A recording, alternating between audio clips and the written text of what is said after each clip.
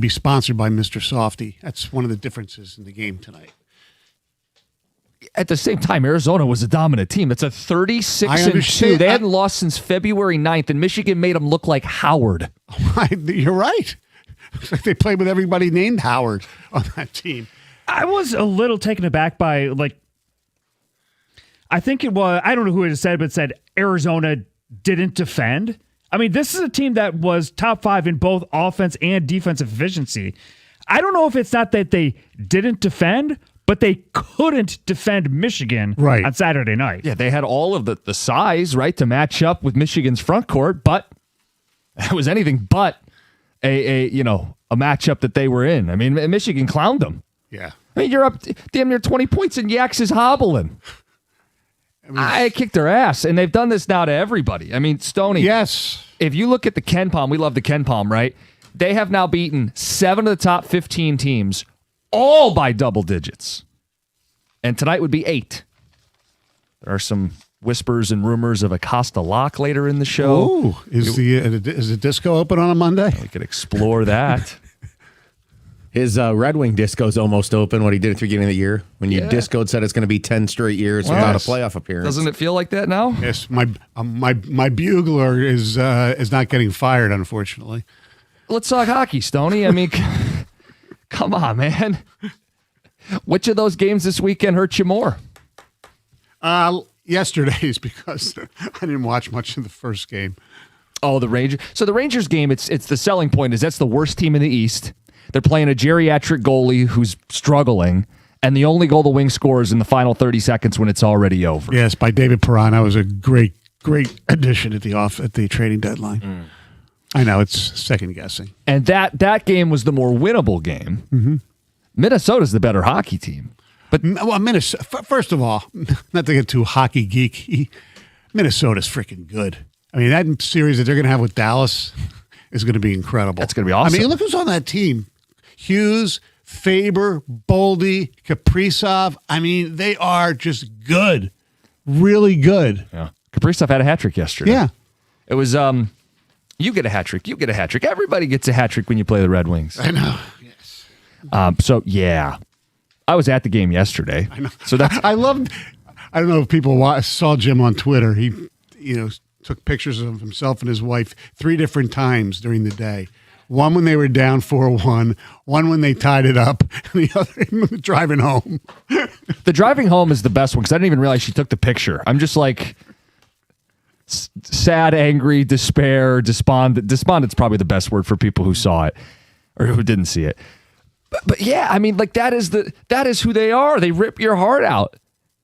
It's 4-1 after 4 goals in the second period, wholly uncompetitive. Like, this is a joke. This is over. I considered leaving. Like, we stopped and got a slice of pizza in the intermission break, and even the lady's like, "Are you guys sticking around?" I'm like, "Yeah, we're gonna stick around. I mean, at least one more goal, see what happens." Right. If they scored 5-1, I'm out of there. Yeah. Well, then the Wings really in, right? Here you go. I know. 4-2, 4-3, 4-4. And I'm like, hey, they got all the momentum. The crowd's on top of it. They're going to get this one. And I don't know if they're going to make the playoffs or not, but they're going to get this one, damn it. And then one of the greatest hockey players ever, and arguably the best in the United States history, has one of the biggest brain farts of the season. It's one of the dumbest penalties I've ever seen. Yeah. It was nowhere near the play. Like, I didn't even catch it live because it was nowhere near the play. Right. It wasn't. You couldn't see it live on television either till they showed the replay. And I think Butch Goring was one of the analysts. Like, I don't know how he had time to do anything since him and his other guy, Darch, they fired Patrick Waugh. It's a whole different story. But they were saying that he just gave him like a little love tap.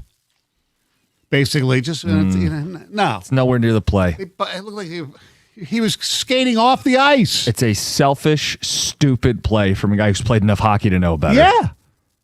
And once again, if you want to look at one small aspect of this team besides being, people use the word gutless or whatever, this team has so much difficulty. Now, maybe all teams do, but we focus on them, of just clearing the puck when you want them to get it out of the zone. Mm-hmm. And they couldn't get it out again. They got it out once, I think, or twice in the first minute of the power play. But towards the end, just get the puck out of the zone, and they couldn't do it, and boom. So they are not only out, but they are now 4 points out of a playoff spot. Pretty much. And Ottawa has the tiebreaker. No, they're only really 3 points out, I think, right? But because of Ottawa having the tiebreaker, they have to. Emotionally, they're 11 points out. I'm sure there's a number out there that is the actual number that they're out. Here's a way to look at it simply this morning. Ottawa has 90 points. If they get a point per game, that puts them at 95. The Red Wings would have to get 8 out of 10 points to make it because the Ottawa owns the tiebreaker. That's how bleak it is right now. 8 points. So the Red Wings have to get 8 points in 10 games. That's 4 wins. Right. So this involves them winning games. Yes. Yeah. Right, which is why I said last week, I don't care about out-of-town scoreboards because if this team doesn't win games, they won't be in. Exactly. Like mathematically, if they don't win any games, they're out, so they're not going to make it. And what do you do with the weekend? You lose both games. They lose both. So, yeah. It was crippling yesterday. I know if you were still hanging on that they didn't get a point. Right. Yeah. Well, I tweeted yesterday, I said, God, just hang on, at least get one. And you have that. You have the one in Florida where they lose the game in regulation, where you thought they would at least get a point. They blown 3-1 lead against Vegas at home. It's just awful. Since January 25th, the Red Wings had a record of 32-16-5 for 69 points. Now, granted, there was an Olympic break, all right? They are now 8-9-3 since they were 32-16-5 with the 69 points. They had a 12-point playoff cushion in January 25th. This is the biggest of all of them, the collapses. Yeah. They had 19 points since then, Stoney. Yeah. Since January. Now, I know 3 weeks of time are Olympics. Yeah, Correct. but just due to the number of games. They played 20 games. Yeah. I was going to ask you what year this was because you could do it for each of the last. True. But this is maybe the worst. Right. We thought, well, maybe April they started playing a little better than this weekend happened. Well, look, they beat Philly, but the whole point was you got to win multiple games. Yeah. But they lost to Philly before that at home. You know what? They're better off. Saturday, with the exception in the Pittsburgh game, but they play better on the road. They're awful at home. It's been that way since that point. How many of those are home games in that span? Because I think it's now they've won two of the last 10 or 11, two of the last 11 home games. Did you boo last night? Yeah. Yesterday afternoon? Good. Yeah. I'm proud of you. And people should have booed even louder. I know. As they were leaving the ice at the end of that second period, everybody should have booed them. Was yesterday your last game? You don't have to go Saturday? Because you want to talk about awkward if they're eliminated or pretty much out of it. I'm out of town this weekend. That's right. You're at the Frozen Four. Frozen Four. Yeah, go watch some good hockey. Watch the next great NHL coach. The guy who coaches Denver. Denver? I wanted him before he didn't alone. Dave Carl. So anyway, we got 4 hours. We are going to dive into the Wings, but I also want to make sure that we will talk about the Pistons. Yes. Hey, how about the 1 seed? How about the turnaround in just a 2-year span? It's incredible. And no matter who plays, because Cunningham's hurt, as we know, and Isaiah Stewart's hurt, as we know. Earlier in the season, they had more guys who were hurt. They had the one game where they were playing like nobody, and they still won a game. They played Oklahoma City. I was most impressed by their loss last week. They lose to Oklahoma City, a pretty full Oklahoma City team. Yeah, look, Shea had 47, okay? But that game, the Pistons took them to overtime.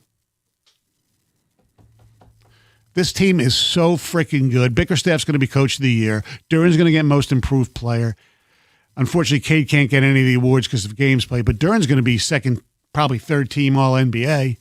And Asar should be on one of the all-defense teams. Yes. He should be first team all-defense. Yeah.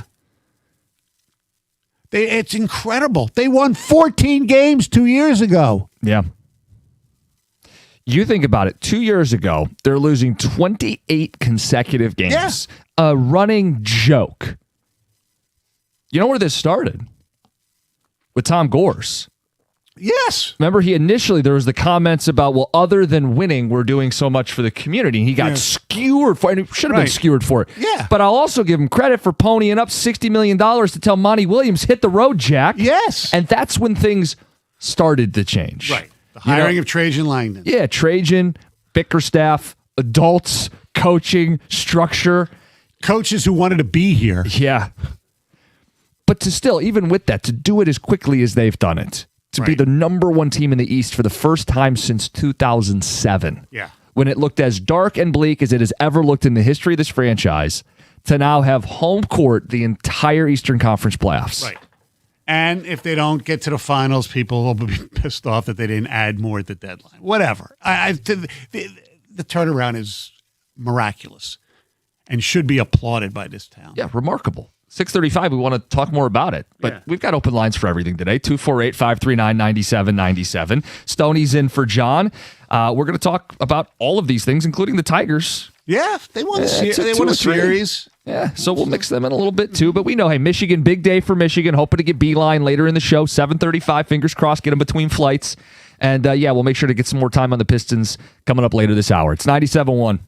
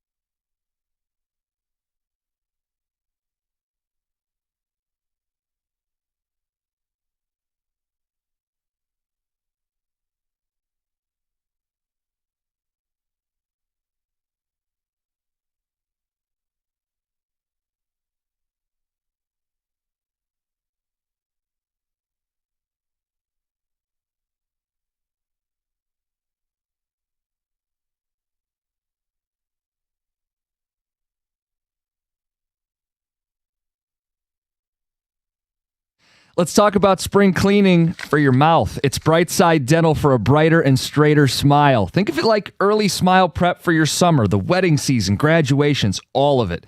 Guys, we're notorious for putting off those doctor's appointments, and dentist appointments are no different. At Brightside, they're not going to judge you or lecture you or make you feel bad. If you do have a couple cavities like I did, they'll make it painless to get them filled. New patients always welcome. $35 new patient special.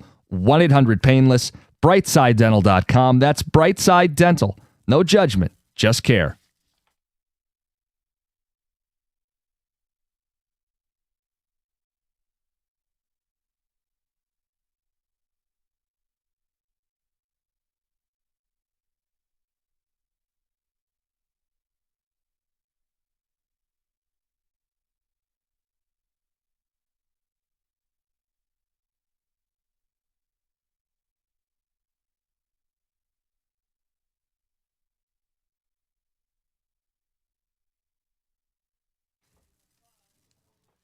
Open the show talking Michigan and the national title. Wings dropping both games over the weekend. Love for the Pistons, the 1 seed in the East. More on that at 6:35.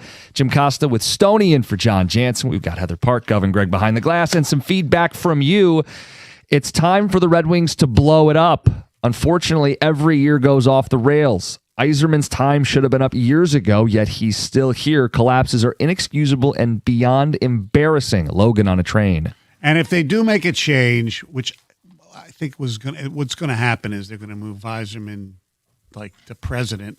Now, will he have power over the GM? I don't know. I just don't want to say, and they're all good men, Dan Cleary, Chris Draper, Sean Horkoff, go outside. Get like a Florida Panthers assistant general manager or somebody. Do you actually think that's what's going to happen? Because I'm of the belief he's just going to stay in the lead chair and make decisions. I'm not saying it's right. I think I don't know. It's just a guess. I have no intel. I just think. But to this guy's point, because I don't think they want to fire him. No, I don't think they do either. But as far as blowing it up, the problem is, look, when you see teams in Minnesota and other teams who actually have worse the few that have worse records than the Wings have more talent.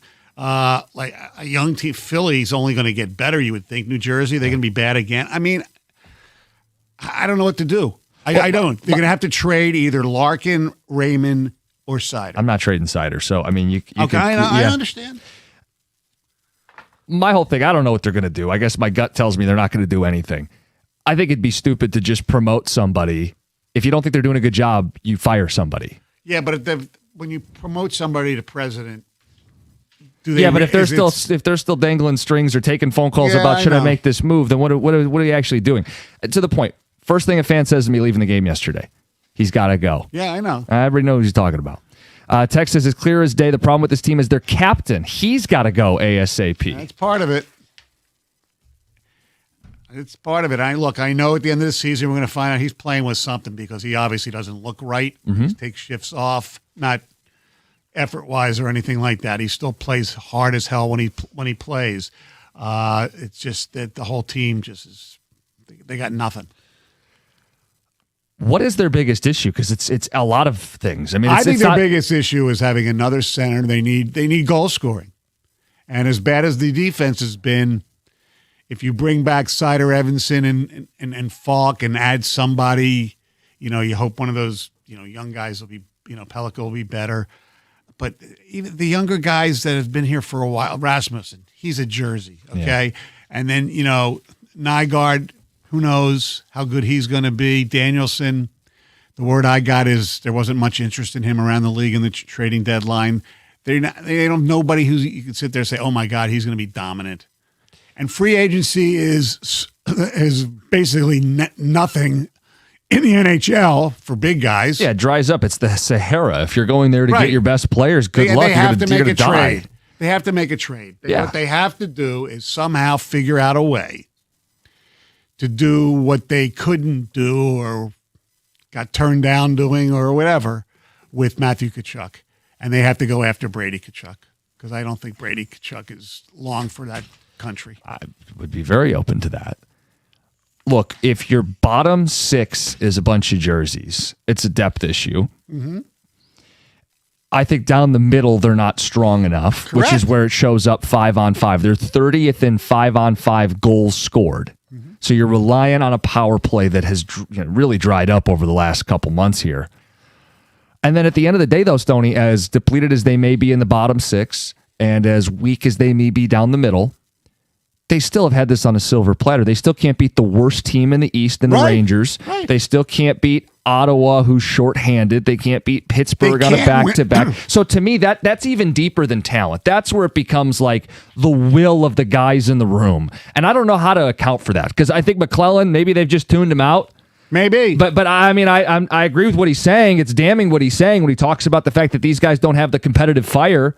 But that might be a bigger issue than anything else, Tony, because if you told me, hey, they're just not very talented, but they won a couple of these that they, quote, should have won, Right. they're in the playoffs. As depleted and weak and talent, Yes. they'd still be a playoff team. So I wonder if the totally biggest agree. issue has nothing to do with second or third line center or They fourth can't- line wingers. Or They can't win at home in the East. The Red Wings have 43 points at home. There are only two teams that have equal or worse, New Jersey and New York, the Rangers. Devils also have 43 points at home. The Rangers have 35. And two of them were against the Red Wings on Saturday. Yikes. And I heard somebody say, well, if they played in the West, they'd be in. I don't want to hear that bull crap. You know, even guys who I thought were going to do something, it's still early, but I mean, like Carter Mazer, you know, I'm glad they brought him up because he plays with an edge. I don't know how many minutes he even played yesterday. Mm-hmm. Shine, you know, hits people. They scored like, what, 1 or 2 goals? Yeah. They're just weak. They're weak. Talk about a team that's not weak. Talk about a team that plays tough, tenacious defense, the 1 seed in the East. We'll talk Pistons at 6:35. Let's get to Heather with the news. Good morning, you guys. This news is brought to you by Gardner White. Well, a bakery in Livonia is no longer struggling, all thanks to a viral TikTok review. So just a month ago, business at Sweet 220 was slow. It was quiet. The bakery was struggling because it was dealing with rising costs of goods just to keep it up and open and running. But that all changed when this social media influencer called Chow Down Detroit stopped in for some cupcakes. And after trying the cupcakes, left a review where he said the cupcakes were like the best in Metro Detroit. Well, people have been lining up and the bakery is selling out.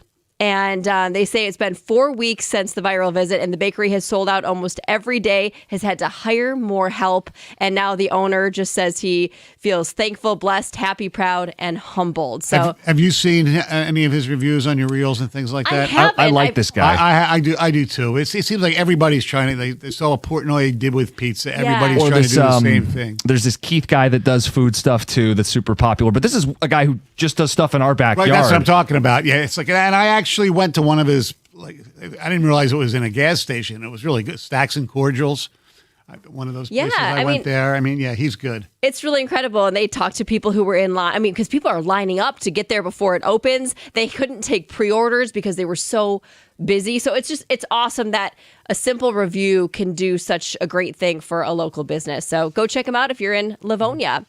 Detroit police officer accidentally shot himself while using the bathroom on Friday. So it's been confirmed that the officer was inside a bathroom at the Coleman A. Young Municipal Building when the accidental discharge happened. The officer suffered a gunshot wound to the lower torso. He was taken to the hospital, is expected to be A-OK. It's going to make a full recovery. But the officer was placed on administrative duty for an investigation to make sure that the proper protocols were being followed. So he had a discharge while he was in the bathroom, did. and he got put on private duty. right, Does Stoney. it say in the story whether it was number 1 or number 2? It does not go into that detail. I'm not sure. Also on Friday, a police officer was stabbed inside the lobby of the Livonia Police Department. So according to police, this suspect walked into the station right around 9 a.m., waving a knife around, saying that he wanted to kill everyone. Well, police officers attempted to de-escalate the situation, but ultimately had to deploy a taser. And once the suspect kind of fell to the ground, he reportedly stabbed one of the officers while they were trying to arrest him. And the suspect also kicked one of the the officers who had a gun drawn. That gun did go off, but did not hit anyone. Both the officer and the suspect had to go to the hospital, non-life-threatening injuries. The whole situation remains under investigation. Police do know that the suspect involved was also involved in an assault in Westland before heading to the Livonia police station. Some sad news. 2 people were killed in a house fire on Detroit's east side early Easter morning. Fire crews responded to the fire around 5:30 a.m. after a neighbor called, said that their neighbor's house was on fire.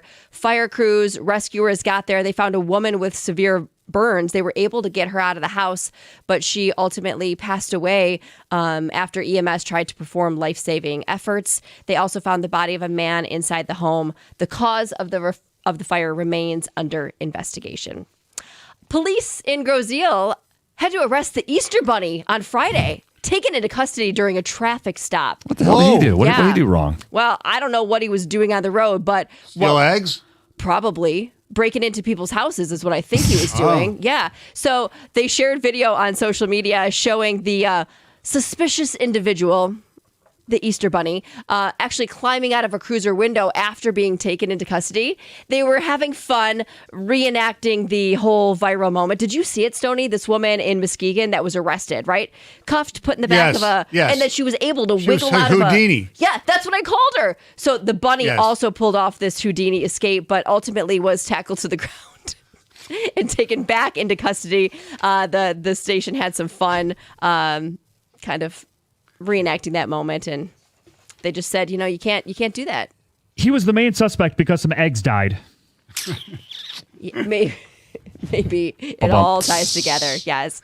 Finally, Grosse Pointe North grad Jamie Ding has now won his 16th straight Jeopardy challenge and reached the game show's top 10 list of contestants with the most wins. Pretty incredible. So on Friday's episode, he earned over $34,000, which brought his total to $462,401. They say Friday's win also placed him in a 3-way tie for 9th place in Jeopardy history for players with the most consecutive wins. Number 1 on that list is Ken Jennings. Yeah, who is now the host. He had 74 consecutive wins, which is crazy. That was back in 2004. Jamie Ding answered 516 questions correctly, 34 incorrectly since his debut on March 13th. So continue watching. There we go. That's Heather with the news.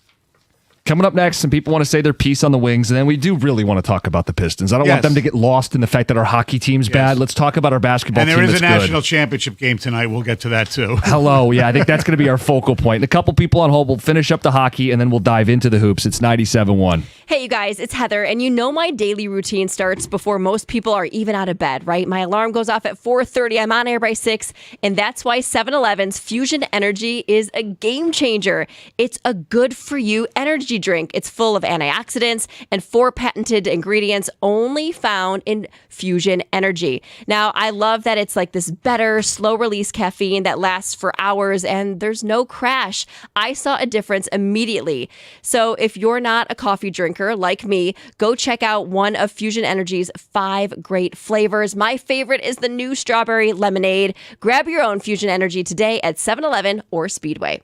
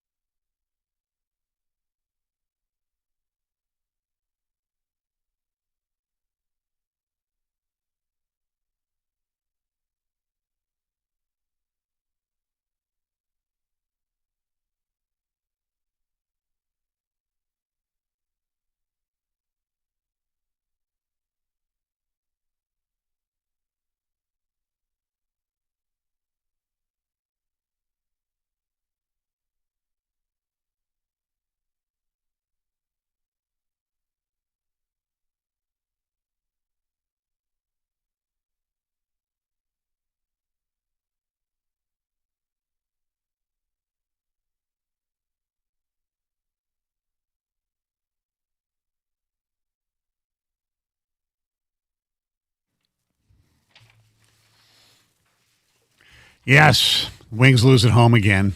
Yeah, as exciting as that 10 minutes of hockey was, don't just play hockey for 10 minutes. It's a 60-minute game. Yes. Well, they have 3 more home games, 2 more on the road, so you'll probably have 3 chances to see Patrick Kane's last action as a Detroit Red Wing. You think so?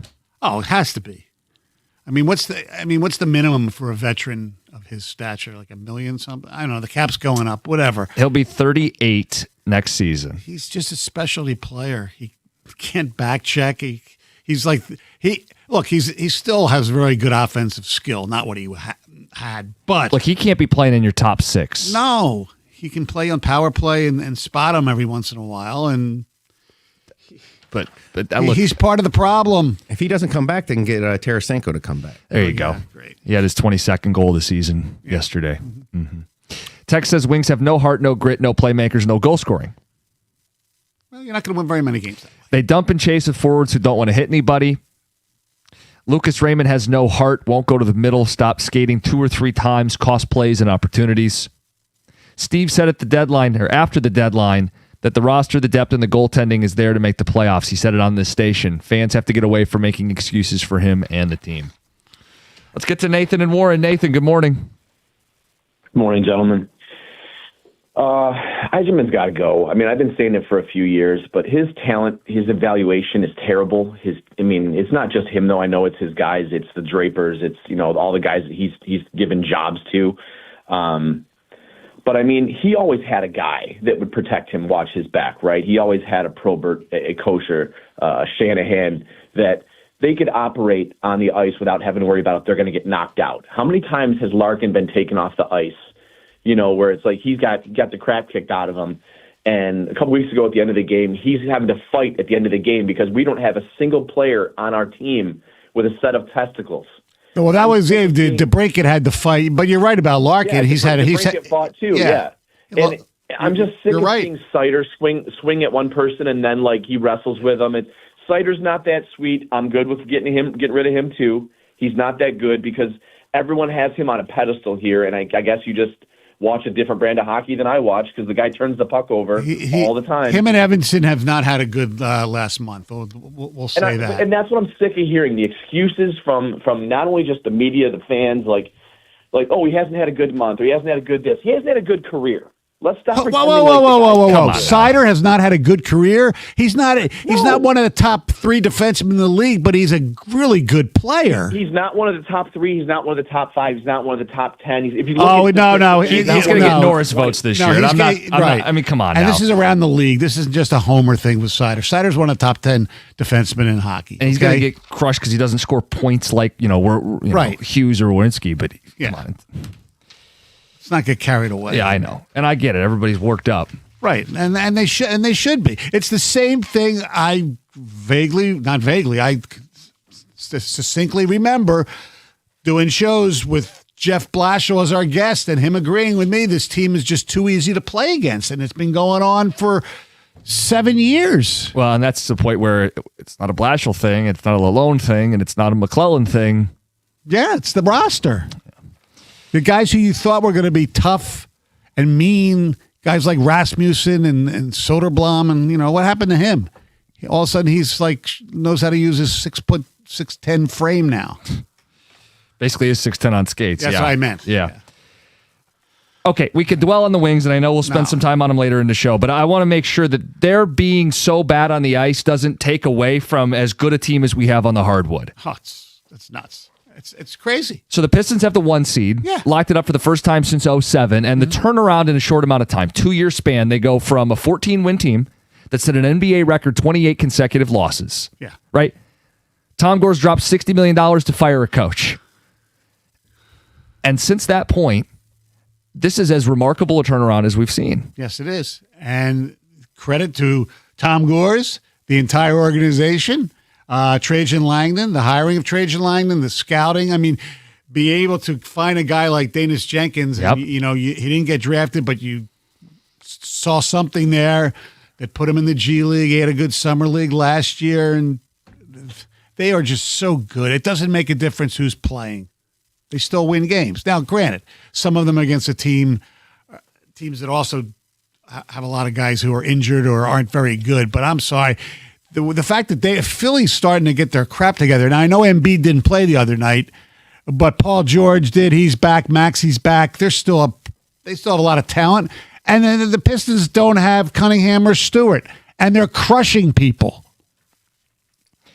What they did last year was one of the greatest single-year turnarounds in NBA history. And then to take it to another level this year and be the 1 seed. Yeah.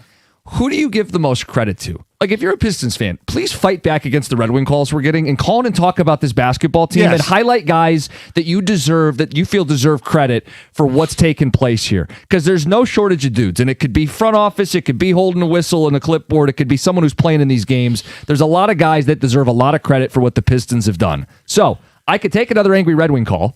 Right. I'd like to start working in some Pistons calls this morning, 248-539-9797.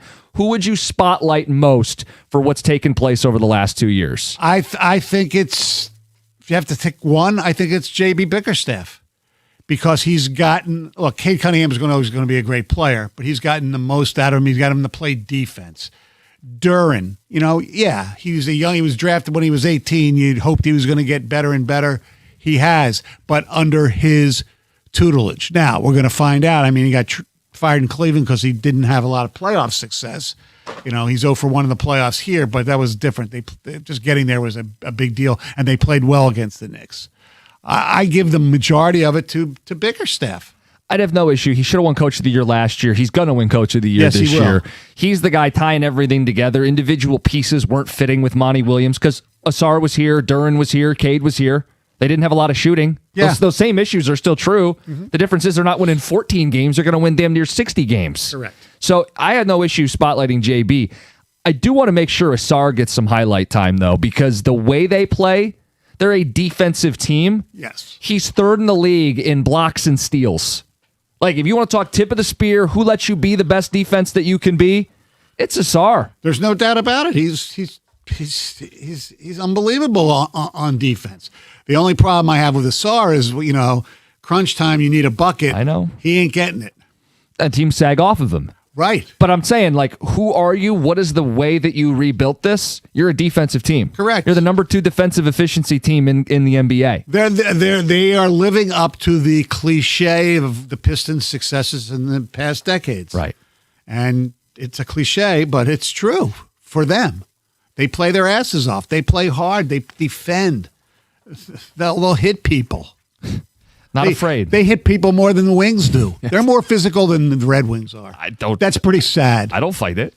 I don't dispute it. Either do the Wings. They don't fight it either. Let's get to Q in Detroit. Q, thank you for calling in to talk basketball with us. Thank you for having me, guys. I love the show, man. I love listening to you guys every morning when I get off work. I love the show. Thank you. So I just want to start off with saying I give all the credit to JB. I don't know what he's doing. He got this team playing really, really good, and it'll be it'll be a perfect way to really, really take it to the next level, beating Cleveland in the second round. But what I really want to talk about is how the media disrespect the Pistons. How people say, "Oh, Cade is hurt.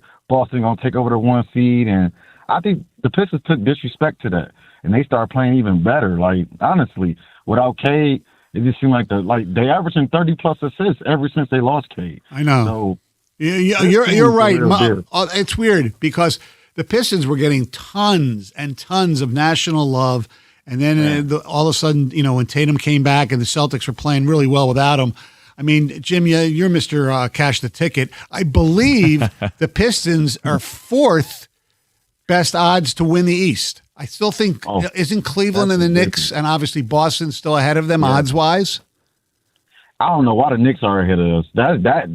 We already showed that. I'm with you on that. How about last year?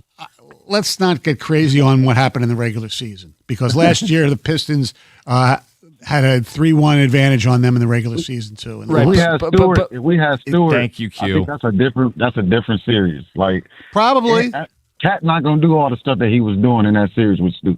He don't play the same when Stewart play. I don't know I don't want to say he's scared of Stewart, but he put fear in some players, honestly. I, and we he need that. does. Yeah, no disagreement. The Red Wings need that too. They need a player to put fear in someone. I don't know what's going on with the Red Wings. You're not wrong about it. But they so disappointed. And to your point about when Cade went down, I was one of those people that's like, oh boy, here goes the 1 seed. This team, it's a blessing in disguise. Right. Because I think it forced them to lock back in on defense. I think it rallied the troops, and I think they'll be better for it when it comes to playoffs now. Right. The biggest question, playoffs, and I'm sure he'll be second guessed a lot during the playoffs. If they lose a game or two, whatever, is, the rotations. You're going to play 10 guys in the playoffs. You're talking for JB. Yeah. Yeah, look, 248-539-9797. We may be guilty of looking ahead to the playoffs and not appreciating this turnaround enough, but damn it, we're going to try to make amends for it right now. So we got calls to get to, people who want to spotlight Pistons, talk about locking up the 1 seed. It's 97-1.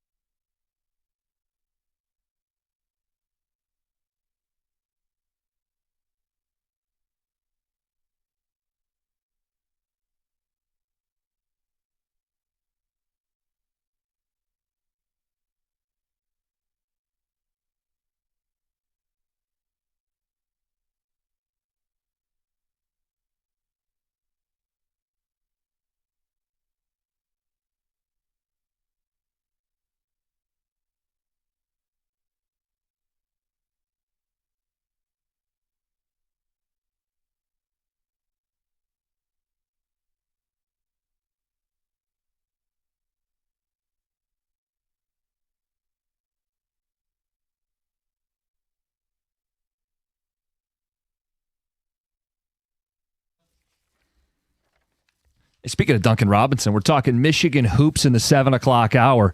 National title tonight. Stoney, you're famously nervous for stuff like this. Yeah, I know. I'm not nervous at all. Oh, good. So maybe you'll join me.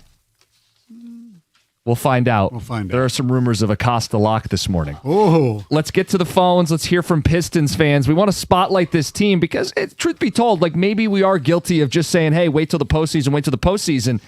They're the 1 seed. Right. What they've done in 2 years is remarkable. Yes. And we've asked you to spotlight who you want to give some credit to in all this because it's more than one person. Right. And it sure beats bitching about our hockey team for another hour. Mm-hmm. So let's get to Quinn. And Isaiah Stewart's skate, by the way. Look, at this point, I'm open to finding out. Quinn in Detroit, good morning. Hey, good morning, guys. How you guys doing, man? Good. Good. So I want to just highlight, like you guys said, piggyback, it is a team effort. But how about the blessing in disguise? And I hate to say this, with Gabe going down, I mean, like you said, it made everybody work harder, get back on defense. But that Kevin Huerter Quinn, we're going to put you on hold. The phone's breaking up. We'll try to reconnect with you. We could pick out most of what you're saying, but it's just not radio quality. Correct. Let's get to Duran. You're on 97.1. What's up, fellas? Hey, Costa Stoney. What's up, bud? So I want to highlight, of course, Cade and Jay and Duran and Asar and all them, but I'm definitely want to give it to JB as the person I want to highlight for the 2 years because of just what he did with Duncan Robinson this year. Because, I had no idea Duncan had other skills besides coming off catch and shoot threes or pull up threes, but he's showing Duncan has a lot more skill, giving him more responsibility. Some Eric Spoelstra looked like he didn't even want to try to do, and they don't even really try to hide him on defense. We know teams are going to attack Duncan, but they say, hey, man, go out there, be a man, give us your best effort. And he made some plays this year. Yeah. So I want to give JB just that turnaround, showing that, he can turn players into something that we didn't even know what they had, so hence to Danis and all them. So I want to give JB the most credit for the turnaround. Of course, the players got to play, but I want to give it to JB just because of what he showed me what Duncan Robinson has, and some of these pulling out what these players didn't even know they were capable of. Paul Reed, a big example as well. Yeah, good point. B-ball Paul. I mean, how much is he going to play? I mean, when he plays, all he do is win. You're right about Duncan Robinson. He's been a really big surprise, but he's still, even though you mentioned the word, you don't want him to hide him on defense. He's still a major defensive liability, and in the playoffs, teams just cultivate mismatches. More than one thing can be true. I think he is someone you'll pick on, and at the same time, I have caught myself saying, wow, is that Duncan Robinson making a good play on defense? You know who's had a really good season? And pick up people said, oh, big deal. Javonte Green. Yeah. He'll do anything. Well, then this almost becomes the case for Trajan. And we're not pitting guys against each other. But you talk about finding Danis Jenkins, getting B-Ball Paul, the best third center in the league, right? Javonte Green, who you're talking about now. These are shrewd moves from Trajan Langdon. Yes. Now, JB's got to put it all together. Because, again, a lot of these guys, the core people, Cade and Duran and Asar, were here for that team that only won 14 games. So how does it turn around? Well, you don't have Monty Williams. Yeah, you have a guy who wants to be here. And, I mean, I don't know how much in the locker room it hurt at all, but, Jay Knivey's not here either. Sure. I mean, they were playing well when he was here, too. Right. He was hurt, so. Look, the texters are pointing out, hey, Bickerstaff, that's who deserves the most love. That's from Tony. Bickerstaff, the biggest factor. Anytime you have a boss or superior, or whoever you want to call it, that actually feels like they've got your back, it emboldens you, it empowers you, and that's what's happened to this team. I thought that was going to happen with Todd and the Wings. I've been wrong. It makes me think it's a player issue for now, Jason and McComb. Well, look, obviously it's different because one team's successful, the other's not, but Bickerstaff won't call out his players individually very much, and McClellan seems to, and I wonder how that... He's kind of at his wit's end, though. Yeah. Pistons are a defensive team because Bickerstaff leaned into their strengths and didn't put a square peg in a round hole. Didn't put guys in positions that they're not strong at. That's from Tony. Correct. I mean, that's, the only fault in Jalen Duran's game is he can't really shoot from any place past 7 or 8 feet, but they don't put him in those situations. When talking about the Pistons, can't single out one guy. Asar, Duran, Jenkins, Harris, Duncan, Kevin, Stewart, Cade, and Green have all helped with this turnaround. Most importantly, JB is a hell of a coach, Jordan in the shop. Yeah. But then again, we're sitting there going, well, regular season and playoffs, two different things. Well, and I'm just simply saying to go from 14 wins to it's going to be damn near 60.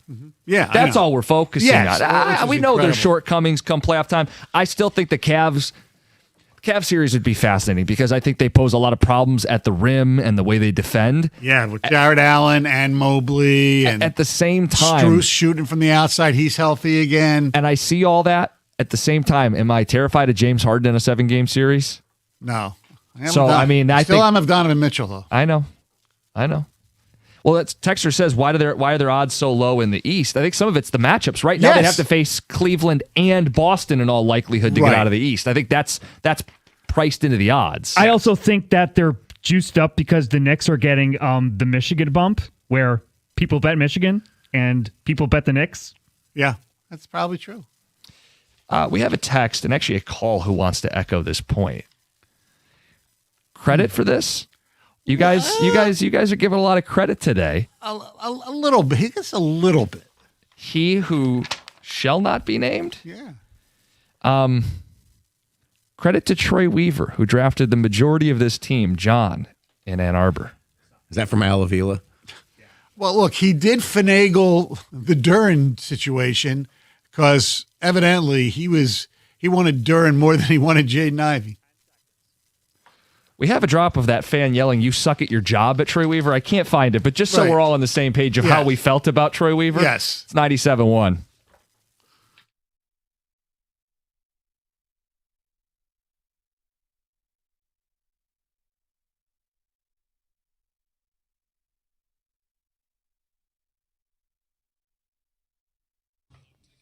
Brought to you by Northville Lumber. The Tigers suffered a 5-3 loss to the Cardinals in the final game of the series last night at Comerica Park. Detroit held an early 2-0 lead thanks to a home run from Carey Jesus was a Carpenter during the Easter matchup.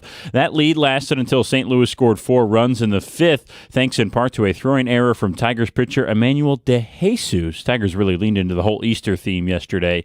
Detroit made it a 1-run game by scoring 1 in the 6th to make it 4-3, but stranded the bases loaded. Cardinals added an insurance run in the 8th for the 5-3 final. Tigers now start a 4-game road series tonight in Minnesota. Red Wings lost to Minnesota last night 5-4 here in Detroit. Wings led 1-0 after one period before 4 goals in 12.5 minutes in the second period from the Wild. Detroit would not go quietly, though, with 3 goals of their own in the third period to tie it 4-4. All for Patrick Kane to get the most egregious tripping penalty of the season, leading to a Kirill Kaprizov hat trick and game-winning power play goal. Wings host the Blue Jackets tomorrow at LCA. And tonight, Michigan men's basketball will try to end the Big Ten's 26-year title drought in men's college hoops. A 27-year drought on the women's side ended yesterday for the Big Ten, kind of. UCLA took down South Carolina 79-51 to claim their first title in program history and the first for a women's Big Ten team since Purdue in 1999. Michigan and UConn tip off tonight with the men's title on the line at 8:50 from Lucas Oil Stadium. At the Carwell Health Sports Desk, I'm Brendan Shabat. For more, go to 971theticket or Odyssey.com.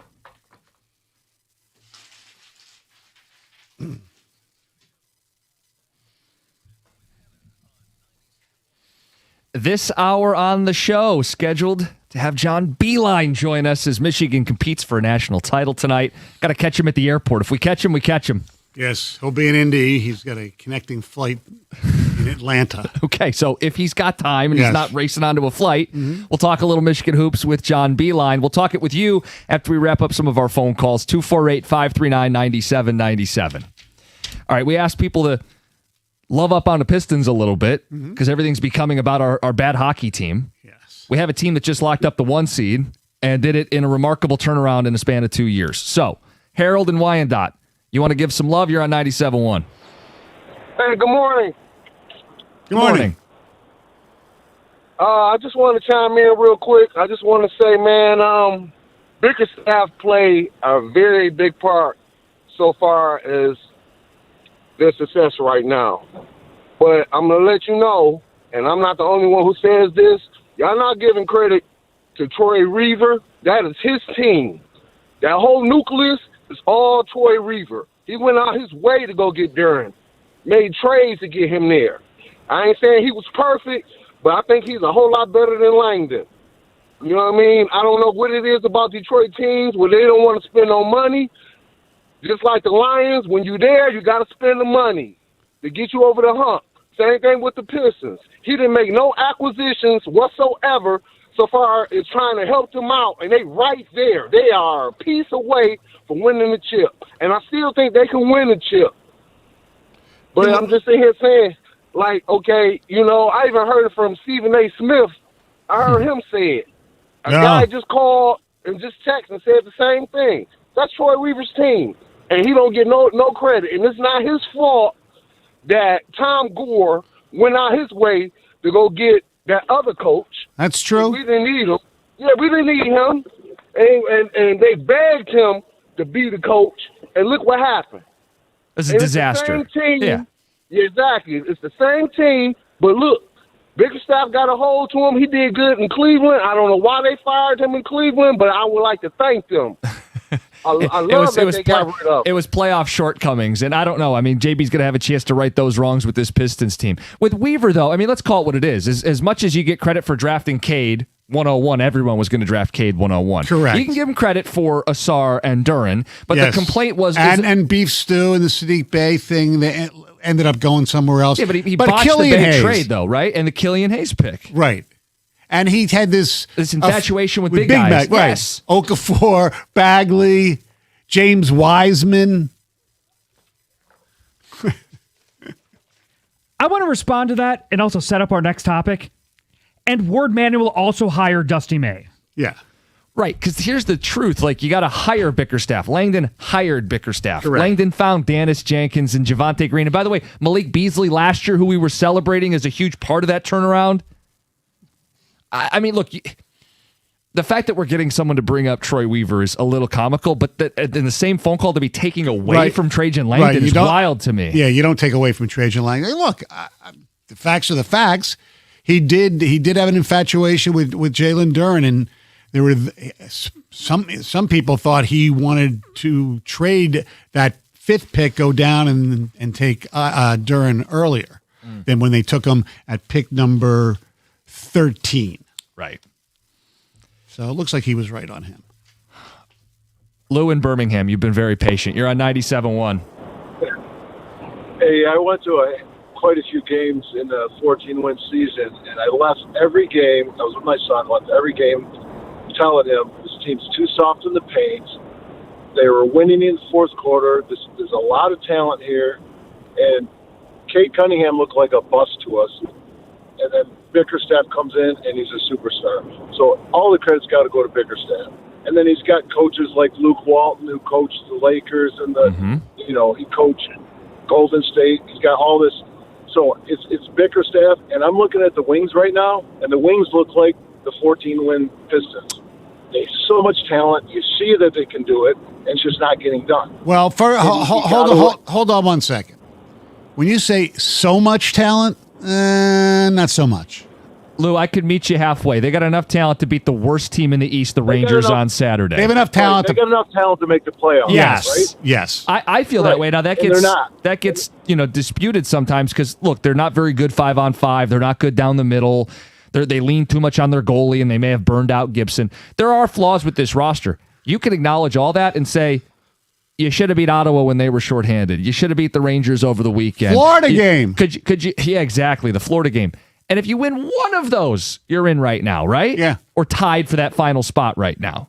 So I think you could make the case they have enough to get in. The fact that they're not, it's damning. All right, let's talk about a team playing for a national title. Absolutely. Let's talk about the Michigan Wolverines. So Saturday night was billed as this clash of the Titans, right? Pair of 1 seed, Ken Palm number 1 against Ken Palm number 2. Stoney, even with Yaks hobbled, Michigan spanked them.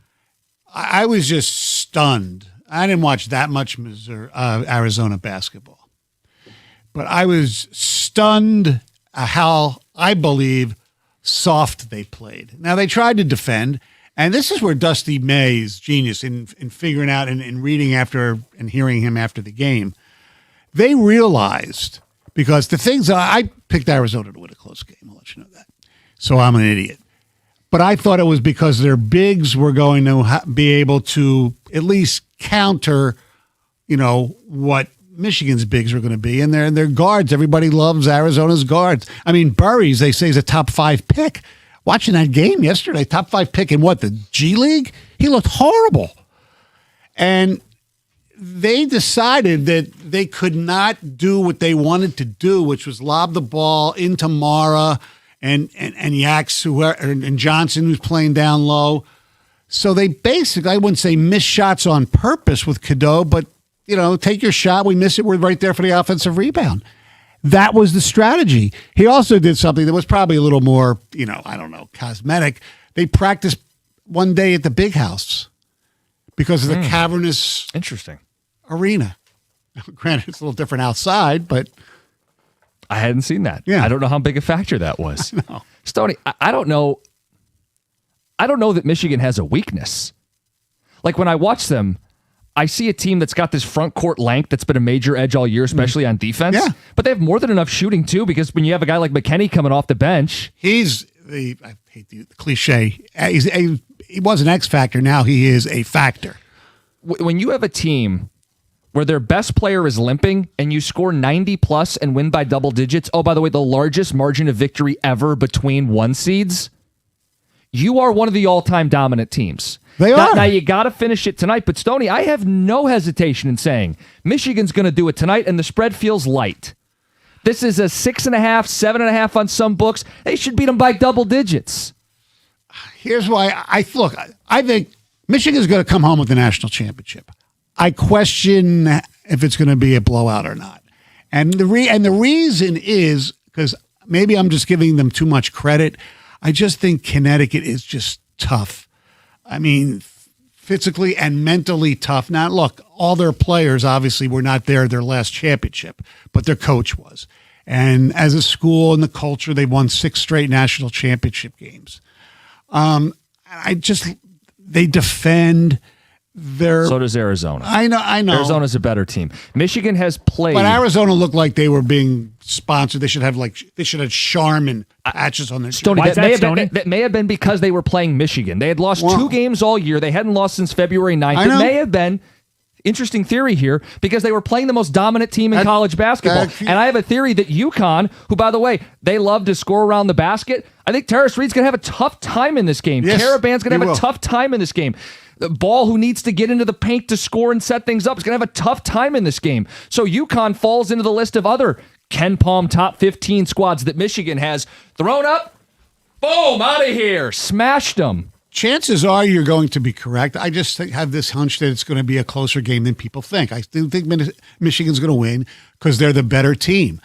But in this weird game of college basketball, now, it didn't hurt them, obviously, Saturday night. Michigan's free throw shooting has not been great if it comes down to a close game. I don't expect, Connecticut to be as successful from the 3 ball as they were on Saturday, but that's got to be their strategy. Mullins, who I was stunned in mock drafts I looked at, they have him coming out as a freshman and being in a top 20 pick. It's all about projection. Yeah, exactly. Because people were comparing him to Reed Shepherd. Reed Shepherd shot 50% from 3 when he was in his 1 year at Kentucky. And what, this kid's like 34%? Yeah. Fine. He had the big shot against Duke. Everyone's going to remember it forever. But yes. Look, you're right. Look. But by the way, Duke should have beat UConn. Yeah. Duke choked that game away. Michigan should beat UConn. Well, I don't expect them to choke it Duke away. beat Michigan. So, look, on paper and eye test, yes, Michigan should win by your double digits. I just have a feeling it's going to be a little tougher than people think. Maybe even a backdoor cover where they're up 15 and they give up a few threes at the end of the game. But whatever. I don't care. They're going to win a national championship, I believe. They were so dominant the other night, and they kind of did what we speculated a month ago when they went in that Duke game. Is this a special team? They've looked like that in the tournament with all the double-digit beatdowns and the 90 points every single game. The only reason I'm not super confident tonight is because of the respect for UConn. Yes. And Hurley. Like, I think Michigan will win, but it's probably a 6.5 out of 10. Yeah. You're giving me a confidence level. I think my confidence level that they win the game, forgetting about the points, is probably an 8.5 or a 9. But I just don't think it's going to be this blowout that we've seen the whole tournament. In terms of what happened in Arizona, I thought Michigan would win and it played out to the reason why. I think the Big 12 was overinflated. And I think the tell game in the tournament was Illinois against Houston. Yeah, that's part of it too. And Iowa State, they were missing their really good players. Okay, but the point about UConn, how good's the Big East? Exactly. No, I mean, St. John's beat them twice. Yeah, I know, but St. John's is good. You have to have respect for a program that plays well in a tournament, late in a tournament. They have not lost a national championship game. Right. Dan Hurley is maybe the best coach in college basketball. That's who you're going against tonight. Coaches matter a lot in college hoops. Oh, they do, and I think Dusty May's shown that more than can hold his own in these kind of coaching matchups. It's the respect for them that I have. It's not anything against Michigan. Can I give you a stat from the Brendan Shabath update desk? Yeah. Because I think this probably hurt him to type out. But he points out that Michigan is as large a favorite, 7.5 points, in a national title game since North Carolina was a 7.5 point favorite against Michigan State. Here at Ford Field. North Carolina won by 17. When the spread's this big, it's for a reason. Yeah. No. And Saturday night had the look of UNLV Duke in 1990. Duke wasn't as elevated quite as much as this Arizona team was, as that Duke team was. That was when Leitner was a freshman. But it had that game looked like that game. So for Michigan fans, man, tonight's your night. Tonight's the coronation. Are you feeling excited? Is there nervous energy because of Hurley and UConn? Or are you watching what we're all watching going, guys, tonight's their night. Tonight is their night to break through. After failing at a couple national title games, tonight is their night. It's 97-1. I think tonight's the night. All right. As you get older, you have problems with your vision. I know I did, especially when I turned 60. Focus wasn't really good. And you can't stand out. I mean, how many people use readers as they get older? You know what the problem with readers are? You lose them all the time. I can't tell you how many readers that I've lost over the years because, well, it's just me. But Dr. Yaldo changed my life, right? Because he gave me those unbelievable bifocal lens implants. And now that baseball's back, watching Tiger baseball, I can watch it anywhere from my couch, the press box, doesn't make a difference. I can read the press notes perfectly since Dr. Yaldo gave me those bifocal lens implants. Now, when we get to middle age, our eyes lose flexibility. We struggle to focus on nearby objects like your phone or the tiny print on my press notes. No matter your visual issues, just go see the man who's helped more Detroiters toss away contacts, glasses, or reading glasses than anyone else. He has a Welcome Back to Baseball Spring Special for just $16.99 per eye, which is the lowest price in the entire state of Michigan. The evaluation is free at YaldoEyeCenter.com, and tell him Stoney sent you.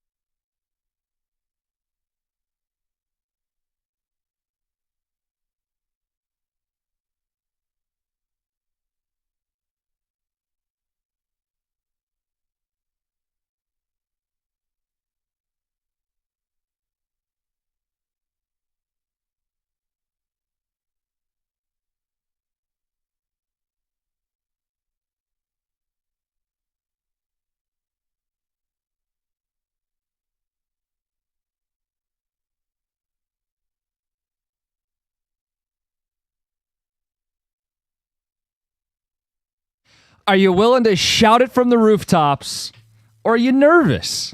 It's Hurley. That's UConn. That's championship pedigree. You've got Michigan playing for the national title tonight. Good morning, 97.1. Jim Costa, Stoney in for John Jansen. John will be back tomorrow to celebrate the Wolverines' national title. He's not there.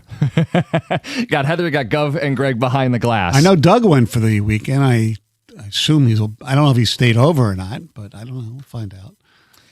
So I want to address the rumors. Okay. The rumors that there would be a Costa lock this morning involving Michigan. Yeah. The rumors are absolutely true, Stoney. Okay. I will pay that off. Do not be afraid to say what you see. Where's the disco ball? I can cue it up for you. Yeah, cool.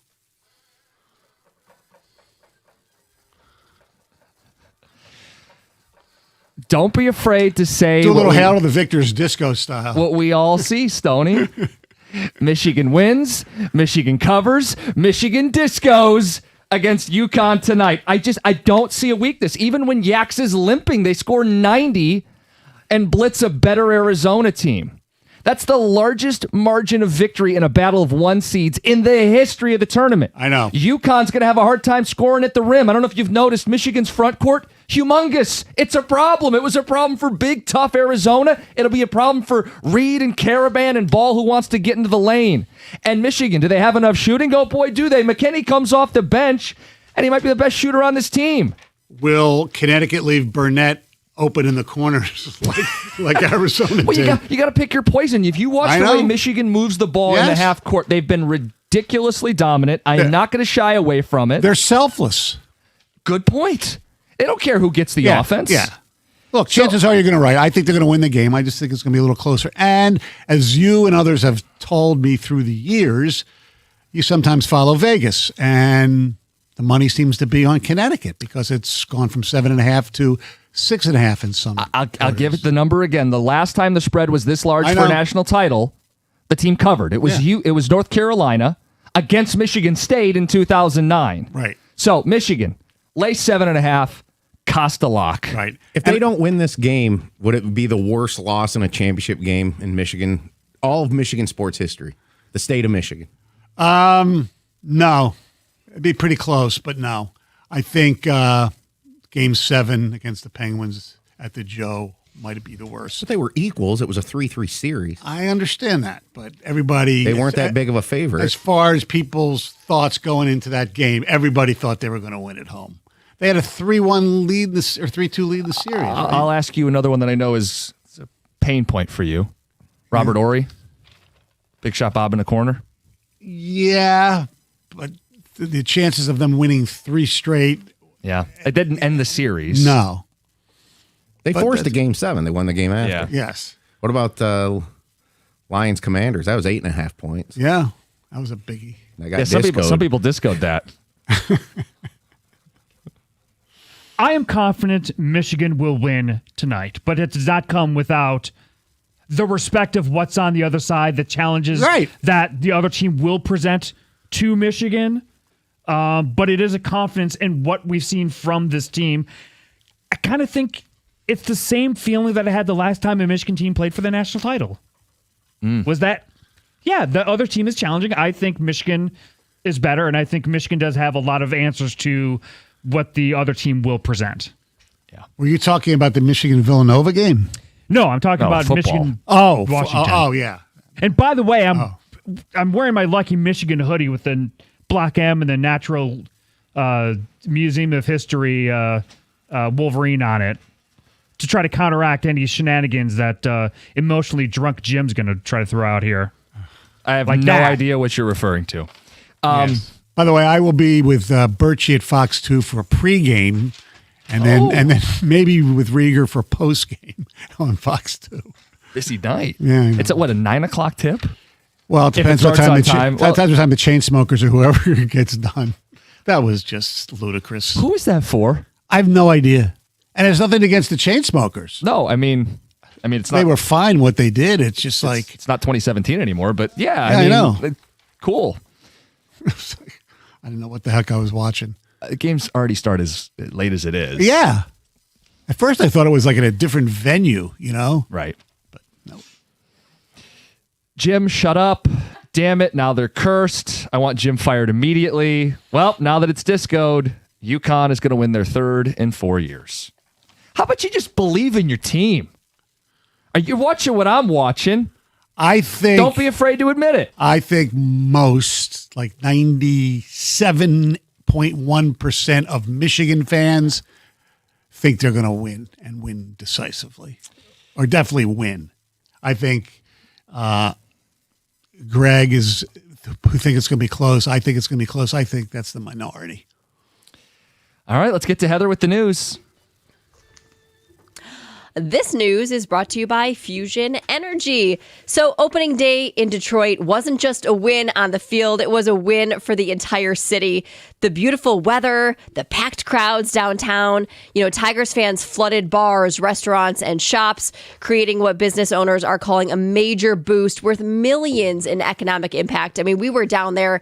I didn't go to the game, but I saw it, right? I mean, I saw the crowds. I saw everyone out and about. Maybe it was the nice weather that drew more people down. I don't know what it was, but it was packed. And they say, from early morning, which we saw there.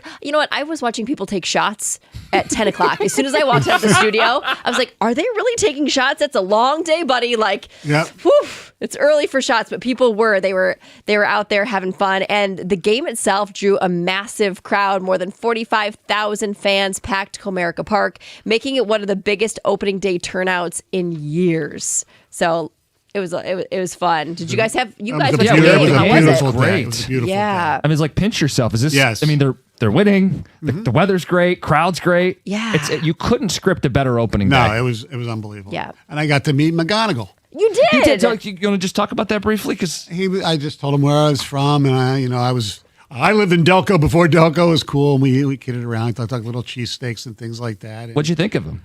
he was just a really nice kid, really nice. And then AJ said after the game, this city's going to fall in love with him. Might already have. Yeah. Oh, that's awesome. So several bakeries in Metro Detroit are going viral for very different reasons. First, there's a bakery in Westland called Homestead Kitchen Artisan Cakery. And last week, it hyped this, it was hyping up the upcoming Easter holiday by posting a picture of a lamb cake. Did you see the photo? Lamb cake. A lamb cake, a cake that looked just like a lamb, except it looked like it was straight out of a horror movie, right? It had these Like Silence of the Lambs? It was a bad lamb. Yeah, it had these bulging eyes, these crooked teeth. The frosting was like dripping off of it. It looked like it had sat in a hot car all day long. And some people joked that it looked like roadkill. Others said that it was Stoney, have you seen nightmare this? fuel. But either way, it blew up online and it racked up millions of views. Now, it turned out it was all in fun. It was an April Fool's prank because it's a really nice bakery that does really beautiful cakes. But it sounds like it actually paid off because people were contacting them because they wanted to purchase a cake that looked just like that terrifying lamb. Yeah, people thought it was hilarious, and it paid off. They're getting a lot of attention because of that post. And they did say, yes, people tried to place orders for that lamb cake, and it sounds like they're going to go through it. That wasn't even a picture of their work. They were just having fun, and it's paying off in big ways. Another bakery that's getting lots of attention is Sweet 220 in Livonia. So just a month ago, the bakery was struggling. The business was slow and quiet, but now massive lines are forming and cupcakes are selling out, and it's all thanks to a viral TikTok review. So influencer Chow Down Detroit stopped by, bought a 6-pack of cupcakes, and said that they were possibly the best cupcakes in all of Metro Detroit. So since then, the bakery has been selling out every single day. They've had to hire new employees to help, and the bakery's owner is blown away and thankful for all of the support.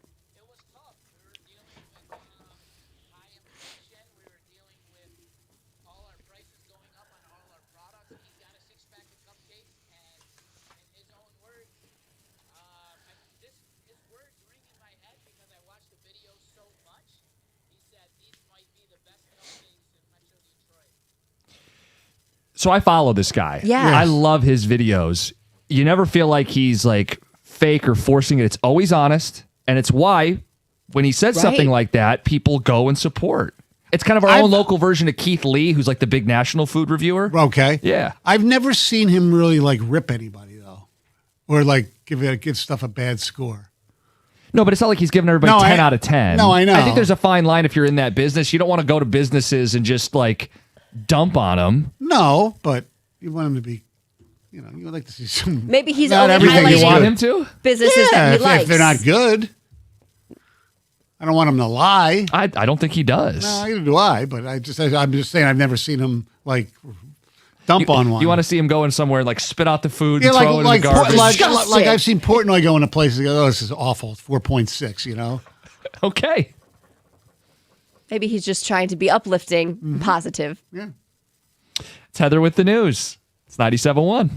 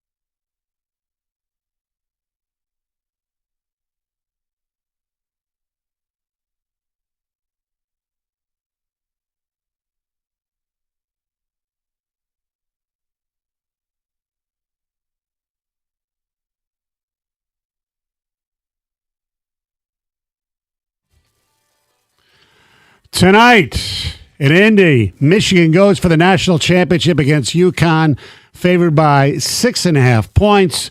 Joining us now on his way to Indianapolis, the last guy to coach Michigan in a national championship game. He is John Beline. John, how are you? How you been? I am fine. Yeah, excited about tonight. This is we got another great chance to win it all.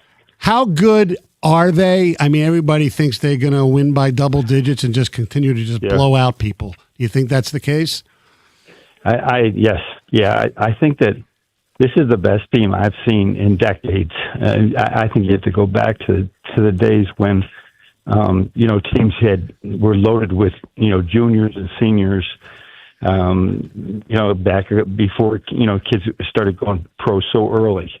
At the end of my career, and now, one of the benefits of the NIL is that kids are going to stick around. So the years experience we have is just, oh God, I'm envious.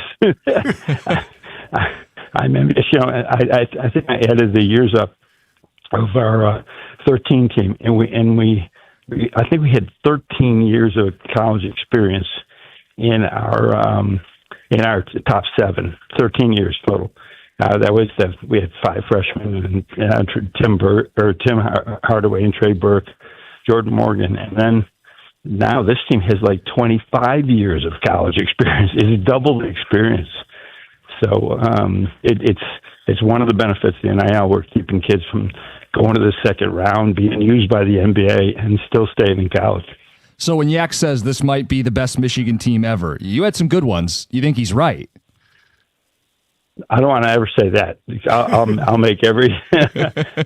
I'll say this is a really good basketball team, and because they have both talent and experience. I'm not going to say the other teams didn't have the talent. They had the talent level. It was just they hadn't developed to this point, and especially I think what really sticks out to me is the transfers that have come in. When I saw them come in, I said, oh, big deal, another guy coming off the bench. But these guys have developed. Mara, Cadeau, Johnson, I could see Johnson was going to be this good in the sophomore year. I didn't see this from Cadeau and Mara.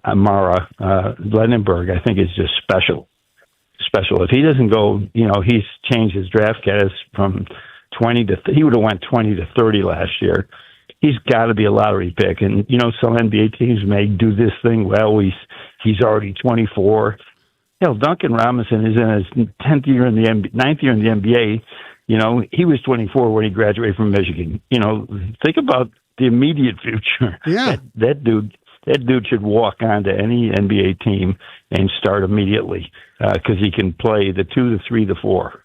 The job Dusty May has done, it just seems unfreaking believable with little things like they practice like pass missing shots for the Arizona game because they knew they couldn't lob it to their big guys. How impressed are you with what Dusty's done? And second part of the question is he's already said no to North Carolina allegedly. The NBA, I think, will call, especially if they win tonight. What advice would you give him because you did that? Well, he really he's much younger than I am at this time, so he's right. He has one of the best jobs in the country. I laughed when I saw I was rated the 6th best job in the country. You would not believe the flack I took from people when I left West Virginia, where we had it rolling, to go to Michigan. They said that program's broken. That's a train wreck. That's a football school. And we've had so much great support from the administration, 4 ADs, 3 different presidents now that have said we're going to make basketball good again, and we're going to do it the right way. So Dusty's done an amazing job of he's got resources now, and he's got plenty of them. I wouldn't say that was the mindset back in 2007. We couldn't raise any money for anything.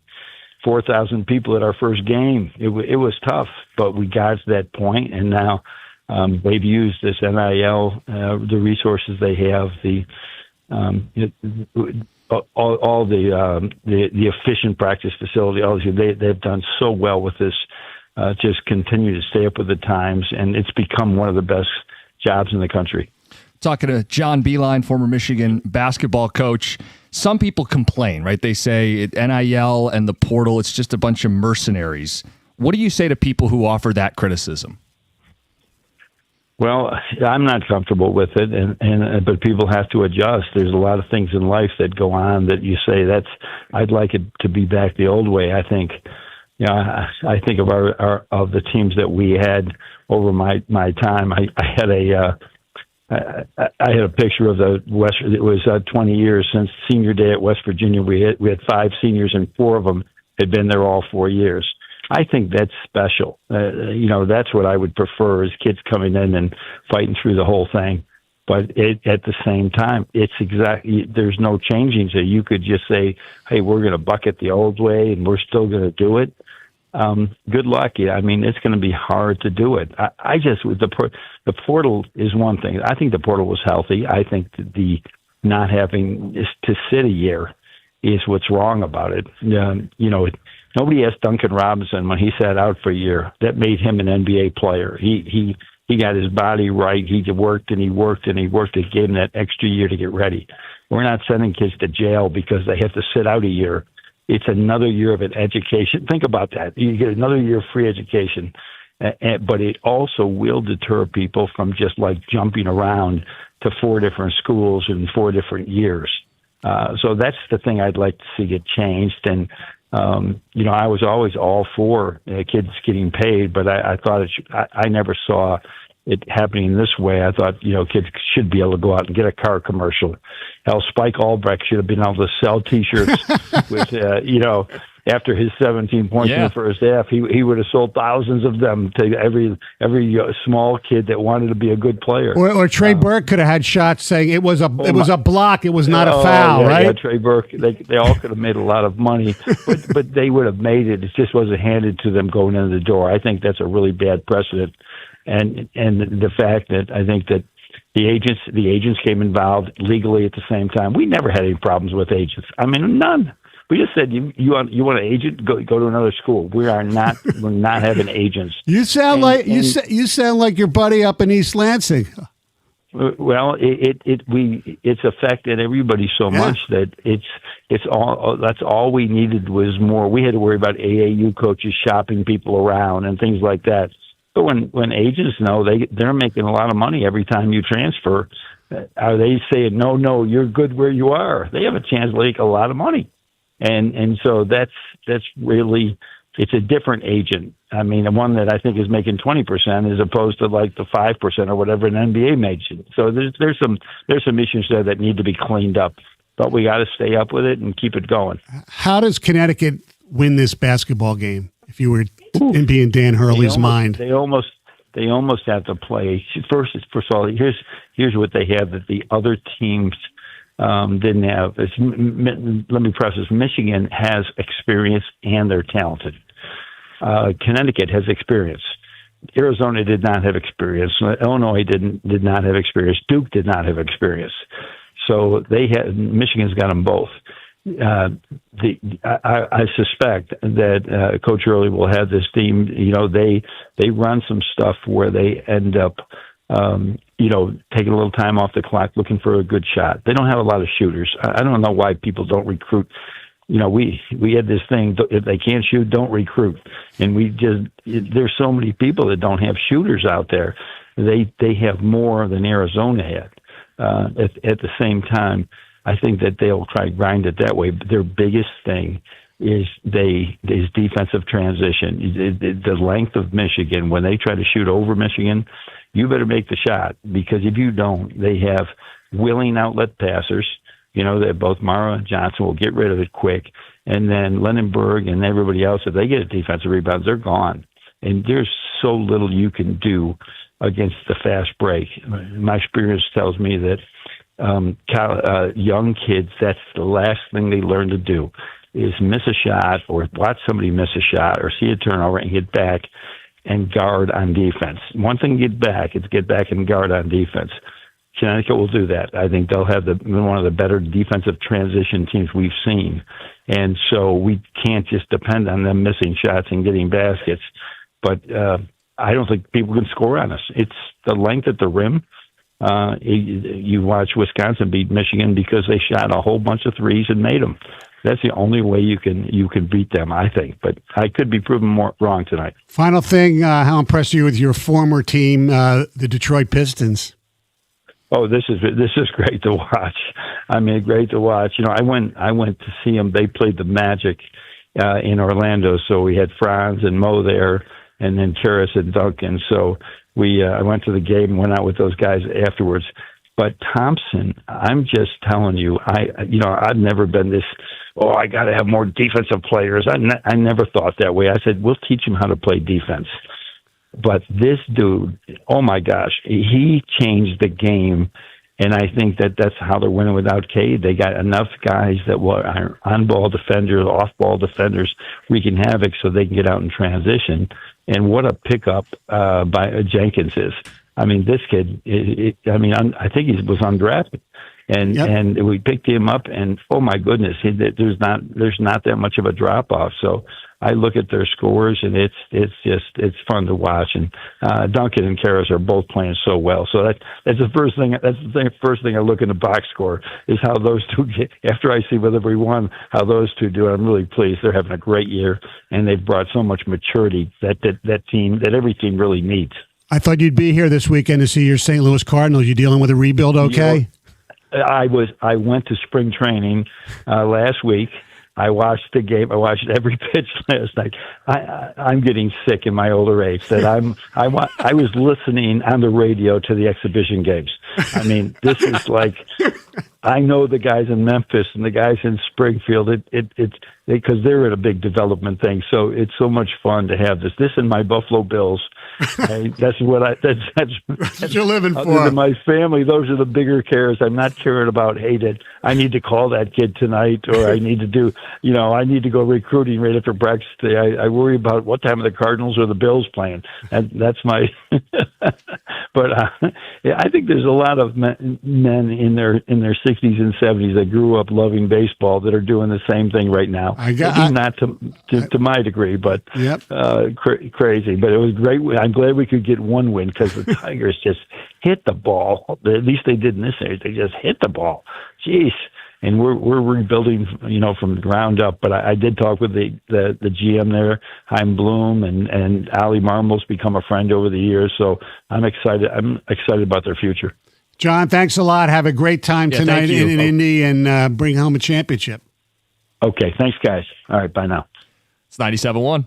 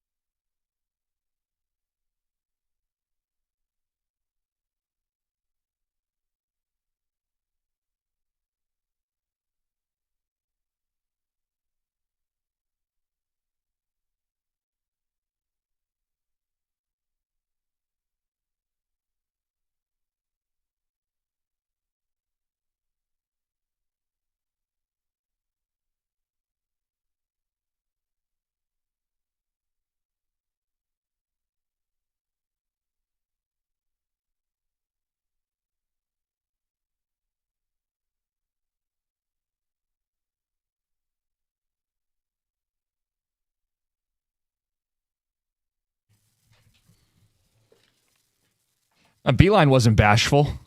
No. You asked him, are they going to just keep blowing everybody out? Yes, it's the best team I've seen in decades. Not best Michigan team. Right. He made when we was talking about something else, the portal stuff. Mm-hmm. That's what leads to what he thinks is the best team in decades, is the experience and the age too. Yeah, because sometimes you got a talented group, but they're freshmen or sophomores. Right. You get some late bloomers, you throw them all together in a cauldron, and you get this Michigan team. Right. You get a mix. And you get a team that just beat a 1 seed by 18 points. Yeah. The largest victory ever in a battle of 1 seeds. And they've done it to everybody. 90 plus, double-digit wins every single game. So when I disco, Yeah. and I'm obnoxious, It's okay. I saw Beline with some sequins. I know. He's discoing too. I love seeing the old guys disco. like me, Yeah, you know what? And we ask Michigan fans how they're feeling about tonight. Someone says, duct tape Cookie's mouth shut, throw him in a closet. Wow, Beeline giving an absolute yes to Stoney's question. Wow, that's the biggest sign to me. As a hardcore Michigan and Pistons fan, this is the best basketball season since '89, when both teams won the championship. Yeah, you could probably say that because the Pistons in 2000, when the Spartans weren't very good. Mm-hmm. Or in 1979, they really weren't that great. Look, you could say he's a Michigan fan, but if you were a State fan, 05, you make the Final Four and the Pistons make the NBA Finals. Correct. But it's not as good. No. Dan Hurley's shiny head will reflect into Mara's eyes all night. UConn will cover, but they won't win. That's from Chase. Here's the other thing. How's the game going to be officiated? Because Valid. if Mara or Reed, if either of them get into foul trouble, huge, obviously more problem with Connecticut because Michigan has so many other weapons. But it's going to be interesting if they can't keep the big guys on the floor. But Michigan's strength has been their front court in that they are deep there too. Yeah. Right. So if and when Mara picks up a couple fouls, Johnson can hold his own at the rim. And they can play Yax at the 4. Now, we'll see what Yax is looking like tonight, but he picked up a couple cheapies early before rolling the ankle. I know. And Michigan was still in control of the game. I know. Stoney, let me throw one layer to that as well. How about if the officiating of the game is different from half to half? Yeah. Which we have seen Yeah. in this tournament plenty of times. We saw it in last year's national title game. That is true. That is true. Brendan, we gave love to your stat that the last time the spread of the national title was this large, it was a blowout. Yeah, it really, I was surprised at how little in modern basketball it has gotten to be this large. It's the fourth largest in 30 years, and the other ones are like only up to, I think there's one in there that's like 14, but it really doesn't really get above 9 much in the last 30, 40 years. They've all been close. Last year, But you would think it like last year you had all number 1 seeds. Yeah, no, last year not, but UConn against San Diego State, UConn against Purdue, some of these Florida teams, Right? maybe some of these Kentucky Duke with teams. Anthony Davis? I mean, Butler got into the national championship game. That one was a closer spread. I mean, yeah, but none of those were as big as this. They rarely make it this large, and when they do, it's for good reason. And I know it probably pains you that the last time was when Michigan State was on the receiving end of North Carolina in 2009. And it was here. It was in Detroit, yeah. Yeah, it was. It's interesting though. The underdogs have actually, I think, covered in 2 of the 4 that I mentioned in the last 30 years. The only one that won outright actually was UConn against Duke in '99. You keep saying in one school that's done all this stuff. I know. Yeah, Yeah. Obviously, like it's not like if it were like a pro team. I think some of that stuff would matter. People bring up the 1-6 Michigan record, UConn 6-0. I don't think that matters as much in college because, like you guys have been talking about, it's about the coaches and so New much players. Well, at least turnover in Hurley's programs. been there for 2 of them. That at is least. true. Yeah. So just another beware thing. Illinois scored under 70 points twice this year. Both were against UConn, 61 and 62. Yeah. I think their 3 worst offensive performances in the last 2 years are all against UConn. I would also note that Illinois played Michigan and lost by double digits both times. So if we want to use Illinois as a comparison, There you go, disco boy. it's easy to do with Michigan because they beat everybody.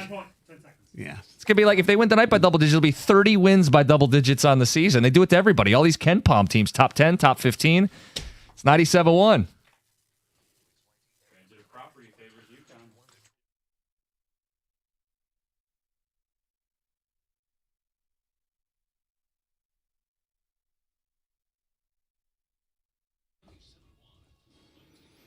Brought to you by Twin Peaks. The Tigers were unable to sweep the St. Louis Cardinals as they lost 5-3 yesterday in the series finale. Gary Carpenter did have his second home run of the season on a 425-foot bomb to straightaway center. Parker Meadows also went 2 for 4 in the game. That marked back-to-back multi-hit games for Meadows. Just 9 games into this season, he did that just once all of last year. Kader Montero pitched well in place of the injured Justin Verlander with only 3 hits, 1 walk, and 3 strikeouts in 4 1/3 innings. He did, however, leave the game in the 5th after 2 singles, a walk, and a fielder's choice, causing 3 of St. Louis's 4 runs in the inning to go on his record. Detroit now has their first divisional matchup of the year as they start a 4-game series tonight in Minnesota against the Twins. First pitch here on 97.1 at 7:40. The Pistons also play tonight over on WWJ News Radio 950 after securing the 1 seed in the Eastern Conference for the first time since 2007. Tonight, the team is down in Orlando to take on the Magic at 7 o'clock. WWJ will have pregame coverage at 6:35. There's another sort of big basketball game after that tonight. Michigan and UConn will tip off in a non-conference neutral site matchup tonight in Indianapolis at 8:50. No, of course, this is the national championship, and Michigan is hoping to become the first Big Ten team to win one of those since Michigan State did it in 2000. UConn's hoping to become the 3rd team ever to win 3 titles in a 4-year span. Jaxel Lindeborg and Solo Ball both left off the latest injury availability report for tonight's game. At the Corwell Health Sports Desk, I'm Brendan Shabat. For more, go to 97.1 The Ticket or Odyssey.com.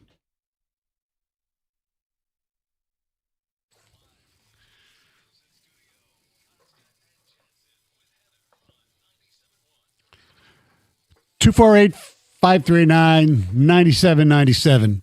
Before we get to the Red Wings, I want to ask Brandon something. Brandon, Yes. listen, Mr. Two Cuts, are you going to be hate watching? Is the Pope Catholic? Okay.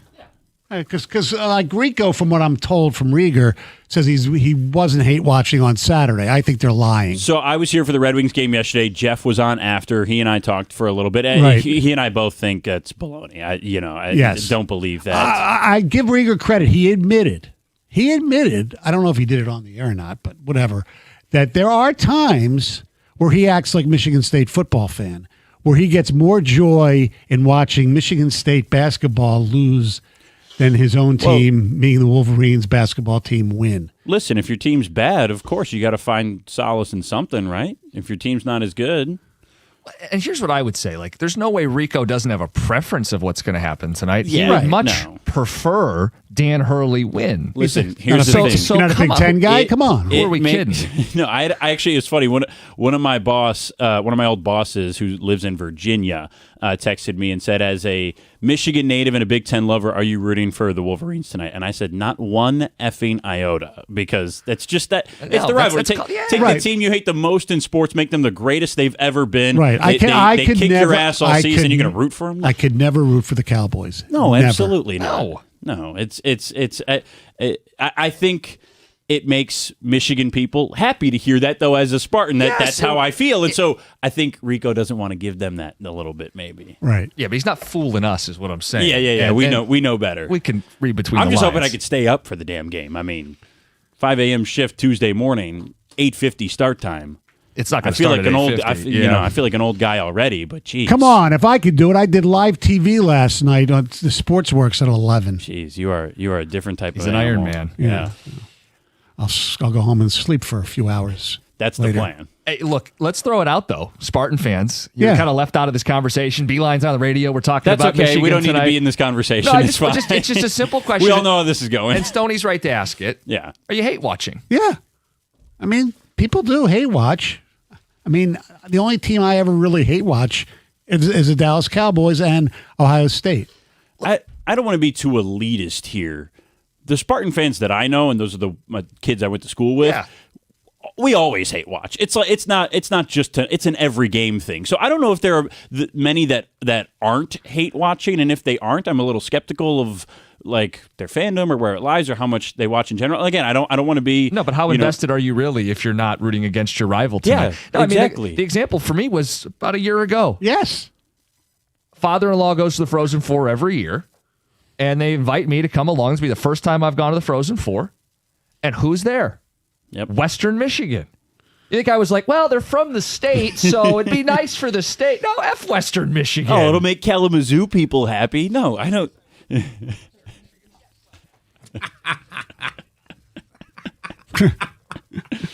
No, I've had to hear it from Wolverine fans for 5 months. I don't want to hear it for another 12 after this. And if they lose tonight, then I won't have to. Well, think about it. I mean, if they win tonight, you've got a national title, obviously more recently than MSU. Mm-hmm. You're making Final Fours more recently than Tom Izzo. Like, you're really leaving MSU in the dust. You're making championship games. They've been to two championship games. The day after, but 6 days ago, Michigan State had been to a Final Four more recently and had won a title more recently. I know. Duh. But we're talking about the day after. I get it. I'm just saying. That's what changes. Things That's what's on change the a lot line. in But 6 days when the team beats everybody by 100. That's part of why the joy is there when you win, and why is a rivalry why I want going? them to lose so bad. All right. Well, maybe if your dinosaur coach would change with the times. Hey, hopefully, we'll see. You got a great recruiting class coming in. Yeah, Michigan's got a better one now. You see Did that? that make it better? No, it didn't. No. Did that make their recruiting Yes. class better than Michigan State's? Oh, I'm sure it Yes. will. I haven't checked. Right, that's what I'm asking. Yeah, landing a 5-star on damn near every site. Well, here's the thing. Just doing it justice. We've always talked. I've leaned on. It's been my crutch the last 3 months that Michigan State's got this great recruiting class coming in. MSU number 2 in the country, 4 stars, no 5 stars. Michigan's number 4 in the country before this 5-star kid commits. They're like right behind. I'm like, are you kidding me? I think they had 3 4-stars, or maybe 1 5-star and 2 4s, whatever it was. They got this kid. He's number 14, I think, in the country. I checked right after he committed, and it hadn't calculated yet. They're probably higher now, if I had to guess. It appears that Jim Costa would be looking at it right now. The number 1 class for the upcoming year is the Duke Blue Devils. The number 2 class, the Michigan Wolverines. The number 3 class, Michigan State. Well, that's good. Both teams, Both teams are going to recruit high school well, and one team's going to hit the portal really hard. Transfer portal Tom, here we come. Go for it. Absolutely. There's some good players available in the portal. Hey, Dusty's going to have to do it too. Yes. I will say, I checked this morning. Every outlet I could find that has a mock draft, all 3 of the Michigan bigs, top 25. I know. Sure. It's a lot to replace. If any of those guys are getting those type of grades, they're probably gone. So By the Dusty's way, going to have to do it again too. Speaking of mock drafts, you know what surprised me? Because I had this argument with my friend the other day. He's talking about how Mullins is going to be is coming out. He's going to be like Reed Shepherd. I said, no, he's not. But I looked at all the mock drafts, and they all have him in like the top 22. Yeah, that's that.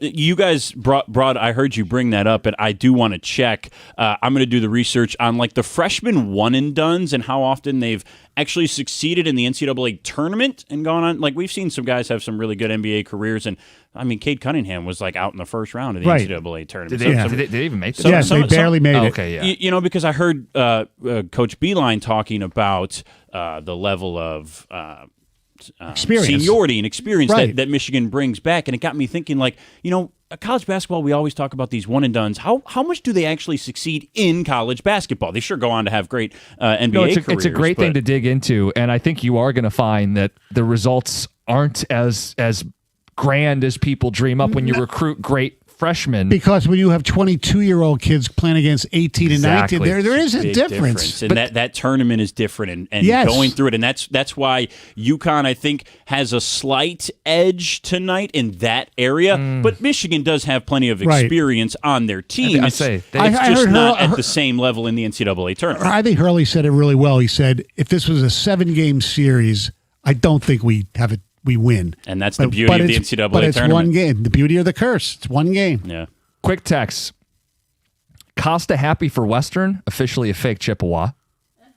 No. Heavily edited. Did they hear the Yes. drop or something? Yes. Yeah, of course. Please get Shabath off the radio. It's annoying to hear him drool on his keyboard over Michigan State every single day. He's a fan. That's I need okay. to wipe it up. Sorry. As a Spartan fan, I'm not watching tonight. I'm going to the movies tonight. I just can't do it, Jim and Frazier. There's an idea. Oh, maybe I should do that instead. I'm absolutely hate watching. It says Wolverines and Blackhawks. I don't care who they're playing. I'm rooting against them every time, Steve in Lansing. I would never root for the Green Bay Packers in any scenario ever. Only if it helped the Lions. Like if it's like a regular season tiebreaker and the Lions would get in the playoffs. Maybe, but I still hate them too much. That'd be Wow. you have to find a very specific set of circumstances. Right. And still, you just say, all right, I hope you just can't watch the game and root for that uniform. Yeah. Like if the Cowboys did something that would help either of my two teams, Have the to see Eagles or the LaFleur Lions. or Jordan Love celebrate something. I hate that. Yeah, I get it. I don't want to see Jerry Jones anymore. No. I hear you. No. Sorry to hijack the No, segment. you're good, dude. We asked you to stay in for a second, and we'll hear you in the next update. Yeah. Are you coming in tomorrow if they win? You know, I am feeling a little under the weather right now, so there's a little. My throat's a little sore, so we'll see. We'll get a status update in the morning based on the final score. I'm not mad at you hijacking because all it meant is we got to spend less time talking about the Red Wings, which is A-okay with me. Hey, lucky you. I don't blame you because I did talk about him yesterday, and man, that was rough, huh? Yeah, so our question among many is, of the two losses this weekend, which one stung more? We can start there, Stoney, but I know we got a lot to unpack. 248-539-9797. The way Saturday went down was more surprising to me. I wasn't guaranteeing that they were going to win, but I certainly didn't think they'd look as bad as they did and get blown out at Madison Square Garden. But obviously, Minnesota's a really, really good team. But the way it all went down yesterday hurt the most. Another home loss. They are so bad at home. There's only one team in the East that has fewer points than the Wings do at home, and there's one team that's tied with them. The Devils and the Wings have 43 points at home. The Rangers have 35. When you play that poorly, and they started off okay. They had a 1-0 lead. They weren't playing great. They only had for a while was the one goal and the one shot on goal for it seemed like half the period. But they had the lead, and then they have a second period like that where they're down 4-1 and a terrific comeback. Give them tons of credit for that. And then no, I don't want to give them tons of credit. Well, I'm going to that. give them credit for getting to that point, and then one of the dumbest penalties I've ever seen a team that I wanted to win take place. It cost them the hockey game. Now, there's no guarantee they wouldn't have scored anyway in regulation, 5-on-5. But when you had all that momentum and you give them that penalty, Patrick Kane, you know much better than that. That was awful. Is this his last year here? I think so, and I hate to just be emotional because last night was unacceptable. We've been saying that because of what this team is. If for some reason they completely changed the roster and they had many more big physical guys, you could have a few guys like Kane, DeBrink, but DeBrink could at least fight, whoever. Yeah, I don't want to lump those two guys in together. DeBrink back checks, he finishes hits, he hits people. Patrick Kane doesn't hit anybody. I know.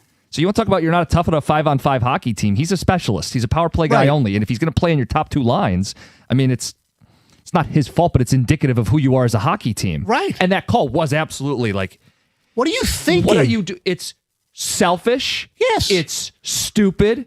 And for a guy who's played enough hockey, you got to know better than that. Yeah. I mean... And I hate to say I don't want him on the team because of that. It's bigger than that. And the announcers on TNT, Butch Goring was one of the guys. He was just giving, at first I thought he was just giving him like a little love tap at his ankles or whatever. But for what reason? I don't know idea. To be cute? It's nowhere near the play. I didn't even catch it live because it was so far away from the play. Because you were there. I was there. Well, they didn't show it live during the game either. They had to show the replay. You just saw there was a penalty. Because it wasn't even on the screen, no, right? Yeah. It was so far away from the play. What are you doing? Look, between the two games, Saturday's won against the worst team in the East, against a geriatric goalie who's won 2 of his previous 19 starts, that you have to win. Yes. That speaks to no matter how talent deprived this team is, there's something wrong between the ears. You're supposed to win that game on Saturday. Sunday's more agonizing. And this is, yes, right. I was there. Of course, that's part of it. It's 4-1. We're booing this team, and they deserved even more boos than they got at the end of the second period. And I'm thinking, do I leave? Like, even I got a slice of pizza in the intermission, right. and it's bad when even the worker there is like, you sticking around? But I did. I stuck around, and what does this team do?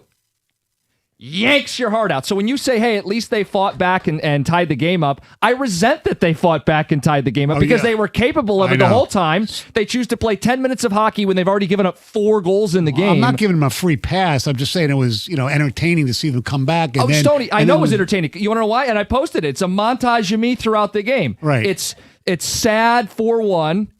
It's big old grin, 4-4. Here we go. Maybe, just maybe, resurrect their season on Easter Sunday. And then cutscene. I didn't even know my wife took the photo till we got home. Me sitting in a car looking like despondent. You did. You looked like you were coming from a funeral. Yeah, well, kind of did. Yeah, you are. It's done. It's over. Look, we called it 3 weeks ago. So I'm not surprised. What I am surprised is how pathetic they've been at home for most of these games. That is stunning. The surprise is the way they're doing it. Yes. It's gutless. Yeah, they're not. There's no fight in the team. There's room for us to take a couple calls on this, but I would rather not dwell on them. I'd like to talk Pistons later in the hour, 8:35, spotlight a team that's actually winning, that secured a 1 seed over the weekend. But if you want to call and talk hockey, you know how to do it, 248-539-9797. Whether it's a new roof, windows, or siding, these are big decisions for your home. When it's time, you want a company you can actually trust. For over 30 years, Michigan homeowners have counted on Shaner Roofing. And now, Shaner's bringing that same 5-star service to windows and siding. So, sets them apart, the 30-year track record, local family owned, and they treat every customer like a member of that family. Every roof they install, lifetime transferable warranty. And with 30 years, you know the track record, they've earned a 4.9-star Google rating. Thousands of happy homeowners. Reputation that isn't bought, it's earned through decades of doing the job right. So, if you're in the market for a roof, new windows, or siding, you owe it to yourself to get a quote from Shaner. MyMichiganRoof.com. Easy to remember. MyMichiganRoof.com. Shaner Roofing, windows and siding. Michigan's name you can trust.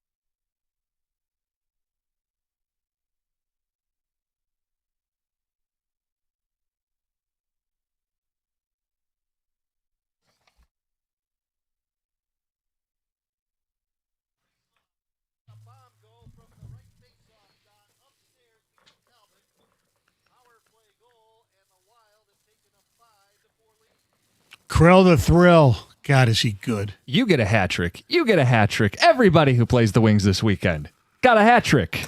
Good morning, 97.1, including a rookie on Saturday. Hey, that's great. Yeah. Crazy how excited I was to get Kane, and now, honestly, I can't wait to be rid of him. Dude's been on cruise control all year, Jason and McComb. I know statistics aren't everything, but he does have, 15 goals? 15 goals, he's a +1, but you really got to dig a little deeper. I know. If he's on your second line and you look at 5-on-5, he doesn't check anybody. Right, I know. Even if they make the playoffs, they're going to need to cut ties and clean house. No more Kane, Larkin, and DeBrincat. New GM, new coach, make serious changes. I don't want DeBrincat to go anywhere. No.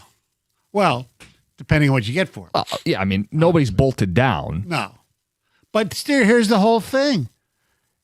Who on this team is a star? Maybe Seider. That's it. That's it. This is a sport where even though the best teams don't always win, the best teams at least have a couple of stars, and the Wings don't. Okay, he's not a superstar, but DeBrincat being a 40-goal scorer. Right, he's not a superstar. Point-per-game player. Right. Who are the best teams in hockey? I mean, you can go through them, and you're going to list 5 stars on some of these teams. I get your point. Right. They don't have enough talent, and that's on the general manager. Yeah. I mean, in the East, it's what? It's the Hurricanes, and you can go up and down their lineup. Right. It's still Tampa, still kicking, still with a bunch of those big names. Yes, I get your point. But I'm not even judging them on the standard of winning a Stanley Cup. Imagine how sad it's gotten.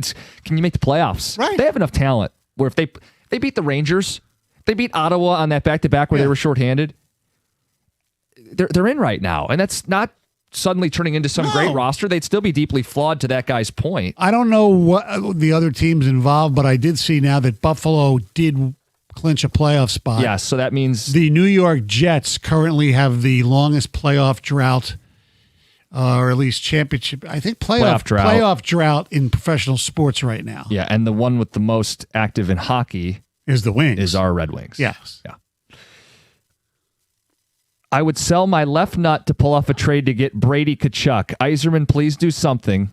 Grasping at straws. I've been 100% supporter this whole time, but let's not make it a decade, please.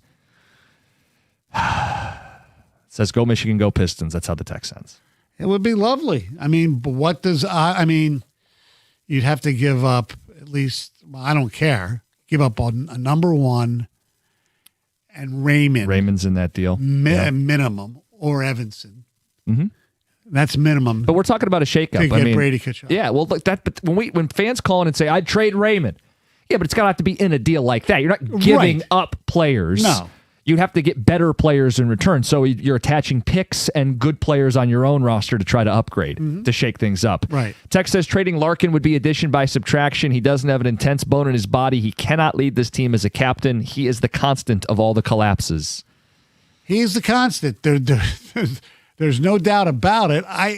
I'm not just privy enough to know what goes on in that locker room, whether he's a good leader or not. It appears that he's not because they haven't won, but sometimes it's more than just who's wearing the C.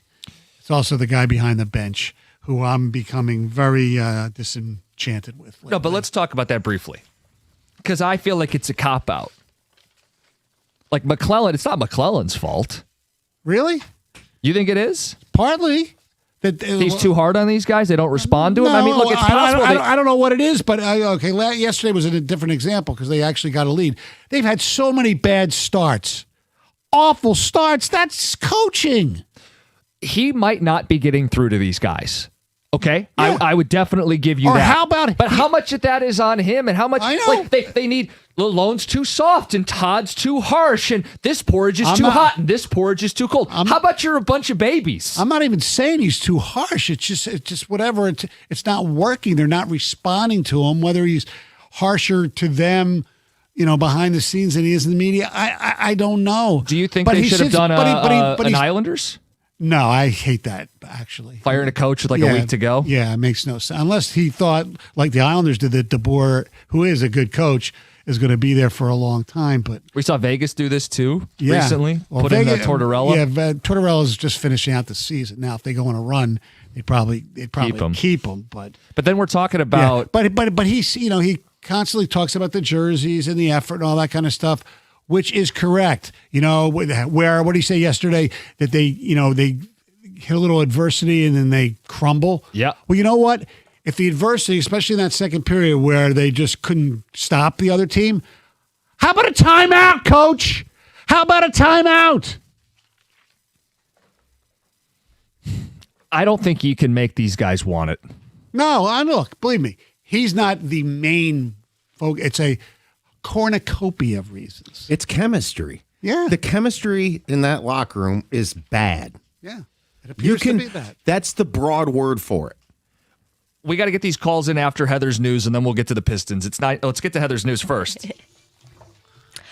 This news is brought to you by Gardner White. So Michigan fans are already lining up outside of bars in Ann Arbor to watch their men's basketball team compete for the national championship tonight. Some fans were actually lined up around 10 p.m. last night. They were out there with inflatable mattresses and chairs and blankets and food and water. Obviously, if Michigan wins, it would be the first national title in 37 years. Thousands of fans are making the journey to Indianapolis as well, hoping to obviously be there in person if the Wolverines win it all. There's also a watch party at the Chrysler Center, which will be free to students, faculty, and staff. Sonny, I don't know where you stand on it, but watching games, basketball games in football stadiums, unless you got a great seat, I think I'd rather be at the bar with friends. Yeah, a lot of the students do that. I mean, it's cool to go to a Final Four, but maybe you just go for the first day. Detroit rocker Jack White was the musical guest on Saturday Night Live over the weekend, and he did not disappoint. He debuted 2 brand new songs, which kind of marks his first music in a couple of years. But it wasn't just about the new stuff. During the show, he also teamed up with host Jack Black for this high-energy performance of Seven Nation Army. So the appearance marked White's 6th time as a musical guest. And for Jack Black, he got his SNL 5-Timer Club jacket. So here's a little bit of the opening monologue.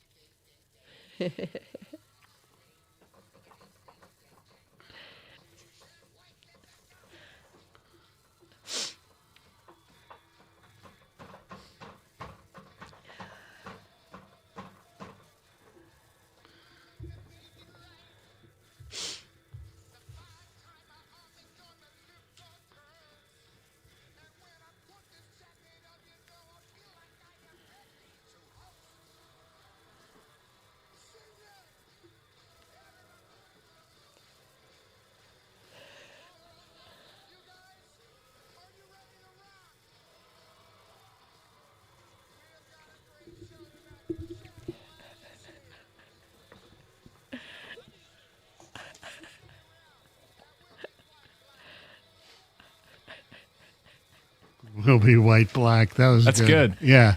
It's good stuff. His stuff was really good. Did you see the open to the whole show? No. They did a spoof on Ernie, Chuck, Kenny Smith, and Bruce Pearl. It was very I'll have to funny check at the that desk. out. Yeah. You guys, a tornado ripped through Wayne County Saturday night. The National Weather Service confirmed that an EF1 tornado ripped through western Wayne County, hitting the Van Buren Township and Belleville areas. So this EF1 tornado carries wind speeds of between 86 and 110 miles per hour. So there were some buildings that were damaged. Poles were knocked over. Trees were toppled down. Thankfully, no major injuries were reported. There were 4 different tornado warnings that were issued right around 6 p.m. Did it affect you guys at all? Yeah, we got the brief alert. Hey, take shelter. It lasted all of a half hour. Well, it was funny because we were celebrating Easter at my mother-in-law's house Saturday night. Yeah. And it was like they weren't all at the same time. They were all like seconds apart, but everyone's phone just started going off with the big weather alert. And then you could hear the sirens from the city. Which was, it was just funny that we're all sitting down for dinner and everyone's phone starts buzzing. And thankfully, we were really in an area that was impacted How are by your it. kids when they... They had no idea. They were Sleep. Well, no, at 6 they were off in a playroom. They were okay, all. they didn't care. Okay. No, they don't care. They had no idea. I think if they don't love thunder, tornado, they have no idea what that is. But thunder, they don't really like. Lightning, they think is cool. So How about the dogs? they don't mind. I know most dogs do Yes, get I have very one nervous that does, and and of skittish. course, deaf dog Sammy that can't hear it. But so. it doesn't bother him at Doesn't all. bother him at Yep. all. I'll save my next news for my next news. All right, about an hour away. Coming Yeah. up next, we got some people on hold that want to complain about the Red Wings. I do not blame them. They can speak their piece. And then we do want to try to juggle and shift into a good team, a 1 seed, The Pistons. one of the more remarkable turnarounds. We'll get to that after a few thoughts on the Wings. It's 97.1. Hey, just a quick heads up. Michigan Hair Restoration is one of those places where if you wait too long, you're going to end up on a wait list. So Dr. Mark Berkowitz has been doing hair restoration for over 30 years, and he intentionally limits how many patients he takes at one time. So that means when the consultational calendar fills, it's going to close. And yes, there is a wait list. So I know there's a lot of guys that look into flying overseas for their hair restoration because it seems cheaper, right? A lot of people talk about flying to Turkey, but what they don't think about is the follow-up care. You know, what happens if something doesn't go perfectly once you're home? This is medical. Follow-up matters. Accountability matters. In Michigan, hair restoration is local, medically supervised, and the same team is with you before, during, and after. Now, Dr. B has trusted this process enough to have it done himself. He's also performed it on his own son, and that tells you everything. So if hair loss has been on your mind, this is one of those moments where waiting usually means missing your window. So go to MichiganHairRestoration.com today to request a consultation before you're out of time.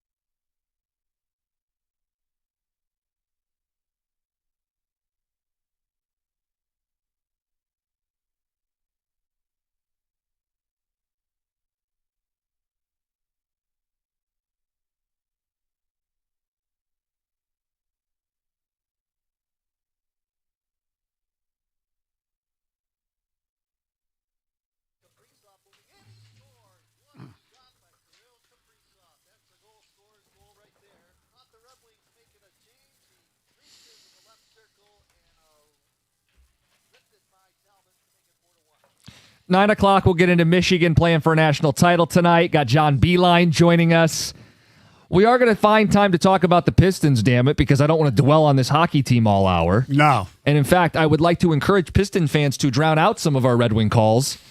Spotlight some guys that need some love, because this team went from 14 wins to damn near 60. They locked up the 1 seed over the weekend. So we'll get into what who you want to give the credit to. Right. We want you guys to jump in and contribute, because otherwise it's just going to be me and Stoney and the Red Wing calls bitching and complaining, which is okay. And rightfully so. And hey, we have every right to bitch and complain, because, I mean, come on. Yeah. Who could blame us? I don't blame you. Nick in Northfield, good morning. You're on 97.1. Hi, good morning. The Red Wings, Larkin, you need him. You cannot trade him. You don't have a centerman. When he goes out, we don't win a game, and we don't even have a centerman when he does go out. Well, let me ask. Hold on a second. Yeah, go ahead. Obviously, if they're planning on trade, we have no idea, but if they would trade Larkin, you would think you're going to get a good center in return. So, no, you'll still be in the same situation. Put a superstar center, not a superstar. My point is like, you'll get a centerman, but we are a team of a few all-stars. DeBrincat, Larkin, and Raymond are all-stars. Minnesota has Faber as an all-star. Oh, I know. They have Eriksson Ek as an all-star. Yep. But every other team has Boldy, superstars. Kaprizov, yes. Hughes. The Wilds, they're a talented team. The Red Wings Red Wings don't have enough talent. Well, Nick, I think what you're saying is you're going to get worse before you get better. If you're trading these guys, you're going to go the wrong way. No. Just hold on. Every team that's like top 10 in the league has 2 superstars and then all-stars. If you are a playoff team, you have 2 to 3 superstars, then 3 all-stars. Right. I'm not comparing us to Philadelphia. I'm not comparing us to Washington. But everybody else above us that's in the playoffs has superstars. Caulfield has 50 goals. I know. Then they have Slafkovsky, superstar. Then they have their all-stars. We don't have a superstar. You're right. I don't disagree with you, but just to be clear, Philly's in the playoffs right now. Yes. They got a lot of good young players. Philly with a ragtag bunch of guys that don't have... Yeah, but the idea, like, are they their roster is significantly better than the Red Wings? Going forward, it is. Not for this year, it's not. That's the problem. But that's why it's 2 different conversations. When he calls in, he talks about lack of stars. Yeah, lack of stars are keeping this team from hoisting the Stanley Cup. It shouldn't be keeping this team from making the playoffs. No, because they've been in position to win games, but they're not very good anyway. But we'd still like to see them playoff hockey at Little Caesars Arena for the first time, and they pointed that out a lot during the broadcast yesterday. Do you guys think the Red Wings have a dirt bag on the team? Remember Jim Leland always said, to win in any sport, you need to have a few dirt bags. Well, let's see. I think they'd like it to be Perron or Sherratt. Sherratt, kind of. Perron, it's not, he hasn't been here enough now this turn. That's it. You wanted Rasmussen to be a dirtbag, kind of, and he's not. No. He's the biggest jersey on the team. I mean, I agree with you. Literally. Yeah. I mean, who's your guy that's going to go in the corner and hit people more than anybody else? Sherratt and Dominic Shine? It's going to be an interesting offseason. Yes, man. it is. And they're going to have to do it with trades because it's very tough in free agency now. Yep. Great players do not make it to free agency. No. It's the Sahara Desert. You're going to go thirsty if you're looking for star players in free agency. Right, and you're going to overpay guys because the cap's up. So whatever. That's how you get Cop and Comfer. Right. You got to wonder how Yzerman takes these McClellan comments and what's talked about behind the scenes. But if I'm Todd, fire me then. Like, you know what I'm saying? You brought me in here to try to get this team out of its soft habits. And if you don't like me saying what I'm saying, then you can fire me and I'll move on. I don't want to coach this group of guys anyway. That's how I would feel, right? Like, I can't motivate you. Bring Patrick Watt to coach the Red Wings. Oh, God. Let's get to Derek in Plymouth. Derek, good morning. Hey, how you guys doing? Good. Good. Hey, yeah, I just want to go back. This Patrick Kane thing, right? He's getting a bad rap right now, okay? Their line is carrying... They're basically, between him and DeBrincat and whoever else they got with them, they're basically the only ones creating any offensive opportunities at all. And the guy's 38 years old, and he's expected to carry all of the offense. No, he's not. He's not. He's actually not. He's not expected to do that. What he's expected to do is do what he's doing offensively and actually go back and back check a little bit. Well, the point is, his line's one of the only ones that's being offensive. That's true. Right? You're right about that. That's able to actually produce it all. He goes out, right? Mm-hmm. Scores the goal to tie it up, okay? They have basically half a shift, and then who does McClellan put back out? Kane and DeBrincat. Why? And he's right in that. Sure. But he's got nobody behind him that's going to do anything effective offensively, and then people are complaining because he took a penalty. I don't agree with the penalty at all, but Kane is not the problem. DeBrincat's not the problem. Well, he's 38 years old. He's got 3 Stanley Cups, and he is producing game in and game out. Watch the games. No, we do watch the game, and there are games where he completely disappears. He does score. He does have 15 goals, and he has missed some time. But hockey, as you know, is a two-way game, and he does not play both ways. Derek, couldn't you acknowledge They're the only ones on the team that can break the puck out of the zone. Yeah. And they're the only ones on the team that actually generate shots on net. Right, but the kind of hockey team that they consistently, the kind of team they aspire to be is a tougher, hard-nosed 5-on-5 playoff hockey team. That's what Yzerman has said they wanted to build this whole time. Kane is the 100%. antithesis. Kane is the antithesis of that at this point of his career. I'm not dogging his career, but at 38 years old, one of the greatest players ever. But at 38 years old, if he is irreplaceable offense, then we are in big trouble. Yeah. Oh yeah, 100%, and we agree on this. My point is, why is he getting a bad rap for not being physical when he shouldn't be the one that's carrying that part of the game? Well, they need guys behind him, right? Yeah, they need physicality on lines. They need to be able to put in lines behind him that can create that in a different way. And instead you go, oh yeah, Kane's the problem. He's soft. It's like, wait a second. He's the only one that's producing offense. He's doing it his own way.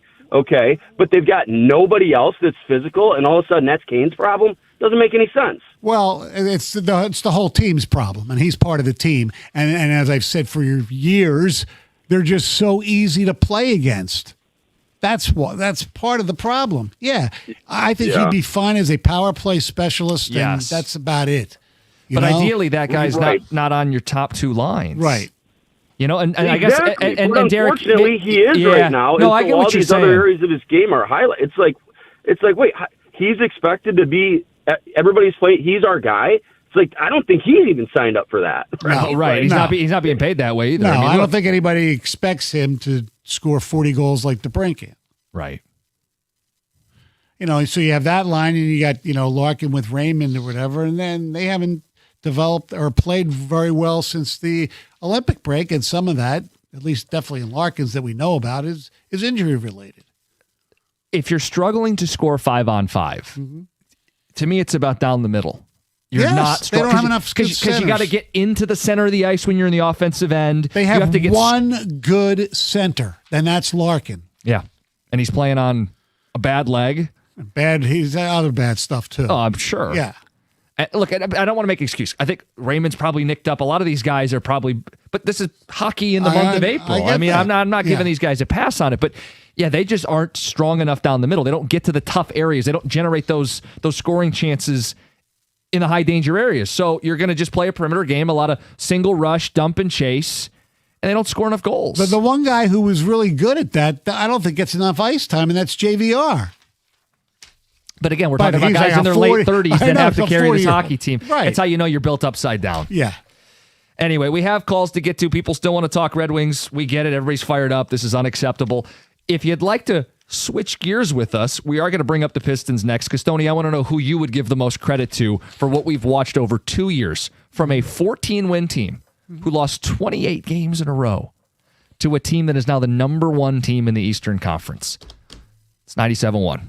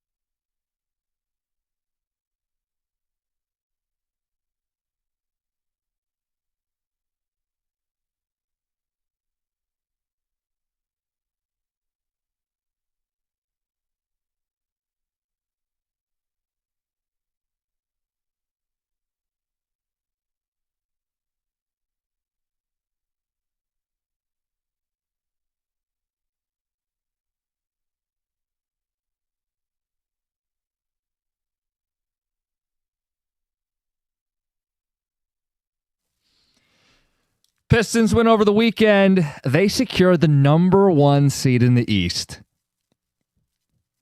One of the most remarkable turnarounds we've seen from a local team. You talk about 2 years ago, rock bottom for the organization, 14 wins, a 28-game losing streak where they became the laughing stock of the league. Tom Gore's quotes of, well, if you don't focus on winning, we're doing so much for the community. As if they're like a local charity and not a professional basketball team. But to Gore's credit, and as much as I'll mock him for that, I'll give him credit. He paid $60 million to move on from Monty Williams, a guy that he championed, that he wanted. It's a big man to admit that mistake. It's another thing to pay $60 million to do it.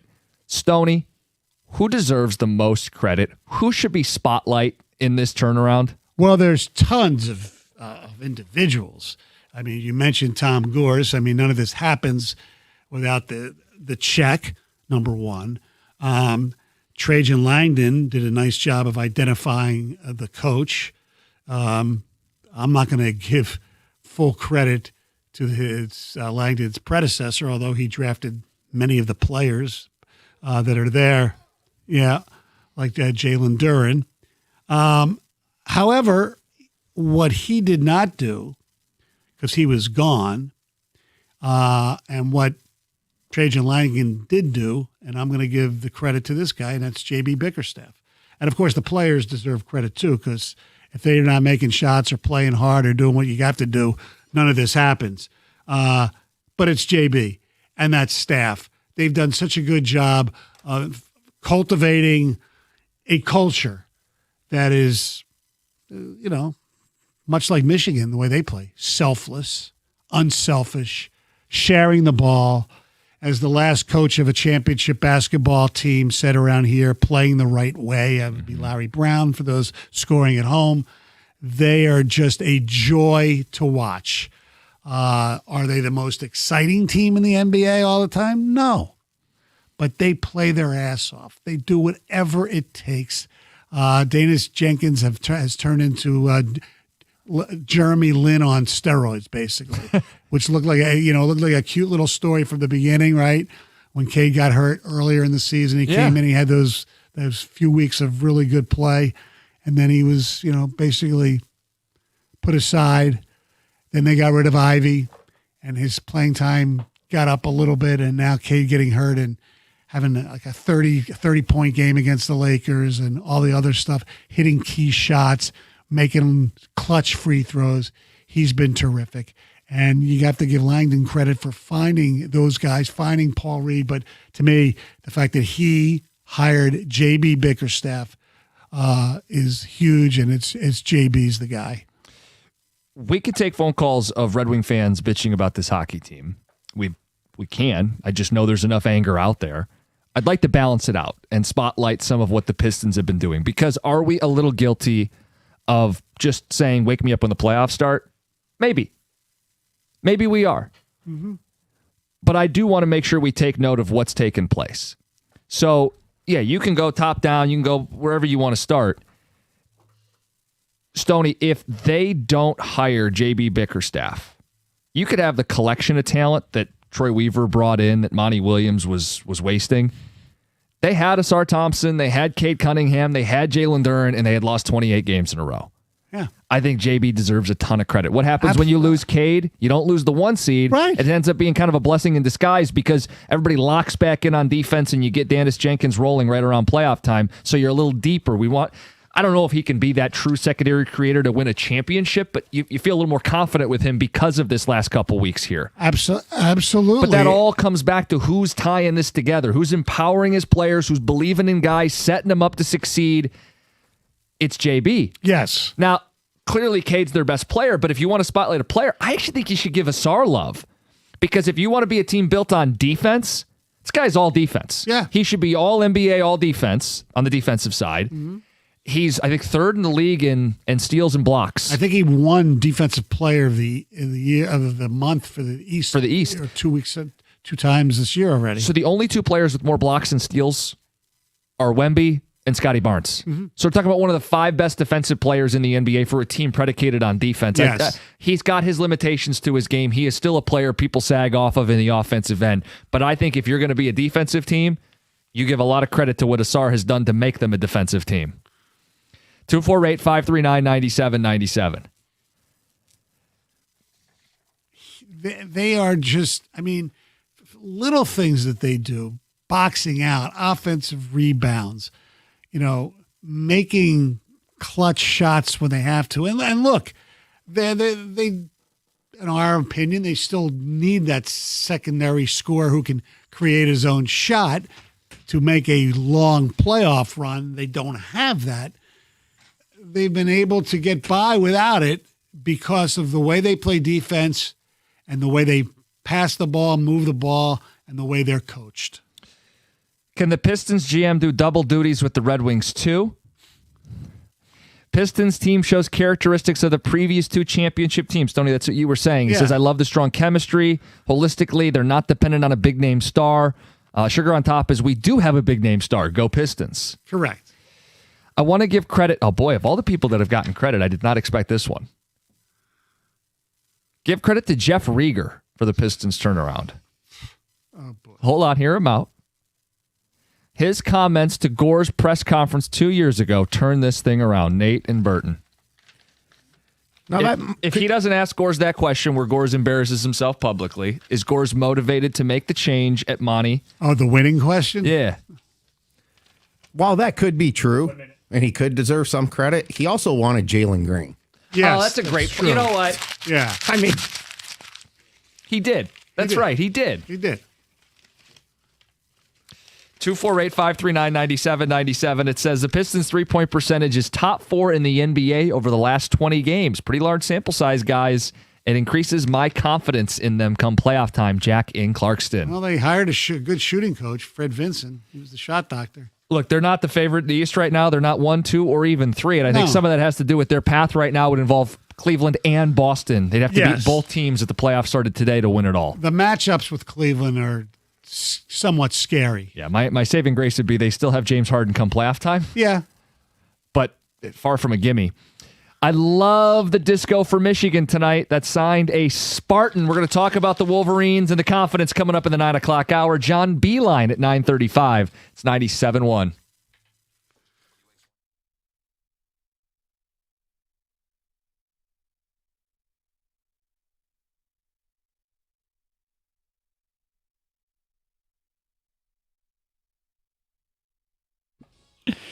Brought to you by Hamilton Chevrolet. There's a huge basketball game going on tonight. It'll be over on WWJ's. The Pistons take on the Orlando Magic after locking up the 1 seed over the weekend.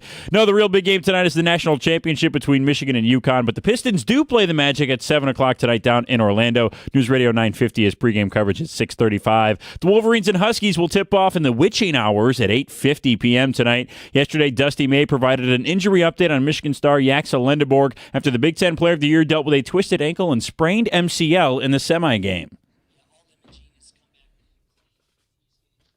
We do have those Red Wing tickets, but they need to be tomorrow because it's not.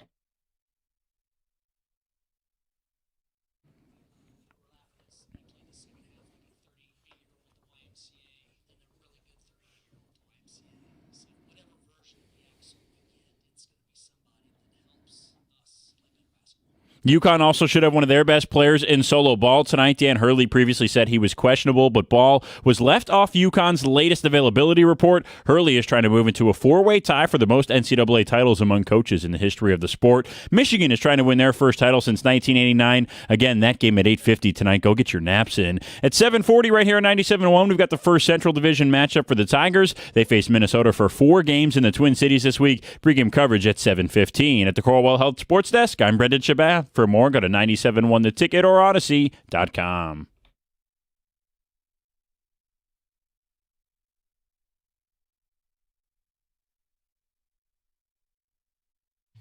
Good morning, 97.1. Jim Costa with Stoney and for John Jansen. Got Heather Park, Gov, and Greg behind the glass on a Monday. By the way, if you are a Michigan fan and have the hankering, so to speak, to get in your car and drive 4 hours south approximately, Here's what the ticket situation is for tonight's game.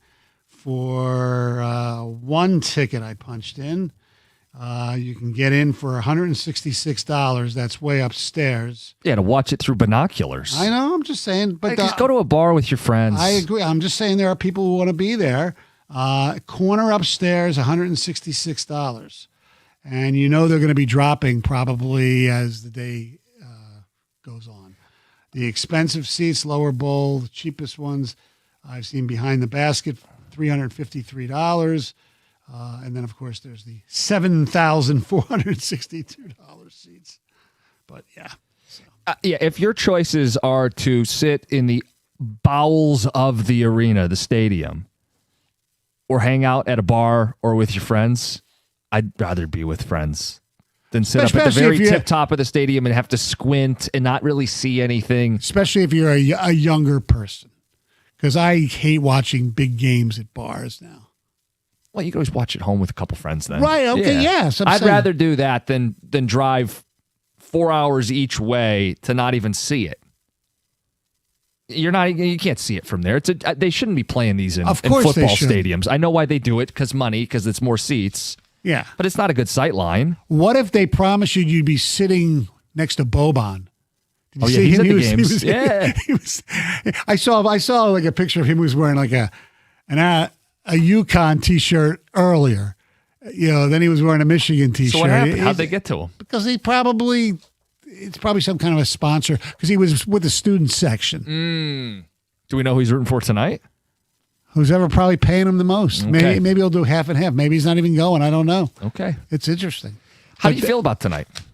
I think Michigan wins. I think they're the national champions. I don't think it's going to be the destruction that others do, but I think they're going to win the game. And I think that's all that counts. They win by 1, they win by 50. That'd make a difference. Just win. So I got them winning. Yeah. I got them covering. Yes, you do. And I have them winning by double digits. All right. We called it a disco. Yes. We called it a Costa lock. Okay. I call it agreeing with John Beline. This is what Beline said when he joined us earlier in the show.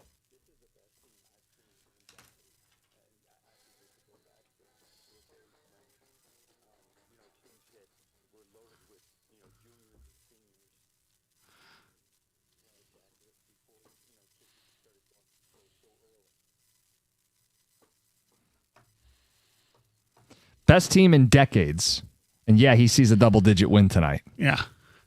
Yeah, I was looking to see, everybody talks about, some of the teams that have been, pretty damn good. And I was looking at the 2012 Kentucky Wildcat team with Anthony Davis.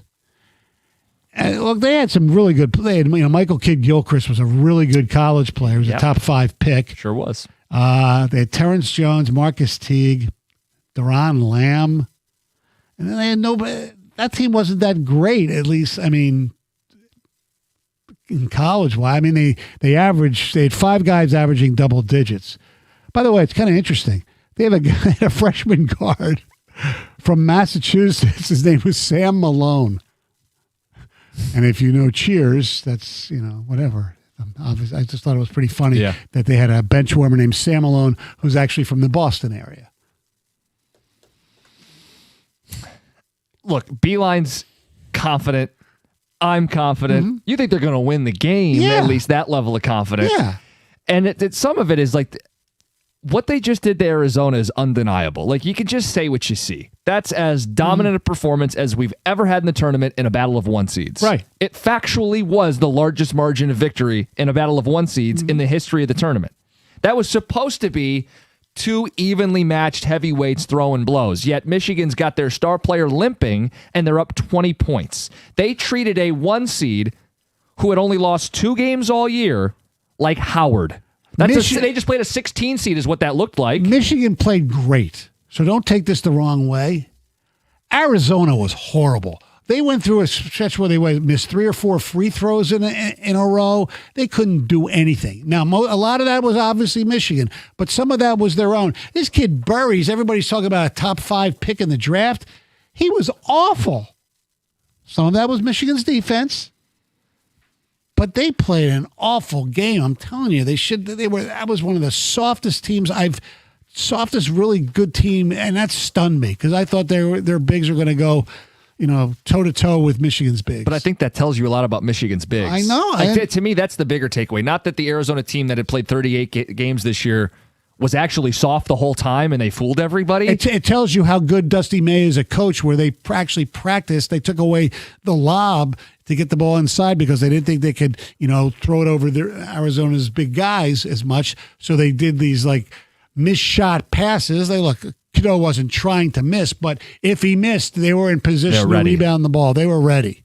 That's coaching. So if I'm UConn, a team that is certainly not as gifted offensively as Arizona, but a hell of a lot tougher. Call them tough. I mean, look. And the pace of the game, if you're UConn, they're going to try to slow it down a little bit. As they should. I think that's their best path. But then when they slow it down and get in a half court and try to score on Michigan's length, I mean, how's that going to go? When you have Mara and Johnson and Lindeborg, and you can switch and keep your hands up. And Ball, their point guard, is not a great shooter. He's going to have to get to the lane. What happens when you get to the lane and you're smothered? It's what teams figure out when they play Michigan. Right. There's no weak spot. And he'll be hampered a little bit too, just like Yaks will too. So you don't want to forget that. The game, how it's going to be officiated, and Greg actually pointed this out from half to half, especially down low. If Michigan gets the ball to Amara and Taris Reed gets in foul trouble, there's no way on God's green earth that Connecticut has a chance if Taris Reed gets into foul trouble. Right, and my point would be if Mara gets a couple fouls, Michigan's better equipped to handle that and still play a tough, rugged defense at the rim kind of game. Right. I just can't get over it. They hardly Yaks is limping and they blew out Arizona. I know that's how good Michigan played, but that was also how bad Arizona was. Arizona was terrible. Let's get to Andrew in Farmington Hills. Are you making the trip? You're on 97.1. Yeah, I'm going today. I went Saturday and I was in section 611 for the first game. Row 3. You could see everything fine. I was actually surprised because I always see pictures and everything of how far it looks, and it's not as bad as you'd think. You can see everything well. You can tell the players apart. It's not that bad. You can tell the game fine.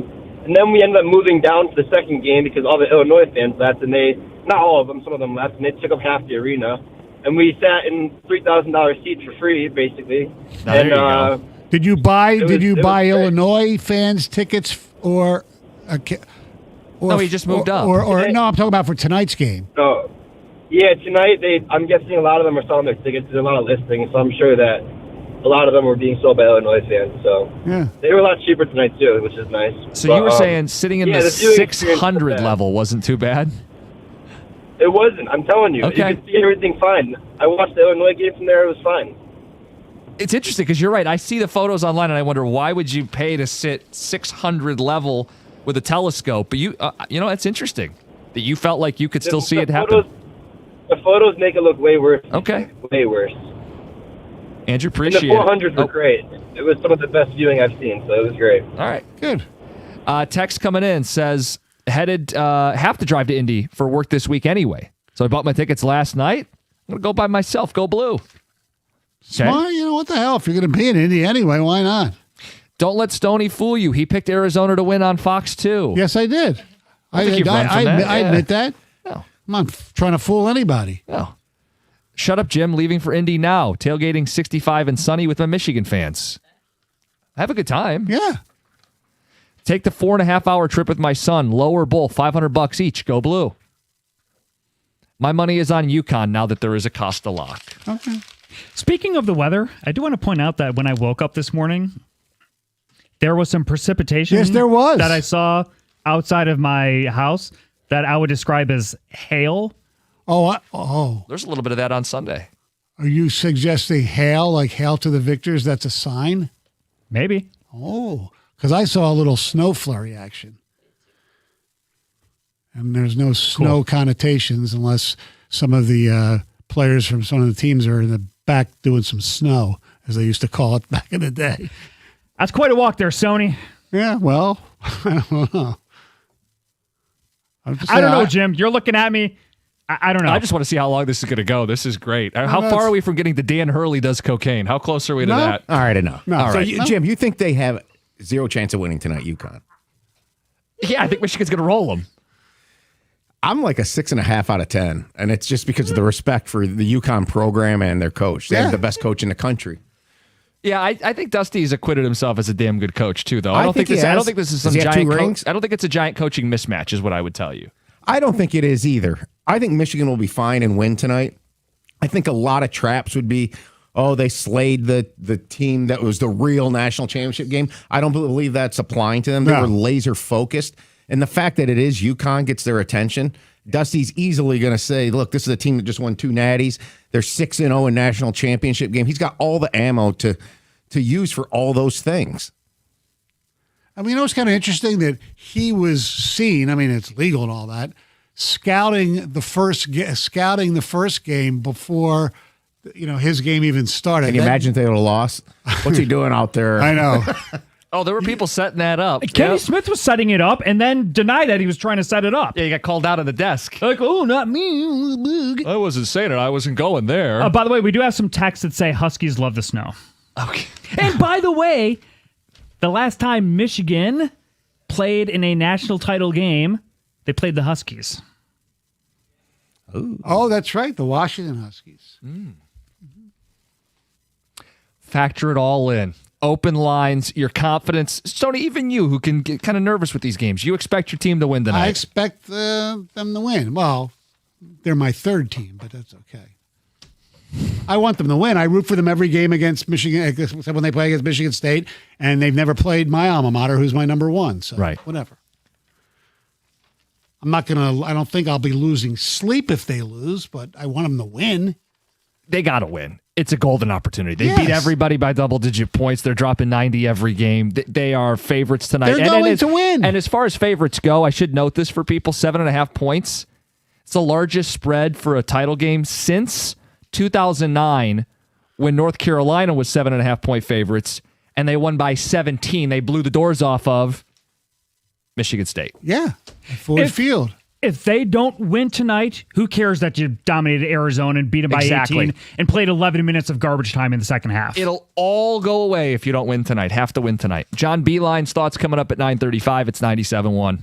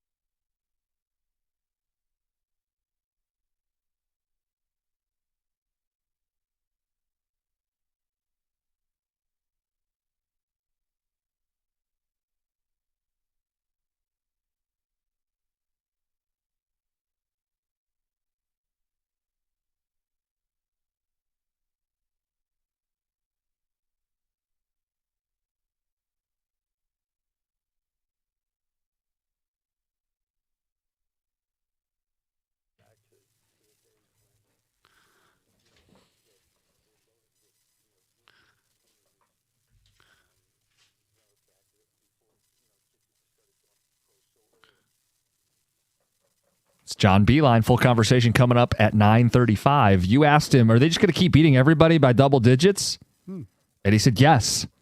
Best team in decades that he's seen. Not Michigan team. Right. Best college basketball team he has seen in decades. Yes. And hard to argue. We're watching. Well, look what they just did to Arizona. Look what they've done to almost everybody they've played this season. Well, they had an easy path, Jim. That's what happens Who when you're the cares? 1 seed. Yeah. I mean, I'm going to hear that crap. Was it an easy path to win the Big Ten going away? No. They earned the 1 seed. Yeah. And then when they played everybody, nobody could touch them. And let's be honest, if they would have beaten Purdue to win the Big Ten tournament, they would have been probably the second 1 seed, and it wouldn't have made a difference. Right. Because they ended up being third. They only have 3 losses. They have 29 wins by double digits. Yeah.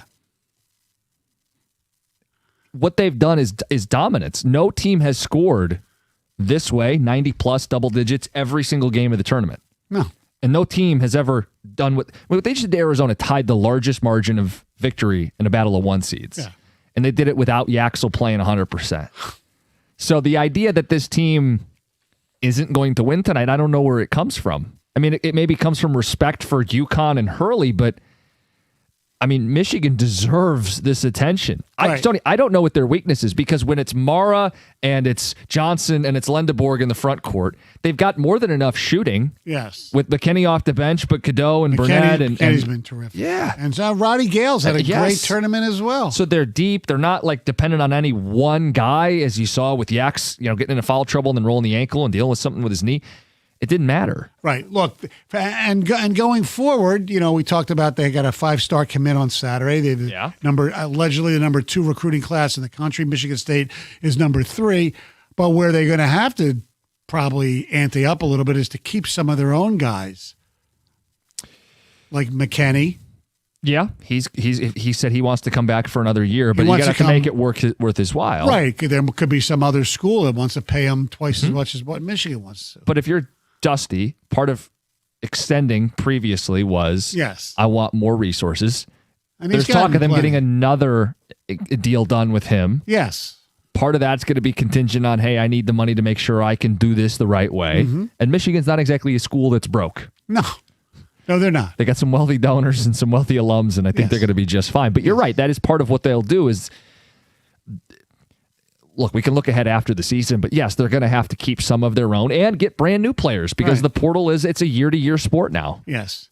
By the way, I want to be accurate while I was talking about the ticket prices for tonight. Yeah. It's cheaper to get 2 per ticket than to get 1. And I was looking at 1. So for a pair of those nosebleeds, and this includes the fees. Okay. $132. And some of that we were speculating is you have those fans that bought in that aren't going to be there. Mm-hmm. Arizona fans, for example. Right. Selling their tickets. Illinois fans selling their tickets. Right. I'm sure a lot of them, I remember going to when the Palace held a regional, I forget who was playing, and the team that lost, everybody hung out for the second game of the session just to buy tickets for the other team. I think it was when Michigan State played Iowa State. And I forget who Iowa State beat. It might have been UCLA, if I'm not mistaken. Could have been. I don't know. Greg would know. He's Mr. NCAA. By the way, how about that Big Ten winning the women's basketball championship? UCLA. The Big Ten, yeah. Noted Big Ten power, UCLA. Got it done. I know. Now, we got a text about somebody who has like a little split rooting interest. Oh, here, yeah. right? I wanted to make sure we read this. So a guy says he's got degrees from both schools. He went to UConn as his undergrad. The programs were not very good. They've been resurrected. Now he has his Michigan master's degree, and he's had that propel him to more career success. He has season tickets at the Chrysler Center. He says he's torn. Go Blue, go Huskies. Well, I would assume most people would go with your undergrad. Okay. Yeah, this is Sam in Ann Arbor. Yeah. I would default to the undergrad, too. You spent more time there, probably at a more influential part of your life. Right. Now, do I get to claim victory for the UCLA women because I went to summer school there once? Wait, what? I went to UCLA summer school. What's the backstory there? I I went to summer school. How did you end up out of all the places to go to summer school? You went to UCLA. Me and my friend, we wanted to check out California. It was cheap as hell. I took 2 classes. Okay. Yeah. That's where I had my Indianapolis experience driving around. Mm-hmm. That's why Stoney's not going tonight. Exactly. I get lost. Get to Heather with the news. Goodness. Well, history is happening in space right now, Stoney. It is, whether you like it or not. This afternoon, the Artemis 2 crew is expected to surpass the distance record set during Apollo 13, traveling further from Earth than any humans before them. So when they reach their furthest point, the crew will be 252,757 miles from the Earth, and that will break the previous record by just over 4,000 miles. So NASA has released a timeline of key moments during this lunar flyby. You'll be able to go online, follow along if you'd like. The lunar observation period will start around 2:45, and then a few hours later, the crew is actually going to be behind the moon, and then briefly, they're going to drop communication for a moment, and then I don't know. It's pretty cool. They're eventually going to see the entire disk of the moon at once. They'll show photos and things like that. They'll see a whole eclipse and stuff while they're up there. Anyway, NASA will start their live coverage at 1 p.m. if you'd like to watch, Tony. No, thank you. I'm interested, Heather. I am too. I'm sure. I know Colin will be. I'm sure it will be on somewhere in our house. Are you protesting NASA? That's why you're not? I'm anti. I've been anti-NASA for years. I think we established this on Friday. Yes, we did. By the way, on Friday, I go into the game, right? And we're hanging out before first pitch. Morosi comes up and goes, "I didn't know Stoney hates NASA." He's like, "I was in the car and I don't know how we got there, but Stoney hates NASA." It's not that I hate it. I just think the resources can be used. I know what your point in more was. important things, in my opinion. You should make NASA sucks T-shirts and see how many you sell. Yeah, not very many. Bill Belichick is facing some legal issues off the field. He was sued over an alleged incident that took place at his Massachusetts home back in June of 2024. So a painter is suing him. He says that he was seriously injured while working at the home. So according to the lawsuit, the man claims that he slipped and fell due to unsafe conditions.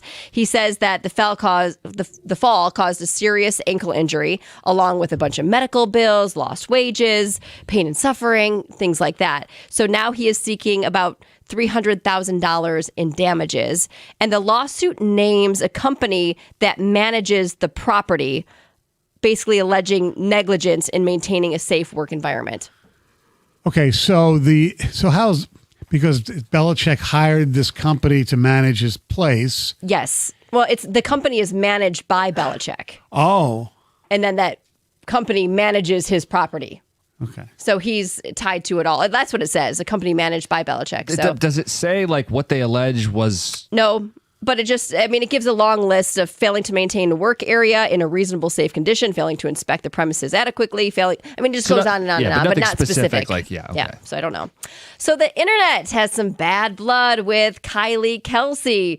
The podcaster is getting some backlash after venting about constant questions she's getting surrounding Travis Kelce and Taylor Swift's upcoming wedding. So on her recent podcast, she didn't hold back, told fans and media to stop asking her and her mother-in-law for details, repeatedly saying that she has no information, and if she did, she wouldn't share it anyway.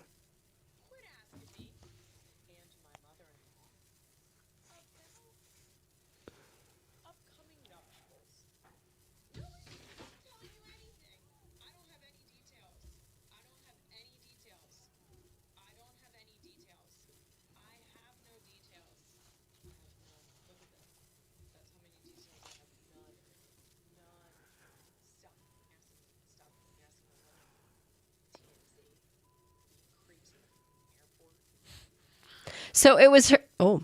Woo. Ew. So it was her blunt approach that kind of had mixed reactions online. So some are accusing her of actually benefiting from all the attention of Taylor Swift and Kelsey's relationship. Others are kind of defending her, saying, yeah, she's just trying to set boundaries, protect her and her family. I do have some information from other sources. Oh. Yeah, that they're going to be getting married on June 13th. The 13th is the 13 is her lucky number, right? At a venue in Rhode Island. Okay. Could either be at a venue. I've heard there was one mentioned, the Ocean House, or maybe like at her own mansion in Rhode Island. No surprise. I've heard Rhode Island in the summer for hotels and things is so expensive. Oh, really? Yeah. Well, she should, and they should probably be paying for everyone's, right? You would travel think so. and I stay. would think so. I would assume it's like near Newport, Rhode Island. I would assume. I don't have all of Newport, the home of the details. Tennis Hall of Fame. See, I bet you didn't know. No, that. I had no idea, Stoney. Exactly. And also home of Will Birchfield's one of his favorite beers, I believe. Narragansett, I believe, is a Rhode Island beer. I think. Okay. Yeah. Yeah. That's Heather and Stoney with some news there. That's right. Some urgent. So my sister shouldn't drive over to Kylie Kelsey's house, which is like basically half a mile away. And She should not. Okay. Don't ask her questions about the wedding anyway. But you're right. There's been real pushback. Like I saw one. It said Kylie Kelsey telling people to stop asking her about Taylor Swift and Travis Kelsey's wedding on the podcast she started, or the purpose of monetizing her relationship and proximity to Taylor Swift and Travis Kelsey. And didn't she bitch at people for asking her? She was pissed at Dwayne Wade because they were in an elevator. You see this story? No. They were when she got married, or Dwayne Wade was in the same elevator and didn't like say hello or congratulations or something. He didn't know obviously who she was then because it was okay years ago. But she couldn't believe that somebody How dare he? wouldn't say. Was she in her wedding dress? Yes. Oh, I mean, look. I don't think she has to reveal any details about somebody else's wedding I'm on sure her podcast. she has signed agreements saying she cannot and will not. I would imagine she has. At the same time, don't be mad when people are asking because that's just kind of She's the only deal. the most famous human being on the planet. Anyway, that's Heather with the news. John Beline next, 97.1.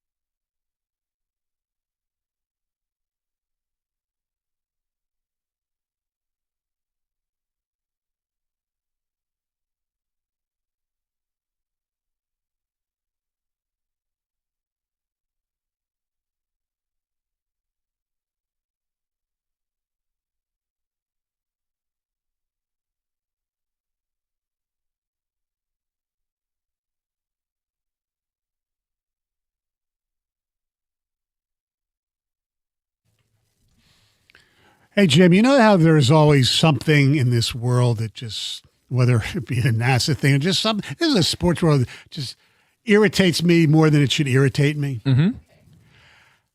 How the hell is Amari Stoudemire a Hall of Famer? Like, he made the All-Star team like 4 or 5 times. He was Rookie of the Year, won nothing.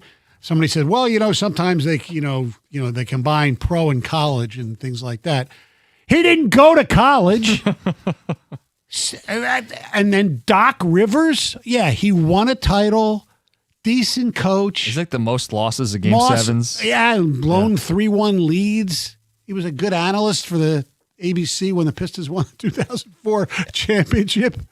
He shouldn't be a Hall of Famer. I'm looking back at Stoudemire, and you're right. This is the Hall of very good. Yeah, he's a good player. Yeah, nothing against him. He got some MVP votes. I know. In an All-Star game. Yeah. I mean, look, he was good for 20 and 10. Yeah. Actually, yeah. He's a good player. Yeah. Borderline Hall of Fame. I say 20 and 10. He never actually averaged 10 rebounds in a season. No. That's a Hall of very good. Yeah. All right. We just watered it down. I know. So I just had to get that off my chest. No, and it's like normally that's like the old man take, but I don't think I'm the old man, and I agree with you. Well, the Basketball Hall of Fame's a joke for a variety of reasons. Number one is they refuse to allow you to know who's actually on the committee to vote every year. It changes, but these people must swear a blood oath or something because they never reveal it. Even years later, you never heard somebody like, Bob Ryan say, I voted for the Hall of Fame in like 1979 and 86 or something. You never hear that. It's bizarre. I have no problem with the ladies who got in, Candace Parker and Ellen Deladonna, whatever her name was. That's fine. Mark Few. That's another thing about the Basketball Hall of Fame. And all due respect to Tom Izzo, I love him. I'm a slappy. You shouldn't be in the Hall of Fame if you're still working. Should you? I agree with that take. I've often thought it's weird. Like, not that Izzo doesn't deserve to be a Hall of Famer. Right, he does someday. It's Absolutely. odd, yeah. But he's still coaching. So let him retire and then you be a coach. We're off on this tangent. Mike D'Antoni is also going in. Does that surprise you? I think a lot of that is because of his European coaching, maybe. I don't know.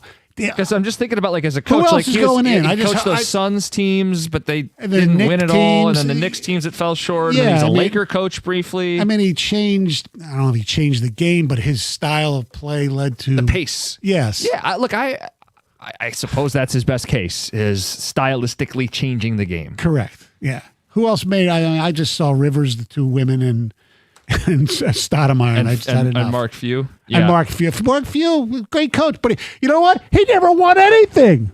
Referee he's on your list. He looks like Skip Bayless. Referee Joey Crawford is getting in apparently. Okay, too. you're going to put referees in there. Joey Crawford did a nice job. Yeah. And then there's Danny Crawford. See, he should be in.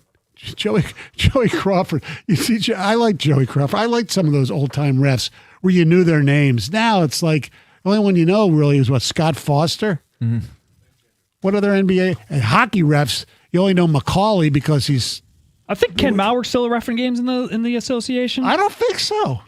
I haven't seen Tony Brothers. Ken Mauer, by the way, looked like he. Yeah, Tony Brothers, good one. Yeah. Ken Mauer is the guy who looked like he combed his hair with buttered toast. Anyway. Hi, guys. Gator's like, what did I just walk into? Yeah, I was just talking. I can't believe Amari Stoudemire is a Hall of Famer. It's like the Basketball Hall of Fame. I can't believe you're even talking about it. Well, I just brought it up. I mean, I'm going to let you in a secret. We weren't planning on talking about it. Yeah, no, it was just just something. There's always something that irks me that shouldn't. Yeah, sure. That's one of them. Okay. Yeah, that's like Gator says he's on the list. Cool. This is what we call off-air conversations. No. So if you would have guessed, what would get more airtime today, Amari Stoudemire or Kerry Carpenter? We'll go Carpenter, most likely. This is the first Carp mention of our show. That's right. We didn't even talk about all the into Tigers. the Pistons, 1 seed, Red Wings, 2 losses over the weekend, Michigan, Beline on the show. So, by the way, I thought Peacock did a nice job yesterday With the Tiger game? Yeah. Yeah, it was fine. Yeah, I like that. If you have it, I mean, it's just, the real complaint is whether or not people have it. Right. It's NBC Sports, wasn't it? Yes. Adam Ottavino, whatever his name was, he was pretty good, actually. That's a lot of voices to juggle because it's a 3-man booth, plus they're using couple of guys there. Yeah, field reporter, basically, yeah. But I thought it was done well. I Yes. enjoyed, Yeah.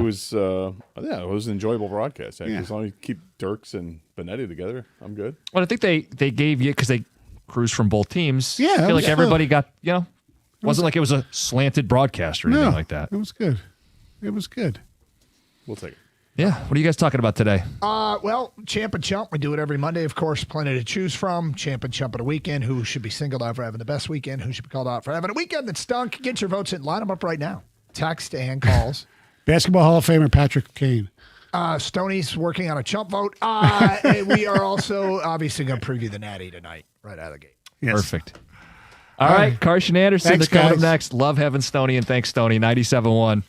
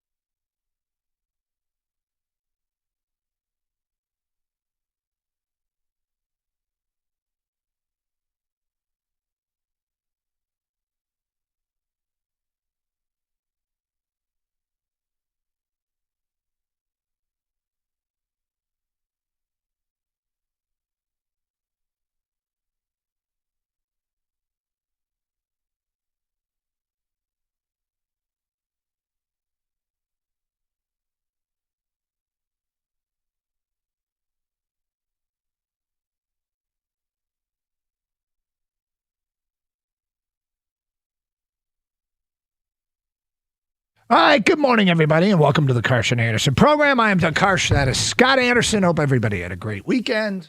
Came behind the glass. Is Tom on phones? Tom on phones today. What's up, Scott? How are you? Hi, Doug. Doing all right? Good. Doing all right? Glad to hear it. Yeah. This weather is pissing me off. What's the issue? It's just the constant. I get the up. I understand. Like, we live in Michigan. This is nothing new. It just feels like enough already. Come on. Let's just switch it on to. How about 60? Can a brother just get 60 and we can sit there for like a week or so? You're worried about the temperature. You put the sun out. I don't care if it's 2 degrees or 100 degrees. I'm good. Well, I do care when. It's that American Indian blood. Is that it? Delaware Indian. Yeah. Start to see some flowers popping up, the seasonal flowers that come up, and then they freeze and they're done. It's like what's the point? Yeah. I'll be all right. I'm okay. I don't want to start off with a bitching moment. It's okay. Yeah. It is sunny out. Yep. Baseball's back. Yep. And we're not done with everything else. No, look. Well, maybe the Red Wings. I think by definition, we are getting very, very close to being done with the Red Wings. It's close. Yeah. I've hurled more expletives at that team over this weekend than I have the entire season. Okay, so we talked about sadness or anger. You've morphed into. Are you moving towards anger? I'm pissed. Oh, okay. I'm downright pissed. I think I used the phrase to my friends, I blanking hate this team because the roller coaster they've taken us on. And it's 4 years in a row. But this year was different because this was the best team in the Eastern Conference a couple months ago, right? Yeah. Before the Olympic break, weren't Dude, they were in first place. Yeah. They were in first place. What was the stat? It was January 25th. They were 12 points comfortably in first place. Comfortably. Well, 12 points ahead of the wild card spot, yeah. Which isn't that much when you think of it because it's 6 games. But nonetheless, they were atop the Eastern Conference. It's frustrating because they were playing good hockey. So are a lot of other teams in this conference. And it, now it looks like it means nothing. You have a must-win game against the Rangers. They completely no-show against the Rangers. And then they got another must-win game against Minnesota. They played well in the first period, and then all of a sudden the second period happens. You're like, what just happened? Down 4-1, and they scratch and claw their way back, and then Patrick Kane does something so stupid with a few minutes left. They get their power play goal, and it's done. And they don't even get the point. You've got 4 minutes to go. He takes this dumbass tripping penalty, and it costs you from at least getting a point. So they could have kept pace with Ottawa because Ottawa was able to win or whatever. And I don't know. Yep. Well, I'm sure they're going to get some chump consideration on a Monday where we do Champ and Chump here on 97.1. Michigan will take on UConn tonight for the national championship. And Scott, you've been saying it for months. You think they're the best team in the country. And if only they would play like it. Here's the thing, is the best team doesn't always win, right? So you still have to do the heavy lifting. You still have to, you can look like the best team in the country. And I thought there were three standout teams in Michigan, Duke, and Arizona throughout much of the year. And in the end, only one of them is left standing. And it's obviously the Michigan Wolverines, and they'll take on a UConn team, which is an extraordinarily difficult guard. But bottom line here is they have navigated the tournament. They've navigated the brackets. They've avoided the pitfalls. They took down another heavyweight, and now they get to play for the right to cut down the nets. And it's not a best of 3. It's not a best of 5. It's not a best of 7. It's a best of 1. And in one game, we know anything can happen.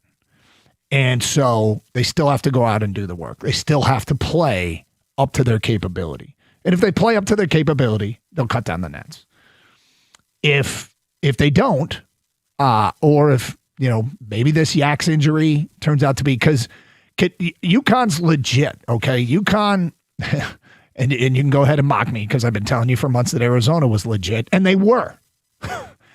That was a combination of Michigan playing extraordinarily well and really on the defensive end. And that's why they won that game, is they played at such a high level and Arizona couldn't match it. The reason it was a blowout is because Arizona missed. When they did get open shots, they didn't convert. But the way Michigan played, Arizona wasn't going to win that game. And it would have been a lot closer had Arizona made some open shots. But I still think Michigan would have won the game. Well, I think Michigan and UConn had a couple of things in common on Saturday night. Obviously, winning was one of them. The other one was their best player didn't play their best game, not even close. I mean, obviously, Yaks got hurt, picked up 2 quick fouls, which first puts him in the doghouse, and then comes back and gets hurt, which is tough to overcome. It didn't seem to bother Michigan. Cadeau getting off to a horrible start from the field didn't seem to bother him. They were able to still get out to this 20-point lead and, have 18 or 16-point lead at halftime, and then they expand that. They got it to 30 and just won it handily. UConn, their best player, Caravan, made one shot all day, and it didn't matter because everybody else was picking him up. The former Michigan kid, Terrace Reed, had a big game, and he's come up big in this tournament. But, UConn can play some defense. Illinois has been hot and cold all season long, so it's not a terrible surprise to see that. But there are some similarities with UConn and University of Michigan. There's not a lot of them, but there are some. And I thought UConn did what they had to do on Saturday night, and to get it to this game tonight, it'll be a real interesting matchup because both teams do like to play defense. Both teams are very well coached. Yep. I mean, that's a big part of this, right? Is Dusty May and Danny Hurley. Dusty May throws some stuff at you and comes up with some matchups. Like, I don't think Koa Pete thought he'd be looking at 7'3" Ade Mara. And they made that decision. Koa Pete goes 6 of 18 from the floor as their leading scorer. And that was an interesting wrinkle that Dusty threw at Arizona. Danny Hurley's the same. He's going to do something that Michigan either isn't expecting or surprises them, or that they saw and struggled with earlier this year, because Hurley's exceptionally good, and that's obvious. UConn, I saw the stat today. This is unbelievable. Do you know what UConn is in Final Four games? In games in the Final Four? Just under Dusty, or under Hurley, or under all time. They're extraordinary, because I know under Hurley, once they get to the Sweet 16, they haven't lost. Yeah. UConn all time. Final Four, so semis and national championship, 13-1. That's unbelievable. It is unbelievable. And Hurley, I mean, they're staring down the barrel of being a modern day dynasty. And the word dynasty, I don't even know if it looks like it. If they win tonight, it'll look like it 3 of the last 4. I always think of a dynasty where you just instinctively pick that team to win it next year. And you think, well, they're going to win it next year too. And it's hard to do in college basketball given roster turnover and what it is now. But yeah, they're really, really good. And he, Dusty May is going to have to match whatever Danny Hurley throws at him in real time. Okay, what do you do on the fly? It's one thing to put together a game plan, and Dusty May's been adept at this, but there's some challenges tonight. There's no doubt about it. And we will get into it here on Carson Anderson on 97.1. Happy Monday, everybody. At least the sun's out and shining in spite of it being cold. Let's talk to the people. We go to Matt here on 97.1. Hi, Matt. Hey, good morning. I got 2 champs and 2 chumps. Champs Pistons for clinching number 1, and U of M, because I do think they'll win tonight. All right, we really just limited you to one, just one chump. Oh, 1 chump? Red Wings. It's horrible. I'm spite watching now. I hope they lose every next game. That's interesting. I don't know. I couldn't do that. But obviously you've moved into the anger place. We talk about sadness or anger. You are firmly entrenched in anger if you're rooting against them. I am infuriated. That's what I am. I mean, everybody's going to. It doesn't. I don't know what good it does to root for them to lose, because look, there would be if they didn't give up their first round pick in a trade, dude. And that's they're in such a bad place right now. Champ and Chump, get your votes in. More your calls coming up. More on Michigan and UConn. We'll talk some Tigers, Red Wings throughout the day. Pistons, as mentioned, they deserve some love. On top of that, fascinating draft proposals for the Lions that we'll get to in the second half of the show. It's going to be a busy day here on Carson Anderson. Hey, look, I know the Bernstein family, and if you're hurt and you need a firm that insurance companies actually respect, that's Sam Bernstein Law. I trust Mark Bernstein, and they've been winning here for over 50 years because they demand respect for their clients. Call Sam.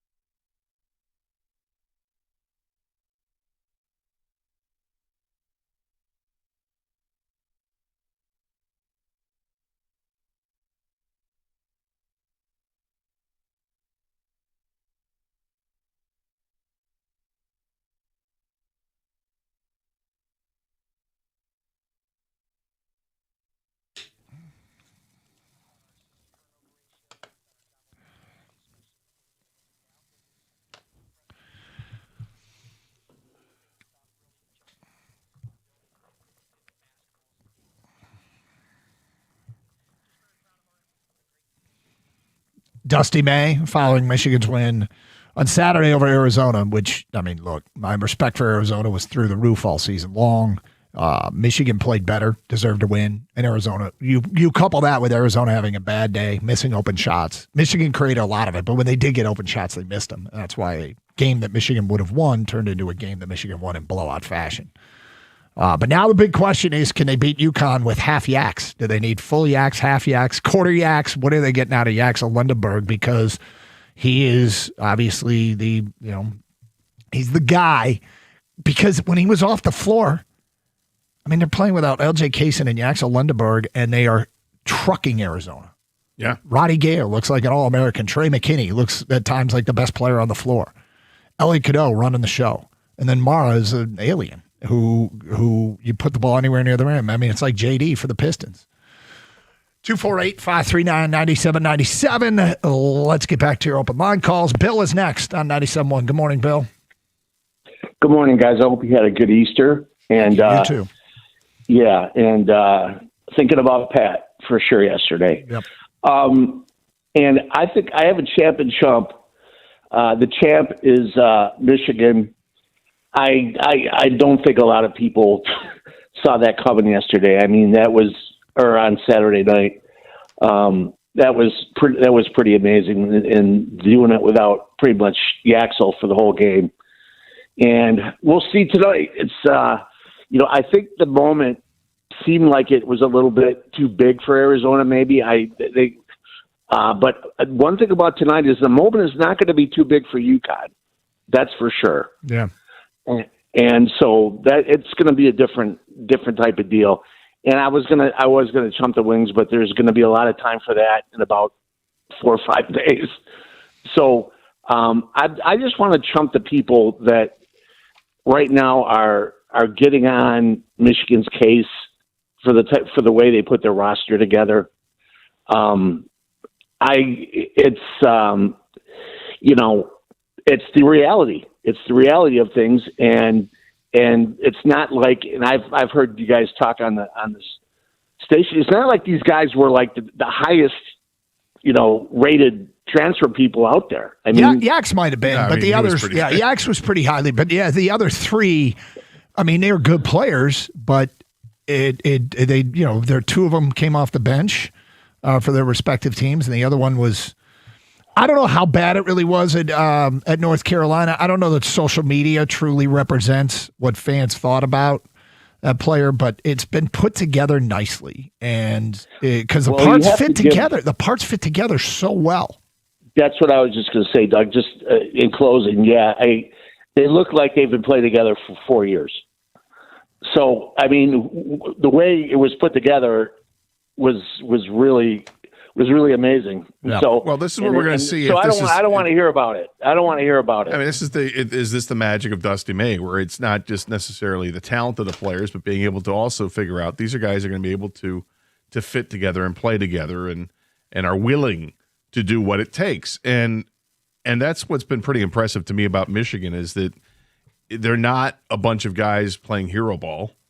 These are guys that came together. Not a lot of shot hunting. Right, from various parts of the country, bring them together. Whether you like it or not, it is what it is in today's college basketball. And these guys end up playing together, not selfishly. So it's been a remarkable run for them. They are the best team in basketball. They're able to withstand significant injuries and still flourish because it's not a next man up mentality like you see like with the Lions with that big roster when they deal with injuries. That's not it. It's just, okay, we're going to shrink our circle because they're not expanding and using the bench. I mean, they only use a couple guys. They went from off the 9 bench. deep to 8 deep to at the end of the game, there were 7.5, Yeah. Yeah, exactly. And Cheddar being the half. But I mean, no, I got Yaks. I'm counting Yaks as the half. I guess I always look at Cheddar being that guy late. But because it was half Yaks. But anyway, McKinney's done a great job, and all these guys they've stepped up, and you keep plugging away. Cadeau's not getting it done in the first half. Okay, keep playing, keep dishing the ball, and he's doing a great job at distributing the basketball. And then he knocks down a couple of big shots, and it's like, okay, you're good. The Cadeau thing is interesting because I can't remember who the analyst was. Some analyst was at their practice on Thursday, and he was watching Cadeau throw the ball off the backboard. a lot. And then they revealed after the game that part of the game plan was their concern over Arizona's length had them deciding to throw the ball off the backboard regularly. So Cadeau got credited with at least 4 missed shots, they said after the game, that were actually passes off the backboard to Mara. That if there was the big kid, whose name escapes me right now, 13 for Arizona. Krivas. Yes, thank you. They would throw it off the backboard, and the first possession of the game was a prime example of it. And so the numbers didn't reflect necessarily what part of the game plan was. Now, it didn't always work. There were times where he threw it off the backboard and they didn't get it. But it hurt his shooting percentage numbers, but they were asked about it after the game, and they said, yeah, it was something we worked on. 248-539-9797. And again, you know, the way the parts fit together, Michigan had 33 made baskets off 22 assists. They share the ball, and they do look like they've been playing together for a long time. Now, is that credit to the players, credit to just Dusty, credit to both? Because there's going to have to be some restocking. They do have they got a 5-star to commit during the game, so they've got another highly regarded recruiting class coming in, but they'll probably need a transfer or two here when it comes down to it. And getting everybody to have the buy-in the way this team appears to have the buy-in is a challenge. Yep, but that's next year's challenge. Yes. I mean, this year still has one game left, and they can end in spectacular fashion for them. And look, I don't know if this is a process that Dusty May can just do every year and try to make that happen. If this is just the new way of the NCAA, or if this is kind of a one-off way to get it done, to find the right mix of players that are willing to play unselfishly together, even though they obviously want their chance. But, if you're going to give guys 30 minutes a game, and if I don't know if you promise that to them or not, or promise them the opportunity that they could play 30 minutes a game, however you want to do it. Yeah, I want to be on the court as much as possible, whether I'm scoring 25 points a game or if I'm just being the role player, setting screens and grabbing rebounds and making that extra pass, whatever. I want to be on the floor. And if you find guys that are willing to be on the floor, and again, like we talk about it all the time with the Pistons, of wanting to play defense, and if you have that desire to play defense, you're going to find yourself on the floor. And that's a lot of fun if you're 18 to 22 years old. That's all you want to do is play. And now here it is.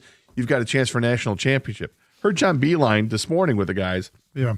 And they asked him about the Pistons. And, he goes right to Asar Thompson and says, I love Asar. I mean, this guy, his want to in playing defense, it's attractive basketball. It just puts a smile on your face watching a guy play that way.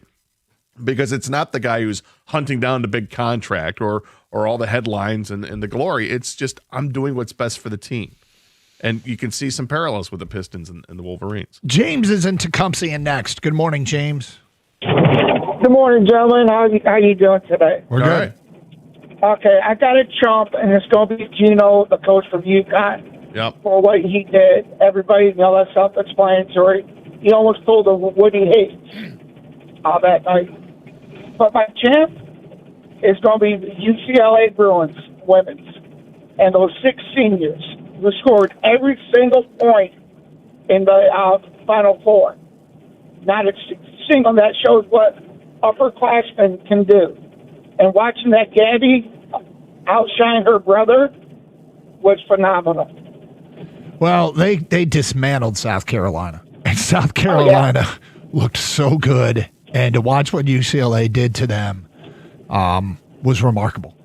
And, it's funny, I think UCLA's athletic department is having this sort of all-around athletic department that would be a Sears Cup type team every year that can win a national championship in any sport. I can't believe that that's their first NCAA championship in women's basketball. They did have one back when it was pre-NCAA sponsored, but great. I'm a little uncomfortable saying this, but is that, because technically it's true, but I'm just not used to it yet. Another Big Ten national championship. Exactly. Yep. They represented the Big Ten well. Yep, I guess. That's still getting used to it. How about the Gino Aria stuff? I got to tell you. I don't know what the hell it was about. I kept seeing all these clips. I keep watching all these clips. And then I saw like this I don't know, it was a podcast. It was an interview that the broadcast crew from ESPN had done about it. And nobody explained like why he was. I'll explain. Yeah, please. What the hell was going on? Was he just a jerk? Yeah. Almost. He was being a petulant child. His team was getting beat. Smoked, by the way. He didn't like it. No. And he came up with some reason to get mad. But I was kind of hoping Dawn State was going to knock him out.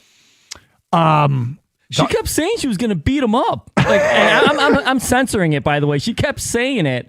I'm going to beat his blank. And she kept, I'm like, I wanted it. I don't want to see two old people go at it. I mean, this is like, honestly, Gino is at the age where he's like, he just made it up. He thought it was real. He got mad about something that didn't happen because he was getting his ass kicked, like you guys said. And and that's what apologizes such a for bad it later. Look. It's such a bad look. I mean, everything's fine and dandy when I'm winning. Right. But nobody else is allowed to win. win. He says it was about a handshake. That when the coaches get introduced, they walk down and shake hands. And he says he waited there for his words 3 minutes. And I'm like, okay, Captain, exaggeration. In the meantime, there's video of her shaking his hand prior to that. And so, whatever. Right? I thought, well, we'll get to it. Champ and Chump, by the way, brought to you by Sarah Chevrolet Sterling Heights. We'll have our Champ and Chump nominations at 10:35. More of your phone calls next, 97.1.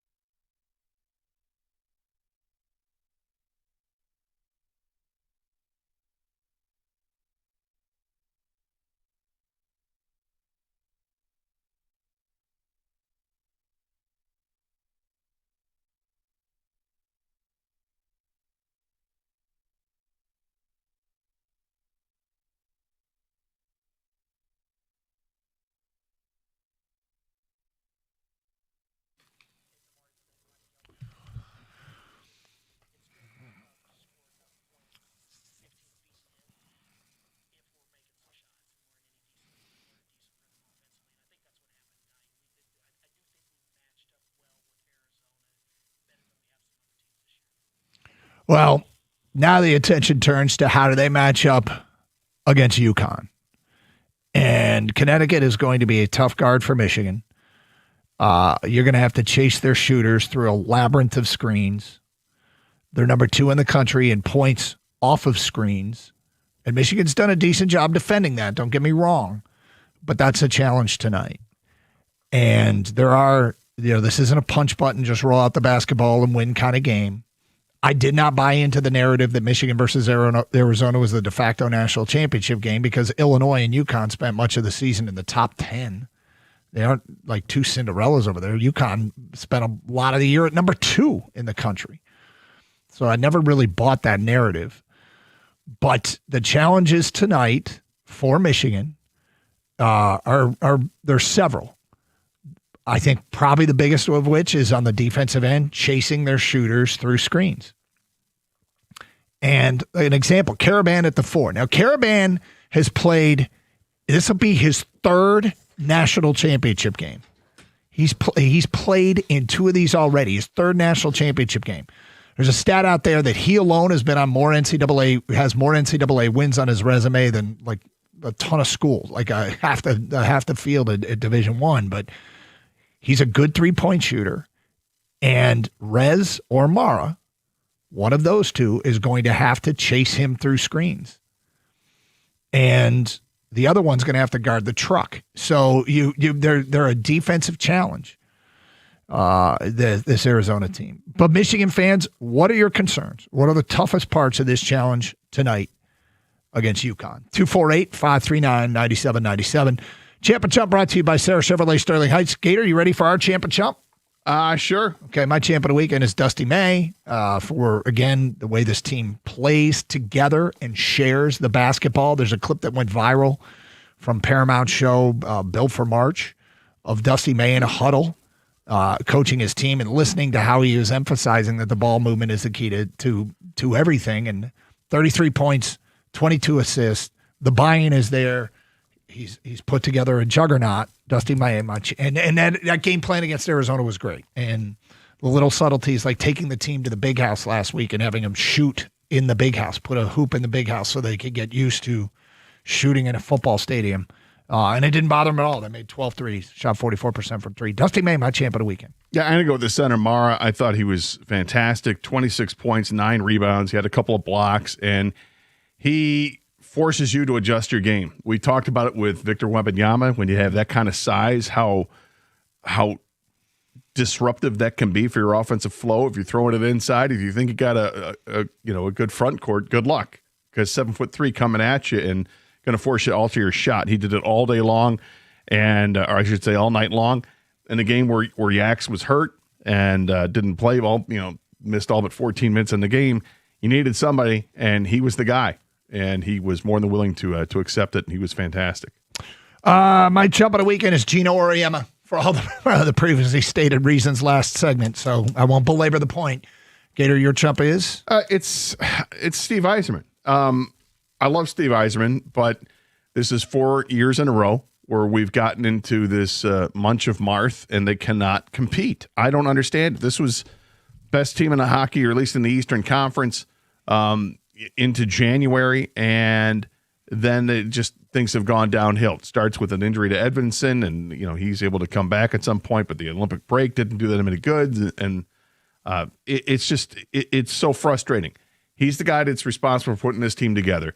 Ultimately, it's on the players to perform, but when it's 4 years in a row and you've continued to tinker with it, it's on you. This seat's getting real hot for Stevie. I hope that he can turn things around, but that's all it is right now. It's hope. They've got 5 games left to do something, and I don't anticipate this team's going to make the playoffs, and it's so frustrating. Half the league makes the playoffs, and that first hurdle has been sitting there for years, and it's not that high to be in the top half of the league, and they continue to not clear that very first low hurdle. No, and it's also, here's what else is frustrating. It's like the year that your team looks like they're gonna do something, right?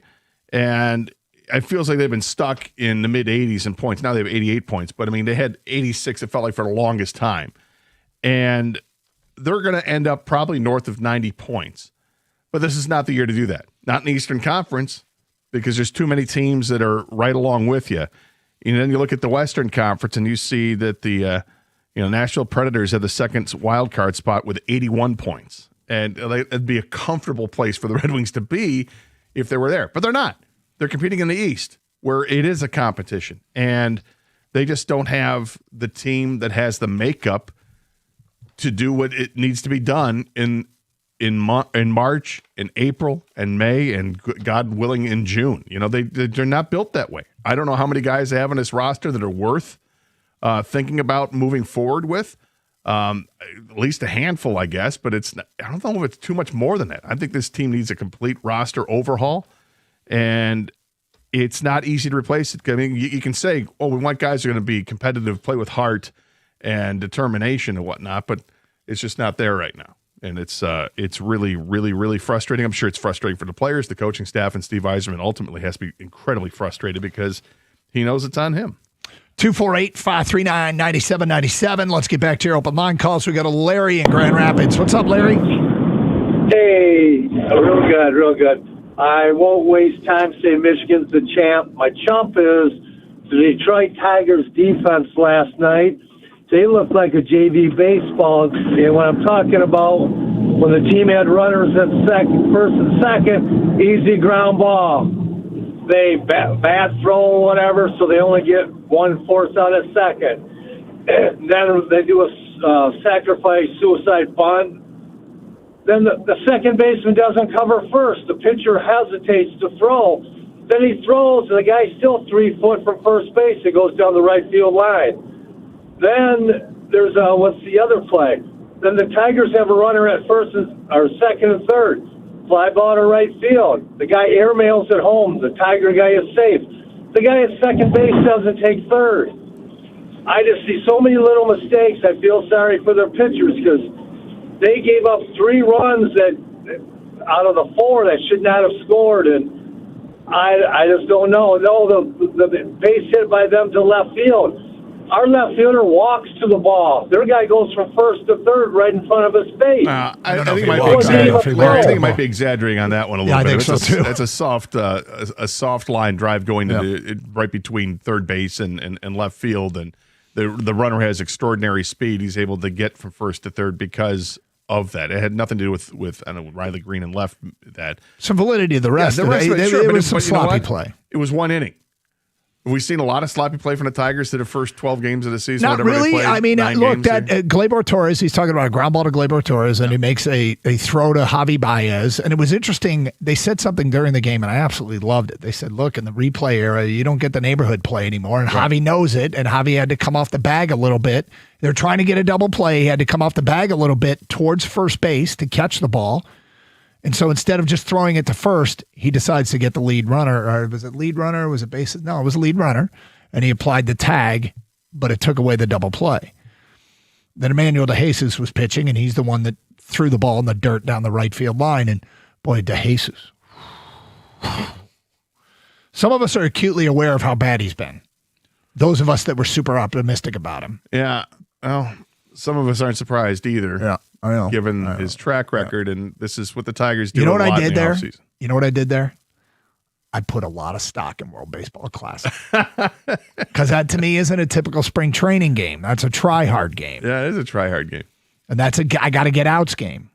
But hey, yeah, well, whatever. I mean, it's still early. It's a formula that the Tigers have tried to use under Scott Harris and Hinch and Fetter with all these guys together. They take chances on pitchers that they think they can reclaim, and sometimes it works, and sometimes it doesn't. It's early in the season, and it didn't look good. I will agree with the caller on one thing that it bothered me as well. On the was Javi Baez at the plate, runners at second and third, Meadows at second, and Dingler was at third, and Baez hits a line drive to right. It's sac fly. Dingler's going to score.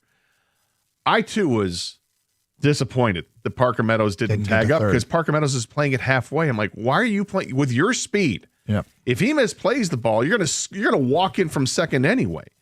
Stand on second base, get ready to take off and go to third, and get yourself in scoring position. But he didn't. He came out too far, and then by the time he's coming back to second base, the throw's already in the air, coming home before he even comes back to touch second base. He had no chance, and it's too bad because he should have been on third base in that situation. The good news is it was like one bad inning of work offensively and defensively for the Tigers in that. the rest of the way, I thought they played pretty well defensively as a team so far. No matter who's out there, whether it's McGonigal at third or it's Short or whoever they have out there, they played pretty well defensively.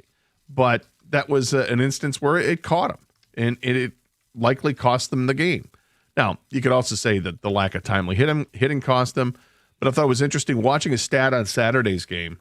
They showed the Tigers' numbers with runners in scoring position, and then it was runners in scoring position with with 2 outs. Mm-hmm. Not less than, but with 2 outs. They're like best in the league. Yeah. It's incredible. And all that tells me is that, well, when it's like runners on base in scoring position, and runners on base in scoring position and 2 outs. The numbers kept getting better and better and better. But then I realized, well, the reason it's like that, or one of the things you look at, is that they haven't had many opportunities right. with runners on base in the first place because they didn't hit in the first 6 games of the year. Phone calls, feedback, Carson Anderson. It's Champ and Chump on a Monday. A lot of Michigan calls and feedback coming in. Obviously, Red Wing complaints, Tiger griping. It is Carson Anderson, 97.1. Well, you don't want to be griping about your lawn. You want to make sure it's nice and green and lush. Do the right thing. Call the great folks over at Natural Way Lawn and Tree Service, where you get green and stay green with Natural Way.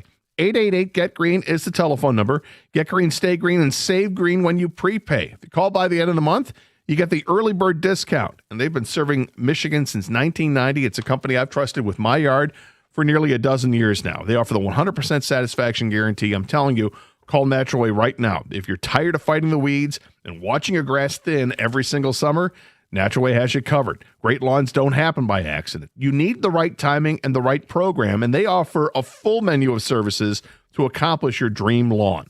It's so much easier to prevent a problem than it is to fix a problem. And for a limited time only, if you purchase a full lawn program, you'll get free grub control when you mention me, Gator, and the station 97.1. Again, early treatments, they set the tone for the entire season. Call them today, 888-GET-GREEN. That's 888-GET-GREEN, or go to naturalwaylawn.com.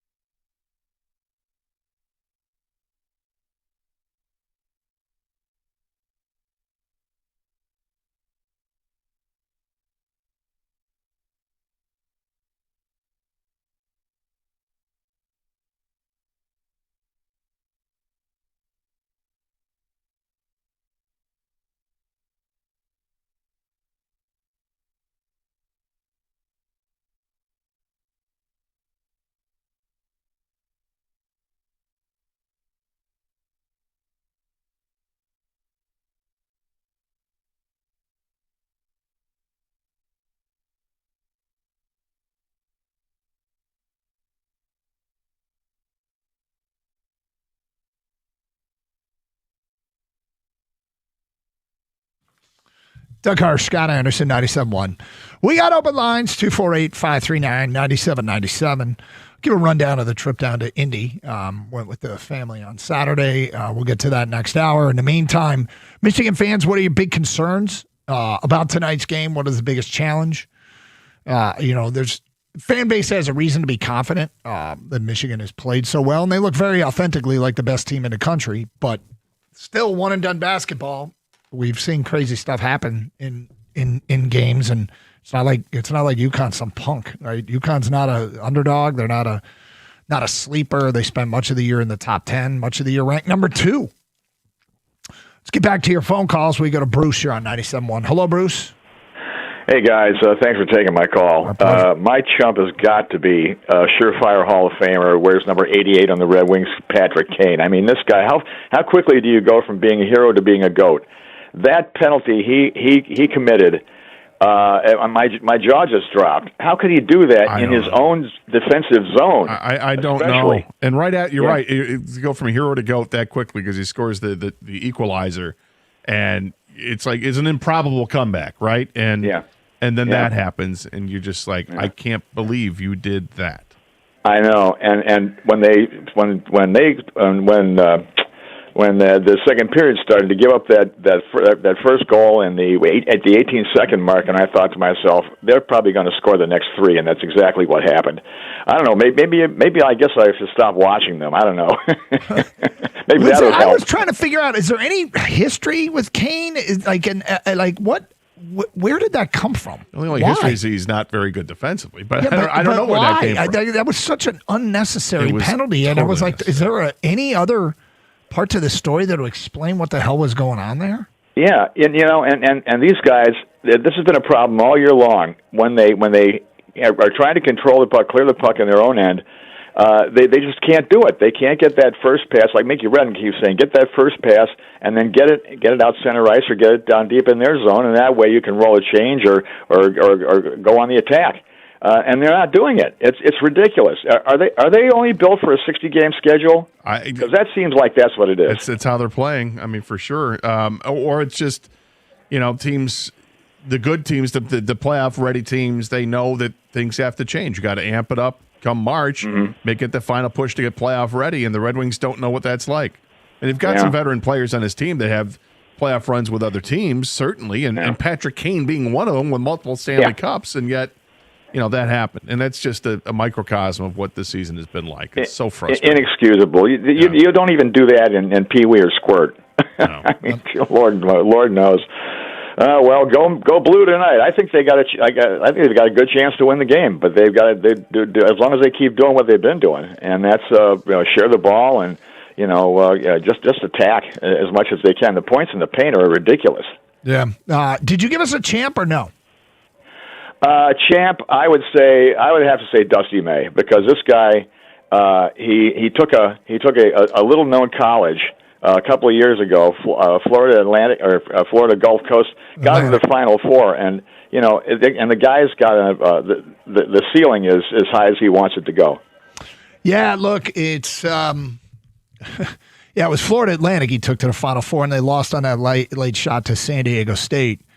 In that weird Final Four, it was UConn, Miami, San Diego State, and Florida Atlantic. And this year, it's certainly more brand names, and yeah, Dusty May's got it up and running, that's for sure.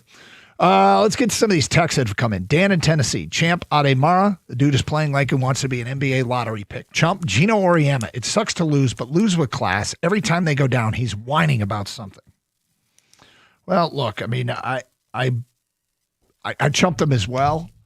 It was such a bad look. And, he is the godfather right now of women's college basketball. But that did not set a great – it did not look like much of a role model in that moment. From an unnamed texter, Champ is Michigan chump is Gino Auriemma and his ridiculous behavior at the end of the South Carolina-UConn women's Final Four game. Making a run. I was going to say, for a weekend where there's multiple candidates, right? This guy is he might take it, and he deserves it. I mean, I certainly gave him consideration. Rick in Ferndale, Champ Michigan for their dominant performance against Arizona. Chump the Red Wings, enough said. Yep, Red Wings have been letting the fan base down here, letting themselves down. God, it's hard to believe it happened again. Sam in a car.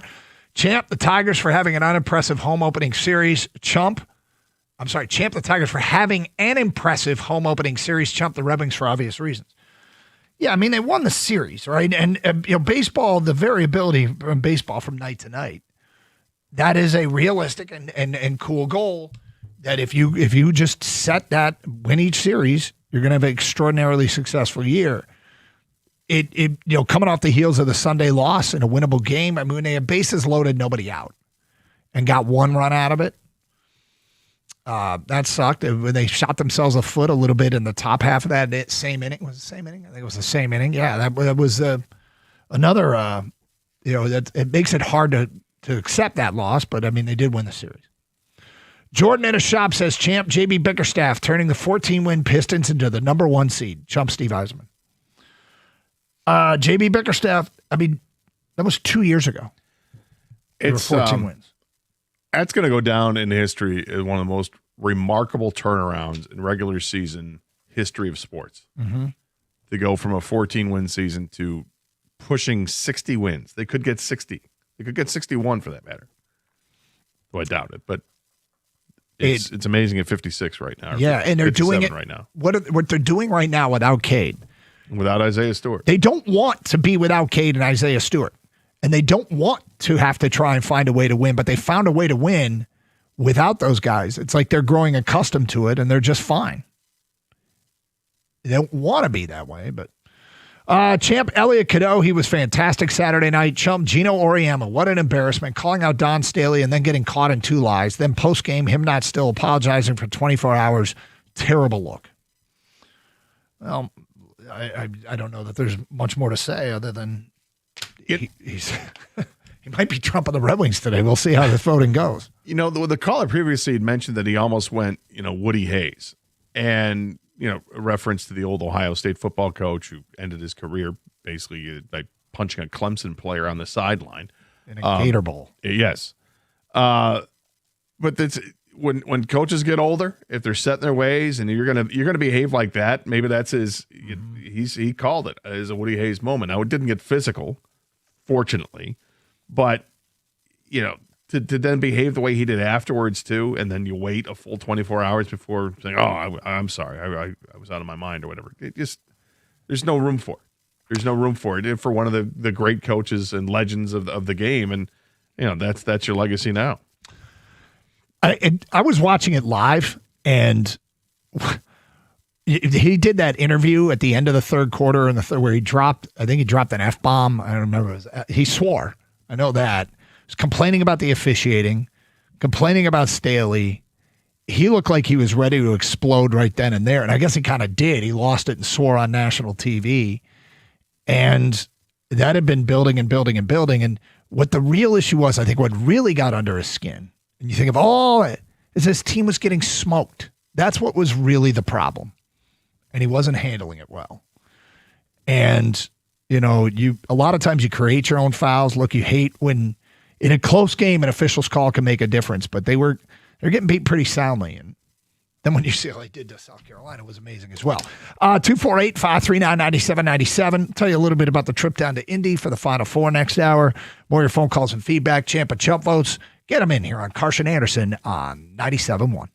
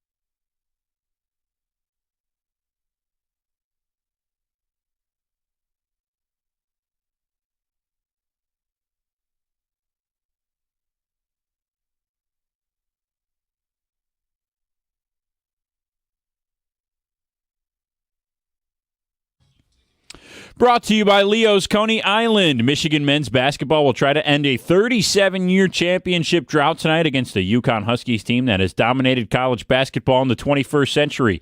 Despite Michigan dominating opponents all season long, including in the tournament, Dusty May thinks tonight's game with the Huskies is going to come down to the final 60 seconds.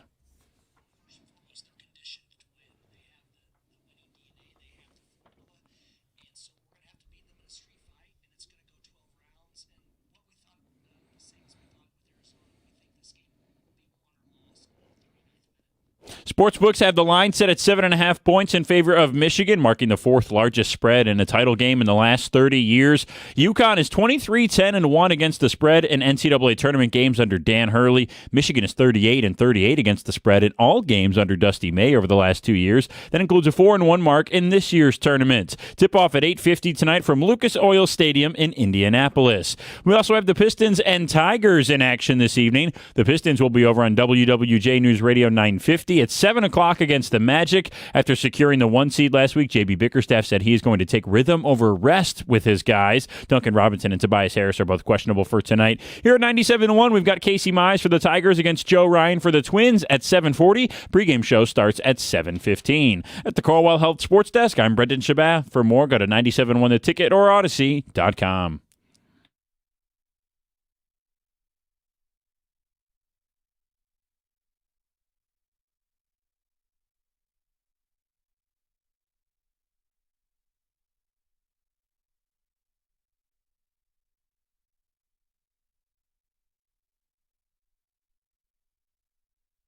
All right, Doug Karsch, Scott Anderson, open lines, 248-539-9797.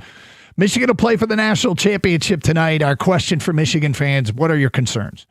What is the thing that is the biggest roadblock between Michigan and cutting down nets? It feels like they are justifiably a favorite. They've played like the best team in the country for quite some time. What they did to Arizona was madly impressive, but one and done basketball, anything can happen. Big challenge tonight because UConn is not a stranger to the stage. This is Alex Karaban's third national championship game in his career. And he's 2-0 in those games. And of course, number 11, big fellow who can shoot it from the perimeter. And there are some challenges. I mentioned running through the labyrinth of screens that they will see tonight. They got to work hard on that end of the floor. There's some other things, too, that we'll get into as the show goes on. But in the meantime, let's get back to your phone calls. We go to Tony in Madison Heights. Hi, Tony. Hi, guys. I got a champion chump. My champ, of course, is U of M basketball. But the chump has got to be NBC Sports or Major League Baseball, because there was about 6 innings straight where they didn't have the only commercials they showed were internal commercials. They were promoting their own stuff and stuff like that. So they need to hire more salespeople or something because that St. Dennis commercial must have played 30 times. I know the World Cup is coming. So why are they? I don't know. It's funny that bothered you that much. But there's something weird, Tony. There's one thing you brought up that's true of streaming that's not true of over-the-air TV or just regular cable TV. When you are just streaming, I feel like you are subjected to the same commercials over and over and over and over again.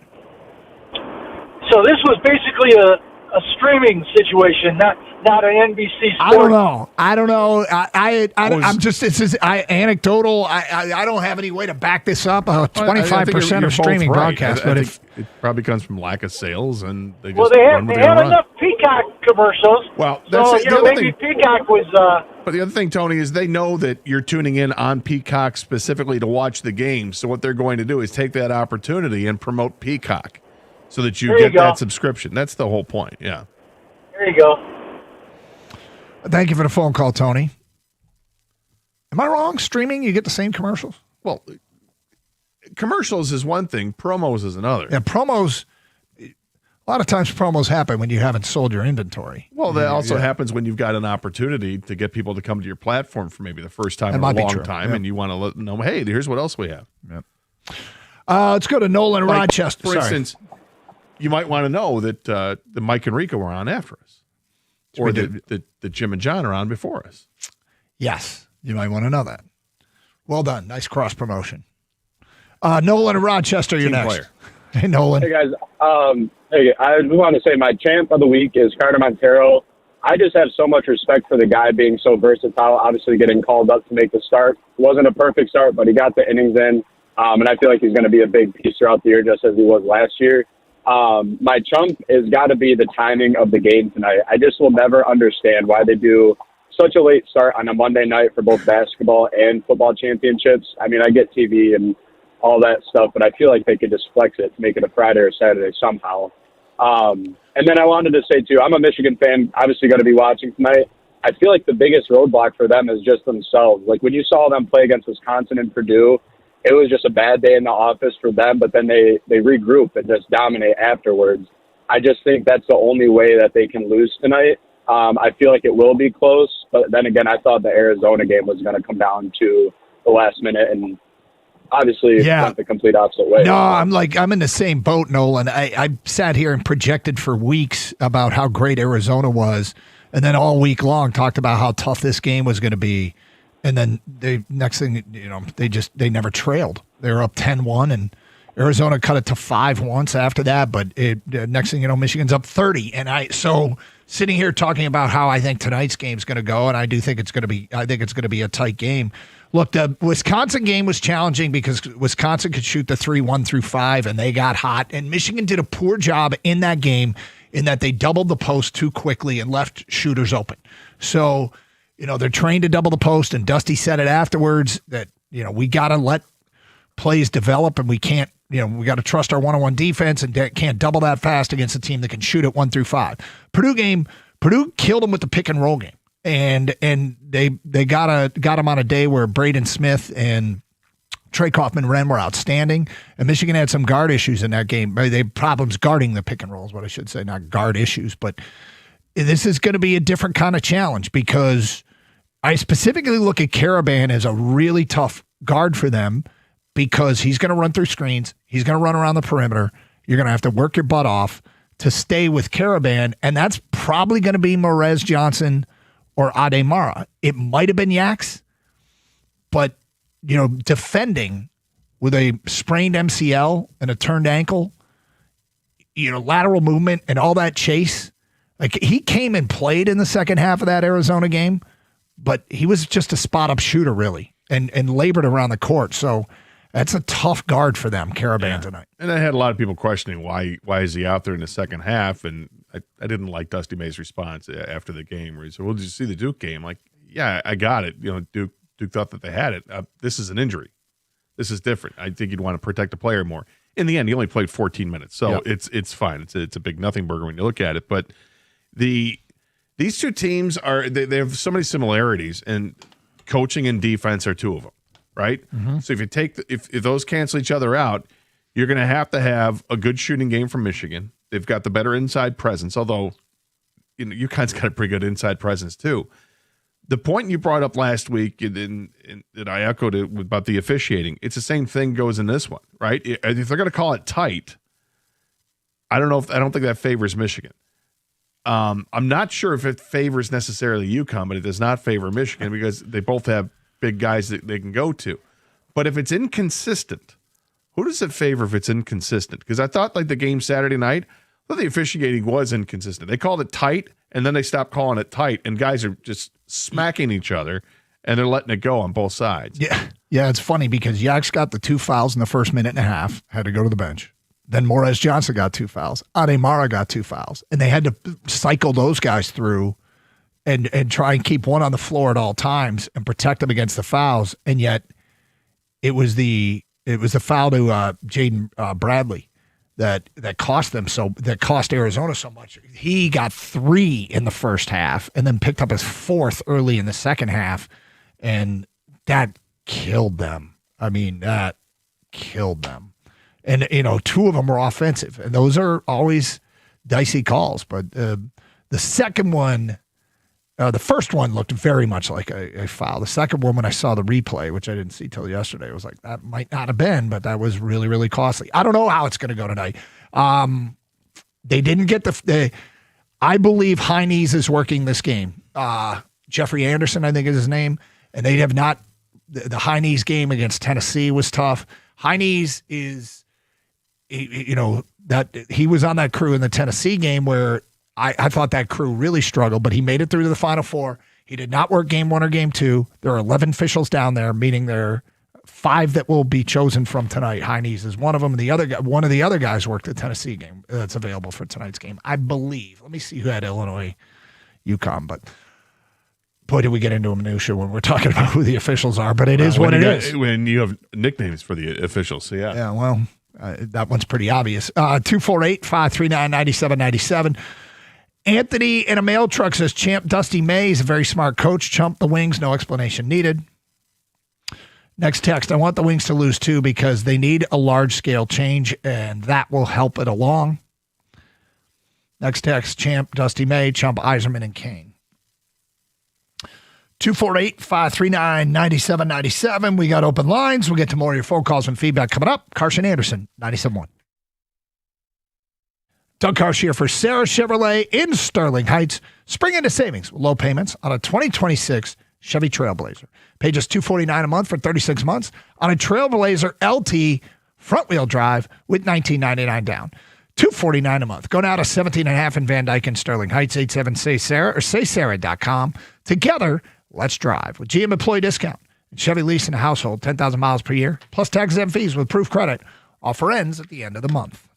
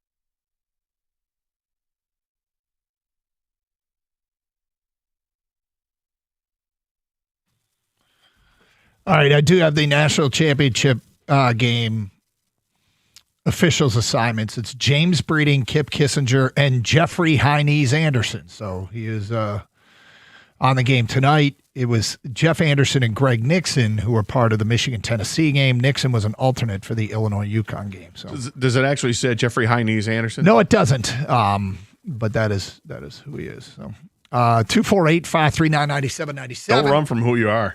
Well, the one thing about Michigan... And if you do run with high knees. He says it's for his back. Others think he just loves the attention. Do you know, have you ever seen this guy? Do you know who I'm talking about? I don't. Okay, Ken, you know who High-Knees is, right? Yes, I've seen him. Yeah. He stands out. Yeah. You'll see him tonight. But anyway, the one thing about the whole foul issue that you just brought up is if they get Terrace Reed, who is a absolute truck in the low block, if they get Terrace Reed in foul problems, I think UConn's in bigger trouble than if Michigan gets Morez or Ade Mara in foul trouble because they have the other one to go to if Yax is healthy. But we'll see. I mean, what's wrong? I just saw a video of High-Knees. I wanted to see what it looked like. And? Yeah, that's a guy. Look at me. Look at me. You don't believe it's for his back? No. Sprinting halfway up the court and stopping to walk. This guy. Well, you'll see him tonight for those who don't know who he is. 248. He's on the list. Oh, is he? He's on the list. Wow. Can't do that. Come on. Ken? And why do that? My back? That's He's on going to the help list? your back? How does running with high knees help your back? I knew once you pointed that. I can't believe. Well, I guess I can believe you haven't noticed this before. But once you notice it, you'll never go back. Now And I can't knew stop. that when you pointed out the Gator that he was done. That's it. It's over. He's never going to forget. Well, before we get back to your calls, we need to update the list of the people Gator strongly dislikes. It's a long list. Maybe just the last 20. I think the people want them all. Here we go. People who tell them what to do. Bicycle guys on sidewalks are all cyclists. People who point. Wave starter guy. Ken Griffey Jr. Zach Brown. Beard guy. Visor with fake hair guy. Clowns, mimes, bacon craze guys. People who tell them they felt earthquakes in Michigan. Singing hot dog tool. People who use the term autumn. Current Tulane and former Georgia State basketball coach Ron Hunter. Mustard only on hot dog guy. Jim Belushi. Apple Genius Bar guy. People who use Apple products. Kids, all of them. Former closer Brian Wilson. Wrigley Field fans, people who brag about getting things done in the morning, guys who work the aisles on flights, vested facial hair hipsters, striped overall guys, callers who start by saying, let me give you a history lesson. Sympathetic Patriot fans, pound the glass guy, all too giddy Negan fans, lack of parking spot etiquette guy, 26.2 sticker guy, 13.1 sticker guy, M22 sticker guy, stick figure family tools, Cubs fans who thinks America loves the Cubs, giant canoe who parks in handicap spots, Gators over aggressive personal training guy, vapors, ESPN college basketball analyst Dan Dockett, Sports Illustrated cover caption writer, bowtie guy, James Franklin, Roy Williams, Joel Klatt, Jimmy Powers for his onion policy, Greg Perfect Bracket Nigel, people who back into parking spots, New Orleans attorney Frank D'Amico, family playing golf in front of Gator on August 23rd, 2019, Bloomin' Onion Wannabe, Jake Sievers, Los Angeles City Council, MLS teams with FC in their name, people voted for Mulebach on October 21st, 2020, monoliths, Dr. Oz, condiment packets, particular on golf courses, get in the whole guy, jet ski riders, Los Angeles Rams coach Sean McVay, Bears head coach Ben Johnson, Spags, UCLA coach Mick Cronin, and Jeffrey High-Knees Anderson. I'll be honest with you, there really aren't many I would trim from that list now. I think we got rid of a couple of the obvious ones. Yes. Like, come on, that's a little much. There's some that are a little long in the tooth on there. Well, there it is. But I'm allowed to remove one now, right? Because I'm adding one. You can always remove one. But Kang and I are the ultimate arbiters. Who would you want to remove? No, they're all going to stay. All right. Let's get back to your phone calls. We got a Phil. You're on 97.1 The Ticket. Hey, guys, driving down to Indy right now. We made the call last night. Hey, thank you. We were at my mom's for Easter, and I just said, why are we not driving down to Indianapolis? And I looked at my wife. I said, can we go? I really want to go. Let's go. She goes, let's go. So pulled the kid from school, and we're on 24, heading to Indy right now, about 2 hours out. Okay, Nice. 24, yeah. Nice trip across mid-Ohio there. Through Defiance. You get to that workaround at Fort Wayne. Next thing you know, you're going past Tippy Ditch. You got the Nestle's Quick Bunny. You'll go past that. Top About Golf. to hit the Nestle Bunny. You might find this hard to believe, but there's construction on the highways in Indianapolis. You might find it hard. You know, I heard so. And there's cops everywhere. Yeah. Are you going to get rerouted to Bean Blossom or no? You might. You never know. Oh, there's the Uranus Fudge Factory. You'll go past that. Come on. It's true. There's, Can't do that. I've made this trip to Indianapolis so many times. Yeah, it's a real thing. But I love you guys. Love the show. First time, long time. My son's a big fan, too. And so just nerding out on the way to Indy. Go Blue. how did you get tickets, Phil? So to be honest, we don't have them yet. We're watching StubHub right now. We're seeing prices start to drop. We started in the 600 level, and we've worked our way down to the 100 level. So we're probably buying tickets when we stop for lunch in the next hour. All right, good luck. My advice, my slight advice, because I didn't experience it, but I've heard this, is 600 level between the baselines might be better than lower in one of the end zones.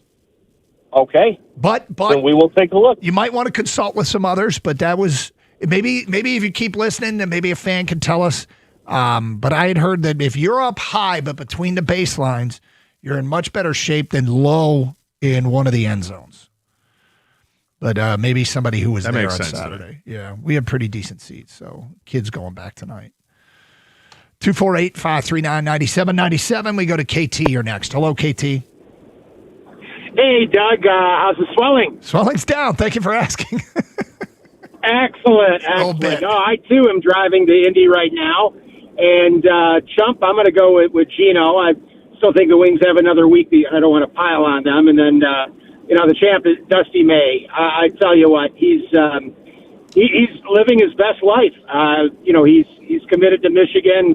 In fact, he picked up a 5-star commitment during the Fab Five simulcast. Yeah. The guy has just got such an eye for talent. And I loved his honesty yesterday in the press conference when they asked him about Terrace Reed. I mean, he was very forthright in saying that at the time Terrace's family, they were in the portal but working out at Michigan still. He knew that Vlad was going to be coming with Dusty, and he says, I'm not sure about, 2 7-footers working together. And Dusty said, we have to help you with some things, like ball handoff and basically the things that Danny Wolf wound up doing last year for Michigan. But I agree with you 100% in terms of the game tonight. I think Terrace Reed can get into foul trouble. I mean, he's a beast. He's a load. I liked him when he was at Michigan. And, he's averaging, 2014 in the playoffs. But I think if they can work on him, it really does change the whole dynamic of UConn's offense. And, the only thing I'm concerned about, I think Michigan clearly has the better talent. But, you go back to the last 2 Final Four championship game appearances, and a guy like Luke Hancock, comes out of nowhere and drops in a bunch. And then DiVincenzo, when we lost to Villanova. Yep. I mean, those things happen. So, it's going to be vital that, we get contributions as we had from our bench players, Roddy Gale and especially McKinney. And I really liked when McKinney in the first half, he did not really look like he was into the flow of the game, and Dusty pulled him out. He addressed him pretty hard, and he came back in, and he was perfect. Okay. So I think those are the kind of keys that are going to, spell success for Michigan, as long as we just don't have, UConn shot, 1 for 19 against Duke until they started pushing and turning them over at the end, and where they made, 3 out of 4 on the end. Yeah, UConn's a veteran team. They're a veteran team that isn't afraid of the stage. They do, Braylon Mullins is a freshman. They got another key freshman, but they've got, Danny Hurley's got experience. He's been there. I guess so is Dusty May, but Hurley obviously is elite and established and been around and done it for a long time. Terrace Reed is interesting in that he has developed his game very nicely under Danny Hurley. He left it with no ill feelings. They understood at Michigan, and he certainly. There was a funny story that Brian Bush, play-by-play guy, told on the air. So Michigan's getting ready to play Arizona, and they're on the air live, courtside. The UConn-Illinois game had just ended, and Terrace Reed was walking back to his locker room and walked past Michigan's broadcast position. And Brian Bush, where you're sitting, you're down low, and he's there with Terry Mills doing the game. And Terrace looks at him and recognizes him, kind of gives him a a nod, walks over and daps the two of them up because, as Brian said it right then on the air, we all got those scars from 8-24 because Brian Bush and Terry Mills were doing the 8-24 season 2 years ago, and Terrace Reed was on that Michigan team that went 8-24, and they smiled and had a laugh live on the air. It was actually kind of a cool moment, but yeah, there's no ill will between Michigan and Terrace Reed, and I don't think vice versa. No, it sounds like it's the same situation with Michigan State and Xavier Booker. Yep, you know, yep. and which is cool to see when there's nothing like completely agree. And Booker got the ovation from which by the way led to Mick Cronin's meltdown because a reporter tried to do a nice story about one of Mick Cronin's players and how he got the reception he got, and that's why Mick Cronin's on the list. Cronin just yelled at this a young reporter for asking a very what I thought was a pertinent and cool, maybe a cool story. So watching a lot of this coverage over the weekend, obviously with the games on Saturday, and then you've had other press conferences since then.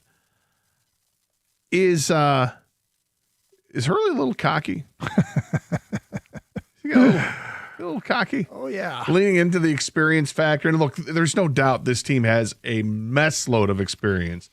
They've got 2 national championships in the last 3 years. Mm-hmm. I mean, they should feel pretty confident about themselves. But there's a difference between confidence and being cocky. Mm-hmm. Yep. Is he walking that thin line, or is he flat out on the cocky side? Look, I'm not expecting Michigan State fans to say, I can't stand Danny Hurley, I'm rooting for Michigan. But there's not a lot. The first part. Danny Hurley, yeah. I think a lot of people, Danny Hurley rubs them the wrong way. I mean, there was that weird headbutt thing with the ref. I don't ever know what the real story with that was. It wasn't a headbutt, but the whatever the angle it was, looked like whatever it was. Right. Yeah. It's not a normal interaction you have between a coach and a ref to touch foreheads. If they did that. Whatever they did. Weird. 248-539-9797. More of your phone calls and feedback coming up on Karsch and Anderson, 97.1. April is here, and while the flowers are starting to bloom, the spring rains are moving in. Did you notice that over the weekend? Is your home ready? Before those heavy storms hit, better check your basement and make sure that your sump pump is ready to work. I know I had to do that because, yikes, that was a lot of rain. And if you're worried about water or a pump that's not going to kick on, you do what I did. Call Birmingham Plumbing, Heating, and Cooling. And while you have them there, make sure that you beat the summer rush by getting your air conditioning or your pool boiler tuned up. Do not wait for the humidity to hit and get ahead of the heat today. From leaky basements to cooling prep, visit BirminghamPlumbingCo.com. Birmingham Plumbing, Heating, and Cooling, your Metro Detroit boiler experts.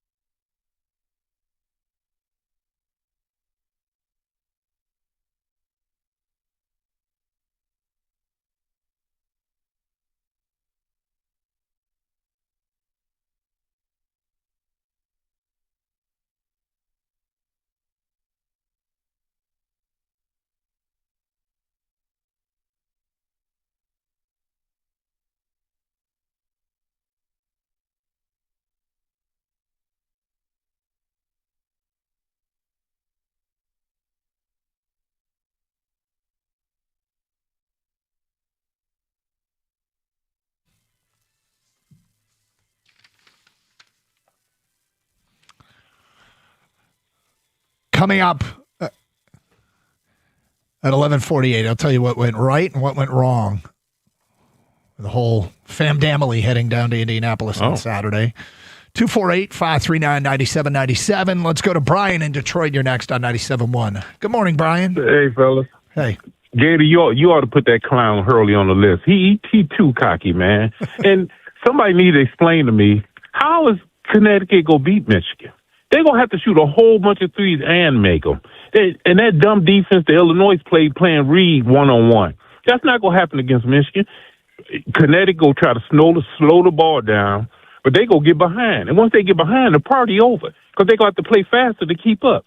Man, they making Hurley and his team out to be world beaters. Duke gave that game away against them, and Illinois should have beat them. I can't wait till tonight. Don't act like this is some Connecticut is not no all-world team. They got very lucky to get what they had. Well, whether they did or they didn't, they're there. And the question is, now that they're there, what can they do? And you actually hit something that could be a huge challenge for Michigan, and that is slowing the game down. And that's UConn can slow games down, and the two slowest games Michigan played this year, they lost in 63 positions. During the season. Yeah, during the season. During the season, stuff will happen. Michigan is on top of their game, and Connecticut will get behind tonight. And once they get behind, they're going to have to play faster. And once they play faster, the game is over. Well, I think there's one thing you're right. They do not want to play fast. Teams that Michigan they're in their comfort zone when that's happening, and it eventually offensively it's like they can't be stopped. But if you lower the possessions and shorten the game, that's what's given Michigan problems, and UConn's capable of doing it. Yeah, I know you don't want to hear it, Brian. Brian, I love it. You don't want to hear it, but it's true. Look, I want to hear it, but somebody trying to make this Connecticut team to be something. I just don't see how they go win this game unless Michigan beat themselves. I don't see how Connecticut can beat them. Well, you know what you said. What did you say at the very beginning? What if they're going to have to hit a ton of threes? Well, what if they do? I just don't see it, Doug. I don't see. I just think Michigan. I just think Michigan is just a two-step level compared to Connecticut. And people want to make it seem like, well, this is the last game. Hurley could come up with something. He better come up with some prayers because I just don't see how they can do it. Well, unless Michigan beat themselves. That's the only thing I see. I would say this, Brian. UConn did not play a great game against Illinois, and they beat them handily. Their best player made one shot all day, and they beat them handily. They can play a lot better than what they did on Saturday. And I'm not sure Michigan can. But I still think Michigan's going to win going away. Don't get me wrong. I'm just saying there is a path for UConn to get it done. And as much as you and I do not like that coach, he'll have them ready to go. And that experience is something that all these guys can lean on because they've been there and done that. And they know that everybody's talking about Michigan right now. Jerry, you're absolutely right. There is a path. The path is Michigan beating themselves because Connecticut can't do it. Because if these two teams play at their best, this is a 15-point win for Michigan. If these two teams play at their best. Well, and if Michigan doesn't play their best and UConn has one of those out-of-body experience shooting nights, like the previous call that brought up Luke Hancock, who came off the bench for Louisville and just lit Michigan up in a national championship game, those kinds of things happen. Hold on. Right. Hey, Brian, I think Michigan's going to win. I want to stay for the record. I think Michigan's going to win this game. I want to say one more thing to you, Doug. Okay. You know how people call in to talk about the Lions? You tell them this ain't the same Lions team? Yeah. That Michigan team against Louisville is not this team. This might be the best Michigan team ever. Period. It might be. They got to finish the deal. But I don't disagree that it very well might be. They got to finish the deal. And, what's funny, Brian, is I feel like you said, I don't know how they do it unless, and then you hit up some reasons how they could do it.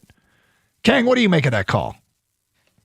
I know Brian's watched a lot of sports. Has he never seen an upset before? And by the way, this wouldn't be a monumental upset. It's a 7.5-point favorite. Now, that's a big number in the national title game. Don't get me wrong, but UConn, there's definitely a way they can win this. I don't think UConn's going to win this. The way Michigan's been playing, I mean, what they do is they get you out of your rhythm. Every team that has played Michigan has said they just cannot get into a rhythm against Michigan. And when they do, they get it taken away from them, and Michigan just keeps pouring it on.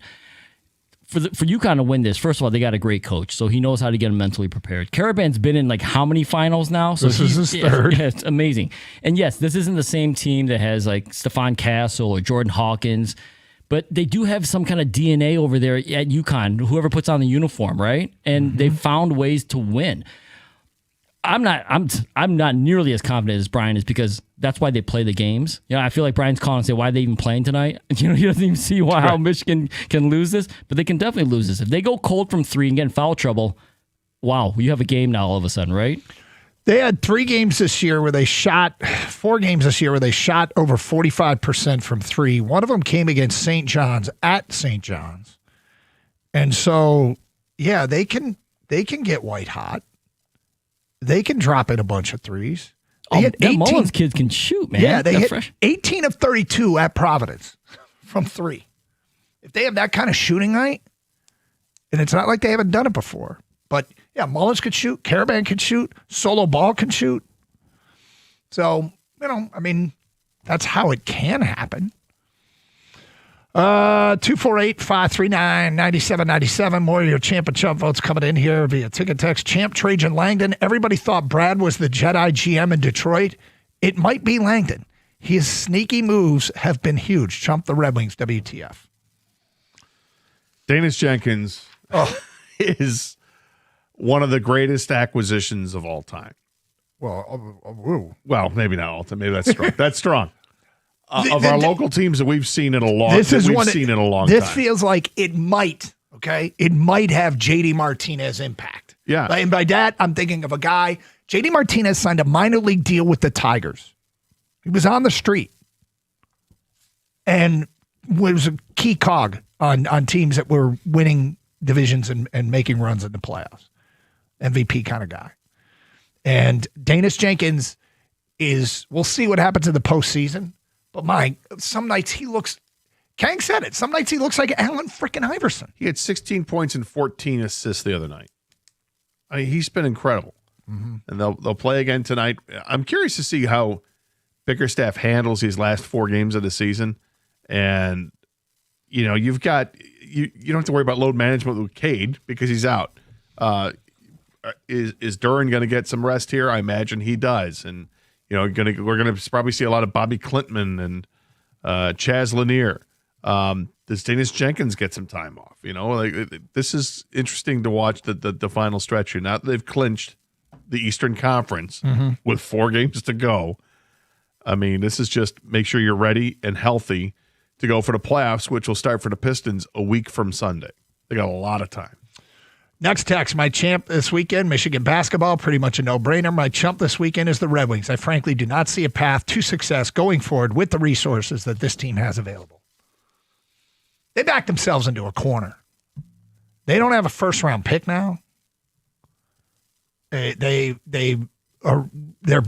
assets probably are diminishing because of these kinds of results. So it's not like they have a huge trade chip. I don't know, man. They've been interesting and they look like they were going to turn the corner, but this is wholly depressing. It's been so frustrating. It's led to a lot of anger too. Yeah. Unnamed texter Champ Cole Keith to continue to rake despite being pinch hit for constantly. Chump Wings veteran leadership, despicable performance out of them. The pinch hit thing, Cole Keith and Kerry Carpenter got pinch hit for last night. And AJ is a net positive, but there are nights like last night, neither time it worked. Well, and the first time Veerling came up in that pinch hit role, he drove the ball to deep right field. Yeah. And, you know, he had the same swing the other day and it was a home run. And then he puts this one out there and it goes just shy of the warning track. So I trust AJ, what he's doing with the lineup night in and night out. He's more than a plus manager. He's a great manager. And this is how he's going to go. The Tigers led the league, I think, last year in pitch hit appearances. We're going to see something similar to that. That's why this roster is so important because of all the versatility that they have. And don't be surprised if you see some new pieces coming in within a month, you know, because Wenzel Perez off to a hot start down at Toledo. How Lee is, you know, done with, I think, his rehab assignment, ready to make the leap back up to AAA. We'll see what happens with him. And Chase Young's off to an interesting start. Max Clark is off to a great start. There's a lot to look forward to. In the meantime, this team is, it's a better second week that they had than the first week. Carson Anderson, 97.1. You know, whether it's a new roof, windows, or siding, these are big decisions for your home. And when it's time, you want a company that you can actually trust, right? So for over 30 years, Michigan homeowners have counted on Shaner Roofing. And now they're bringing that same 5-star service that they've always given to windows and siding. Here's what sets them apart. Shaner's local. They're family-owned, and they treat every customer just like family. Every roof that they install, it comes with a lifetime transferable warranty. That's key. And they've earned a 4.9-star Google rating from thousands of happy homeowners. That kind of reputation isn't bought. It's earned through decades of doing the job right. So if you're in the market for a new roof, windows, or siding, you owe it to yourself to get a quote from Shaner. Go to mymichiganroof.com. That's mymichiganroof.com. Shaner Roofing, Windows, and Siding. Michigan's name you can trust.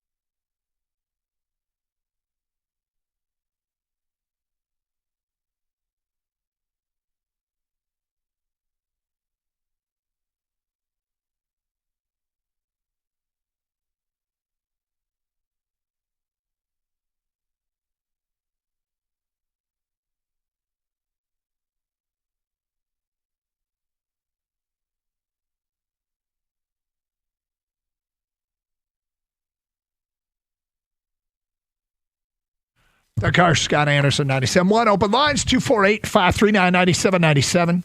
Dan's in Warren, and he's next on 97.1. Hello, Dan. Hi, guys. Good morning. Morning. I want to vote for my champ and chump. Yep. My champ is Southeast Michigan sports. The Lot Tigers beat the Cardinals. Opening day was great. Pistons wrap up the East. Michigan playing for a national championship. The Spartans. My chump is the Red Wings. Chump is what the a way Red to Wings. give up.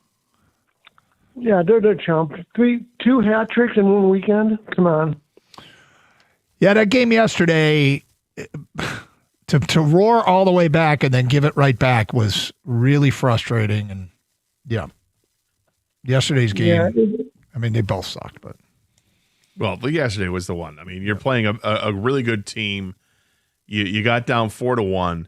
You storm back. You tie it, and it looks like you're going to at least get a point out of it, have a chance for 2. Mm-hmm. And then Patrick Kane, I don't understand what happened there, but he makes this horrific decision to trip the player in the defensive zone when the puck not even anywhere near the play, and it cost them a power play. And then, of course, Minnesota scores and wins the game.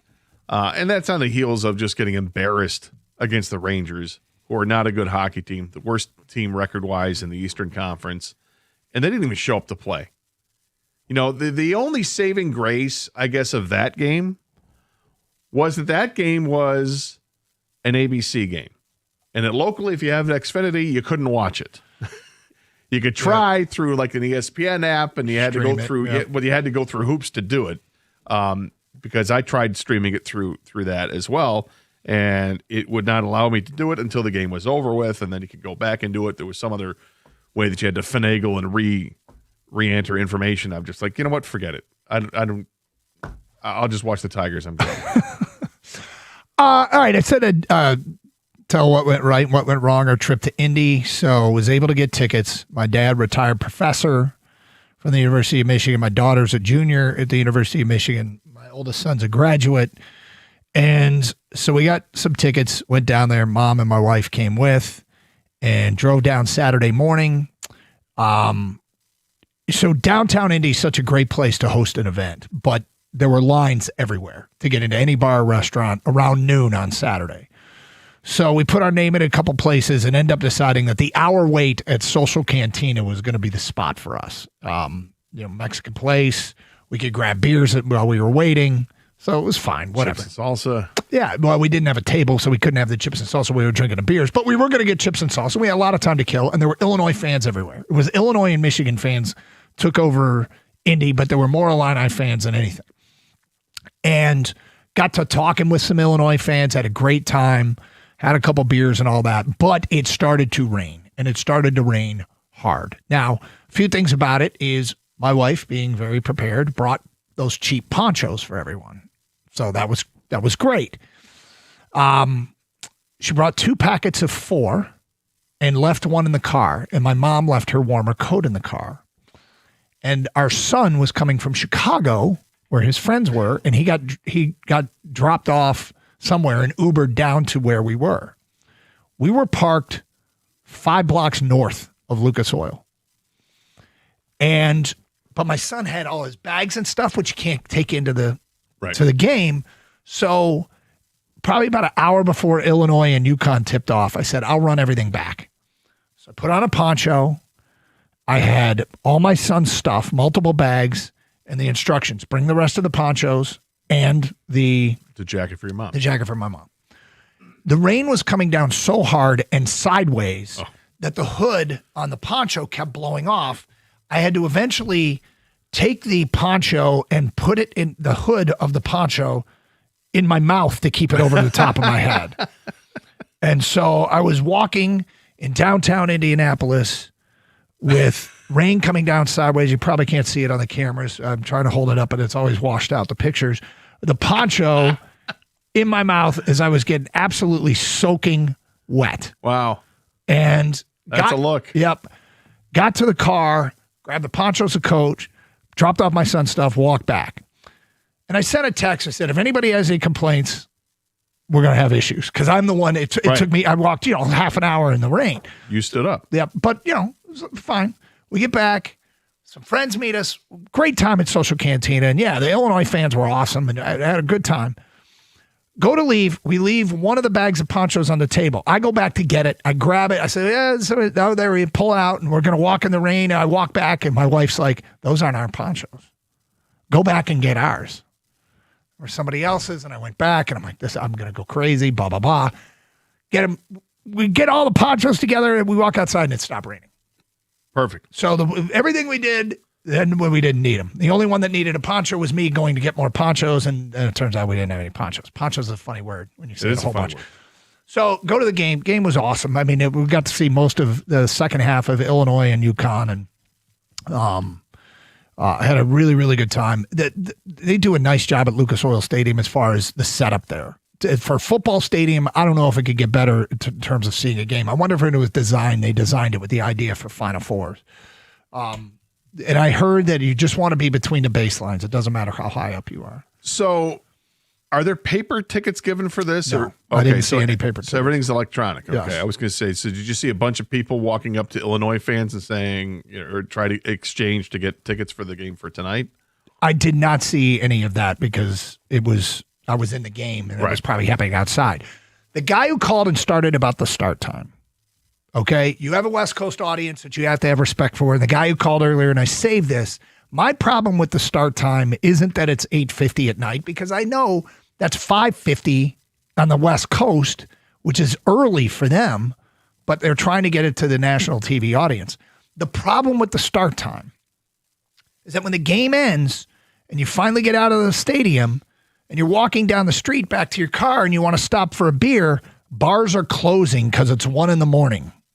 That's the problem with the start time, is that, if you want to do any post-game activities, you really can't. We were going to go, we had to get food, and it's 1 a.m.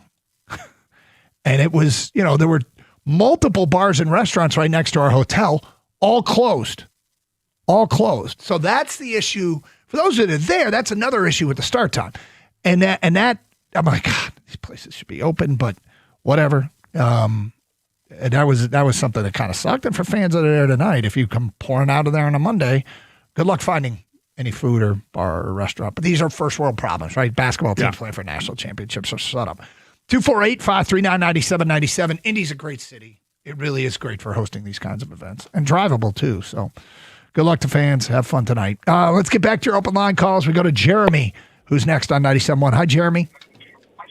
Hey, good afternoon, gentlemen. What's up? Calling for Champ, because the Pistons are just playing at an elite level right now. Really impressed with how they've stepped up, the whole team, really. And for Chump, I'd like to give it to the Red Wings.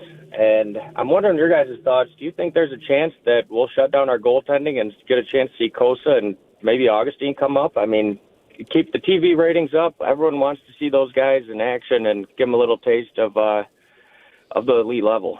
I don't think you'll see it until they're officially knocked out. And even then, I'm not sure if you're going to see it. Although maybe you would, because you'll have an opportunity to give both goaltenders a chance to play, whether it's Augustine at Grand Rapids and Kosa with the Red Wings, that they can both play while they're getting ready for the AHL playoffs. But, I mean, they're still in it, technically. And it's not even that far away. That's what's so frustrating, is it's so damn close, but they're just not playing like you'd have any confidence this is a team that's going to go 5-0 in the last 5 games and clear it and get in the playoffs. But, I mean, as a fan, Jeremy, I'd love to see it. But I've been wanting to see Kosa play for the last 2 years. They had a chance last year to give him some time, and he came in an emergency situation, ends up getting the win in overtime, and then he was done, and we haven't seen him since. Right. Just wanted to get some food for thought on that one. Appreciate your guys' time today. Yeah, I mean, it'd be more fun if the games don't mean anything. I mean, that's a way to keep people interested. I'd be interested. But, yeah, till they're eliminated, I don't see any of that happen. Technically eliminated, right? Right. 248-539-9797. More of your phone calls and feedback. Champ and Chump votes. Next hour, got a Lions. Interesting. What it costs to move up. What it costs to move back. What could you get for moving back? Have those proposals at 12:35 on Carson Anderson on 97.1.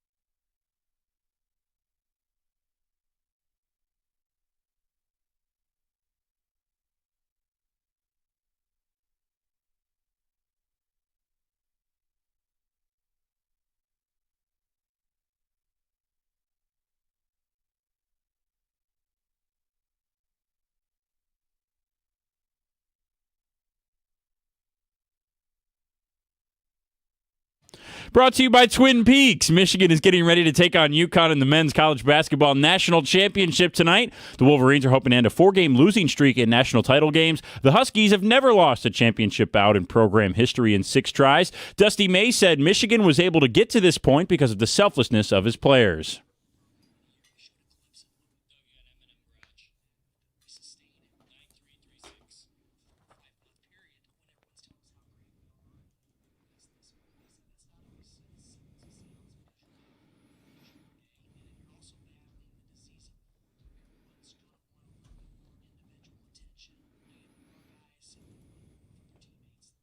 The key area of the game tonight will be the pace. Michigan plays blazing fast, averaging 71 possessions per game, which ranks 22nd in the country.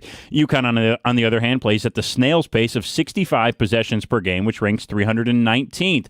Furthermore, Michigan is 12-0 in games with 75 or more possessions this year, while UConn has only played in 4 games with that many and holds a 3-1 record. Tip-off at 8:50 tonight from Indy. The Pistons also play tonight. They take on the Magic at 7 o'clock over on News Radio 950. The Tigers will be in action here on 97.1 as they have the first of 4 games against the Twins starting tonight. First pitch at 7:40. Our pregame show starts at 7:15. At the Cornwall Health Sports Desk, I'm Brendan Shabath. For more, go to 97.1 The Ticket or Odyssey.com.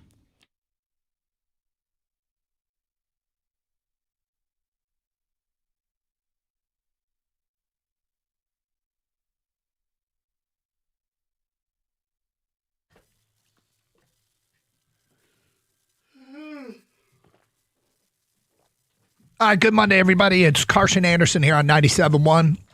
Open lines, 248-539-9797. Michigan plays for a national championship tonight against UConn. We asked the question earlier, what is the number one concern you have for this game? We've got a few of them that come in. I had one that I introduced, and then a caller kind of hit on one, and you heard it there in the update that we will talk about coming up here as Michigan takes on UConn in a national championship game tonight. Meanwhile, the Tigers, as you heard, playing in Minnesota. Update kid turned off the mic and turned to us and said, you know what the game time weather for tonight's game is? 36. For first pitch. Yep. Yikes. Well, it's not going to get warmer throughout the night. No, it will not. It will not. I mean, it was cold last night, but it was warmer than 36. See, the hobby will have the head sock on and probably tonight, I would imagine. You've got a Red Wing collapse that feels like it's moving towards the inevitable conclusion of being complete, which is just a massive, massive disappointment. Epic proportions in this March thing is there's no coincidences. There's no build up. Hey, this team's going to take the next step.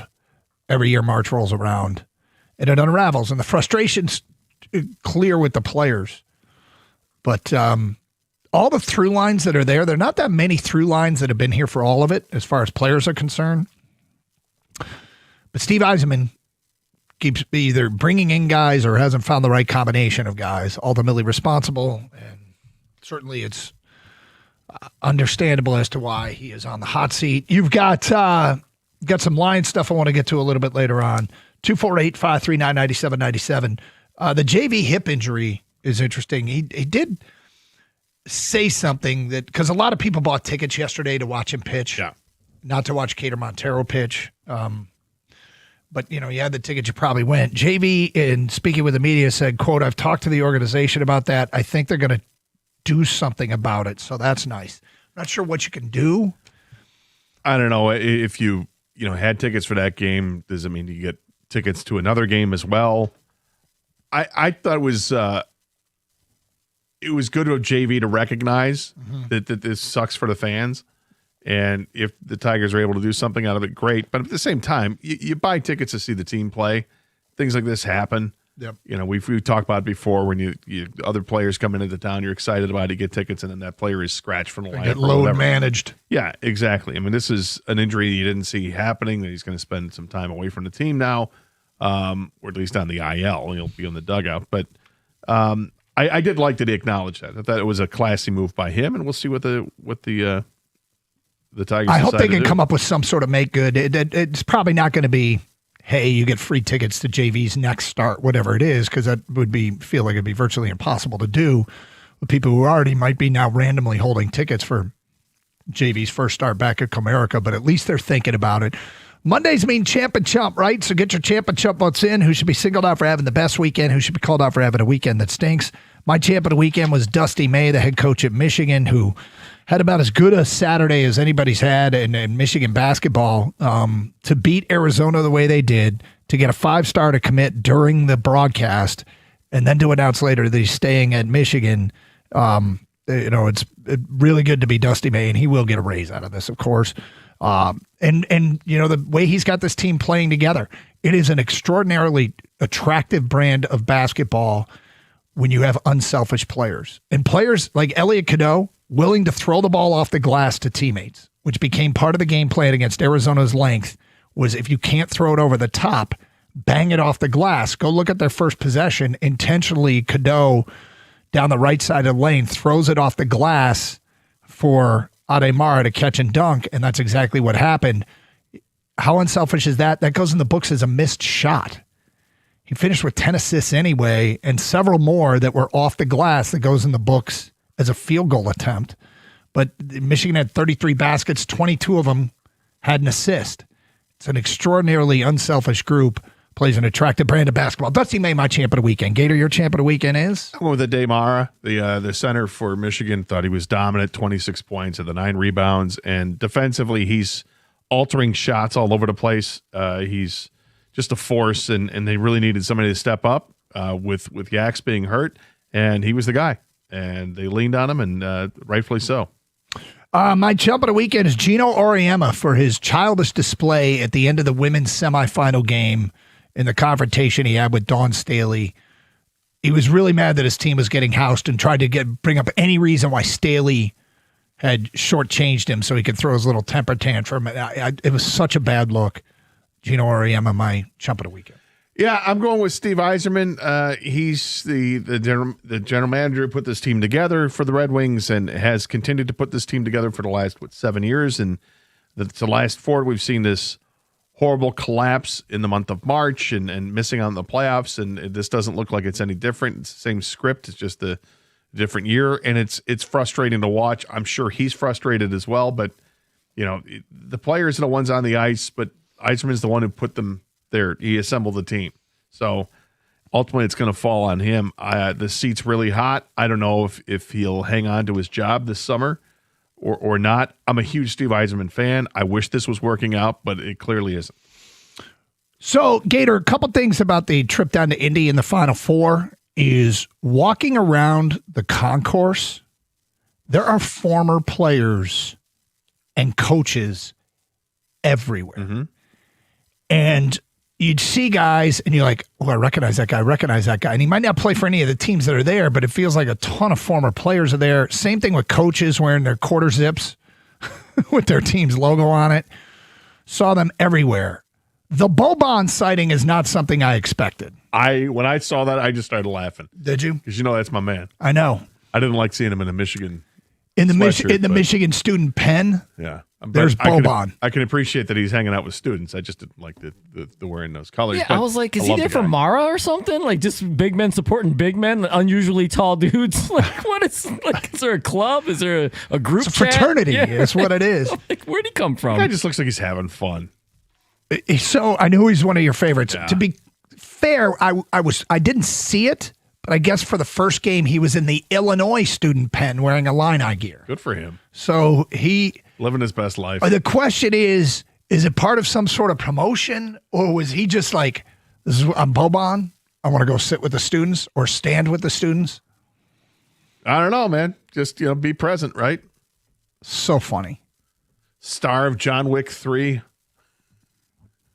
Was he in it? Boban. Was he in it? Oh, was he in it? Hell yes, he was in it. Sorry. Fantastic scene. Big old fight in the library. Not going to give a spoiler alert on what happens in that fight, but it's a fun fight scene. You can tell me. I don't. I guess others are paying attention too. So maybe tell me off the air. Yeah, it's a fun. When did John Wick 3 come out? I don't know, 6 years ago, 7 years ago, something like that. If you're making the trip down to Indy, love to hear from you too. As you make your drive, 248-539-9797. Champ and Chump, get those votes in. Michigan fans, what are your What's your biggest concern? What is the toughest part of this challenge of facing a very, very good UConn team that we will get into as this hour goes on? The Red Wing venting continues, and understandably so. By the way, I just want to say hats off to the Tigers for their offensive output this weekend, specifically Saturday, where they hit 4 home runs. That was kind of a whew moment. Oh, yeah, they can still hit the ball over the fence. Well, they had, 2 home runs going into that or something, right? Yeah. Both by Dingler, and then, boom, 4. And speaking of Dingler, talk about a man who owns the strike zone. He knows it. His ABS challenges, he's undefeated this year. Is he 7 for 7 now? I think that's what they said last night on the broadcast. 4 for 4 in the game yesterday, 7 for 7 on the year. Yeah, you got to know it. I mean, and you would think, who knows it better than the catcher? He knows if he's framing it or not. Yep. Oh, you're not giving me that call? Oh, okay. Yep. I don't even have to frame this one. I know that's a strike. Tap your head. Given everything that's going on, he has no shot to win champ, but I kind of feel a little sub-champ, a best supporting champ, Dylan Dingler. I'm surprised at this point we have not seen a chump vote for CB Buckner, the umpire. Did you see his horrible missed call? Yes. It was a ground ball towards first, and they overthrew the ball to first base, and the batter runs through the base, whatever. They appeal it and throw down to first and tag the base, and CB Buckner calls him out. He said he never stepped on the bag. And he stepped on the bag clear as day. The dead center of the bag. I don't know what the hell he's looking at. And there's a great video of it where both managers are looking at each other and just laughing like, I can't believe this joker is actually still an umpire. Right. That's my editorial comment on what they were saying. I don't know if that's actually what they said, but they were actually laughing at the call being overturned because it was so bad. 248-539-9797. Get your champ and chump votes in. Wolverine fans, what's your biggest concern? What's the biggest challenge tonight as they play UConn for the national championship? Coming up 12:35, we'll have a little bit of Lion stuff we'll mix in. What do you get if you move back? What's the price of moving up? Hey, when your garage door stops working or it's time for a new one, you don't want to call a call center 3 states away, do you? Call a local company, M&M Garage Doors. Customer service is a specialty. First of all, they're family-owned and operated right here in Michigan since 2011. And if you need a garage door repair, how about somebody who shows up with whatever you need on the truck? They've got 3 of everything on the truck to be able to fix your garage door, any kind, right there and then. The pros arrive in fully stocked vehicles, and you get a heads-up call with a text with your technician's photo, plus easy 24/7 scheduling and clear upfront pricing, everything you want. If you need a garage door installed or one fixed, by the way, if you get one installed, there's a warranty as well to give you full peace of mind. Call 844-ONLY-DOOR. That's 844-ONLY-DOOR, or visit garagedoorrightnow.com. M&M Garage Doors, open your door to exceptional. License 210-220-6147.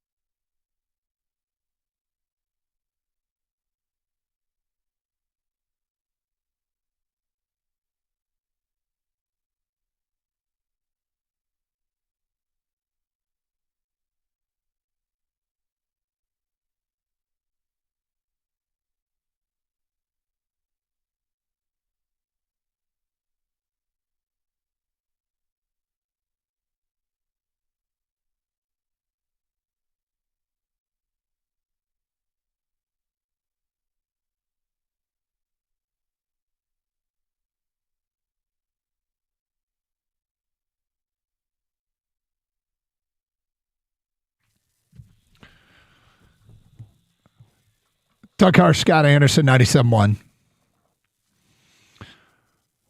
Champ and Chub, get those votes in on this Monday. Michigan fans, what's your number one concern going into tonight's national championship game against the University of Connecticut? Additionally, we're talking some Red Wings as frustration is perhaps peaking here in Detroit.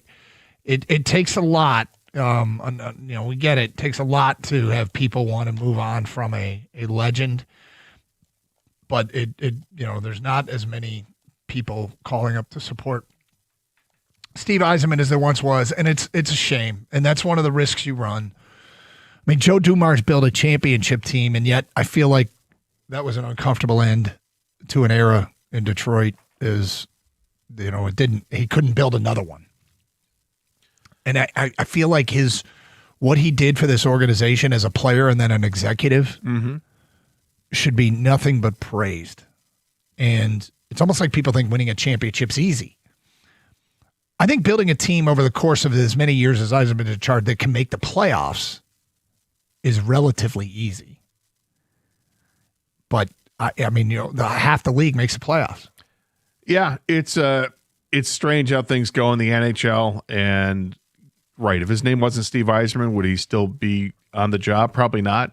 I can admit that. And part of me feels like if they were to part ways, if they don't make the playoffs and they part ways with him, part of me feels like within 2 years we're going to be talking about some of the draft picks that he made that are making this team a really good team. Because we've done it a bit with Avila. We've done it a bit with who was the previous GM of the Pistons? Troy Weaver. Yep. Right. We've seen some of the fruits of their labor pay off, but you have to build. But you gotta do something. You don't get forever. No, and it's just frustrating all around to see this team struggle as they have.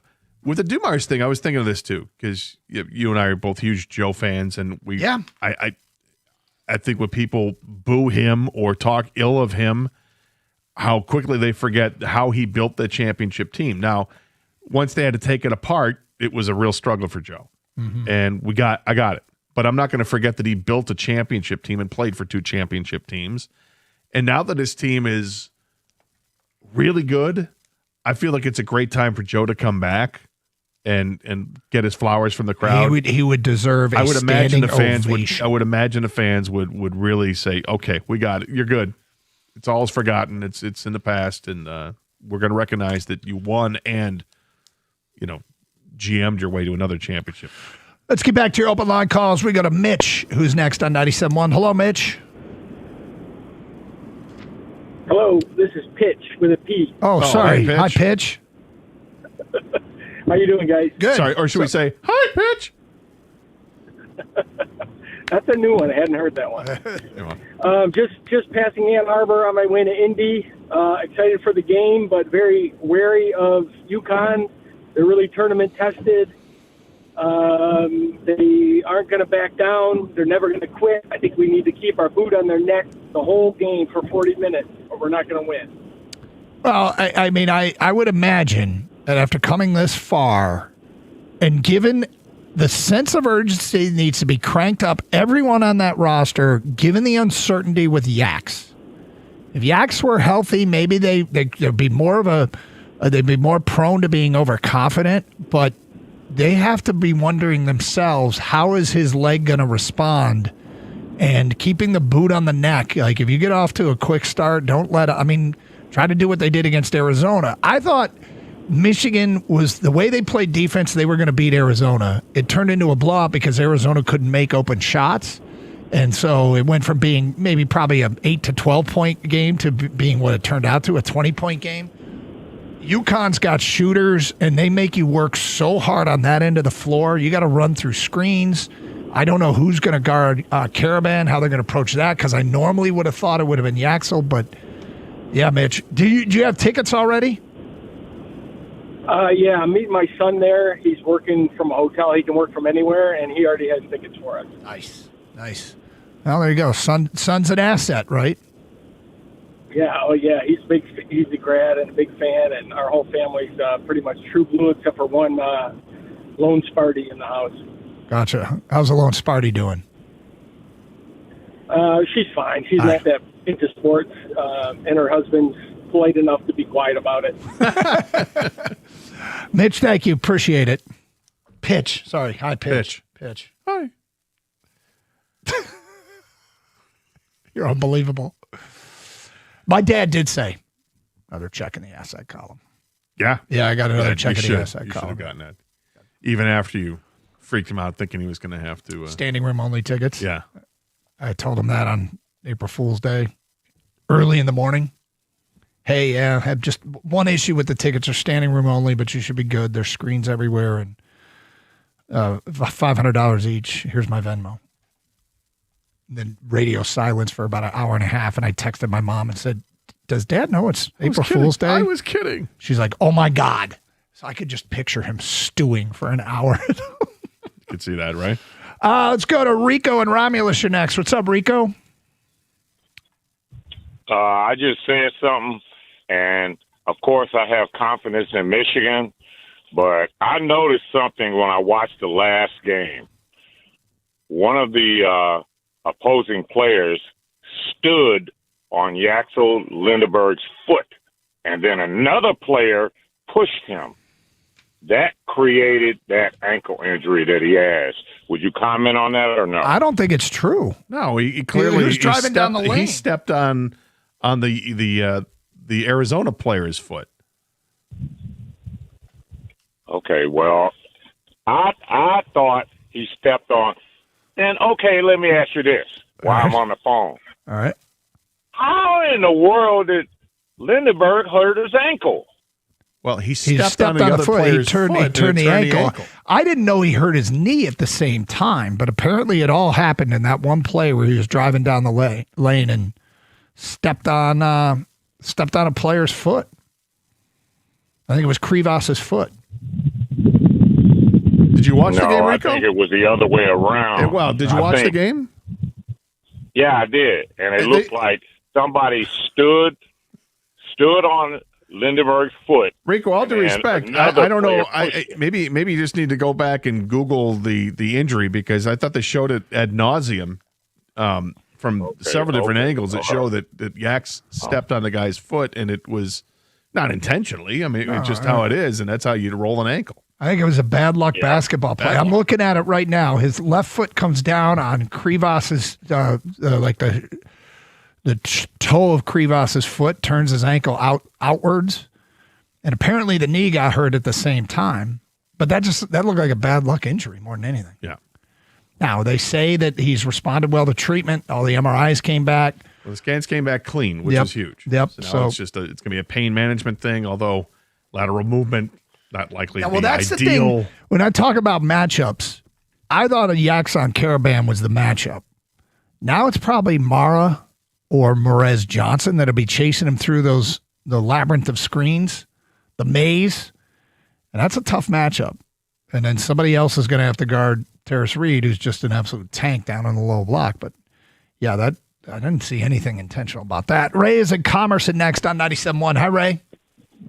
Good morning, Doug. Good morning, or good afternoon, rather. What's up? Sorry, I've been on the road all day. All good. Just wanted to get my champ and chump votes in. First of all, Champ Michigan. That was one of the best games I've ever watched as a fan. Complete dominance. So hats off to that organization. But the chump, I have to chump the NCAA, Lucas Oil Stadium, or whoever was in charge of getting Yaxel to the locker room. Why in the world do you have him walking all the way with an ankle injury? We got golf carts for football players, and we can't do that for a basketball player. So they have a tent set up in the walkway out, so he didn't have to go all the way to the locker room. But yeah, I mean, I'm sure they have wheelchair access, or if anything like that, if a player needs it. Kick and go. But I'm gonna guess here, Ray, that he could walk on his own and was fine with that. Sometimes you turn your ankle. But yeah, I don't think. I just felt bad for the player. Yeah, no, don't worry. I think he was fine. I think he could walk fine. But they do have a tent. They literally have the blue NFL tent set up right like halfway to the tunnels underneath. So he doesn't have to go all the way there. But yeah, I don't know it's any different than any other places. 248-539-9797. Get your champ and chump votes in. Michigan fans, what's your number one concern tonight? The biggest challenge that UConn presents. Additionally, what it might cost to move up for the Lions, what they could get for moving back. Two interesting trades I want to talk about. We'll get to that at 12:35 on 97.1. Well, while we've gotten some rain, you can start to see that your grass is turning greener, and it's going to be weed-free if you do the right thing. Call Natural Way and Lawn and Tree Service today. You get green and stay green with Natural Way. 888-GET-GREEN is the telephone number. Really easy to remember. They've been around Michigan since 1990. They offer the 100% satisfaction guarantee, and you can save some green when you prepay. If you call by the end of the month, you get the early bird discount. I know all about Natural Way. They've been at my house for like a dozen years. I love what they do. No dandelions, no crabgrass. It's just a beautiful, green, weed-free lawn.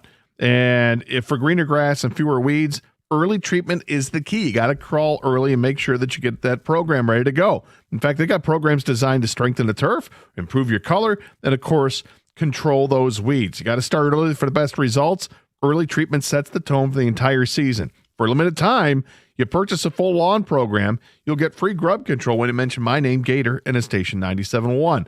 Call right now, 888-GET-GREEN, or go to naturalwaylawn.com.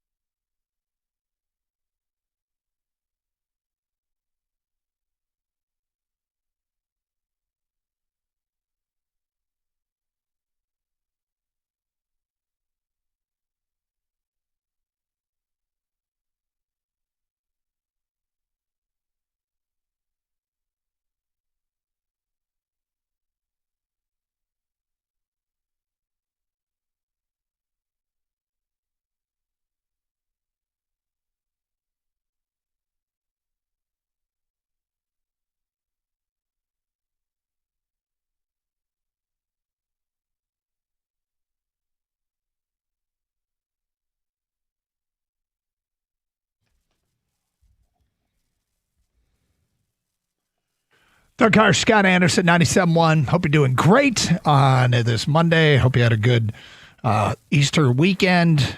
Michigan plays for a national championship tonight. We'll get to some stuff with that coming up a little bit later on. First, let's go to some of the texts that have come in, and a whole bunch of them today. From Joe in Lake Orion, Champ, Michigan, Chump, Eiserman. Common theme today.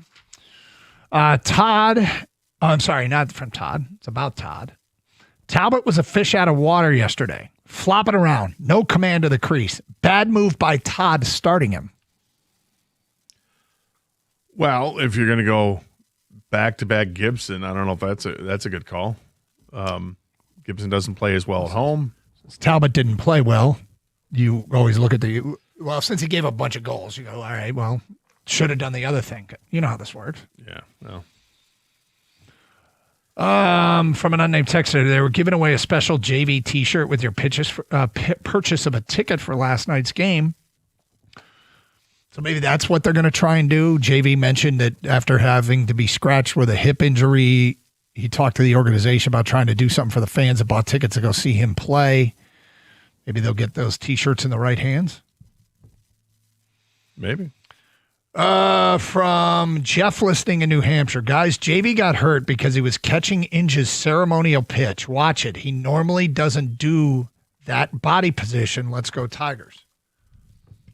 Have you heard this? I have not. Is this conspiracy out there? Is this something everybody's talking about and we just are hearing about it? Or is this one person's conspiracy theory? Or I don't know if it's a conspiracy theory, but okay, I've got the video of the Brandon Inge opening pitch. He's getting a standing ovation, loosening up the arm. JV's down in the crouch. I do have to admit, if I got into a crouch anymore, it's hard to get out of said crouch. And here's the pitch. And he just stands up. I don't see any indication of that. Okay, now, but here's the thing, though. He's 43. Yeah. Sometimes just standing up can trigger something. Well, and sometimes you feel it, 2 days later. Yeah. Like, what happened? God, I hope he's not the normal 43-year-old that they just signed to a contract. Right? But How was did he I- hurt before I stood that? up. That's right. Was he hurt going into that first pitch? I didn't Because if he sound like was, because they didn't maybe make the don't do announcement. it. I didn't think they made the announcement until Saturday. No, but it was, you don't ever know when he hurt it. But Though. if he's hurt, is he going to go down into a crouch? That's what I'm asking. Yeah. I hope not. I'm thinking he's old. I'm thinking it could be you could put your socks on, and next thing you know, oh, what happened there? Something grabbed me. Yeah, I don't know. Look, good news is he can come back from that. What's that? When something grabs you, we've been through this. It just takes a little Speak time. for yourself. Right. I don't get hurt. I'm sorry, Doug. Yep. I forgot. Yeah. I hope he's not at that stage yet because then they should have never signed him. When you sign somebody at that age, this might be the case. Just putting on a sock? Can it happen? Yeah, no. Then I don't want him on the team. Well, then don't sign anybody over the age of 40, I guess. So, but you're basically saying don't sign him if you think he might get hurt? Doing normal stuff. Yeah, but that, I mean. Happens all the time. It does. I think yes, we to people knew. that shouldn't be playing professional sports. To people Kang, that play he was going to professional miss starts this year.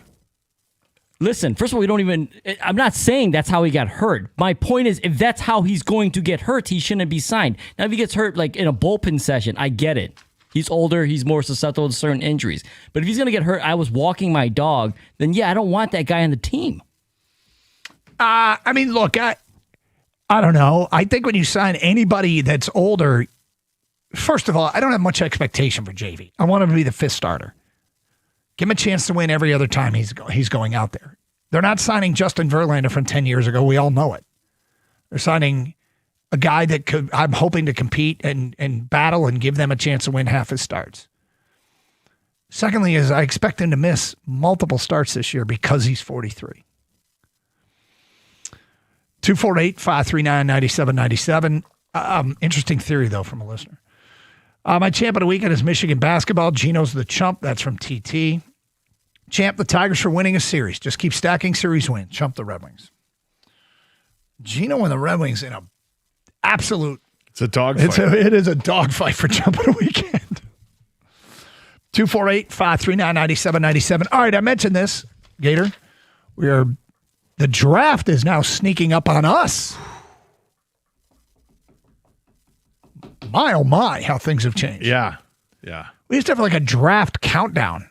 Only 71 days until the NFL draft. Only 70 days until the NFL draft. What do we have, 17? I don't know. Is that what it is? It's I'm April telling you, 23rd. it's sneaking up on us. So ESPN, Brian Barnwell did a story about what you could get if you traded your pick for every pick of the first round. Okay? Okay. So this is, his own draft yeah, chart. It's what he does I guess he does this annually. He puts together trades for what you could get for every pick. So, for instance, if the Raiders wanted to move out of one overall. Yeah, which is what I would have done. Yeah. The Jets. Here's what they could do with the Jets who are picking 2. You get the Jets pick at 2, the Jets pick at 33, and the Jets 4th rounder. You get those 3 picks to move back 1 spot.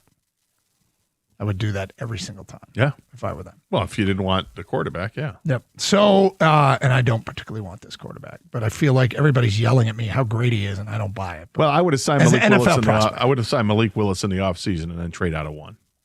That's what I would. Whereas Miami signed Malik Willis and then traded everybody that could help Malik Willis be successful. Right.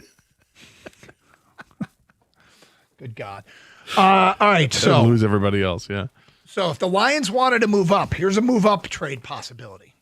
The Lions go from 17 to 11. They give their 2nd round pick to Miami for Miami's 3rd round pick at 94. Okay. Say this again. Detroit goes from 17 to 11. Okay, so they got to move up, and they get. Yep. They get what do they have to give up? They also give up their 2nd round pick, but get Miami's 3rd rounder at 94. So they're cashing in their 2nd rounder for a 3rd rounder. Gotcha. And moving up 6 spots. I could live with that. That's a great. I'd definitely do that. I could live with that depending on who it's for, obviously. Well, right. Assuming that there's a player there that you covet, and it's in that last player in that bucket that Brad Holmes always talks about. Here's a trade back. That one's moving up 6 spots. Mm-hmm. Here's moving back 6 spots to 23. The Lions go from 17 to 23. The Eagles go up to 17. And the Lions get the Eagles' 3rd round pick at 98. I don't love that. Don't you? No. I mean, because you already whet my appetite with the previous one. And I'm moving up, getting a presumably a better player at 11. And what am I getting? I'm also at 92, I think you said in the draft, whatever it was. At 90, you get the pick at 94. Yeah. So both are better. So. All right. So. Although I hang on to my 2nd round pick. Here's what I'd like about that. If the Lions are selecting. It depends who's on the board, of course. Exactly.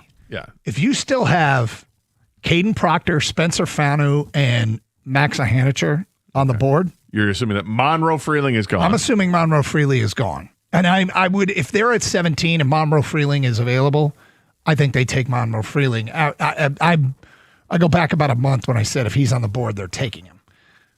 But I don't think they trade out of that spot if he's available. But if Proctor, Fanu, or Ahanicher are all there, I think the odds of one of them being available at 23, for me, I'd make the trade.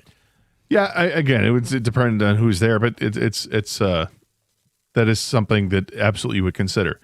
Mm-hmm.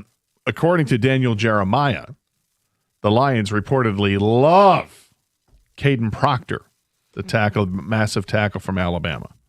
He is a massive man. He's a massive man, and I feel like Caden Proctor gets a bad rap because of the way that the season started for Alabama, where he didn't look as good.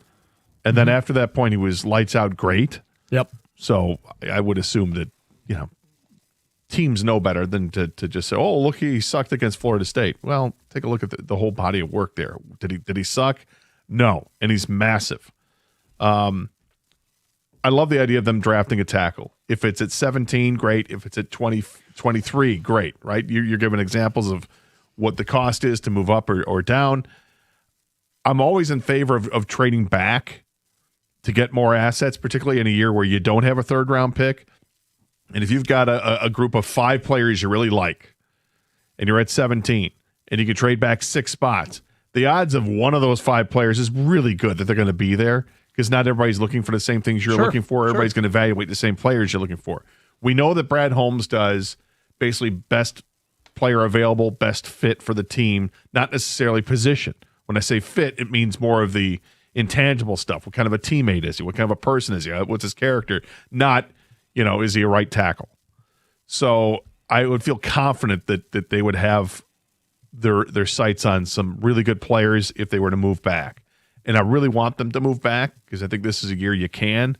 And whether it's fit by character or fit by position for that matter. There's a number of places you can go, whether it's edge rusher, offensive tackle, safety, maybe even corner, or perhaps a linebacker if you want to try something. The depth in this draft to be able to get another second or third round pick, I'm in favor of. Yeah. And if the board falls correctly for them, I like the second trade better than the first. I mean, who's the player that I would absolutely say you can't, if you can get him at 11 and take the trade to move up? I mean, who's in that rare air category? I don't think I'm that in love with anybody this year. Maybe Caleb Downs. I mean, there are players David Bailey I love, but I think he's gone with the first 4 picks. I'm a huge Caleb Downs fan. Yeah. Reuben Bain is intriguing to me as well. Yeah. And then you start to get into some fuzzy territory with all the linemen. But I think there's other teams going to be looking at, there's going to be a running back taken, there's going to be 2 quarterbacks taken likely, or at least one. You're going to have receivers going. So there's going to be some players there that might push that player out to 11, which would be amazing. 248-539-9797. This is a spectacular, passive-aggressive, low-key troll job. And we'll read it to you next here on Carson Anderson on 97.1.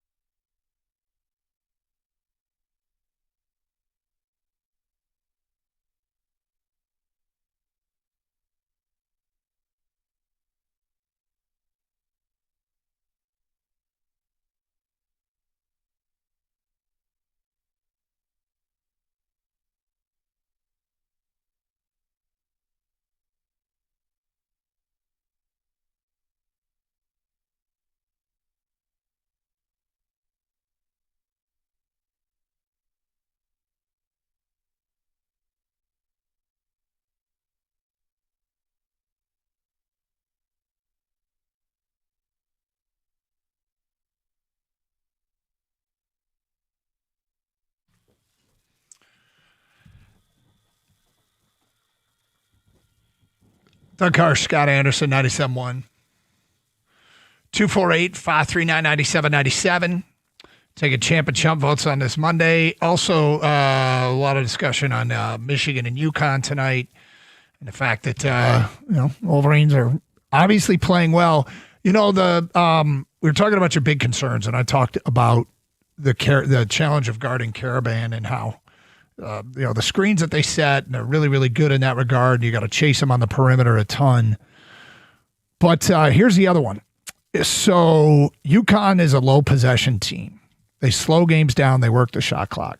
Dusty May said the way that they play reminds him a lot of Iowa. They drag games to a crawl. In games with 63 possessions or fewer, Michigan is 0-2 this year. Purdue beat them in the Big Ten championship game. Michigan played a 63 possession game in that game. And Duke beat Michigan in a 62 possession game.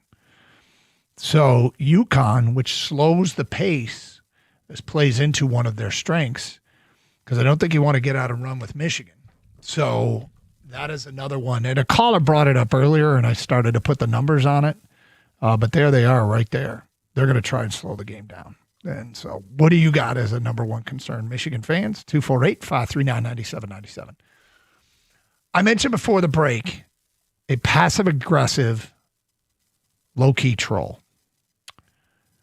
So did you hear what Dawn Staley said after the national championship game when her South Carolina team got pretty much smoked by UCLA? I know she was effusive in her praise of the other coach. Of UCLA coach Corey Close, she said the following, quote, "Although we didn't win, I could swallow it because we lost to a really good human being and a good team that represents women's basketball well." I mean, right? That's about right. Is there a better? Is that exactly what that is after the altercation she had with Gino Auriemma? Yep. I like it. I mean, just a good person. Just a good person. Good for the game. Yeah. Hysterical. I wonder if she planned that or anything along those lines. I hope she did. Yep. I hope she did. Really, really funny. All right, so I just got a text from listener Tyler. Want to know if Patrick Kane is running away with Chump of the Weekend. He is not. He's gotten Chump votes. Gator, I feel like is that the last significant thing that Patrick Kane's going to do as a Red Wing? I hope not. I do too. Look, it's a horrible mistake, right? Yeah. But this guy has been, I mean, he is still elite as a playmaker. You have to know what you're getting with him. He's a playmaker only. He's not going to play defense. When he gives some effort defensively, like he can try, and he does. It's I'm not going to say the bare minimum, but I mean there are times where he'll challenge somebody in the boards or along the sideboards to try to, get to the puck. But it's what he does with the puck when it's on his stick that makes him fantastic. Can you reconcile that with the defensive deficiencies? And, I think about this all the time. Would I want to bring him back for next year just to be a power play guy or to be a guy that actually still skates on the, one of the top lines and looks good out there? He does still look good out there. But for a team that so desperately needs a transplant of a different type of player, I'm not sure. I don't think you bring him back. And I don't know if he wants to play another year or not. There are things that I love about Patrick He's Kane. had some great moments here, He really too. has. And the videos they show before the games, I know you guys think that I hate kids, but I love watching him play with the kids before the game. They're not on the list. They shouldn't be on the list. But when they show him playing with his kids and DeBrinket's kids and anybody else that has the little kids before the game and like stick handling right before the entrance to the ice, I love that. I think it's awesome. And that's why he's here. He's here because DeBrinket's here. And he re-signed because they wanted to stick around together because they're best friends and their kids are best friends and all this. Is that enough to say he's going to come back next year? I don't know. Next year is next year. See what cap space you have. See who you're going to jettison from this team. See who's ready to make this team. And I doubt that you're going to bring somebody in from Grand Rapids that's going to be as good offensively as he is still. Right. But, you have to have a different type of player that's coming to this team to get them to the next level. They need bigger, tougher, stronger players. And that's not Patrick Kane's style. Patrick Kane is a one-trick pony. It's a great trick. He's an amazing playmaker. Well, I hope it's not. I hate it, what's happened with this Red Wing team, and I'm just in total disbelief that it's happened again. But I'm lost faith that they're going to pull out of it, and I'll still watch and hang on. But it's been a rough watch of late. 248-539-9797. Feedback coming into the Carson Anderson inbox from Stingray 1222. I don't care if the game is slowed down. Michigan cares more about this game than they did the Purdue game. And if Michigan slowly builds a lead, UConn can only keep it slow for so long. Well, you don't want to get behind them unless you're a great three-point shooting team. That's where Arizona ran into a ton of problems because they aren't a team that relied on the three a whole lot. So UConn shoots it better than Arizona does. UConn's got, Mullins, who had the kill shot against Illinois in that big possession with a minute to go. Mullins, he did bank in a three in that game against the Illini. He obviously had the shot that beat Duke. He's a big-time shooter. Caravan, he can step back and train those shots as well. So I don't think it means doom and gloom for UConn, but I don't think you want to get into a track meet with Michigan. No, they want to play from in front, and Arizona did not all night. Yeah, and does a track meet change if Yax is 50%, or if he's limited in how many minutes he can play? Is he going to play? I imagine he plays, but I don't know how much he's going to play. Yeah, but part of the track meet with Michigan is because of him. Mm-hmm. Is he going to be allowed to compete like that? It's a fair question. He didn't show up on the injury report. They say he's responded well to treatment and that the MRIs were clean. So we'll see, because he became a standstill shooter and he made 2 threes after he got hurt, but they were wide open standstill threes. And that's part of his game. But hey, who gives up wide open threes? That's like nobody says, oh, just let him take the wide open three. They'll probably let Mara do it. But look, UConn they have a wealth of experience. Mm-hmm. These guys have been together for a while. Some of these guys have played in a million of these games. They've won 2 championships in the last 3 years. They didn't get a whole lot of fanfare this year because other teams just had spectacular regular seasons. And yet here they are. They were top 5 much of the year. But not talked about like Michigan was or Arizona was or Duke was. And yet here they are in the championship game. They just go out there and they win. And it's in large part because of experience and because of coaching. And yes, they have some talent too. I think Michigan's more talented as a basketball team, but some of those intangibles lean towards UConn. Will that be enough? I don't think it will be. I think Michigan wins by double digits. Wow. 248-539-9797. More of your phone calls and feedback coming up. It's Carson Anderson here on 97.1.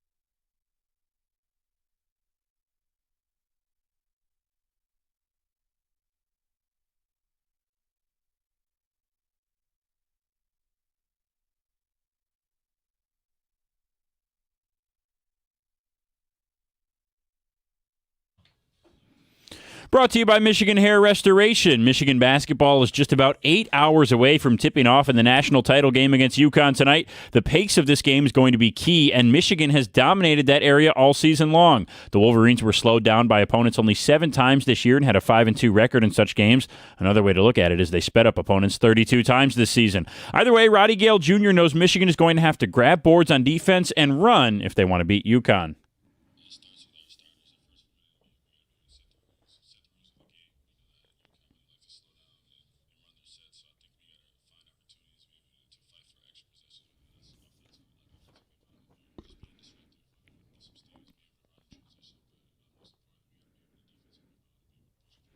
For UConn, they play extremely slow and have been sped up 16 times, but are 13-3 in such games this year. However, the Huskies only lost 5 times all season, and of course 3 of them came when sped up. Michigan averages over 71 possessions per game, but UConn hasn't participated in more than 65 possessions in a game in their last 8. Tip-off tonight at 8:50 from Lucas Oil Stadium. Duncan Robinson and Tobias Harris are questionable tonight for the Pistons against the Magic. Both were seen at shoot-around today in Orlando, though. That game at 7 o'clock on WWJ tonight. Here on 97.1, the Tigers face the Minnesota Twins starting at 7:40. Our pregame coverage will begin at 7:15. At the Coralwell Health Sports Desk, I'm Brendan Shabath. For more, go to 97.1 The Ticket or Odyssey.com.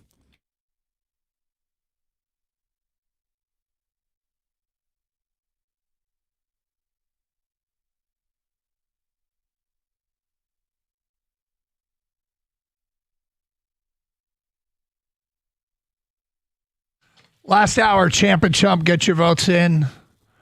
248-539-9797. We got open lines right now here on the Carson Anderson program. Taking calls. A lot of Red Wing venting today and a lot of Michigan fans. If you're driving down, we'd love to hear from you. And what is your big concern about tonight? Do you have tickets, by the way? Big concern on the court and off the court. Do you have tickets? Parking? Use ParkWiz, Park Hero. Use those and buy your parking spot ahead of time.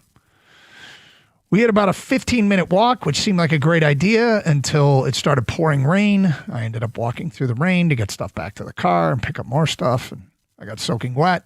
Turned out I pretty much was walking during the worst time it was raining in retrospect, as the rain was coming down sideways. I showed Gator the video earlier, and some of the people could see it on the TV as the video feed of the show, as I was walking in the rain and the wind was blowing the hood of the poncho off. So I had to put the poncho in my mouth to keep it from blowing off. But it worked. The system worked. Well, good for you. Yeah. That looks miserable, by the way. Yeah. It's okay. I had to go take stuff back to the car and pick up some more stuff. And when it was all said and done, I had a great time in Indy. Great host city. Tons of, what was fun? It is fun to go on the road and get around cool fans of other teams and just talk sports, just talk ball and get what their perspective. Like we were sitting next to at the restaurant, some longtime Illinois fans. And we started talking about the 1989 Illinois Flying Illini. That was a good team. Kendall Gill and Kenny Battle and Marcus Liberty and Stephen Bardo and Lowell Hamilton. Bardo part of the team. Yeah. And they were so freaking good. And it turned out that the woman I was talking to, her nephew played for Illinois. Andy Kaufman. Do you remember Andy Kaufman? He looked like he shouldn't be any good at all, and he was like one of the best scorers in the Big Ten. I don't remember the comedian, but I don't remember. No, different Andy Kaufman. Yeah. But anyway, it was fun. It's just fun swapping war stories and talking about old games with cool fans from other teams. Very enjoyable. Obviously, Michigan played exceptionally well. What are your concerns about this matchup tonight against a UConn team coached by a great Danny Hurley? And, he's going to throw something at Michigan, and Dusty May's going to have to counter it. Was that as surprising of an outcome as you can remember? Like heading into that game, all the hype, yes. 1 seed versus 1 seed. This is going to be a tight one. Yep. I thought for sure it was going to be tight, and then it ends up just being a blowout. And a blowout without the best player on the floor for most of the game. Yep. As far as a game that I thought was going to be an absolute war. Yeah. The most stunning game that I have ever been to and been a part of was the 2024 Michigan football team going into Columbus and beating Ohio State 13-10. That is the most stunning game I've ever been to. But the from a standpoint of when I expected it to be just a classic affair between two heavyweights. That stunned me. Let's get back to your phone calls, 248-539-9790. Oh, before we do that, I do want to read a text here because this comes up every once in a while. We'll get to your calls in a minute. It came via a champ and chump vote. Ryan and Clarkson, my champ is Joe Adell of the Angels, who robbed the Seattle Mariners of 3 home runs in a single game. Absolutely amazing. Chump as the Red Wings took looking lifeless with the season on the line. Joe Adell, it was a 1-0 game. Pulled 1 home run back. Pulled a second home run back to preserve the lead. The third home run, it was down the right field line. They have a low wall. He leaped, and as he was falling into the stands, he caught it, fell behind the stands, held the glove up. Mm-hmm. I don't think that should be a home run. Do you think it should be a home run?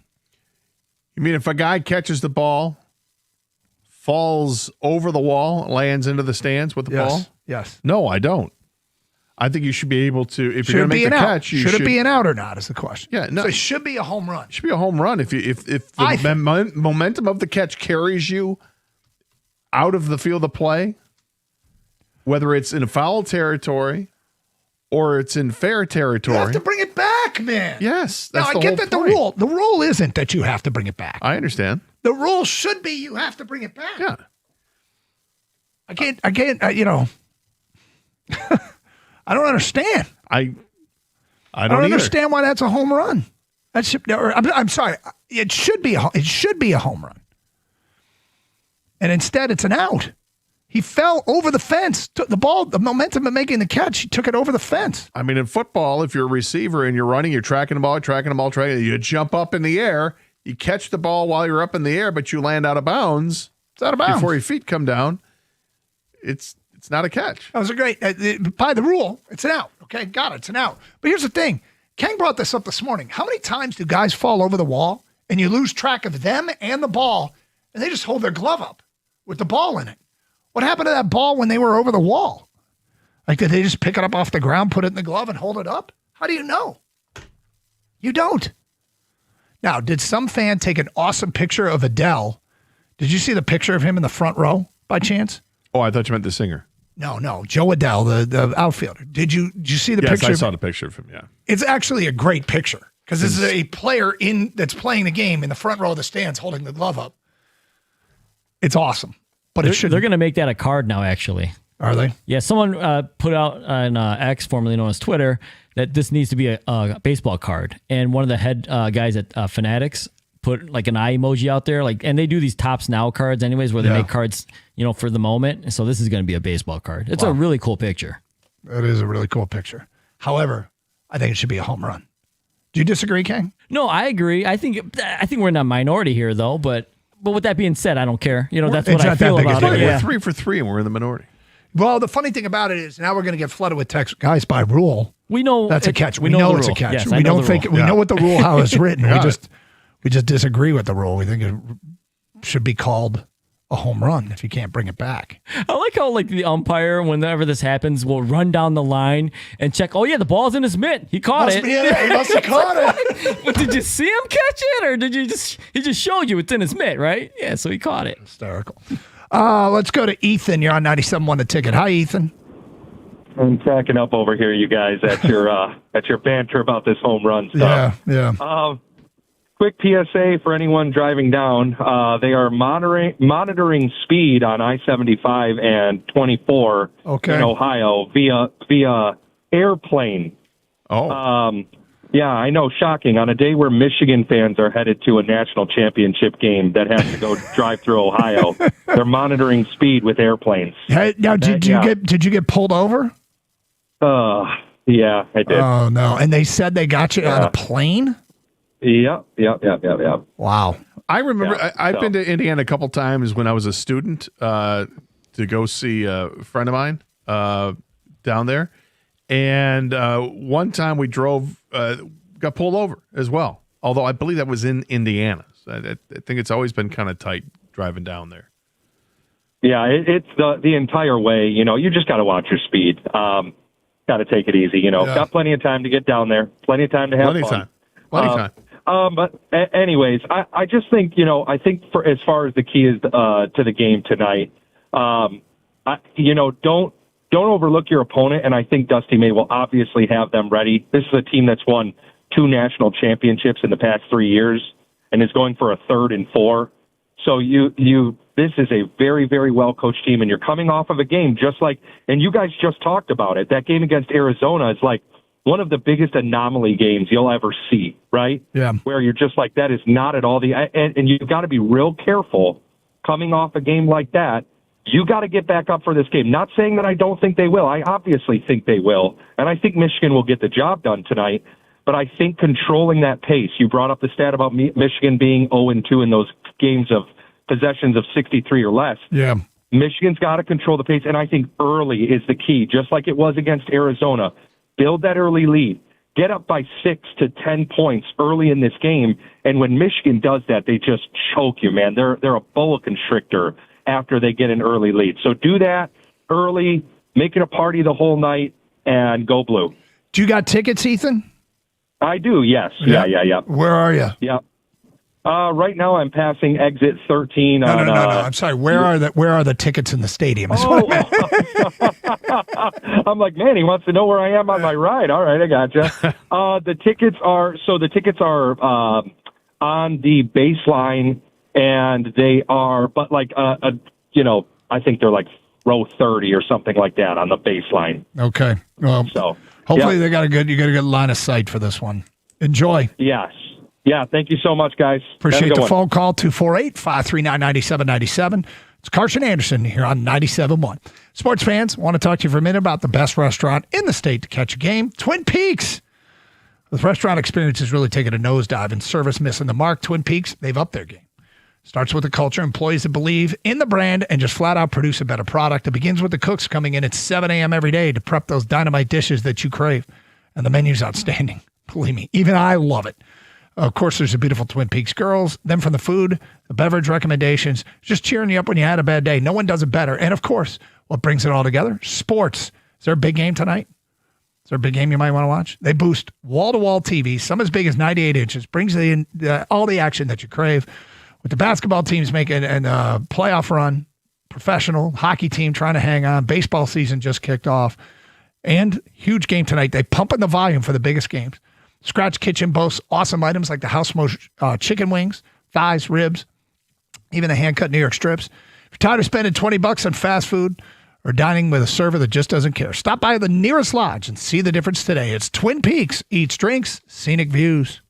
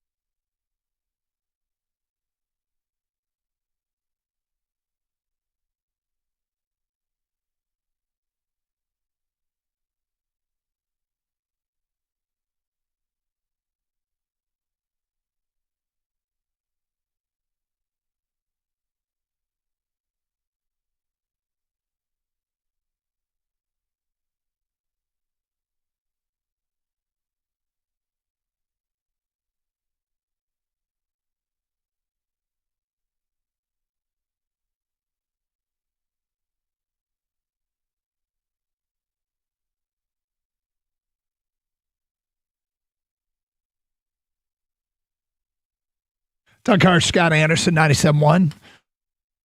248-539-9797. Let's get right back to your calls. Ted in Macomb is next. Hello, Ted. Hey, how you guys doing? We're good, thank you. The biggest concern is Yaxel. Mm-hmm. I mean, how extensive is the injury, and how much effective minutes can he give you? To me, that's huge.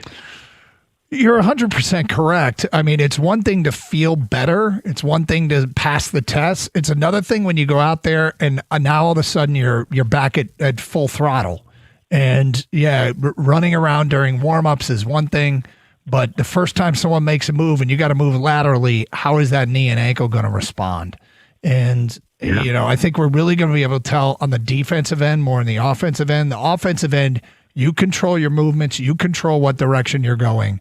The defensive end, you have to react, and they're in charge of where you're going if you're going to D somebody up. Now, maybe he gears it down, but I don't know. Like, they're already short without LJ Kaysen, and everybody's got injuries and loses players, and that's just part of it. But can they beat a UConn team with a less than 100% Yaks is a real question. The way they played on Saturday, it felt like Ronnie Gale was an All-American. Trey McKinney was an All-American. And they were fine without him. But it's a legitimate question. But can they have that same type of game? Like you said, they played the perfect game. So it's going to be interesting to see. And Hurley, I think he's going to try to expose that injury, how good of a coach he is and everything. So it's going to be interesting. We'll see. Yeah. I mean, if you look at I'm sorry. Thank you for the phone call. If you look at UConn's starting lineup, I'm new here. Just turn my own mic off. I'm new. I'm making fun of you. Gator was making fun because I accidentally turned my microphone off. He was going to mock me. While he was hanging up on the caller. Right? Well, you accidentally turned your microphone off. That's right. I'm looking at the matchups. So Terrace Reed is an absolute silo down low. You can't move him. He's as strong as he can be. And maybe do they put Yaks on him because he doesn't run around as much? But then you got to find someone from Mara and Morez to cover. I don't know how you hide the injury if it's necessary. I think you just try to get as much out of him as you can until it becomes clear that he can't give you what you want. And maybe that doesn't happen. Mm-hmm. Or maybe it happens awfully quick. But you put him out there hoping that he can give you something positive.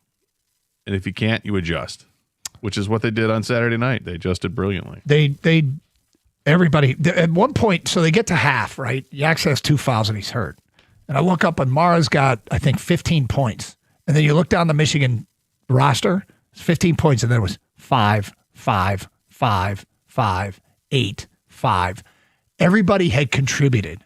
Yeah. And they just had guys step up. They might have to do it again tonight. Well, it's a UConn plan too, right? I mean, their best player, Caravan, didn't show up against Illinois.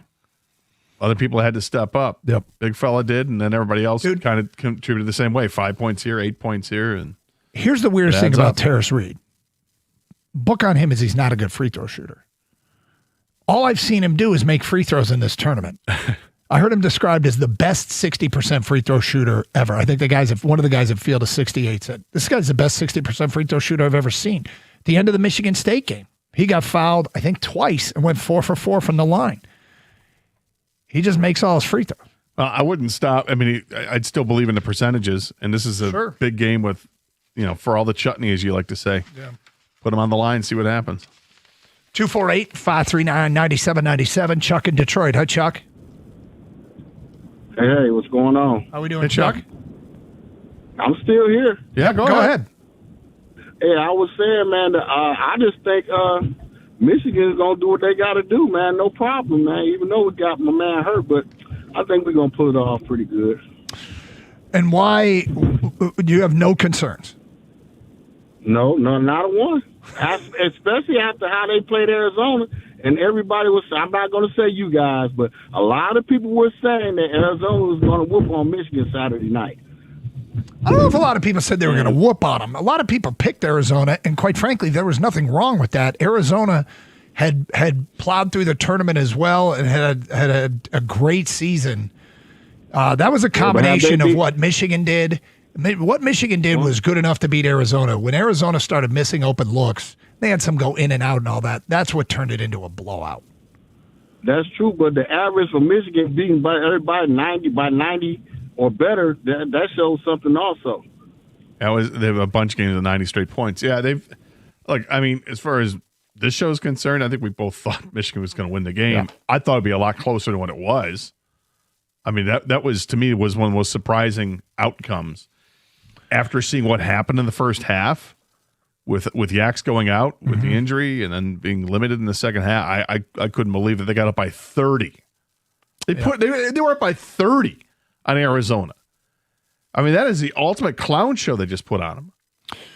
Coyboy One says Morez Johnson's going to guard Reed. It seems like that's big and strong versus big and strong. Then my question is, who is Mara covering? They put Mara on Koa Pete in the Arizona game. I kind of get the sense he'd be chasing around Caravan, which would be interesting because Caravan's going to run through a lot of screens, and that might not be a great matchup. But I mean, hell, there's a reason why UConn's beaten some people is they aren't a great matchup. They're a tough team to guard, and if they have a good shooting night, it could change. It's probably a requirement, right? If something's going to have to be above average to impact the outcome of this game, it's probably UConn's going to have to shoot it extraordinarily well. They're a 36% three-point shooting team. I'm going to guess they probably have to be above 40 in this game. 248-539-9797. Paul in Shelby Township, you're next. Hi, Paul. Hey, thank you for taking my call. I think we're going to lose. I think we're overconfident. I think this team has 2-point guards. If one sets a play up or the other one will set the play up, they're really good down underneath, and they rebound, and they rebound. So I'm not as overconfident as everybody else is. And I love Michigan. I want Michigan to win. So, it doesn't matter, of course, Paul, what you think or the previous caller or Gator and I think. All that matters is how do they feel in that locker room, right? In that locker room, how are they programmed going into this? Probably the same way. I understand that, but I think the team that's more physical underneath their own basket will win this game.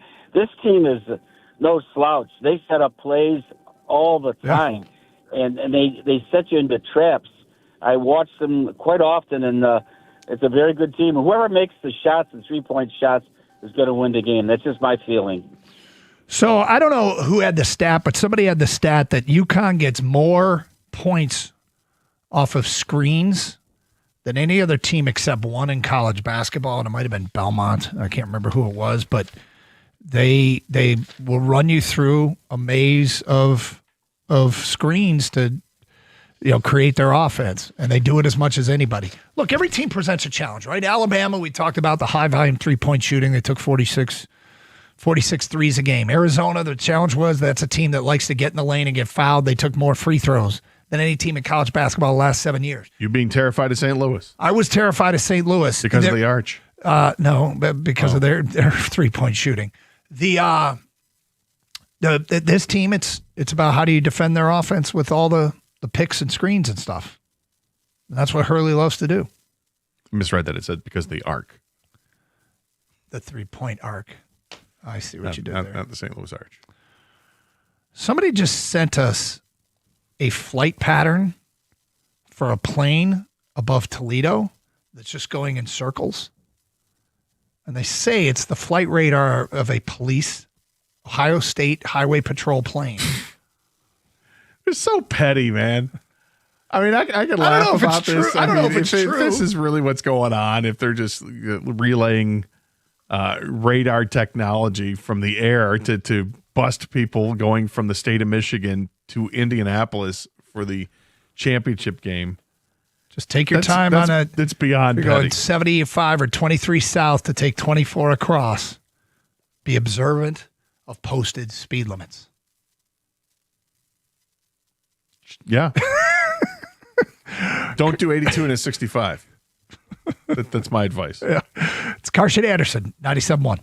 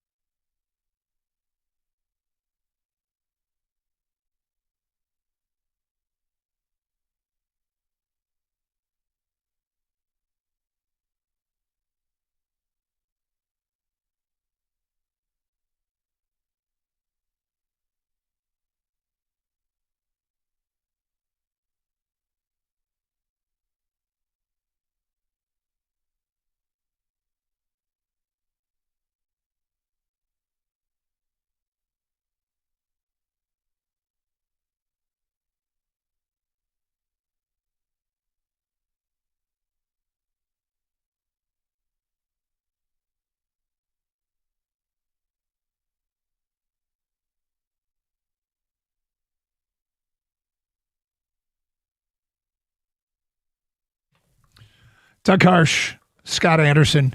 Sometimes moments happen in games and they go underappreciated because of the outcome of the game. Was that Edvinson backdoor pass to JT Comfort a thing of beauty or what? It's pretty great. Yep. Yeah. It was a pretty great pass. Yep. And I mean, in the notes, when it's all said and done, I'm like, that's not going to get talked about at all. But it was a pretty great pass. And, look, it's a team that is in desperate need of some sort of shakeup that might come from the top. I don't know. I guess we'll let the whole thing play itself out. But, man, that's disappointing, huh? Yeah, it's horribly disappointing. The whole weekend. I mean, losing to the Rangers was unacceptable. And then to follow that up with the way you lost to Minnesota, who's a much better team, but it's still a loss, and worse than that, it's a regulation loss. You don't even get a point out of it, despite tying the game up with 5 minutes to go, less than 5 minutes ago, whatever it was. It's awful. It's just this season sucks. It's the downward spiral this team has been in continues to baffle me year in and year out. This year felt completely different because of where they were standing at the end of January. This was a team that was on top of the East. And, I guess maybe we didn't recognize enough how many teams were competitive in the East at that time, but that shouldn't have really affected things. You were 12 points ahead of the bottom wild card spot at the end of January. And Edmondson got hurt for a little bit, missed some time. You had the Olympic break, and guys come back from the Olympic break. Are they the same? I mean, Lucas Raymond doesn't look like the same player. And they've had to shuffle things around, and the goaltending hasn't been anywhere near as good as it was. The defense in front of them hasn't been as good as it was. They've made a bunch of changes, and they just don't get consistent results. Like the rah-rah speech might fire guys up for one game, but then it doesn't carry over. And I can't explain why it doesn't carry over, other than they just don't have the right mix of players, and they got to find who that mix is. Like the Lions do a great job of doing character assessments and finding out who's the best players to bring into the room and bring into this culture and all that. Red Wings have to do the same thing. They got to find which players are going to be the right mix. They have the right mix of abrasiveness and fight and heart, and also you got to be talented too. As you look at some of the things that maybe in this season were important, whether it be injuries or coming out of the Olympic break or whatever, there's something to be said for teams that overcome all of it, that just find a way. And on the complete and other opposite side of the coin is a Piston team that lost an MVP candidate in Washington about a month ago. In that time, you know what their record is since Cade got hurt? Are they 12-2 or something? They're 9-2. Wow. They're 9-2 without Cade. They played some good teams in that stretch. And lost at Oklahoma City with one starter in overtime. Their other loss was in overtime. In games that go the 48, they're 9-0 without Cade. That's a team that's doing just the opposite. Still figuring out how can we win. And executing a game plan and doing it. It's unbelievable. Yeah. I mean, two different sports, obviously. Yep, and sure. You've got load management and tanking that goes on in the NBA that doesn't really happen as much in the NHL. But nonetheless, it's an example of, those guys taking advantage of their opportunities. With the Red Wings, guys get the opportunities and they're not really running with it, I was excited to see Carter Mazur join the lineup and just haven't seen him do too much. Not that I don't know what I'm expecting to see. I'm not expecting to put the puck in the net all the time, but I wanted to see that guy that's out there hustling, checking guys to the boards and doing all those little things you can. And he's in the lineup one day, out of the lineup the next day, back in the lineup. Dominic Shine it's the same thing. They're alternating these guys. I want to see guys that just play with heart. You get out there and battle. And that game against the Rangers was so disgusting. And then the way they played the second period of the game yesterday was disgusting. Mm-hmm. You don't get the sense of urgency until the third period. How many times? And the coach is calling the team out for it. And there's so much he can do about it. And the lineups are his decision, I guess. And it's Yzerman's moves that put this roster together. And there's 5 games left. There's just not enough time to make some kind of real tough decisions. Down the stretch, and maybe these things should have been taken care of. Obviously, it should have been taken care of months ago, but weeks ago, maybe a different influx of talent from Grand Rapids. They may not be as talented, but they might play the way you want them to play. If I don't care if a guy's just, people get upset because this defenseman, he doesn't have any offensive capabilities. I don't care. Is he going to stop turning the puck over in his own zone? Does he do enough to stay at home?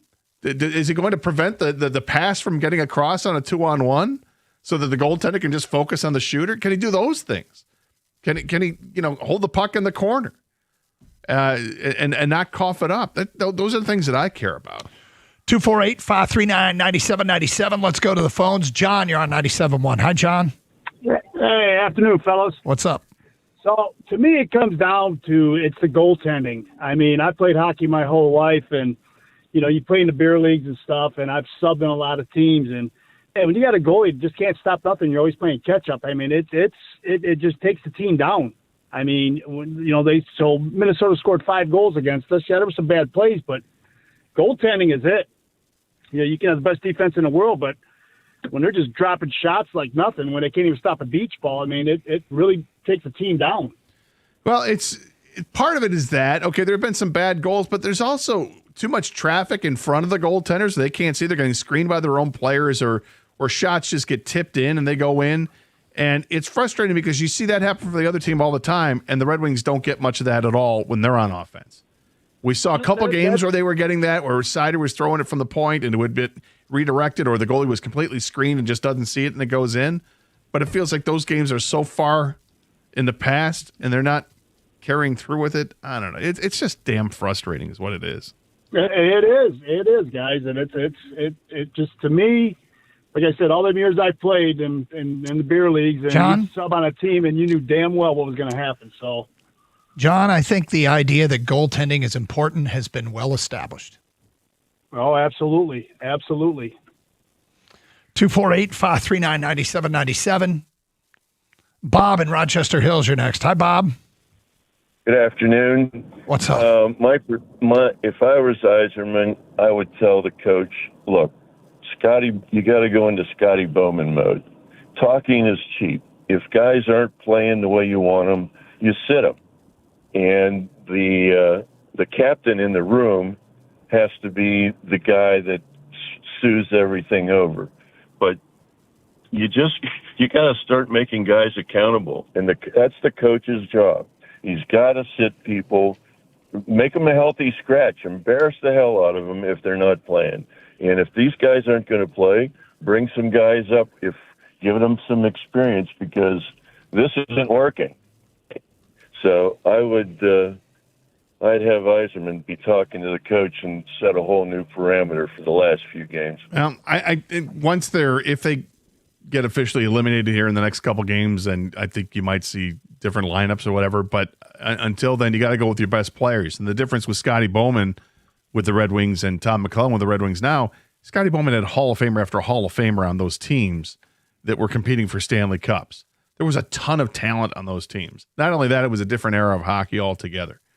When you could afford to have your grind line out there, just out there checking the other team's top line and making life miserable for those people. Or you really don't see that in today's game, because the Red Wings would have 3 other lines that would just score at will at times. This team is nowhere near as talented as those teams. 248-539-9797. Trevor is next. Hello, Trevor. Hey, guys. How's it going? What's up? Oh, I'm just getting a little old of hearing the talk about the goalies or the coach, or, it comes down to the talent in those players. And I'm sorry, but if you got Comfer out there running around, and I'm not a big Bernard Docker fan on defense, and you're just playing them game after game, and it's just really getting old, because they're not as talented as the guys they're lining up against, and they're not as tough. And, yeah, it's not the same as having a grind line out there. But, I mean, you guys talked about it. You watch those periods. There's no one on the wings putting their weight out there. Dominic Shine, there's our toughest guy, and he plays every couple games, right? And when he does, he's out there and he's busting his butt, and it's just so frustrating. Been watching the Wings, 26 years of playoffs, and we're not gonna make the playoffs this year. It'll go on 10 years, and so yeah, it's got to start at the top. And I think that if Yzerman's not willing to, if they're not willing as a group to get rid of these players for whatever reason, they're from Michigan. I'm so sick of hearing the Red Wings players are from Michigan. Like, get over it. Yeah, we got great. I grew up playing hockey in Michigan, just like the last guy. Still play beer league on Wednesday nights. That's where some of those guys should be playing, in my opinion. Like, get rid of them. Well, nobody's being kept or played because they're from Michigan. No. I think a big problem that the Red Wings have is that, let's just look at defense. You can't go to Grand Rapids and find somebody at Grand Rapids is like dynamic enough that you're going to bring up. I mean, they had sent down Sandin Pellikka, and then they brought him back up, and that's the best that they have. I mean, guys like Lagesson is just this, the older player that's been around for a while and never really got a chance to make it. Gustafsson is another defenseman they have there, and William Wallander and Tumisto. We've heard about these guys for years, and the bottom line is they're probably just not good enough to make it to the NHL. They're good enough to dominate in the AHL and get that system, whatever system it is that they're running down there in Grand Rapids, is a great system.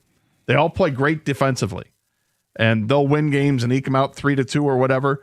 But getting to the NHL level, they're not talented enough. That's what it tells me. We'll have more of your phone calls and feedback coming up, and our picks for tonight's national championship game at 1:53. It is Carson Anderson on 97.1. Looking to upgrade your outdoor space? Well, Builders First Source has you covered. With 4 Metro Detroit locations, they specialize in top-quality composite decking. Brands that you trust, like Trex, TimberTech, and Azek. I know this firsthand. I had the guys come over to my mom's house and rebuild her deck, and it was awesome. So whether you're a DIY enthusiast or you need a certified installer, their expert team will help you build the perfect deck that stands the test of time. Visit one of their locations today in Lapeer, Auburn Hills, Clinton Township, or Shelby Township, and discover why Builders First Source is your go-to for decking. Quality, service, and unbeatable value, that's the Builders First Source promise. Search buildersfirstsource.com.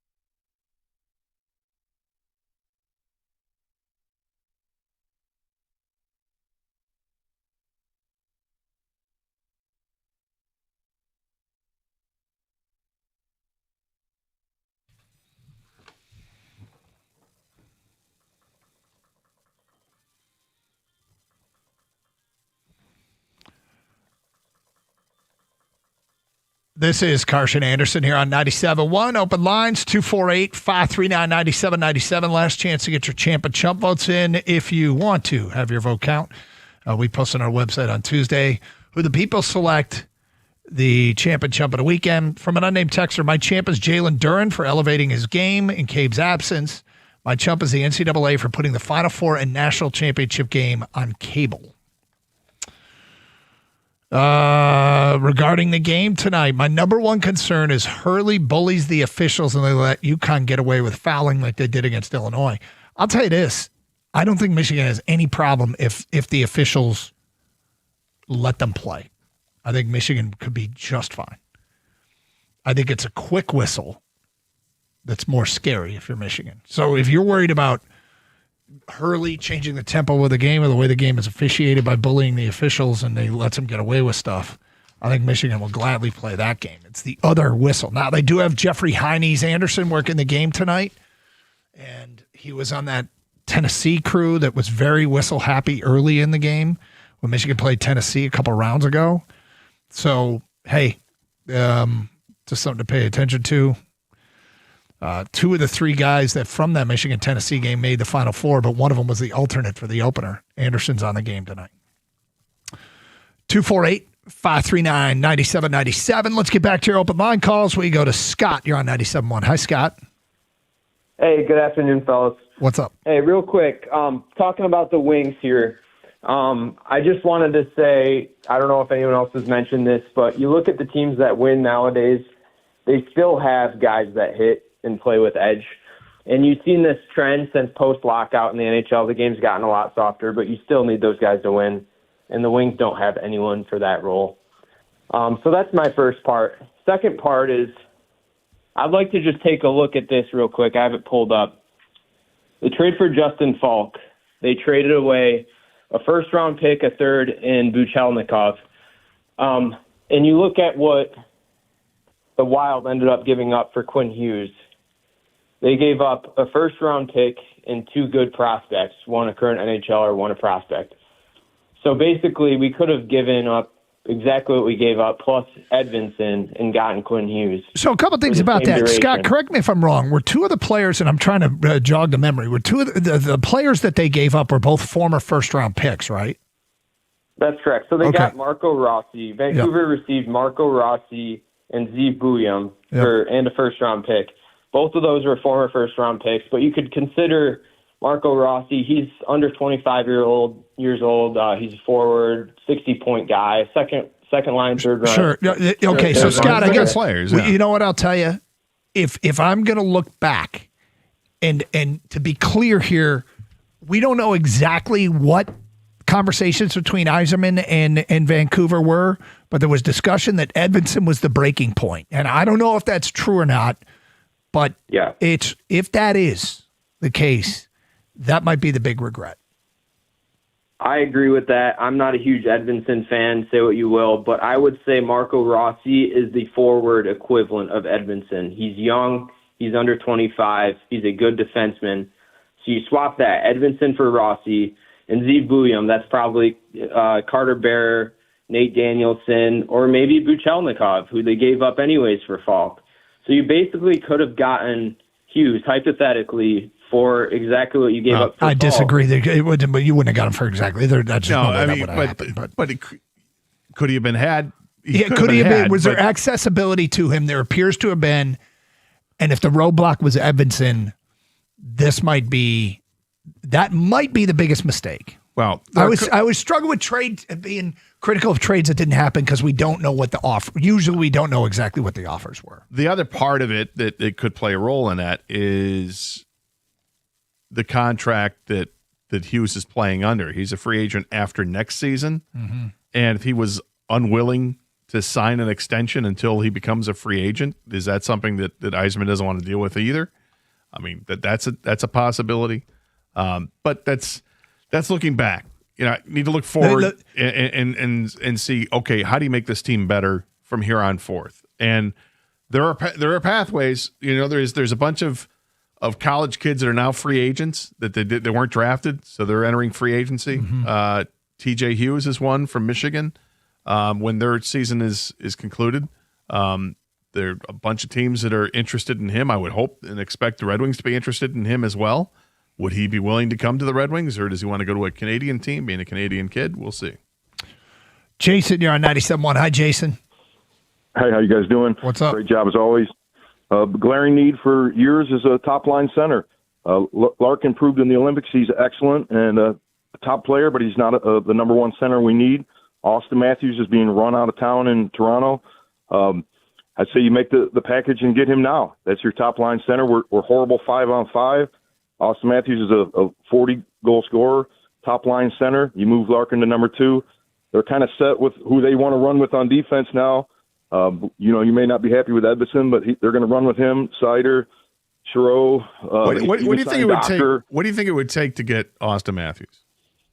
I think you need to get rid of one of your prospect goalies. You got to get rid of one of them. I mean, it's just a start. You got to decide whether you want to. Okay, so one of those. What else? Another first rounder. Danielson, a couple more prospects, Mazer, maybe somebody off of the roster. But you're starting to put together something that might interest them. So yeah, I don't. But does that solve the toughness factor? No, the hard factor. I mean, isn't that why? Is that why Toronto's trying? Is that why Toronto's trying to run him out? Yeah. But maybe change the scenery. It would be something more bold and aggressive than we're accustomed to. All right, Gator, national championship game tonight. We said we give our picks here. What do you think's going to go down and why? I think Michigan's just going to impose their will from the inside out. I think that Mara is going to be too much for UConn to handle. I suspect UConn will they'll knock down some shots, but I don't think that it's going to be lights out. That's the way that UConn can beat Michigan, is if they're lights out. I don't think that happens. I think Michigan shoots well enough from the outside. I think they're going to get enough out of Mara on the inside. And I think when all is said and done, Michigan wins this game 83-72. I think it's a double-digit victory, and they're going to be celebrating a championship. I got Michigan 80-75, and I think with these two teams, with the starters they have, I like Michigan's depth better. And I think when Trey McKinney and Roddy Gale come off the bench fresh, I think they're both going to be major factors in tonight's game.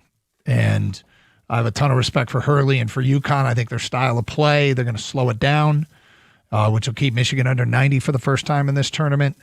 But I think one of the keys tonight is watching Gale and McKinney come off the bench fresh and be able to really provide a boost for Michigan. So I got them 80-75. Rico Beard is in studio. What's up, man? I was right there with you guys, and then I was informed of two things. One, the Costa lock this morning. Uh-oh. Jim Costa, not only will Michigan win, but they're going to double-digit disco. We all know Costa locks. And then I guess the bodybuilder guy who's always in a jersey at all the different games, but every jersey he wears, that team loses. Yeah. Guess whose side he's going to be on? Is he going to wear Michigan? Yeah. You just brought up two things that I consider mostly irrelevant. But I know. This is the fun of this. I'm trying to find some intrigue in this game. Because there's none. When you got to hit this. When Rico wants intrigue, he looks for muscular guys in the. I was just told about this guy, and David was like, "No, this guy," and it's like him in the Florida, Iowa, and all these other jerseys. All right, well, have a great show, and we do appreciate everybody listening. Stay safe and treat each other with respect. 97.1.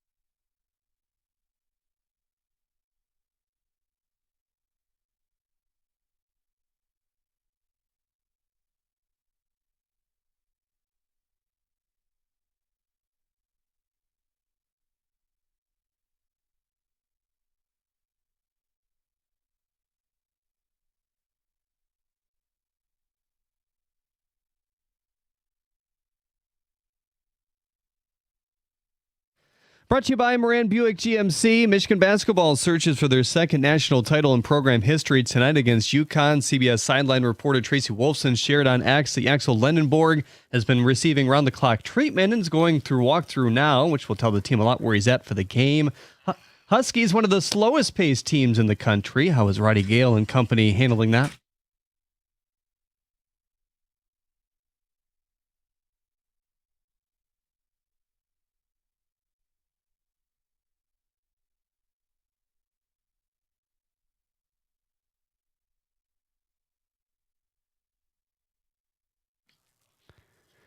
Tip-off at 8:50. The Pistons play the Orlando Magic tonight on WWJ News Radio 950 at 7. Significant injury news for Kate Cunningham and Isaiah Stewart. They're now listed as doubtful. Kate has missed the last 10 games with a collapsed lung. Stewart has missed 12 games with a calf strain. Tobias Harris, Duncan Robinson also doubtful. You can hear the Tigers and Twins right here on 97.1. First pitch at 7:40. Casey Mize will battle Joe Ryan on the mound. Minnesota just 3-6 with serious losses against Baltimore, Kansas City, and Tampa Bay so far. Mize had a strong first start where he went 6 innings with 9 strikeouts. According to Adam Schefter, Giants pass rusher Dexter Lawrence has requested a trade today as well. You really pondered a lot of those drops there. You didn't trigger till then. I wasn't sure my emotion I wanted to go with. At the Corwell Hall Sports Desk, I'm Jeremy Otto.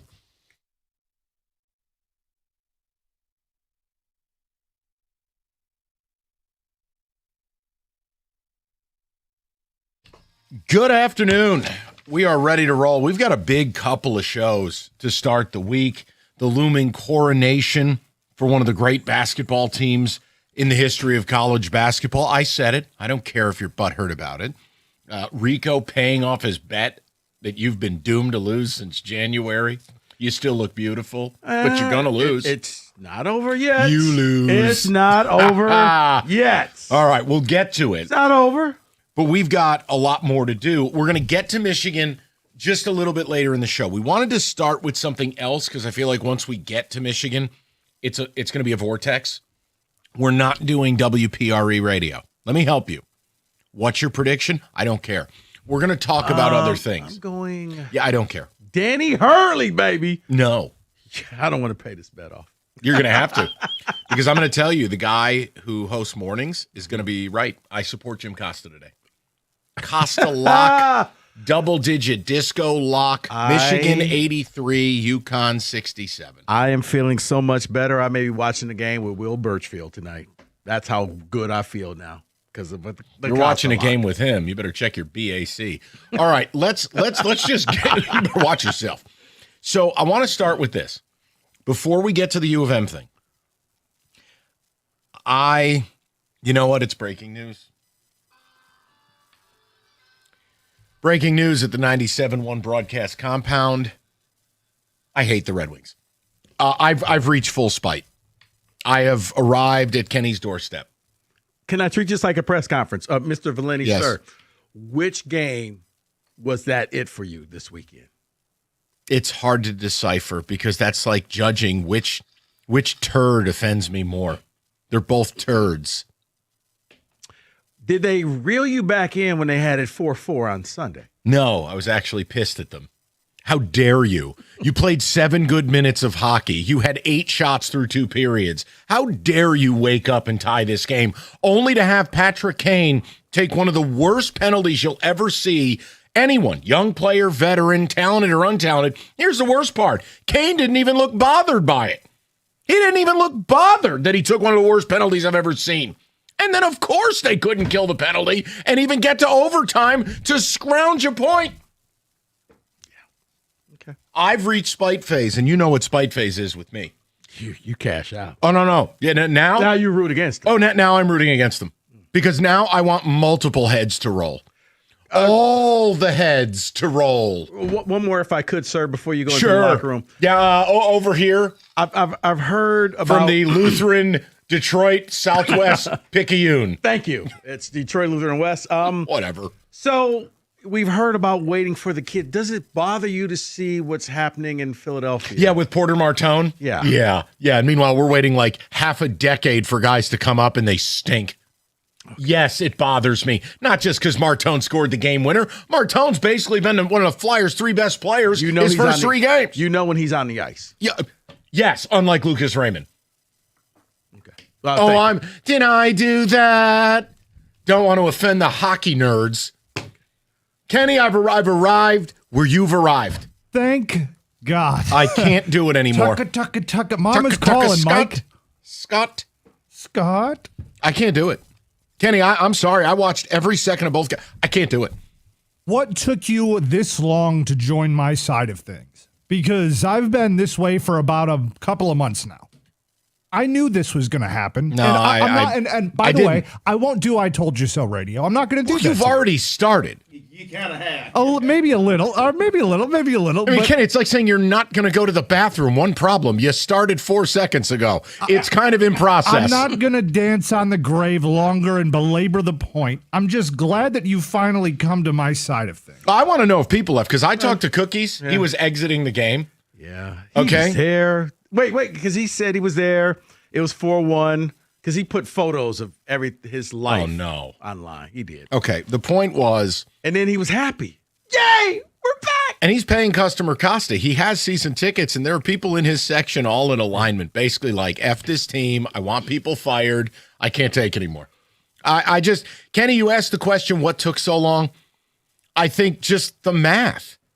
That even in the face of this team not playing good hockey, even in the face of this team being highly uneven... Right, the win against Buffalo, getting trounced 3-0 every other game. Then you bounce back with a big win against Philly. Rangers are a corpse. And I go, all right, math. The math says I can't check out.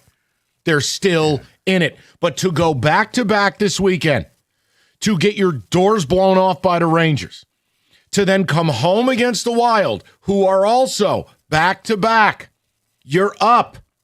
You got on the scoreboard right off the rip. You're 1-0. That second period is just everything wrong. The idea you had 8 shots in 2 periods and you're down 4-1. And then you start the third, you get nowhere. Then all of a sudden, 7 good minutes of hockey. And I'm supposed to what? Forgive you? The Patrick Kane penalty. And the fact he looked absolutely unbothered by it, that was my breaking point. Because I know Patrick Kane, look, we know the numbers. We know the career. Rico, so it speaks to a lack of leadership. Yeah. He looked like he took a penalty in September. That was one of the laziest, dumbest penalties in the world. Had nothing to do with anything. No, and you just tied the game. Right. That's what really bothered me. It was like, you didn't have to do... Why? I'm spite-wise. Now I want them to lose. I am begging, if you can hear me in Columbus, Ohio, I am begging you to come up here and win. I'm begging you. Please, I'm begging you. Mike, are you going to be the guy firing the Columbus Blue Jackets cannon? I'm going to be the old bumblebee when Sergei played for the team. Listen to me. I need you to come up here and beat the Red Wings. Because why? We don't want to suffer anymore. I need you to end my suffering. If they do that, will you wear the penis cannon mascot? Sure. Because honestly, being an observer of this team, that's what I feel like watching them. I feel like a giant penis. Oh. I dedicated 6 hours of my weekend to that. That's penis behavior. You may as well. Honestly. That's what I feel like. 8 minutes into the show, we got a penis behavior. If you pay to watch this or you dedicate 6 hours of your weekend, you know what I felt like? One of those weird balloon things in front of the car dealership. Well, look at me. The here's my weekend. Inflatable arm flailing that's all Red Wing fans this weekend. We're just like this. I hate everything. And then I spited them for coming back, and then I spited Kane for the penalty and not caring, and then I re-spited them because they couldn't kill the penalty. Just penis behavior. That's 6 hours. I gave them 6 hours. If I spent to watch that, oh my God, my head would explode. Well, I can't take it. I'm rooting for them to lose now. I was going to ask you a question, but I don't know if I can top that. Just ask it. Well, Hey, Kenny, I'm not going to include you in on this because this may be your fault. Sure. I can't We were take told anymore. that your negativity is what caused the Wings to lose in March. Andrew Kopp? Yes. Yeah, here's an idea. Get Outside out. noise and it impacting the room. Yeah. Yeah, we are the noise. We are the outside. We're the boogeyman We of have Detroit to find. sports. Yeah, we have to find a way not to let it weigh on us. Yeah. Kenny. You know what, Andrew? Go talk to a therapist. You know what's funny about that? On the opposite side of that is I tweeted out when they started off strong, I was like, wow, look, they scored first. That's pretty cool. Yeah. And then they proceeded to... Hey, Kenny, ready? Here you go. And another. And another. And another. Hey, look, the communists got another one on us. Kapralyov, or whatever his name is. Kaprizov. Whatever, he's got 50 goals. Kirill the Thrill Kaprizov. Yeah, Get it guess right. what? Kari. Guy's better than anybody we have, Sov. Pretty much, yeah. Could be worse.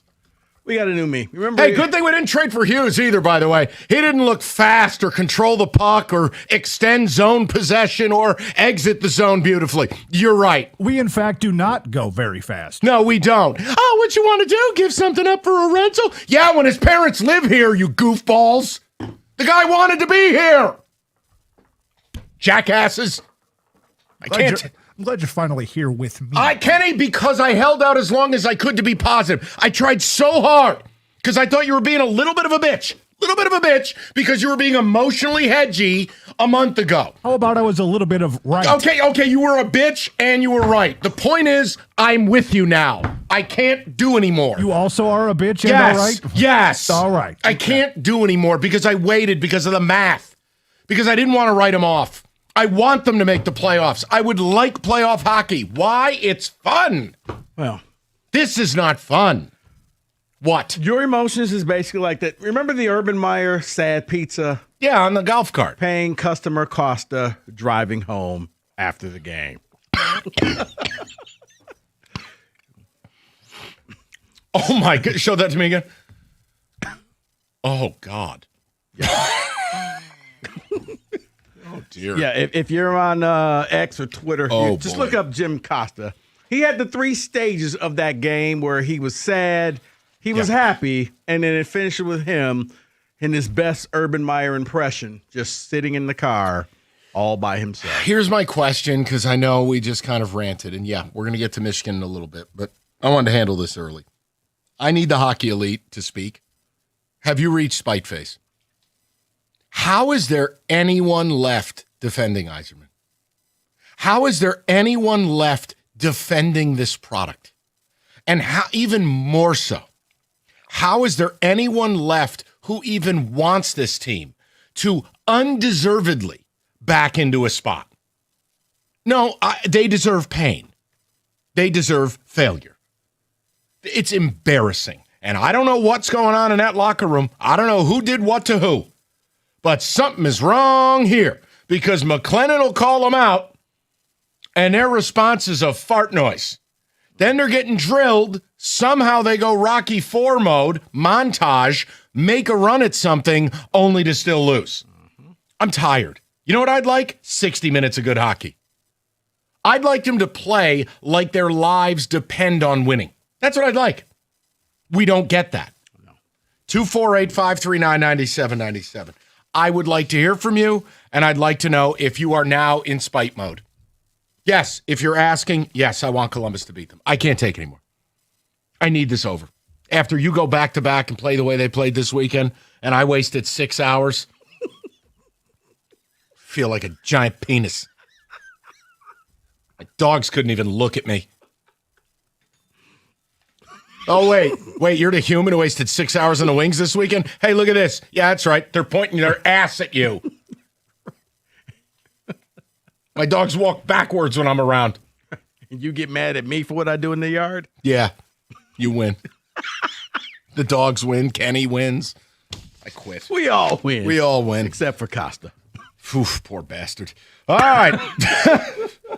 If you've been in an accident and feel like you're on your own, or hey, you dedicated 6 hours to watching the Wings this weekend. Do you feel alone? I do. Call David Femininio. Not that he could help with the Red Wings thing, but if you're in an accident, he can. Femininio Law has the response team. Crisis counselors will keep life moving. Medical experts to lock your case down. It's smart. It's fast. It's everything the Red Wings aren't. It's built to win. Get David, get paid. It's not just a tagline. That's your playbook. 855-65-CRASH, or you can go to getdavidgetpaid.com.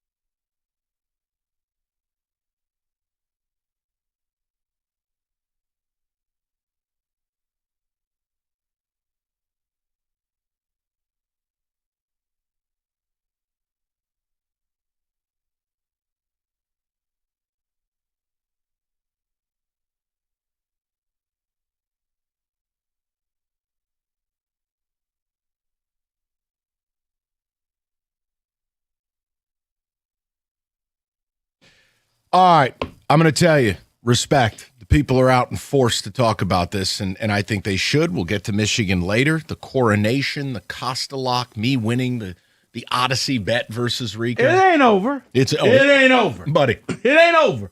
Buddy, you're no. Okay. No. You're like the black dude in the horror movie. It's over, you just don't know it. Black dude in the horror movie, I would have left. What's that noise? Don't care. No, you're the first to go. That's how the horror movie. You've been left in the water. We know what's about to happen to him now. That's right. How did everybody leave me? Well, the wing season. The wing season is a horror movie, and Rico is a black dude. So I mean, like, we're right there. I want to go right to the people. We'll get texts a little later. Have you reached spite phase with the Wings? I have. I tried to hold the fort as long as I could. I tried to play the math. You did. This weekend was an embarrassment, and now I'm ready to dress up like a bumblebee because I want Columbus to come here and end this. I got to get you your 6 hours back. I wish. I wish. We'll go to John. He's batting leadoff today. 97.1. Johnny, how you doing, buddy? You know, every time I listen to you guys, it makes my day better. Well, thanks. I'm with you and Kenny. I'm total spite face. I hope they lose every next game. If by some miracle they actually make it to the playoffs, I hope they get bounced out real quick, and I hope they lose hard. And so part of the blame, I do blame Yzerman, I blame Illich, and I also blame Larkin. You know, you went to the Four Nations Cup and the Olympics, and you got your gold medal, but where's that energy to try to get to the playoffs? All right, we're not seeing it.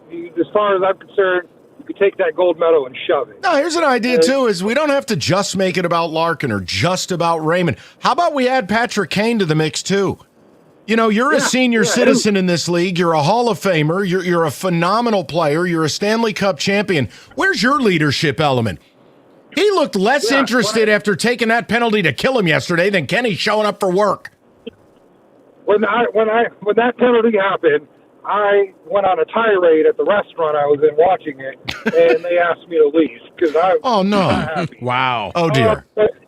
Lastly, Rico, I have a bone to pick with you, all right? Okay. I'm looking, this is NFL, so I'm sure you won't talk about it till later, but I looked at the schedules. You need 10 different streaming services to watch the games, all right? It's ridiculous. Wait. Oh, John, in all fairness, it was college, not pros. Well, now it's pro. You need Paramount Plus, Netflix, NFL Plus, Amazon. Like there's 10 different services you need. Having fun? Having fun? I didn't ruin the pro sports. Yeah, John, I got to stand up for Rico. He only destroyed college. But yeah, John, it's out of hand. It's all greed. It's annoying at minimum. You can't figure out where stuff is, and it's brutal. And wait till the Wednesday games. Oh, I know. It's a total joke. We'll go to Julie in 97.1.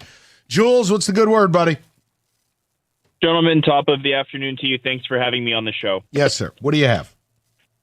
So I want to start with the question, and then based on your answers, I'll make my point. I mean, the Red Wings woes, the accountability, especially against Yzerman, it's been well documented.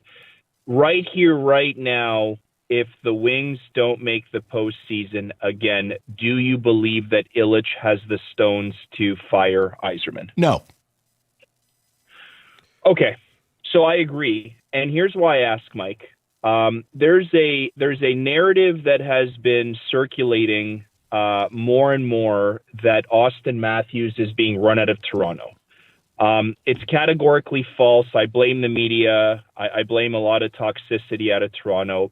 However, if we speculate for a moment with the fact that Toronto is going to undergo major changes this offseason, now that they're going to be hiring a new GM and a new front office, do you think that Yzerman would even be able to cut a deal for a player like Matthews? Able, yes. Willing, no. Of course he's able. So, you could take Dylan Larkin. You could take prospects and picks. You could get it done. You could take Lucas Raymond. No, I mean, you could do whatever you wanted to do, but no, I don't think he's going to do that. I agree. It's 100% unwilling. So my point is, Mike, there's multiple avenues for change for Detroit. There's an avenue from clearing out the front office. We don't think that's going to happen. There's an avenue for making major changes to the core, which is rotten and which is very clearly unable to get into the postseason. So if none of these avenues are likely, you can't get, as we know in hockey, you can fire the coach. That's your easiest path. That's unlikely to make any or to address their foundational issues. You just mentioned it's unlikely that you're going to see Yzerman go. What's the path forward? And I'm asking almost cynically because I really empathize with this fan base. As somebody who's been through this for 10 years, I really empathize with this fan base. What's the path forward? Okay, well, I'll give you an answer. And Rico, if you want to take a spin at it, go ahead. I don't think there is a path forward. I think this is all a giant waste of time. I think it's a complete waste of time. When you don't have accountability and standards, you run a non-functioning business. No, that's not to say you can't make money, but Jules, listen, it's just real simple. I view the Red Wings like the New York Yankees. I view the Red Wings like the Los Angeles Lakers or the LA Dodgers, or pick a team. If you don't have standards, you've removed yourself from being iconic. And I don't feel like the Red Wings have standards. They own the longest drought in the NHL as far as making the playoffs. Steve has now had 7 full seasons. Yeah. And if we're sitting here with a straight face saying, I doubt he gets fired, if we're saying with a straight face, I doubt he pulls a blockbuster move, what's the path forward? There is no path. You're on a treadmill. Yeah. It'll just be this again next year. It almost feels like it's like a sunk cost where you're waiting and you're waiting and you're waiting, and rather than just blow the thing up and start over, it's like, no, because then we've wasted all of these years waiting on all these different people. So, yeah, that's what it feels like to me. It's Groundhog's Day. We'll be talking this and newsflash, again next year. Here's the other problem. Anyone you talk to, and I mean, Kenny will verify this, but go do the reading. Go look around. Talk to people who cover the league, whatever it may be. Like, Nate Danielson is a poster child for the Yzer plan. He's not an offensive player. He's never going to be a top 6 forward. He's a defensive-minded guy who, he might be able to go 2-way. No, he's not. That's what the system is filled with. You don't have anything exciting. You don't have anything anyone cares about. So we waited all these years for all these kids to do all of nothing. That's it. There was a large portion of the national people that said this is going to work, and here's why. And they said that for a lot of years. They said that for 4, 5, 6 years even. But now they've gotten to this point and they can no longer abide it. And you have to admit when something hasn't worked. Yep. So, to answer Jules' question, Enrico, I'm not being flippant. There is no a path forward to what? That's just it. There is. That's why I said, in reality, you've reached a point now where it's time to just say, none of this worked. We're going to start over again and bring in new everything. Like, okay, and even if the old adage is I can't get rid of the locker room, but I get rid of the coach. And I don't know how much of this is McClellan's fault. I think he's trying everything he can. He mixed up the lines a ton. He's gone out and ripped the team. Fine. Let's say you hire Bruce Cassidy. Let's say you just waltz out and you hire a Stanley Cup winning coach in Bruce Cassidy, who the Vegas Golden Knights fired. What's that going to change? What, Cassidy comes here and starts ripping their ass? And then what are they going to do? Be behind 3-0? Rico, I don't know. And I'll tell you the other thing that really bugs me. What, 4th coach at that point? Yes. Yeah. And with the other thing and that most of the GMs don't get that. The thing that's really bothering me, and fair or unfair, I'm being honest with my audience, like the Porter Martone thing. The idea that the Flyers brought a kid who was in college 10 minutes ago, and he's one of their 3 best players. I'm waiting 5 years to get a pulse from some of these prospects here. Here's an idea. Steve's job is talent acquisition. What's this team's problem? They stink.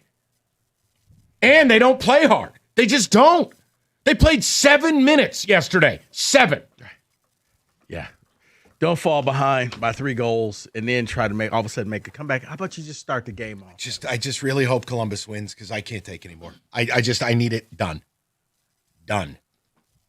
If they get in, I'll actually be spiteful now. Look what they've done. 248-539-9797. We'll get to the Wolverines a little bit later, walk you up to game time. I think Cookies is seeing the board clearly. We're going to talk about it. 97.1.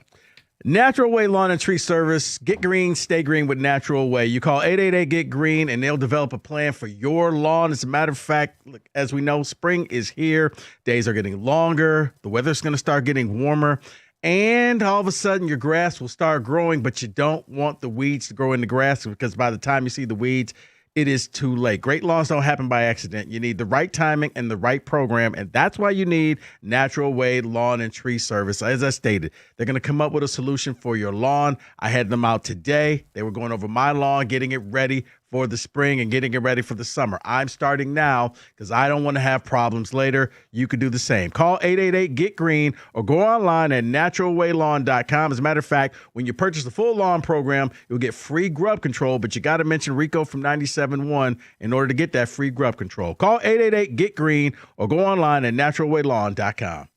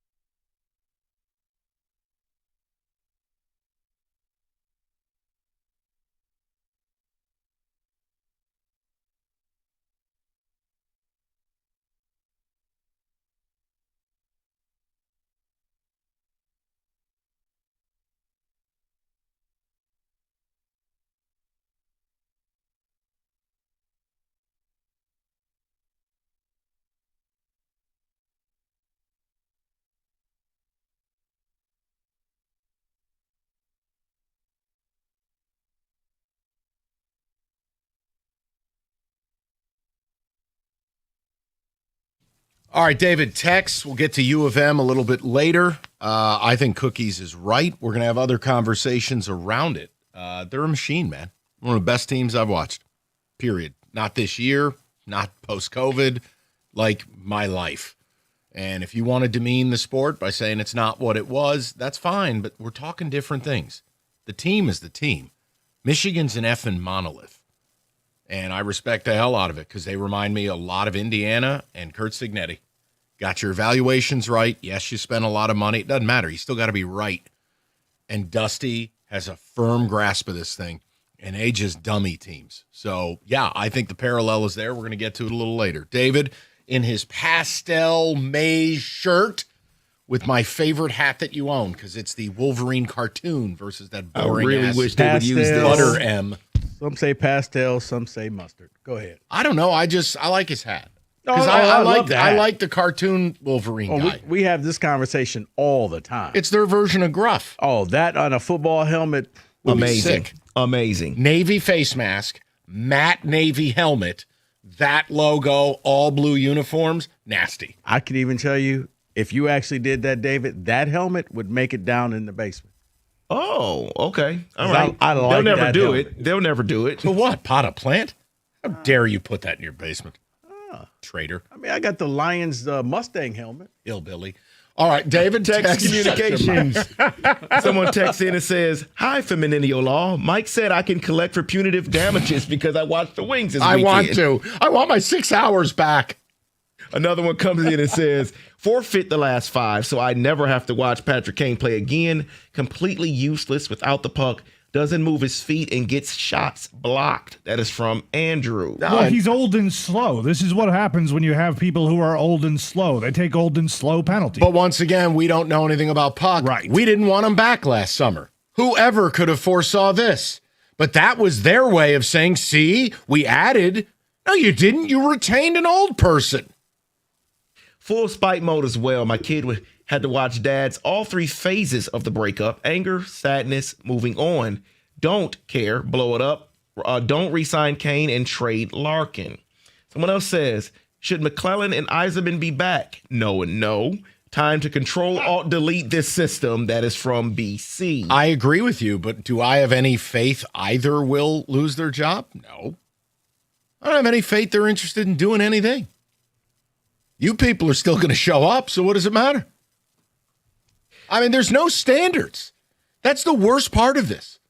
Like, if any team in this, like, I want you to think about this. When you juxtapose whatever the Wings build is or is not, and the time frame, the Detroit Lions, now our floor is, I hated the offseason, but they're still a 10-win team. The Detroit Pistons are the 1 seed in the East. Not a fluke. They were a playoff team last year. Right. And the Detroit Tigers went from the abyss, and I know it's uneven, 2 straight playoff appearances. There's no standards. No, you're right. For all the teams, like I said, when you're looking at the Pistons, hey, they're the 1 seed, but they should have added more so that they can go in there and actually maybe compete in the finals. But for the Wings, it's, can you make the playoffs, please? For once. And now I don't even want them to. You play that way this weekend? You play the way you've played the last month? Why the hell should you be rewarded? Why? So they can sit in a mahogany boardroom and high-five each other like they did something? Get out. Big deal. So if they made it, they just sucked less than everybody else? No. Wow. All I can see is at that point, a gigantic mission accomplished sign. Oh, please. You know what? Honestly, the standards are so low down there, maybe they'll put a banner up. We did it. Did what? Go ahead, Kenny, David, somebody. It'll be like the Lions hanging the division banner. Exactly. It's nothing, man. What are we talking about here? Put it right. You made the playoffs. Put it right next to Ted Lindsay, the "We Did It" banner. No, Kenny. It's the Lions hanging a wild card banner. Steve Yzerman. There's going to be Ted Lindsay, and then there's going to be "We Did It." See, it worked. Right next to Alex Del Vecchio. It's going to be amazing. It's going to be incredible. Say "Ta-da" with explosions of fireworks. Perfect. Somebody get the playoff octopus out there. See, it worked. They'll display it on the LED roof. David? Text communication says, burn it to the ground.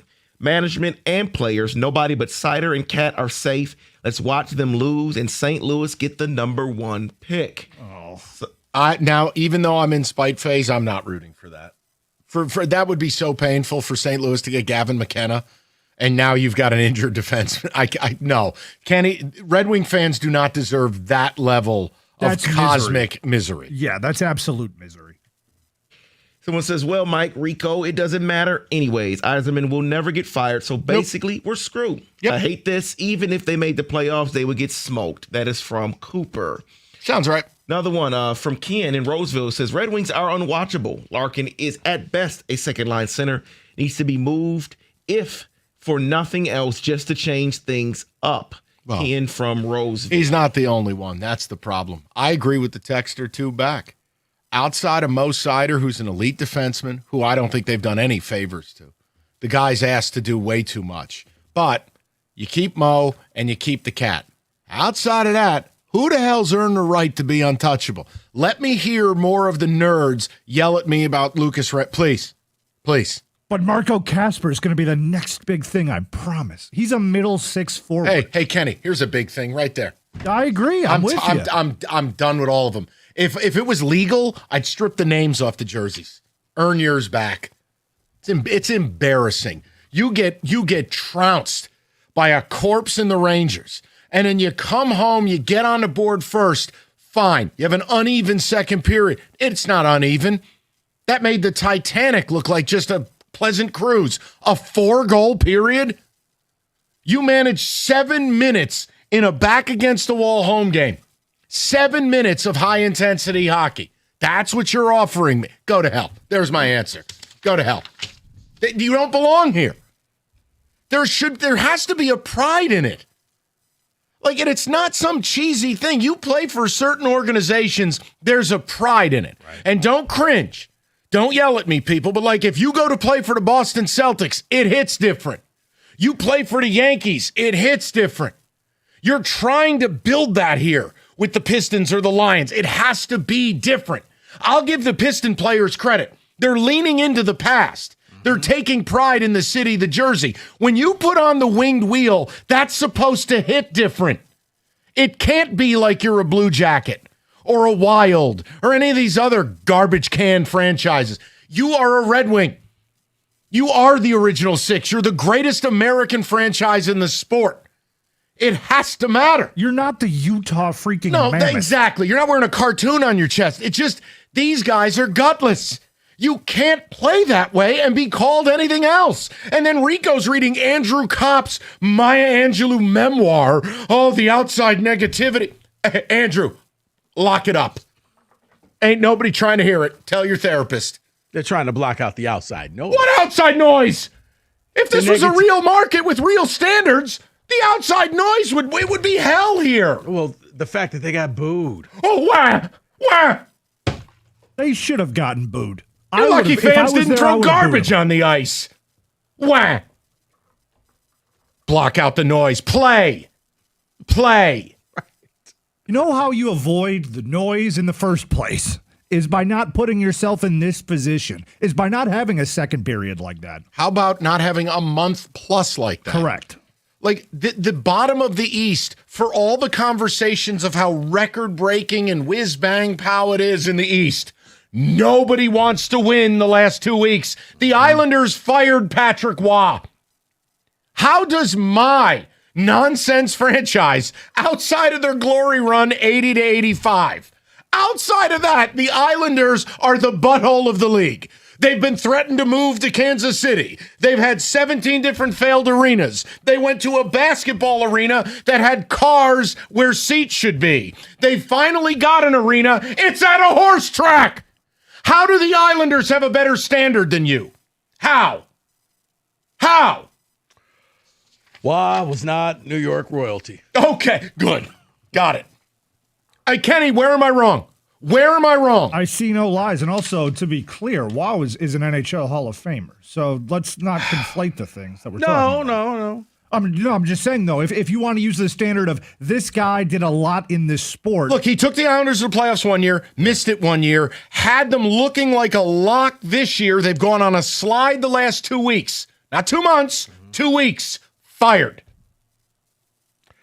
The Vegas Golden Knights fired Bruce Cassidy, who has a Stanley Cup. They're in the playoffs. We're sitting here, like I said, outside of the car dealership, balloon toys. This is us. How can you tell me there's a standard here? No, it appears that the standard is mediocrity. It appears that the standard is just okay. The standard is, you know what, we're going to try to get that last playoff spot every year. That's what we've been reduced to. It used to be hockey town. Now it's just town. No, and ultimately, this group of players, if they want to be here, they're doing a terrible job of showing it, which means they shouldn't be here. And whoever runs the team, Steve or otherwise, the first thing I would do is throw half this roster in the wood chipper. Gone. Oh, you can't trade. Who? No, I'm not trading Mo Sider. No, I'm not going to trade the Brinket. Who? Who the hell else is some sacred cow? Put the tape on. Who's earned the right to wear the winged wheel? It's no different than if we talked Pistons and they were dogging it. No.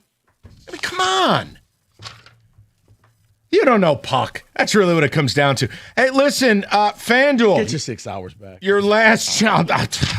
I'll never get it back. Last chance to bet the tourney, profit boost, same game parlays, whatever you want. It's the Wolverines' night tonight. I'm calling 83-68. That to me feels right. 83-68 Wolverines.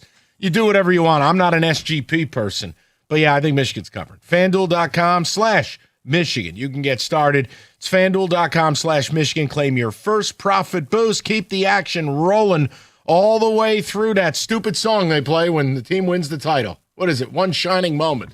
Please, get rid of it. It's FanDuel. Go play. 21 and up, present Michigan. Opt-in is required. Bonus issued as non-withdrawable profit boost tokens. Restrictions apply, including token expiration and max wager amount. See terms. Sportsbook.fanduel.com. And if you got a gambling problem, call 1-800-GAMBLER.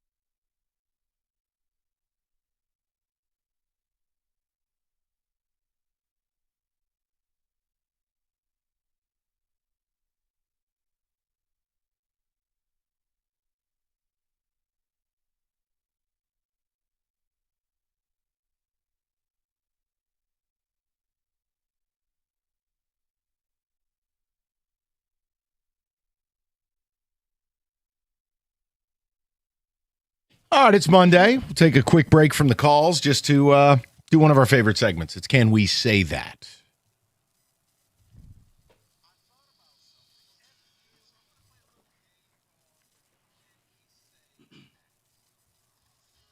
Yes.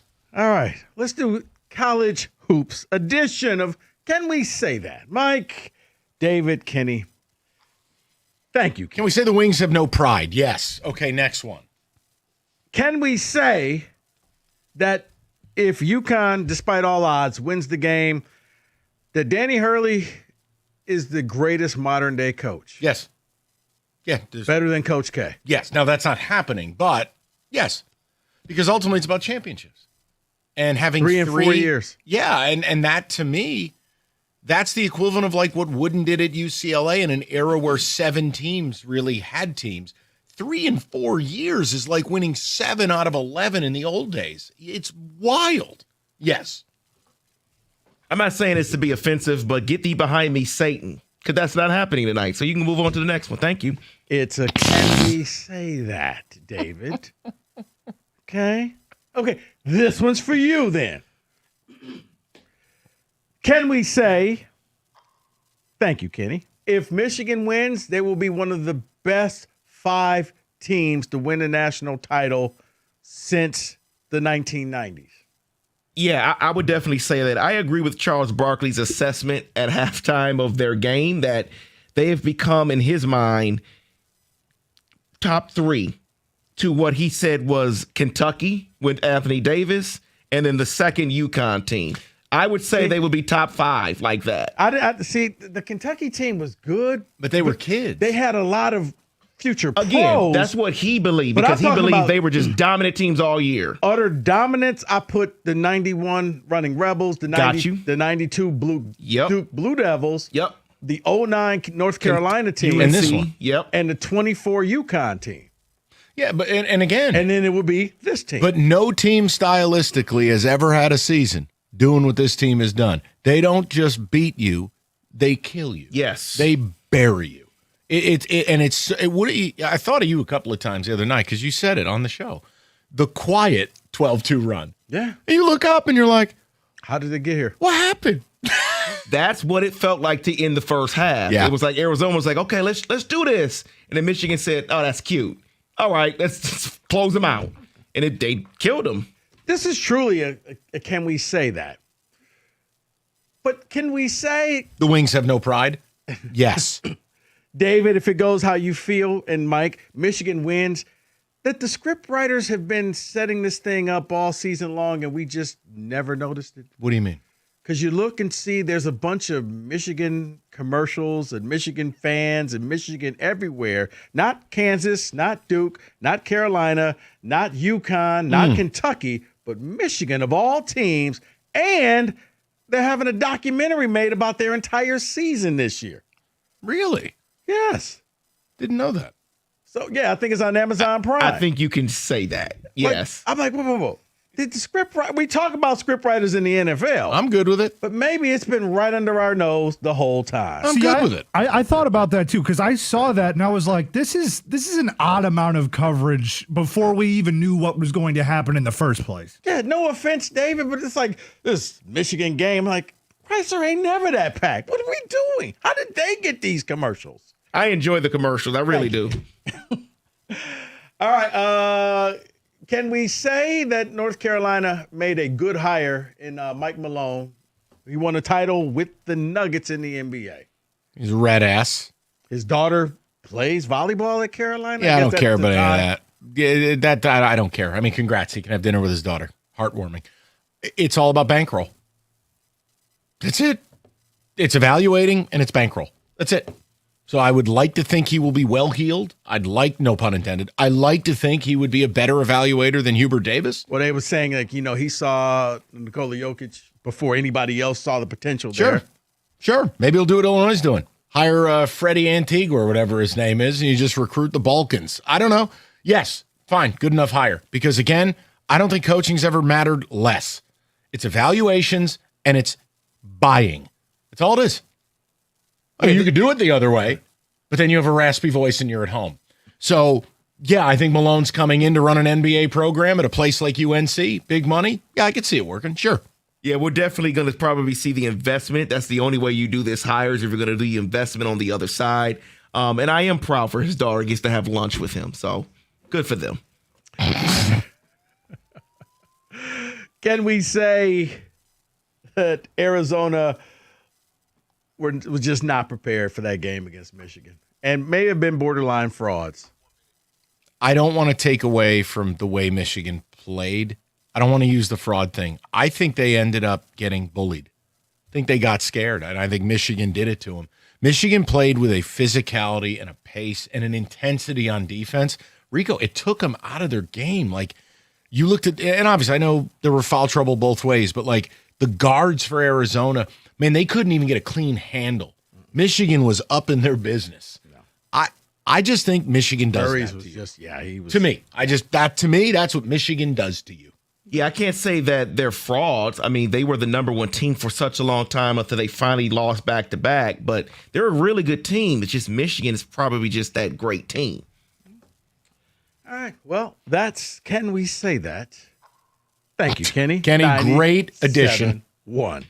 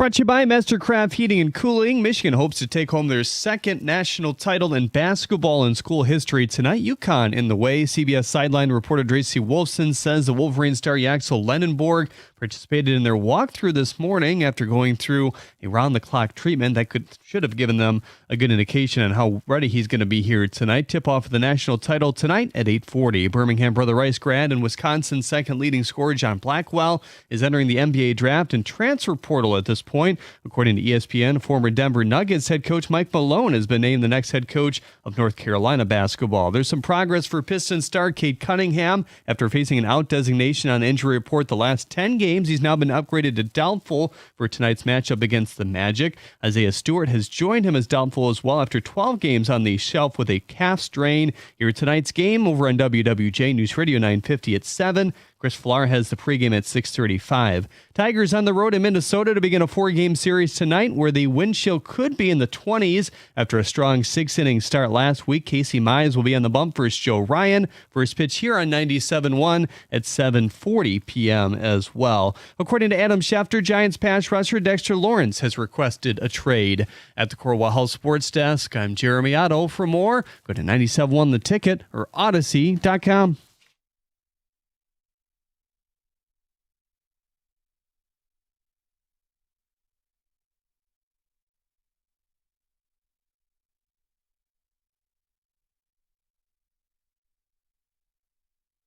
It's a very, very, very positive update there on Cade. And it's funny for all the consternation about the Red Wings.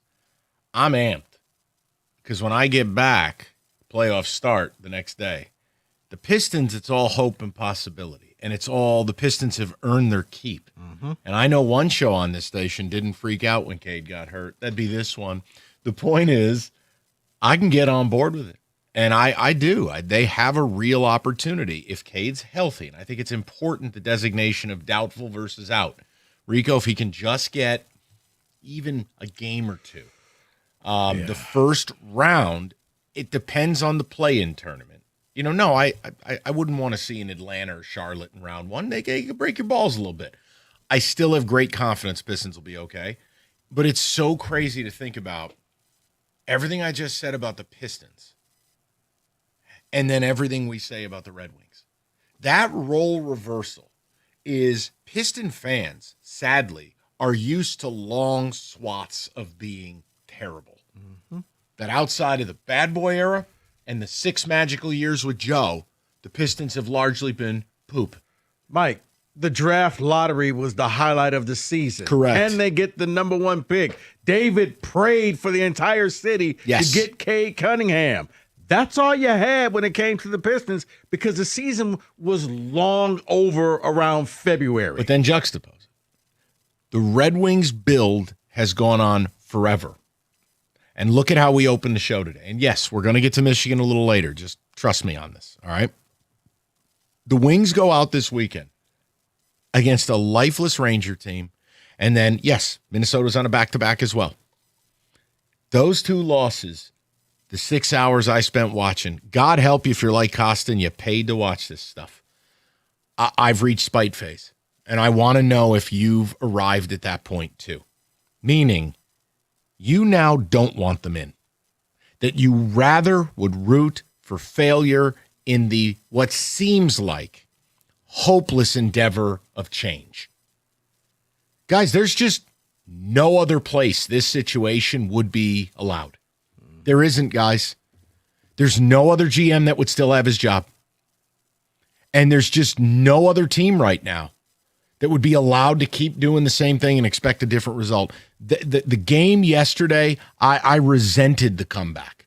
You couldn't be bothered to have more Nate shots on goal the first 2 periods. How dare you rally up in the third, only to then have Patrick Kane take the laziest, dumbest penalty arguably of his career. Yeah, just why? And he didn't look like he even cared. And they lose the game of regulation.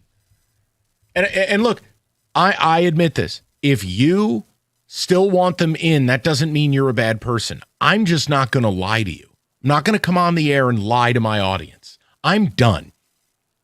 I did the best I could, kept yelling math, kept yelling at Kenny. Kenny was right. Vegas odds. It doesn't matter because you know why? They don't have anything beating in that cavity in their chest. They don't have any heart. They don't have any guts. What the hell was the last 2 games? Don't tell me talent is why you lost 4-1 to the Rangers. Don't. I'll keep going back to it. That was Wojo's laziest take ever, and that's saying something. Wojo's got a haul of lazy. Or 7 minutes of great hockey, 4 Right. goals. But why did you just limit it to 7 minutes? Why don't you start games this way? It's frustrating. And now I want Columbus to come here and end them. And I can't take anymore. The Sunday game was just a microcosm of March where you're out. Wait, no, you're back in. Nope, you were out the first time. We should have just ended it right there. So have you reached spite face? It's not about being a good fan or a bad fan. It's about being honest. And if you're still rooting for him to get in, I don't think you're a bad person. I think if you're still defending Yzerman or this team, you might be. But that's a separate discussion. I want to know if you've just had enough now. That you go, you know what? I tried. I tried to stay positive. I tried to stay on board with this. Now, I absolutely want them to falter and not make it in the hope, even if it's 1%, the hope of seismic changes in this once proud organization that frankly is an also-ran now. That's what you are. You're an also-ran. The Wings today, factually, longest playoff drought in the sport if they miss. You don't get to make fun of anybody. No, but you brought it up, Mike. We've seen the evolution of the Tigers, where they were just nothing. And then all of a sudden, it was voodoo and chaos, and they made the playoffs. And now it's a different standard here. We watched the Pistons, where it was all about the lottery and can you get the number 1 overall pick, and who are these guys? Oh, we fired our coach because he didn't really want the job in the first place. Then you get Bickerstaff, and he turned this thing around, and now they're the number 1 seed in the East going into the playoffs. You look at the Lions, where it used to be the draft was the Super Bowl. And now the Super Bowl is the Super Bowl. Now this is a team that's winning the division. Now this is a team that's going out there and has set a new standard in this city that even in a bad off year, you're still, as you said, you're looking at 10 wins. And then there's the Wings.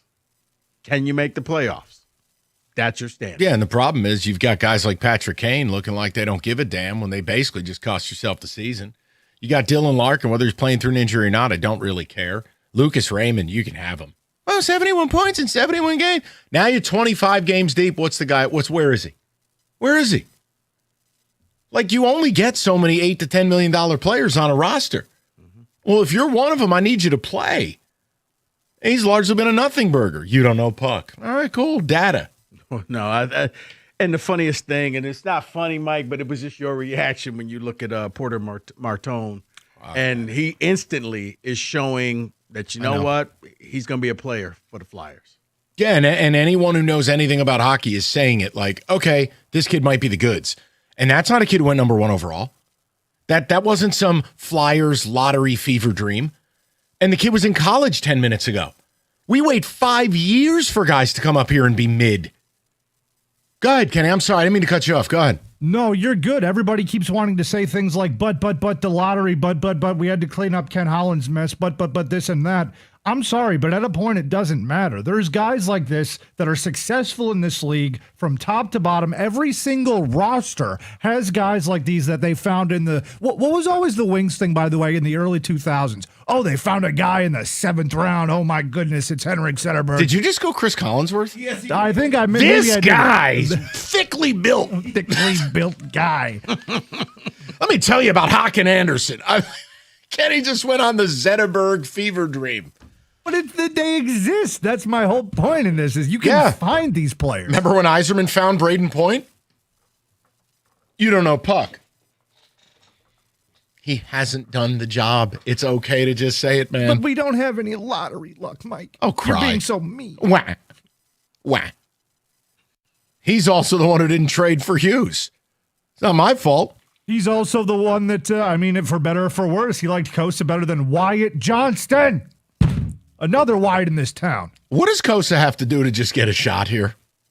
After seeing what Talbot did last night, I have no idea. You ever think about that? Yeah, you start to wonder, is there something else that they're just not telling us? They clearly don't think he's ready. And I don't know, at this point, that's a failure if you think that. Kenny, it's almost like they're going out of their way to be like, not you. Look, the longer this goes on, too, oh, God. Kenny, please don't yell at me. Here we go. No, don't yell at me. Here we go. The longer it goes on, the longer it really looks like Yzerman got lucky in Tampa. He inherited Victor Hedman and Stamkos, and he drafted the best goalie arguably in the last quarter century of hockey, and he was ready right away. Okay? Thank God that Ken Holland handed you the pick to take Vasilevsky, and then unlike Kosa, Vasilevsky was like a Hungry Man dinner. They basically put him in the microwave for 60 seconds and got Patrick Roy in his prime. Ding! Okay? And he's ready. Yeah, boom! Hey, look, there's the apple fritter. Like... Do I hear Evan's little tiny feet coming in here because he's been saying that for the long? You know what? The mashed potatoes weren't even cold in the middle. No, but think about it. That trio, inheriting two, and then getting a gift from Ken Holland. What was that? The Kyle Quincy trade? Yep, the Kyle Quincy trade. And you take this goalie, and it's not a Kosa, much less an Eric Fischel. He's ready to roll. Okay, he discovers Braden Point. Fine. The Kucherov stuff, all fine. The point I'm making is, what has he done here that's special? What has he found? The only thing he's legitimately found that you have to give him credit for is Mo Seider. Fine. Outside of that... He took him at what, pick 6, and most people thought he was outside the top 10. Yeah, a lot of people hated that pick. But here's my problem. You're still picking in the top 10. Correct. Who have you found rounds 2, 3, 4? Who have you traded for that has blossomed here? Who? Not a ton. And DeBrincat wanted to be here. This was the only place he wanted to be. Even if you wanted to argue Casper, he's a middle six. Oh, stop with the Casper stuff. I agree, but stop. People will tell you that he's going to be the next, top 6. Right, and you're America's next top model. Neither statement's true. Hey, put a little work in. I could be a buddy, beautiful man. Buddy. A lot of work. Hey. 248-539-9797. I want to talk to you guys about it. Have you reached Spite Face? And Wolverine fans, trust me, the back half of the show is going to be yours. But we needed to handle this because there's a lot of people angry. And there's a lot of people, I think, like me, going, you know what? I held the fort. I did the best I could, trying to say, guys, they can still do this. Now I don't even want them to do it. I've arrived at Jonathan Smith, MSU Spartans spite. I can't do it anymore. Could have just said John Smith, and it would have been good for both. Pick your era. BOGO. Both failures. All right, IRS collectioner audit. Abraham and Rose has successfully specialized in resolving all types of failed rebuilds. I mean, tax problems over 30 years. Their extensive experience means when you're facing an IRS collectioner audit, you can rely on them. A lot of law firms come and go in 30 years. But experience, you can't fake it. Maurice and Jerry, they have it. And they are ready to get to work for you. AbrahamandRose.com or call 248-539-5040, and you will never have to deal with the IRS again.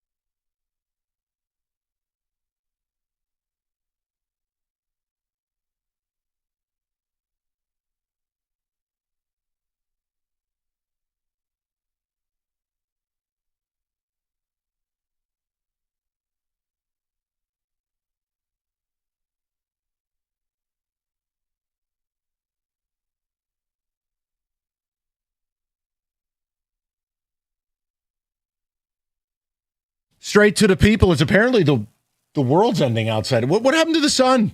Well, and or was it that we were talking wings and then the clouds got dark? And David, for you and the other Michigan fans, there was hail out there. So there you go. David, just repeat after me. 83-68 Wolverines, the 2026 national champions. I'm not worried about it. You shouldn't be. So there's your omen. Yaxel's going to play in a wheelchair. They're still going to win by 11. Just put him in the corner. Sit him in the corner. You'll be fine. It doesn't matter. You know what? And when I win the bet, because I'm going to Birchie, if you're listening, you got a 6-pack on me. Buddy, that's his team. That's not even Will's warm-up. You're dealing with Wade Boggs.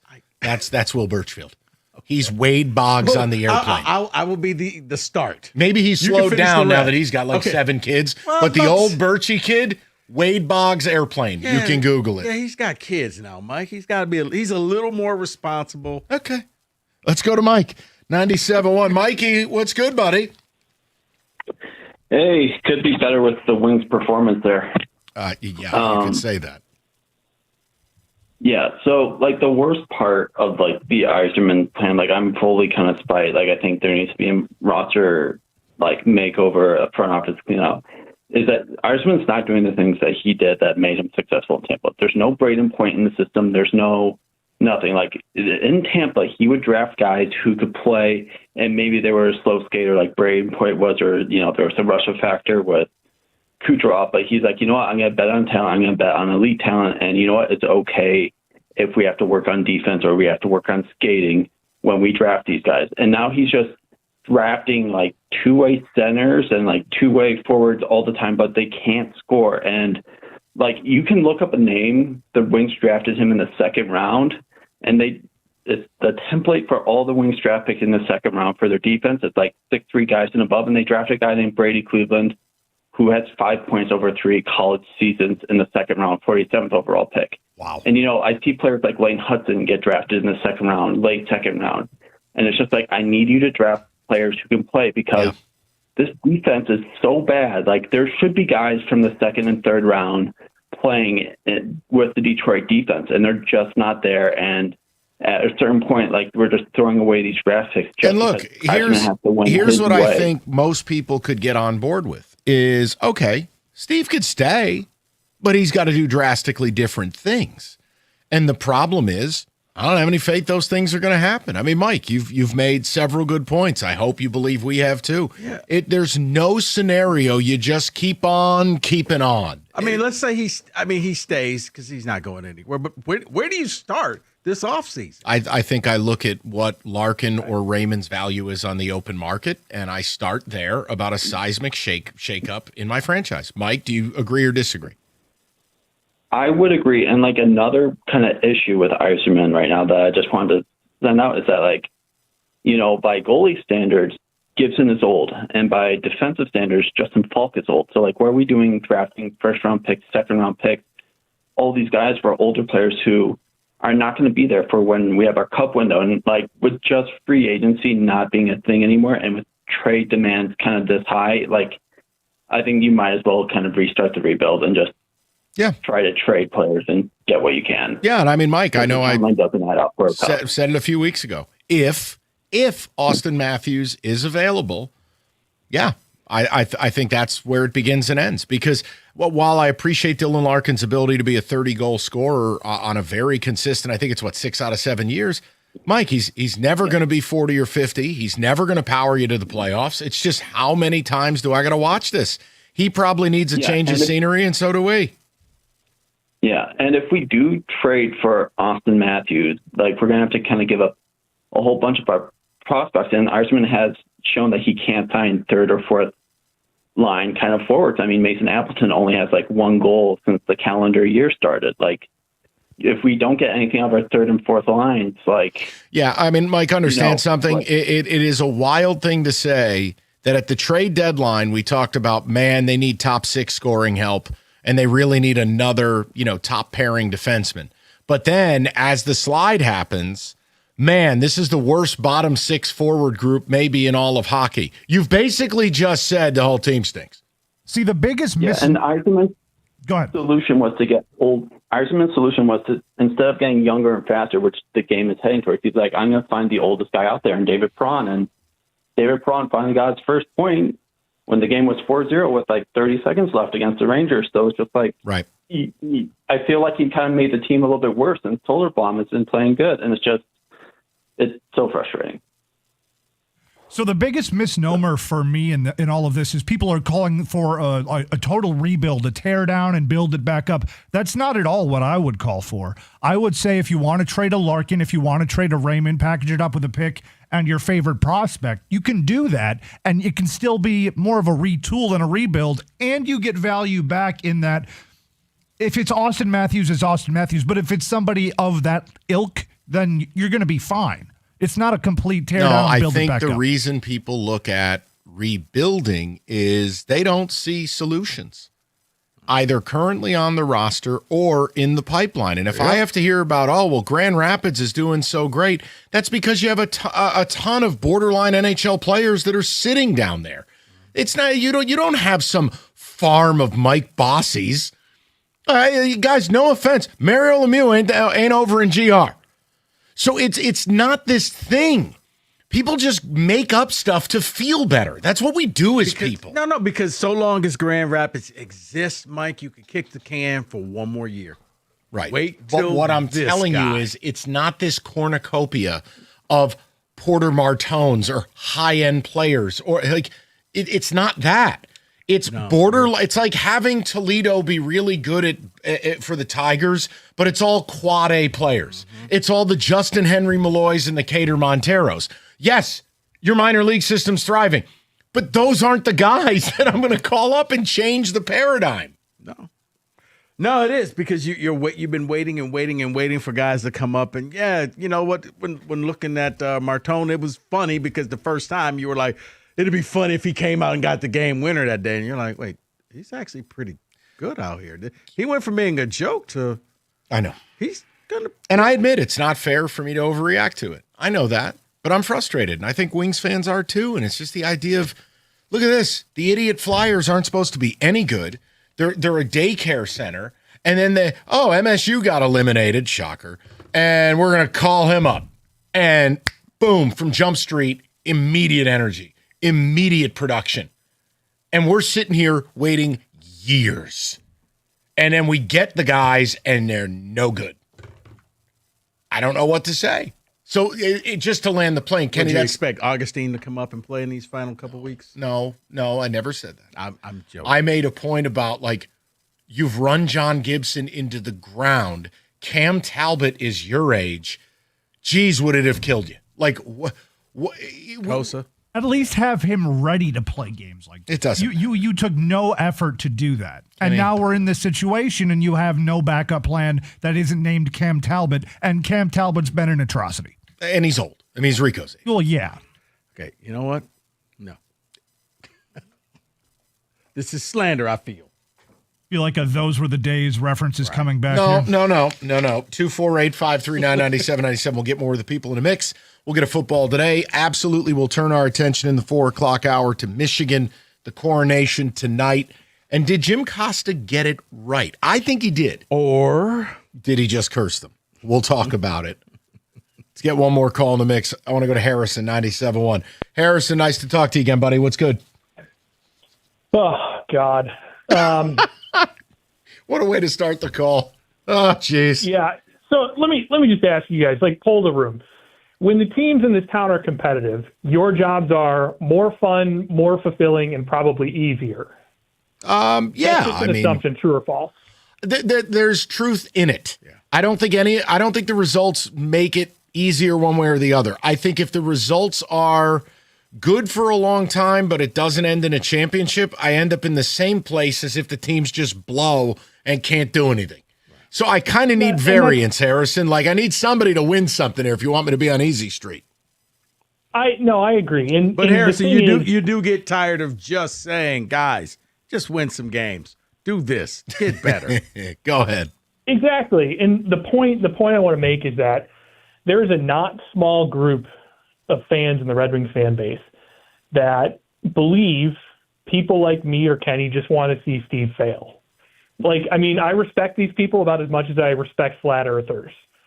It's unbelievable how many of them there are. They're like, you don't know. It's the you don't know puck people. They're like, well, you just want Steve to fail. That's the basis. Nobody wants him to fail. Nobody. Nothing would be more desperately sad to me than to see him fired and failed. But that's the direction I think it's going or should be going, because there's just no end in sight to this. If you took John Gibson, if you knocked 7% off his save percentage over that span where he was a Vezina goalie, I don't know that the Red Wings would be within 10 points the playoffs. And we're in year 7. Yeah. So God forbid I'm impatient. The last time the Red Wings made the playoffs, I was in college. At this point, I have a mortgage. Someone called me sir to my face the other day. It's been a long time. God forbid I'd be a little impatient. I hurt myself tying my shoes not that long ago. Harrison, the other thing, too, is if you strip away all the other stuff, here's my view, right? Since neither of us know puck. The quality or lack thereof in your operation, I do think 5-on-5 metrics are a very good indicator of that. This team is dog water, 5-on-5. So right off the rip, even if people want to attack you, nobody wants Steve to fail. Nobody wants the Wings to be bad. But this is a bad 5-on-5 team made through a series of bad personnel decisions and a locker room that seemingly does not care. Go ahead. Yeah. I don't know puck. Argue it. In short, and this is, I agree with Kenny on most things in hockey. The one area I diverge from him on, maybe I think this needs to get torn down and rebuilt, is that you look in that locker room, and I think there's an element of this pro scouting department has somehow done an unbelievably good job at getting players that are untalented and dispassionate.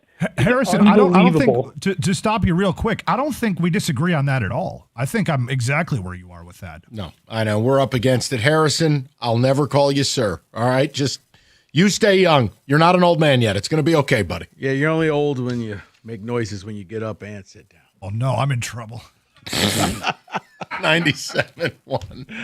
Hey, imagine a world where you leave your house and you take your home Wi-Fi speeds with you. Thanks to the Xfinity Mobile, it's not just a fantasy. Just picture it.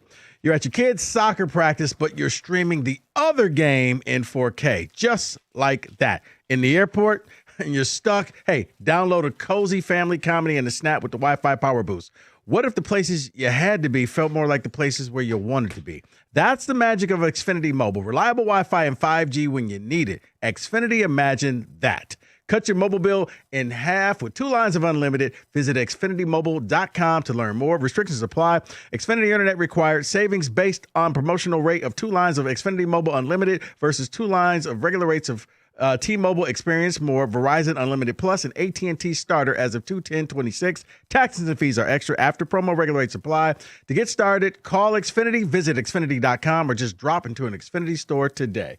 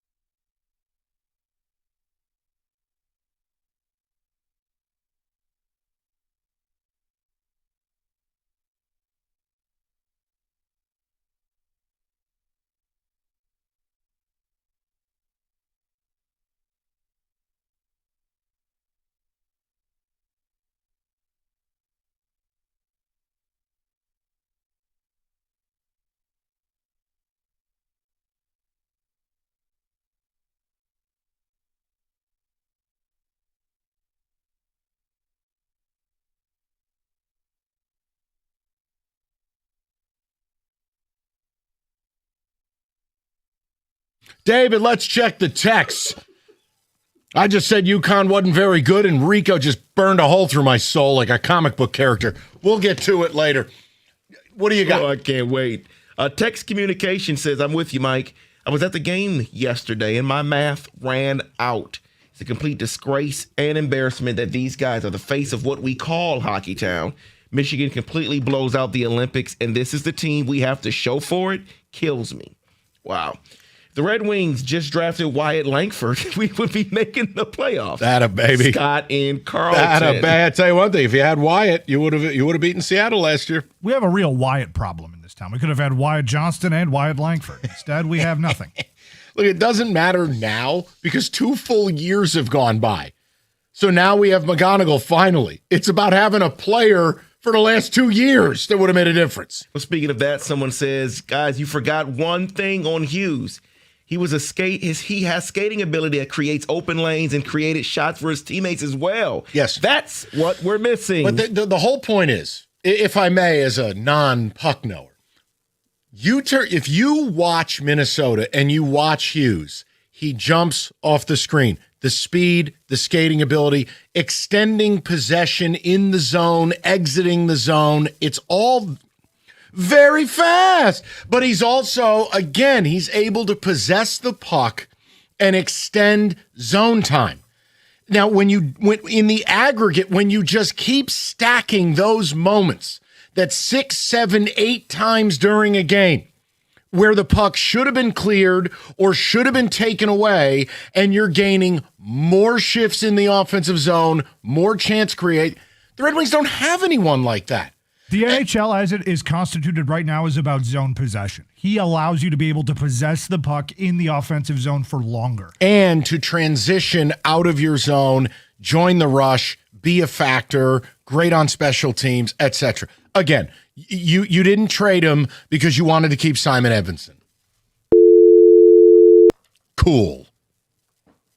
Kenny, he's arguably the best defenseman under the maybe outside of Schaefer, under 27 in the league. And Simon Edvinsson may end up being a very nice player in this league, but I'm sorry, if you know that you have an elite talent that you can trade for, even if it means sacrificing a Simon Edvinsson. Whose parents live here. Who wants to play here. Who mentioned the state, and he was happy to go to Minnesota because it was close to Michigan. Cutscene, Minnesota's the same distance as Atlanta.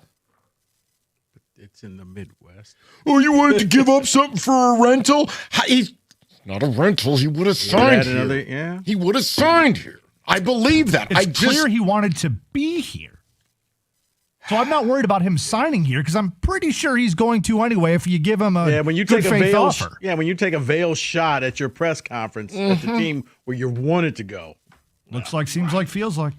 Whatever. So, yeah, it was only appropriate that yesterday you watched that. And again, Minnesota with talent, speed, again, the scoring ability. They got a 50-goal scorer.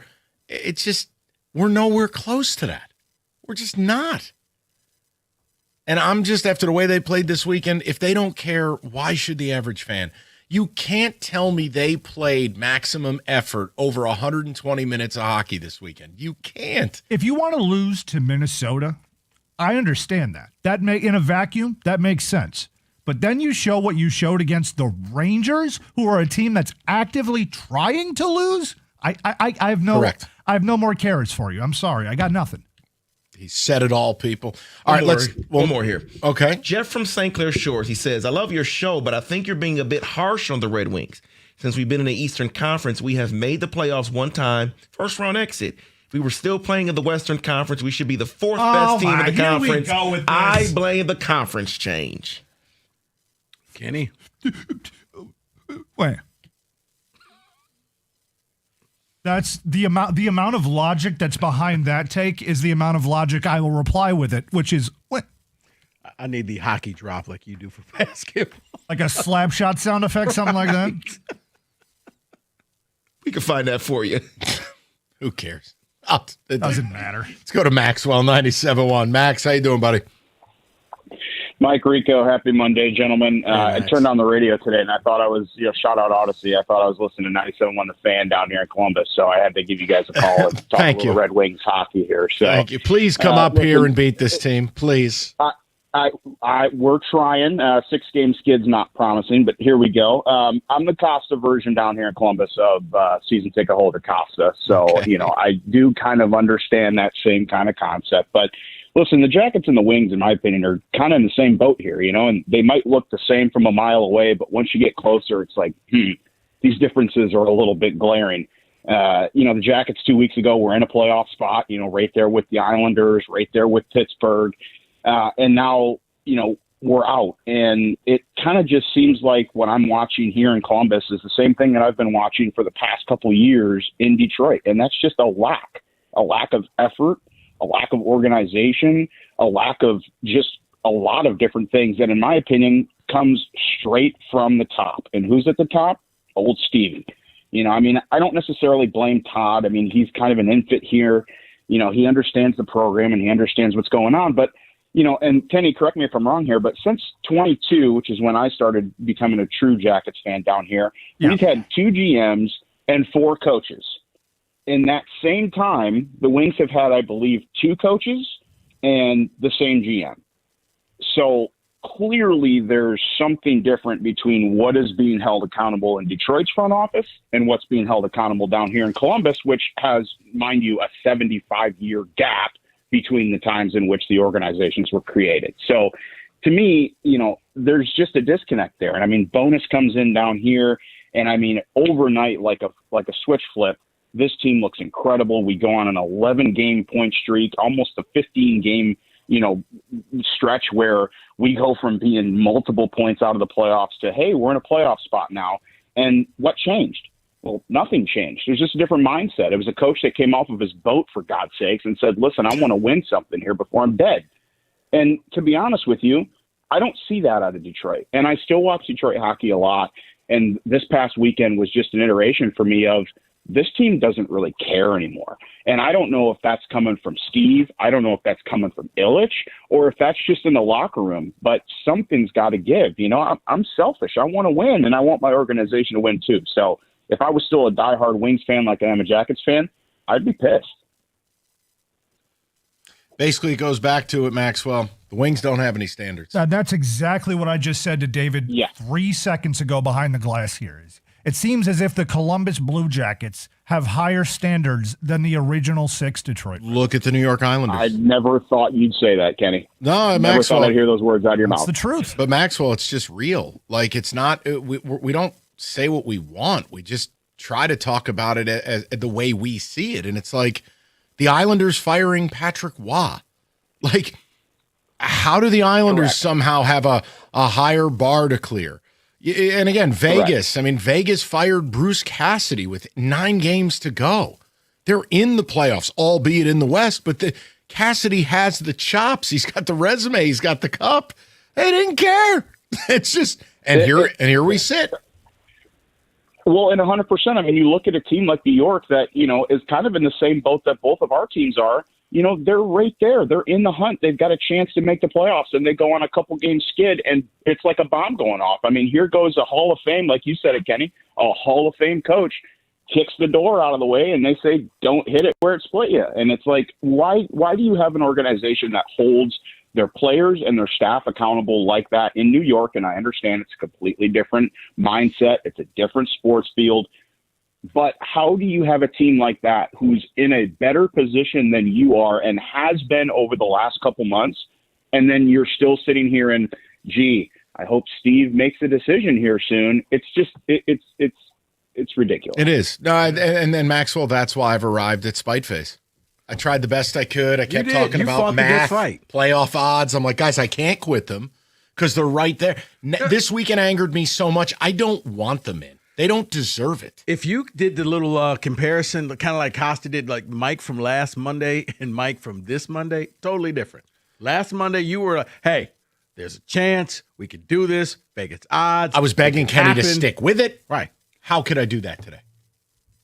If they don't want it, why the hell should I? No, I think Sunday just took the life out of everybody. Well, Saturday and Sunday, geez, which is worse? Go to the backyard and look at two piles of dog crap. That was the game against the Rangers and the game against the Wild. You know what? Sunday was worse. Because how do you judge piles? They're both piles. They're irredeemable. They're piles. Which one will be easier to pick up? I don't know. Just got to get a quality pooper scooper. I'm telling you, it's an investment. You got to have it. This one's a little more stickier, so. Okay. I think we should move on from this Yep, comparison. that's okay. 248-539-9797. All right. FanDuel, they've got a special mulligan bet back token this week. You know the tournament that's happening coming up, and you could turn any losing bet into a winner with a bonus bet. It's FanDuel. You can, and again, Evan, I'm sure will have some Masters picks. We'll get to it. But a top 5 finish, or you run these exactas. I'm a big fan of those. You pick 2 or 3 golfers to finish in the top 10. You can go crazy. Take Trey McKinney points. That's not golf, but okay. FanDuel.com/Michigan. Claim your special mulligan bet. 21 and up, present Michigan. Opt-in is required. Refund issued as non-withdrawable bonus bets that expire 7 days after receipt. Max refund $5 unless otherwise specified. Restrictions do apply, including token expiration. See terms, sportsbook.fanduel.com. And if you have a gambling problem, call 1-800-GAMBLER.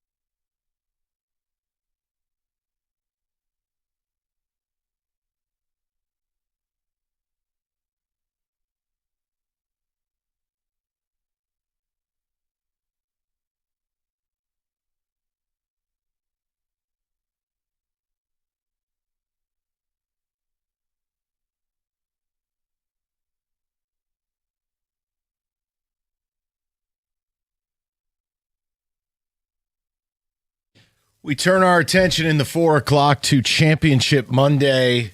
And look, I'm not saying this in a bad way, but the game lacks a little drama. Not that if you're a Michigan fan, you don't care about drama. Yeah. Win the national championship, which I think they most assuredly will. But, yeah, this isn't exactly I can't paint away UConn wins. I don't think they're a good enough shooting team. No, this ain't like last year where you were actually like, okay, I don't know who's going to win between Houston and Florida, where now it's just. That still breaks my heart because I love Houston. But my point, you're right. But tonight, like, Michigan has an opportunity to make history beyond the title. I think this would be the greatest team in the modern era of college basketball. Nobody goes through a season, unless you're fake-ass Gonzaga, just dump trucking teams. And then go to the tournament, score 90 every game, more dump trucks. Would the Running Rebels be considered modern day? They'd be considered black and white. Are there even tapes of that game, or is it like Wilt Chamberlain holding up a piece of paper saying, I scored points? It's a yes or no answer. That's all you had to say. All right, fine. I think it's on the edge of relevance because it was almost 40 years. Right, I'm just saying, but, they one loss, like they dump trucked everybody. It's just a little long in the tooth, but yes. That's why I was asking, can you include the only comp I would there? have for this team isn't really a comp because they didn't blow everybody out, was 09 North Carolina. I think the only comp for this team was just, 2 years ago? UConn team, where it was the UConn. Mike, that was the only time going into the tournament, I think there was no chance of anybody else winning. It was UConn. Period. And that's how I felt about this team back in January. Just they did all the right things, man. I just got Arizona because you were allowing me to select a second team. That's fine. They made Arizona look stupid. They did. They made Arizona look stupid. That was, you know what? You probably could have just went ahead and reversed the games because that game was over quickly. It was like, there's really no point of watching the rest of this. This is like baby seals getting clubbed. Like, not fun. I mean, David liked watching the Seals get clubbed. To your point, Rico, about UConn, you're right about that team because I remember we were in Vegas and we all looked at each other when they were playing. We looked at, they're doing UConn things. This is another blowout, and they just kept doing that the entire tournament and won the whole thing. Right. It was right, and you knew going in, you better just pick UConn in your bracket, UConn, because they were going to win. And for this Michigan team, because when they're dialed in and focused, they just don't beat you. They beat you by like 20, 30 points. Like, you have no chance. It's like a video game reset game where you're losing so bad. No, we're just going to hit the reset button. Rage quit online. Yeah, we only need to finish this. I lost. Next game. You didn't have to go full baby seals, though. I mean, that's a little aggressive. Hey, that's what Michigan's been doing. That's what UConn did. Like, Michigan, Kenny, it's like games where you thinking it's supposed to be. Like, the only one that I guess lived up to the hype was the game against Duke they played. But other than that, when they go up against, they play Gonzaga, beat them by 30. Played Arizona, beat them by damn near 30. Like, yeah, okay. I thought this was going to be something. So Club State twice. Like, dude, they bombed Illinois in the space saucer. Like that. This is a season of dominance that's just highly uncommon. Still don't understand how Purdue beat them in the Big Ten tournament. Because they weren't raining threes. Like, it's Forrest Gump's T-shirt. Bleep happens. Okay. It is what it is. Stuff happens. It's the same thing. Wisconsin shot 23s. No, but they made 23. That Purdue game, I think Purdue made 6 or 7. Like, that shouldn't have happened. No. Go to Andrew, 97.1. Andrew, how you doing, buddy? Good. I was going to talk about Red Wings. I'm not going to work myself up, so I'm just going to look forward to a great basketball game tonight. The national championship in the rafters. No, you can hold on. What did you have to say about the Wings, though? Because I mean, look, the Michigan thing. Tell me about the Wings for a second. I want to hear this. I am sick and tired of Detroit sports hyping us up. We feel like we got a team, and then guess what? We get close to the playoffs, or we're in the playoffs, then we sell in the NFC Championship, or we sell in March, or we sell in the 15th inning. I'm sick of it, and I'm done with it.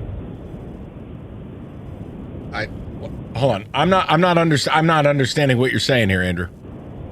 I'm talking about the Tigers selling in the 15th inning. and the Lions are in the NFC Championship, and then Red Wings selling in March. It's a consistent thing, and I'm sick of it. I'm done with it. I know. All right, the failing. Yeah, we're all sick of the failing. I thought you said selling, and I'm like, well, Andrew, they made a big trade at the deadline. So, like, no. Yes, I understand, but there's a distinct difference between the Tigers winning a playoff series and going to a Game 5 and playing a 15-inning classic and losing, and a team that hasn't made the playoffs in a decade.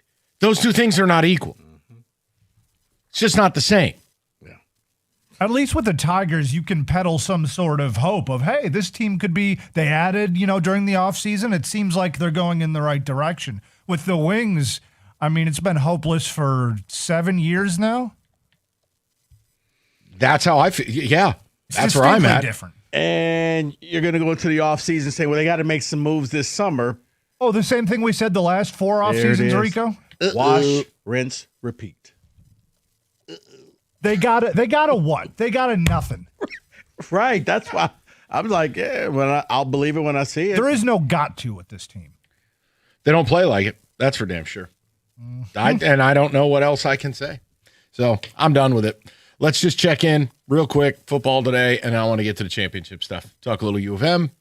And obviously, they got to do it before we can get to some of the topics. But did Jim Costa help or hurt the cause? We'll get to it. 97.1.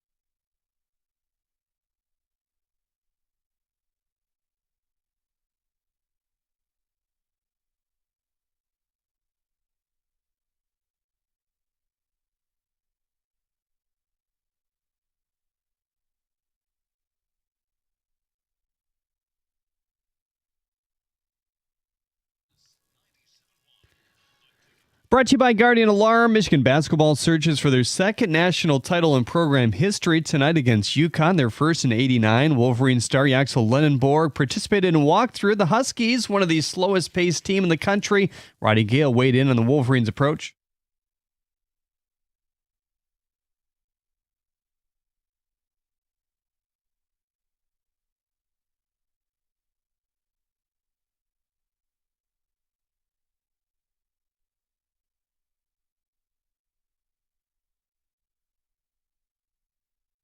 Tip-off tonight at 8:50. Former Oakland U assistant and more recent Denver Nuggets head coach Mike Malone is the new head coach at North Carolina. The Pistons play the Orlando Magic tonight on WWJ News Radio 950 at 7. Significant news for the future of Cade Cunningham and Isaiah Stewart. They're now listed as doubtful for tonight. Cade has missed the last 10 games with a collapsed lung. Stewart, 12 games with a calf strain. Tobias Harris, Duncan Robinson are also doubtful. You can hear the Tigers and Twins right here on 97.1 tonight. First pitch at 7:40. Casey Mize will battle Joe Ryan on the mound. Minnesota 3-6 with series losses so far to Baltimore, Kansas City, and Tampa Bay. Mize had a strong first start. He went 6 innings with 9 strikeouts. Pitcher Sawyer Gibson-Long has also been activated off the injured list and sent to AAA. At the Corwell Health Sports Desk, I'm Jeremy Otto. For more, go to 97.1 The Ticket or Odyssey.com.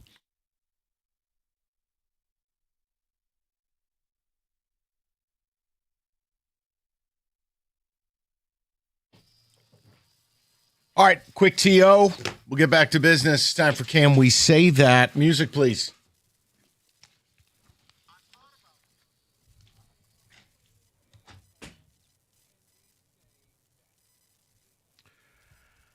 All right, gentlemen, we're going to do this one a little differently. I have 3 different topics, and if you want, I'm going to let you choose between college basketball, pro basketball, or NFL football. But I have a Can We Say That for all of them. Michael? Yeah. Dealership. Go ahead. Football. Football. That was easy. It is. Mike, can we say that Dexter Lawrence is going to still be a Giant once the season starts? Because he asked for a trade. Is there anybody that's going to be a trade partner and say, yes, that's the missing piece to our team? Well, not until he weighs less than 400 pounds. He was in embarrassing physical shape last year, and he stunk since he blew his elbow out 2 years ago. He had his worst season as a pro last year. Bold strategy asking for a trade. I think this is like a lot of players who say they're not going to show up. He wants a new contract. He has 2 years left on his deal, new coaching staff. They've done a lot of losing. My view, you're entering your age 29 season, and you were basically garbage last year. You don't want to show up? Don't show up, because I'm not trading you for nothing. And I'm sure as hell not going to lace you with some 5-year deal when you haven't been the same since your elbow was on backwards. So I'm the wrong guy. Unlike Brad, I don't fall in love with my own people. Sexy Dexy can hit the bricks if that's what he's going to put on the field. So is he check mark for the Lions? No, because he requires money. Okay. They don't do such things. Gotcha. Yeah, yes, David. I was going to say you're right. Technically, his guaranteed money is over, so that's what he wants. He wants a deal. More guaranteed money. You know what I'd tell him? Show up at the table under 330. Go look at him last year. Either he's carrying triplets or he let his body completely slip away. I'm going to go with triplets. Maybe he had them already. He got his old physique back. No, you get my point. If you want the money, your body's your job. You got to be ready to roll. He was terrible last year. Yeah, how about we do a 2-for-1 with football? David, we've been saving this one just for you. Oh, go. Oh, is this a religious one? Can we just say Pittsburgh needs to just bite the bullet and tell Aaron Rodgers, thank you, please go away. Oh, boy. Yes, they do, but I'm already resigned. They're not going to do that. That's right. And it's going to be Aaron Rodgers' show or no other show. It's sad. It really is. But with Mike McCarthy hired there, they basically did the hiring for Aaron Rodgers. They didn't do it to say, oh, we need another voice, a different voice. No, they did it for Aaron Rodgers. He's the voice. Rika, ready? He's right, you know. It's sad. It's a really sad state. I feel bad for you every time I see the stories, David. I don't. Because it's like, what is so special about this man that you're willing to just bend over backwards? You're going to wait for him. You're not going to go out and try to get better at the quarterback position. Is he really going to lead you anywhere? No, he's not going to lead us anywhere. And I think because of him, you also see the rumors that they may trade DK Metcalf during the draft. You just got him. I know. It's a shame. Maybe he didn't want to do the ayahuasca visits with him. Don't know. Oh, he didn't want to bleep himself in a tent in the Amazon? Weird. You don't want to get on DK's bad side either. All right, Kenny, for you. Can we say that maybe Taylor Decker found out what his real value is? Yeah, absolutely. Because no one's picking up that phone. Yeah, it seems to be the dial tone that we play when nobody calls in for a topic when it comes to exactly with Taylor Decker. Yeah, no, I don't think you're wrong for saying that. Oh, Mike, here's a layup for you. What's that? Can we say that the Ravens should not gamble on Lamar? He restructured his contract, but basically they have an out after 2027. Should they just part ways thereafter? 100%. I said it was a layup for you. Yeah, no, listen. He's a quarterback whose legs are a lot of his game, who's about to be on the wrong side of 30. That's a losing proposition. And when you've asked him to be a real pocket passer, hey, let's check that Kenny hotline. I don't care about the past MVPs. I'm not paying you for what you've done. I'm paying you for what you're going to do. No, there's no way I'd be paying him $60 million a year into his 30s. No way, no how. And what a surprise. He never shows up for OTAs. New coach? Oh, I'm there. He showed up out of nowhere. Didn't tell the team anything. I bet he wants that money. Okay. Yeah, he did. He was like, oh, yeah, I'm all ready to go. But they can get out after 2027. Okay, David, college hoops? NBA. College hoops, yeah. All right.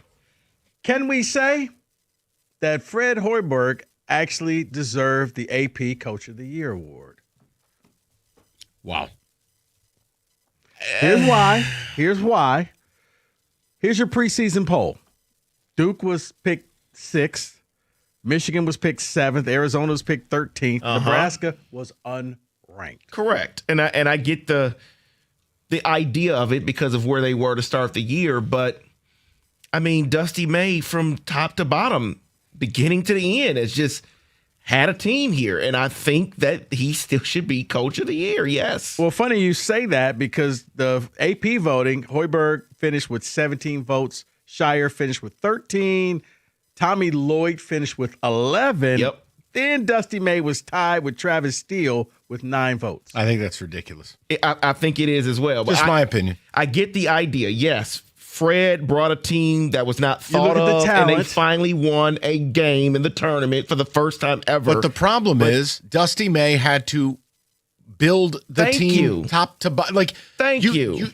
Michigan isn't Michigan. Nebraska's not Nebraska. Indiana football, not Indiana. Yes. That's why I don't have any hatred for this tonight.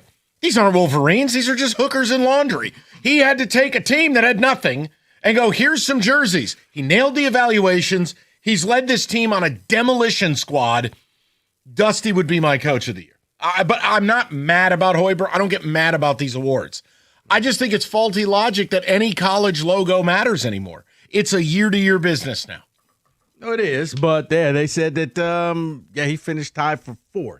So, and then Lloyd won the Naismith Coach of the Year. Yeah, he won that one, which is, I understand he even that. said, I think you addressed this to the wrong person. It should have went to Dusty May. You sure you got the right number? Right. I can't believe I'm doing this, but can we say that maybe Auburn belonged in the NCAA tournament as they won the NIT and celebrated and cut down the net? Winning the NIT is like winning regular season NBA games in the East. It doesn't mean stop. No. I didn't even know it was over. I didn't watch 1 minute of the NIT. They beat Neither Tulsa. did America. No, they should not have made it. You know the best player in Tulsa basketball history? No. Shea Seals. Wow. Former NBA first-round draft pick. I think Tubby Smith was his coach. So you bring up Tulsa, so I'm guessing they played Tulsa? I have no clue who they played. They played Tulsa. Tulsa had the lead and lost it in like the final Also, minute. Tulsa was where Bill Self got his start. Oh, that's where he learned how to cheat and dollar bill. Make bags and learn with an oil derrick. Did they have money then? No, he was learning what he needed to do. We don't have it, so this is what I got to do. All right. Can we say NBA style that Luka's injury for the Lakers is probably going to hurt the Lakers in trying to win the West? The headline of him going to Europe to seek treatment to try to get back for the playoffs is really alarming. Yeah, because then you're on some experimental ooh-wee. I'd be very concerned there. Yeah. I'll actually say this. I think the Austin Reeves injury killed the season because I still thought with him and LeBron they can win a series. It's LeBron's baldness, I think, that's really holding him. He just won't embrace it. He's close. Mama's calling. Now it's shaved so low. It's like, you but can't tell if he has hair or not. It's still there. Just let it roll. I know. He's one step from a Trey Holloman headband. You got to let it roll, man. Can we say that with Steph Curry coming back, that the Warriors have a chance in the West? That's a no for me, dog. But sure, if you want to. No, I'm good.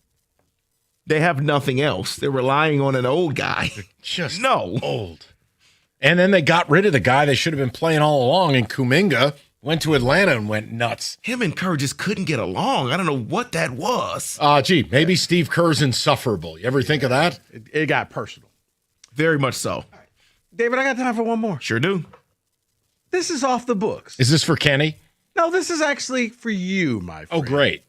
Can we say that when Michael Valenti's career is over in radio, we should all just go out and support Just Balls, your restaurant out on the beach? It's the meatball stand nobody asked for. The reason being, I got to give Mike his props. So I made the burn-ins over the weekend. He gave me some tips like, hey, listen, try this, try that. Except we're talking about barbecue, you ethnically insensitive hillbilly. What? See, I was going to play a regular drop here, and he's going with that. But fantastic, Mike. I got to give you your props. Did you buy the yes, the one seasoning? Yep. And it looked good. I got the sauce as well. Good, man. You know what? Why don't we have this conversation offline? You know what? I was trying to give you your props. It was a surprise to say thank you. I appreciate it. They turned out. I'm glad fantastic. you enjoyed. Yes. So when you get this radio thing, you should really go into cooking. Just Balls coming to a beach near you. Wow.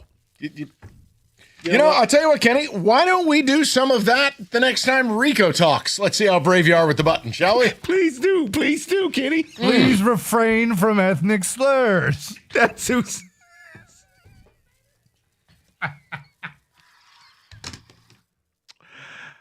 All right. Yeah. The hell did I do to deserve that? He didn't deserve that. I was giving you your props, Mike. Okay. You know what? Tonight's big game. I'm going to be down there rooting like heck that I don't have to lose a bet to Mike in my basement, built for me by Matrix Basements. Here's the thing. You guys have heard me talk about this for a while, and you've been listening, and you're still wondering, should you do this? And you've been talking it over with your wife and your buddies and your friends and your barber. Let me just help you out with this. Yes, you need to do it now. It is a great investment for your house. It's an excellent return on investment, and they're going to get this thing done in about 7-8 weeks, and then you'll be enjoying your new man cave, totally designed and finished by Matrix Basements. They don't mess around. You're going to love the work. They'll listen to whatever you need. The input, you'll have whatever input that you want to have. Go to matrixbasements.com right now to get started. You get a free consultation. They'll come up with that design, and before you know it, you're going to be watching baseball. You're going to be ready for the football season, but you need to stop waiting. Stop waiting and just get it done. I promise you. You're going to love it, and you're going to say, why did I wait? Go to matrixbasements.com right now to get started. matrixbasements.com, and you'll have that beautiful new basement a whole lot sooner.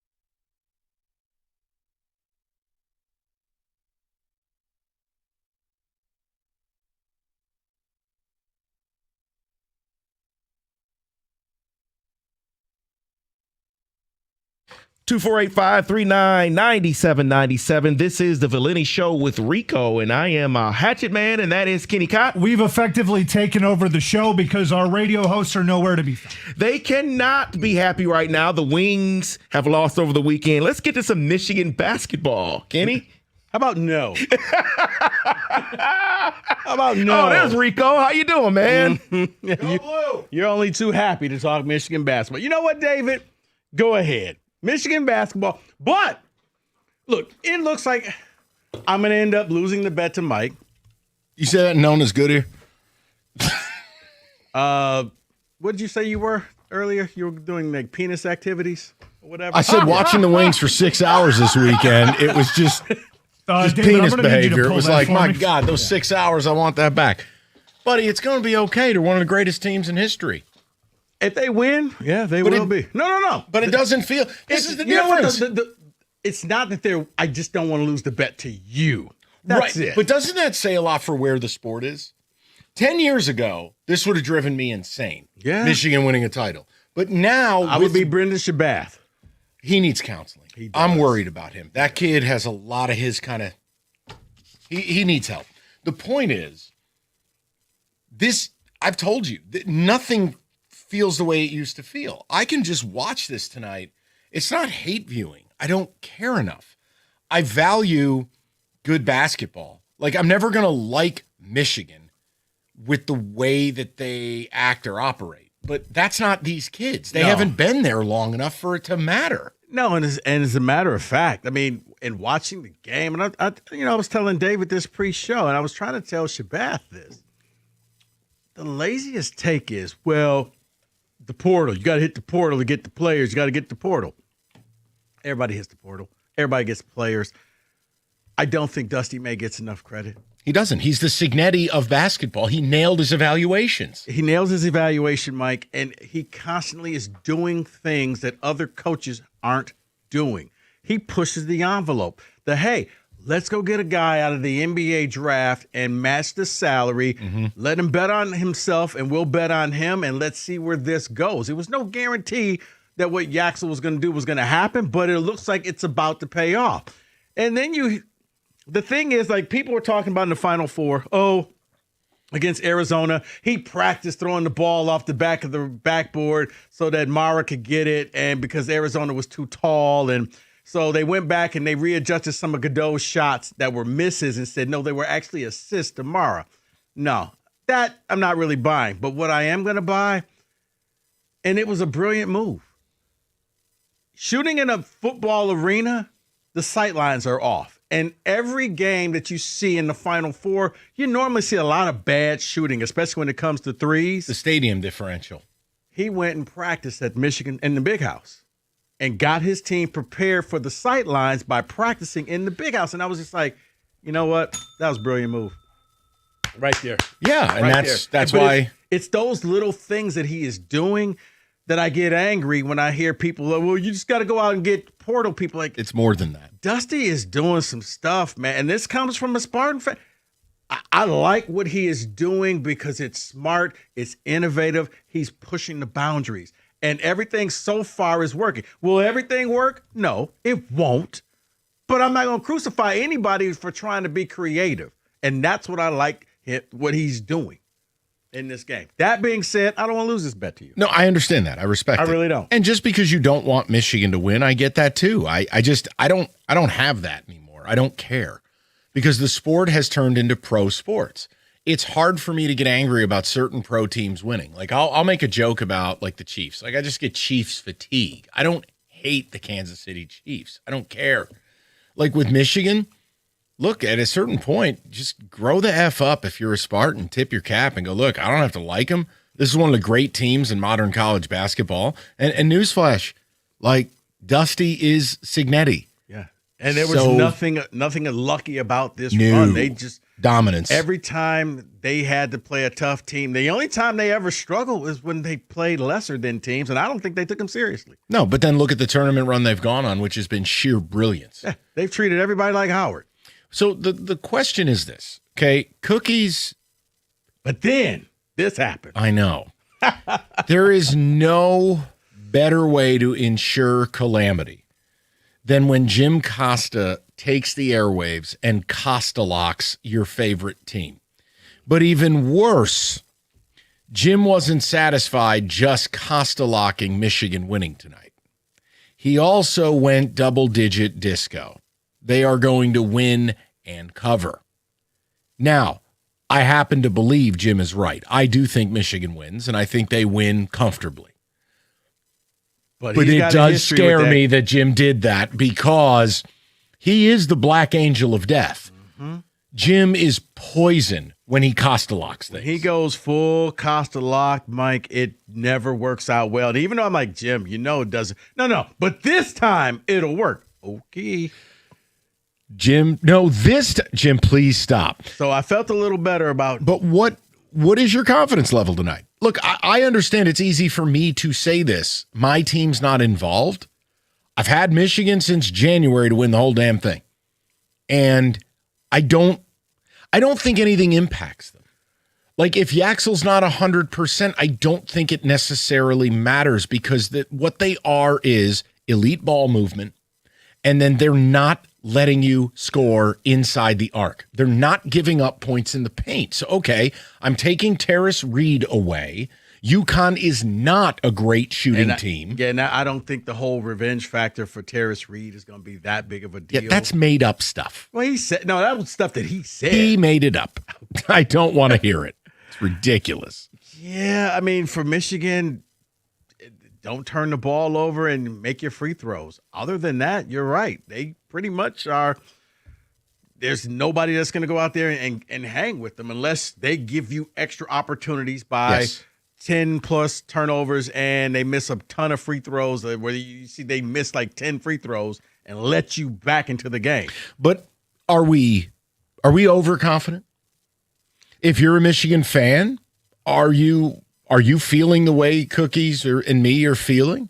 The other side of it, look, Rico, you asked a question to Shabath, and again, I think he needs counseling.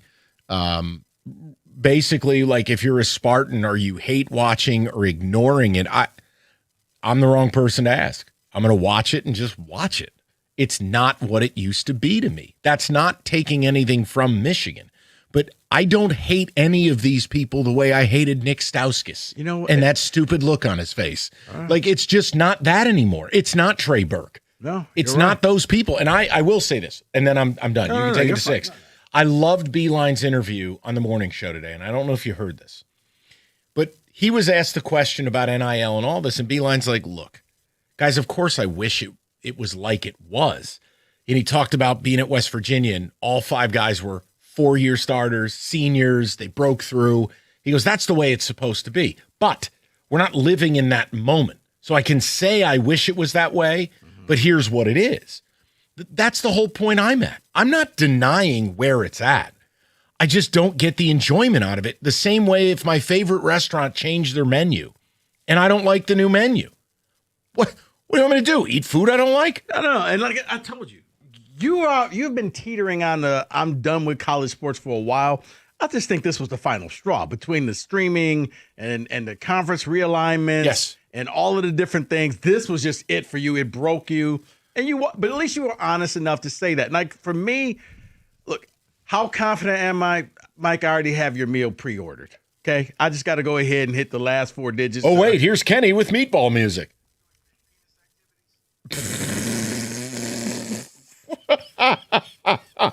Wait, so that was a drop, but not what he said earlier? Go ahead, make them both drops. I don't care. Go ahead.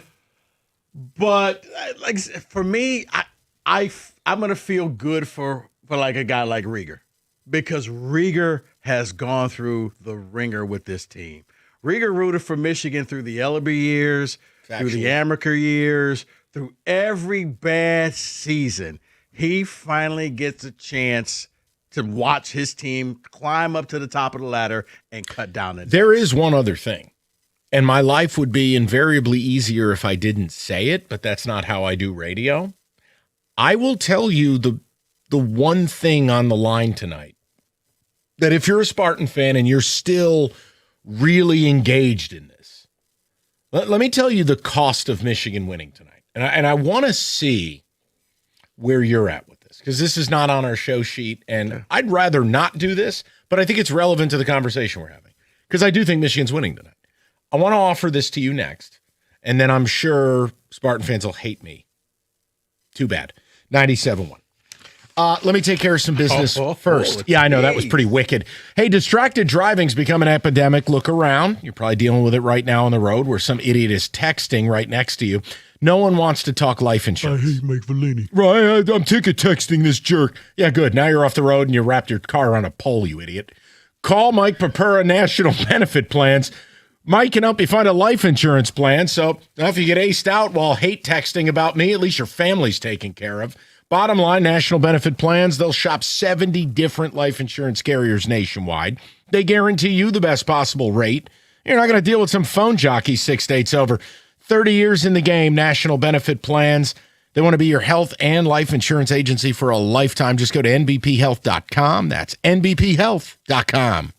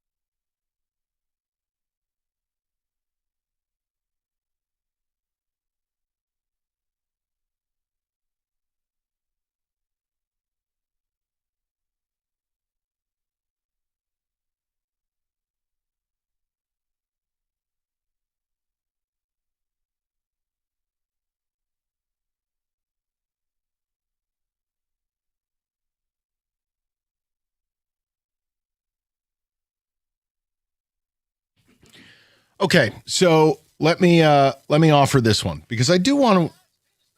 There you go. That's what wasting 6 hours watching the Wings was this weekend. We get you those 6 hours back. I want to offer this because I want to get everybody involved. And if you're a State fan, here's the one thing I would tell you. You can get mad at the message or the messenger or both. I'm done caring. If Michigan wins tonight, you do have to accept something, in my opinion. You have to accept that their program has passed yours. that not just the national championship, but in the last 15 years since you played for a title, they will have played for 3. And I know they lost the first 2. Shout out Luke Hancock from saving America from that nightmare. The point is, they will have played for 3 championships. And if they win tonight, and you look at this and look at their rise, their coach, their evaluations, their roster building, their money, guys, you can fight it. You can shout out Tom Izzo's Final Fours from when most fans weren't born. You can do whatever you want. But there's pre-COVID Izzo and post. And here we are. So if you're watching tonight and you're like Shabath, like you're really into this, make no mistake. They will leapfrog you in the blue blood rankings. Okay, but according to that logic and that theory, they've already passed them because they've made it to 3 title games, win or lose. Yes, but winning one's super important. But yeah, we could have that discussion. I'm making a point. I'm guilty. It's under presumption they're winning tonight. Like the dyed-in-the-wool State fan, I don't know that they're mentally ready for that. Because basketball's been the thing they've always hung on to, even in the Beline years. Even when they played for a title, State was still in that mix, making a Final Four, beating Michigan, winning the Big Ten. Right, because the statement was always, well, the last Big Ten team to win is Michigan. Was Michigan State. And now it's Michigan. So. They will break the streak. They will break you.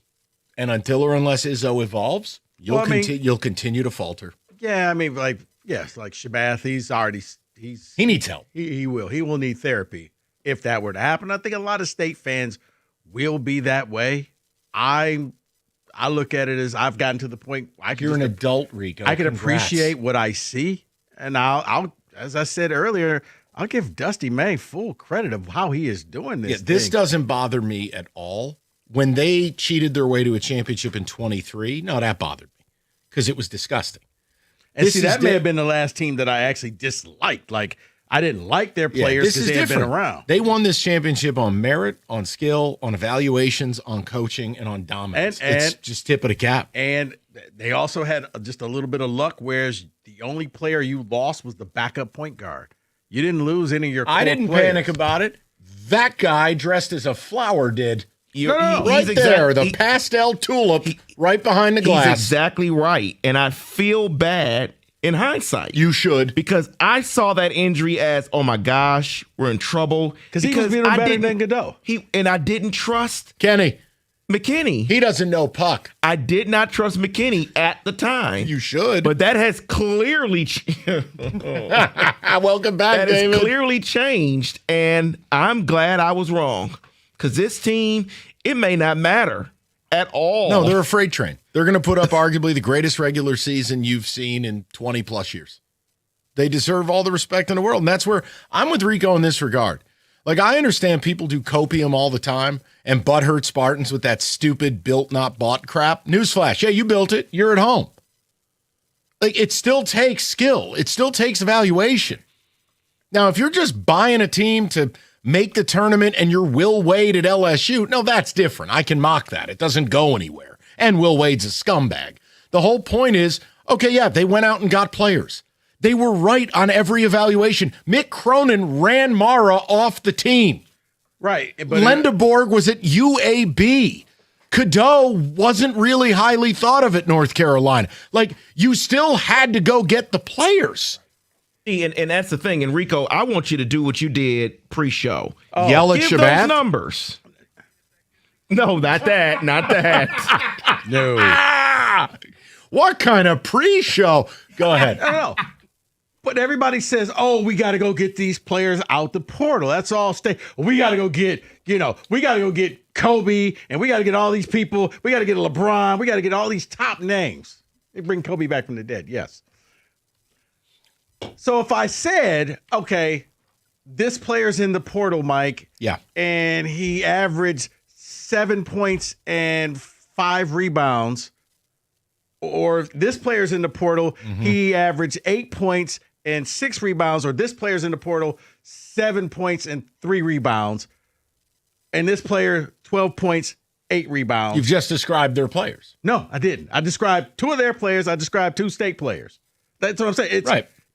He took these. But can we be fair? 8-6 was Mara. 8-6 was Johnson, and 7-5 was Mara. But we have to be fair about something. And I appreciate that. But let's be very clear. The other two were Pete Tang, as you call him. No, useless. They got the number one guy in the portal. No. Lindeborg is a 23, 24-year-old grown-ass man, and they paid him more than the NBA was going to pay him. That's brilliance.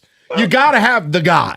But that helps because when you know you have that, then you know what to try to get pieces. Right. You can get the pieces. What pieces you need. You know who actually was ranked higher than him in the portal, believe it or not? Then who? Sturts. Yaxel. Coming out the portal, Sturts for Iowa. Yeah, when he left Drake to go play for his coach at Iowa. Yeah, but again, he's a crime against basketball. No, but it's one of those where Dusty saw some guys. They didn't have stats that jumped off the page. Yeah, you got Yaxel, and then you got all the pieces around him. But guess what? Ready? That's what the money's for. Right. That's what you're paid to do as a coach. Like now, you look. Do I miss the days where relationships, recruiting, program tradition, etc. mattered, and then you curated these players and you develop? Of course I do. We're not living in that era. Now your job is to be a general manager, to be an evaluator. And it can't just be high school. You have to look at somebody in a system that's not yours and be able to translate what it's going to look like in this, like he did with Mara. You're exactly right. Now they, once again, but they did get lucky. None of those guys got injured because if Yaxel goes down, you're Kentucky. You paid a lot of money and your top player you brought in here didn't pan out. That's the game now. Yeah. That's the game you play. If you don't spend, you have no chance. If you do, doesn't guarantee anything, but it gets you a shot. And that's the that's the bottom line. So yeah, if you're a State fan and you're bitter, that's great. You went out and got Bobby Oogie Kabuchi. Actually, no, because the fourth guy, the 12-8, that was Caleb Glenn. Yeah, the kid from FAU. Yeah, blew shot out. 41% from but he blew his knee out in pre-camp. That's the game we're playing. Right.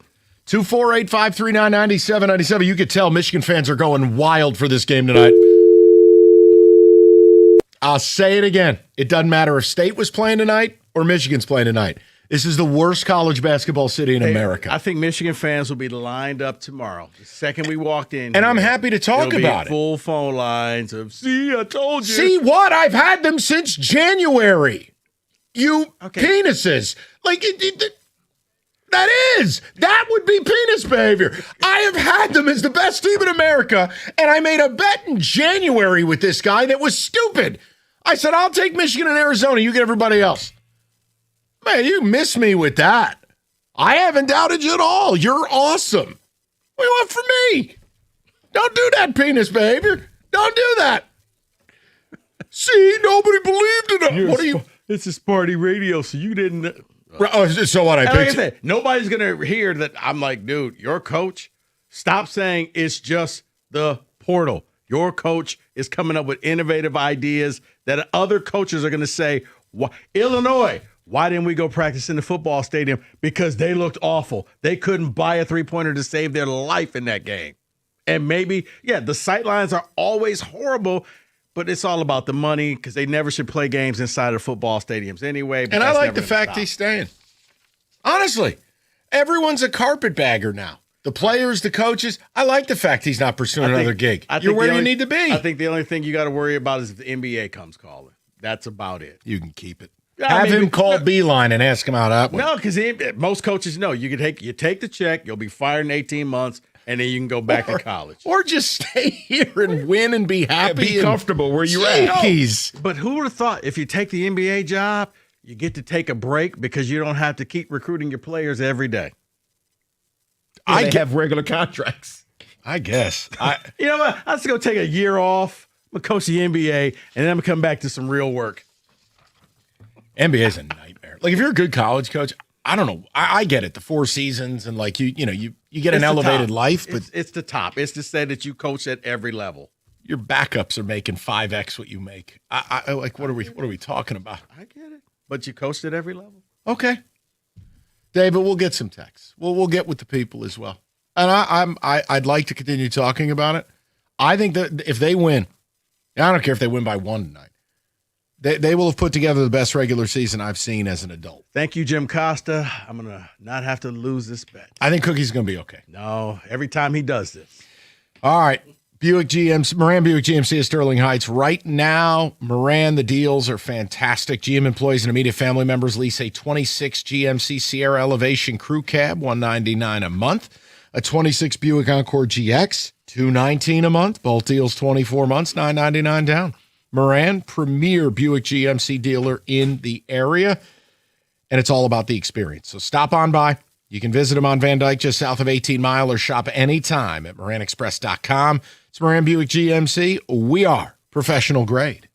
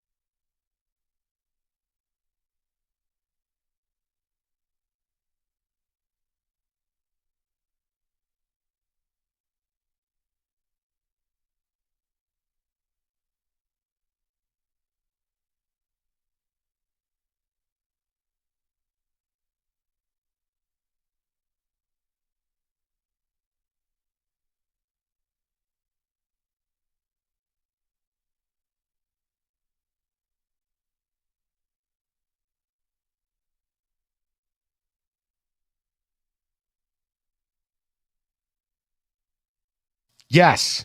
All right. Let's do college hoops edition of Can We Say That? Mike, David, Kenny.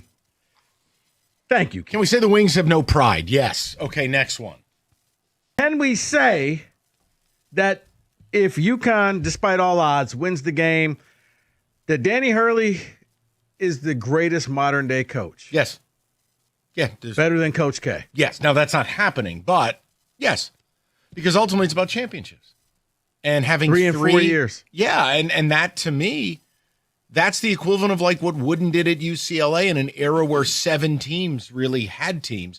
3 and 4 years is like winning 7 out of 11 in the old days. It's wild. Yes.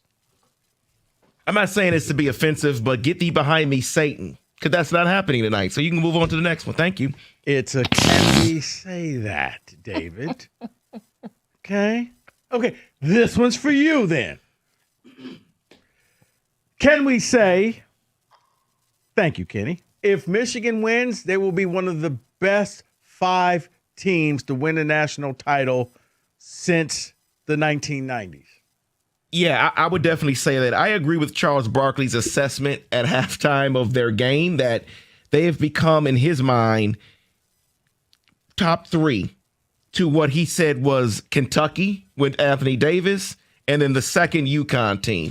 I would say they would be top 5 like that. I see, the Kentucky team was good. But they were kids. They had a lot of future pros. Again, that's what he believed, because he believed they were just dominant teams all year. Utter dominance. I put the 91 Running Rebels, the 92 Duke Blue Devils, the 09 North Carolina team, and this one, and the 24 UConn team.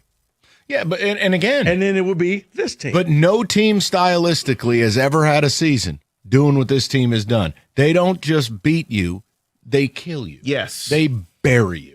I thought of you a couple of times the other night because you said it on the show.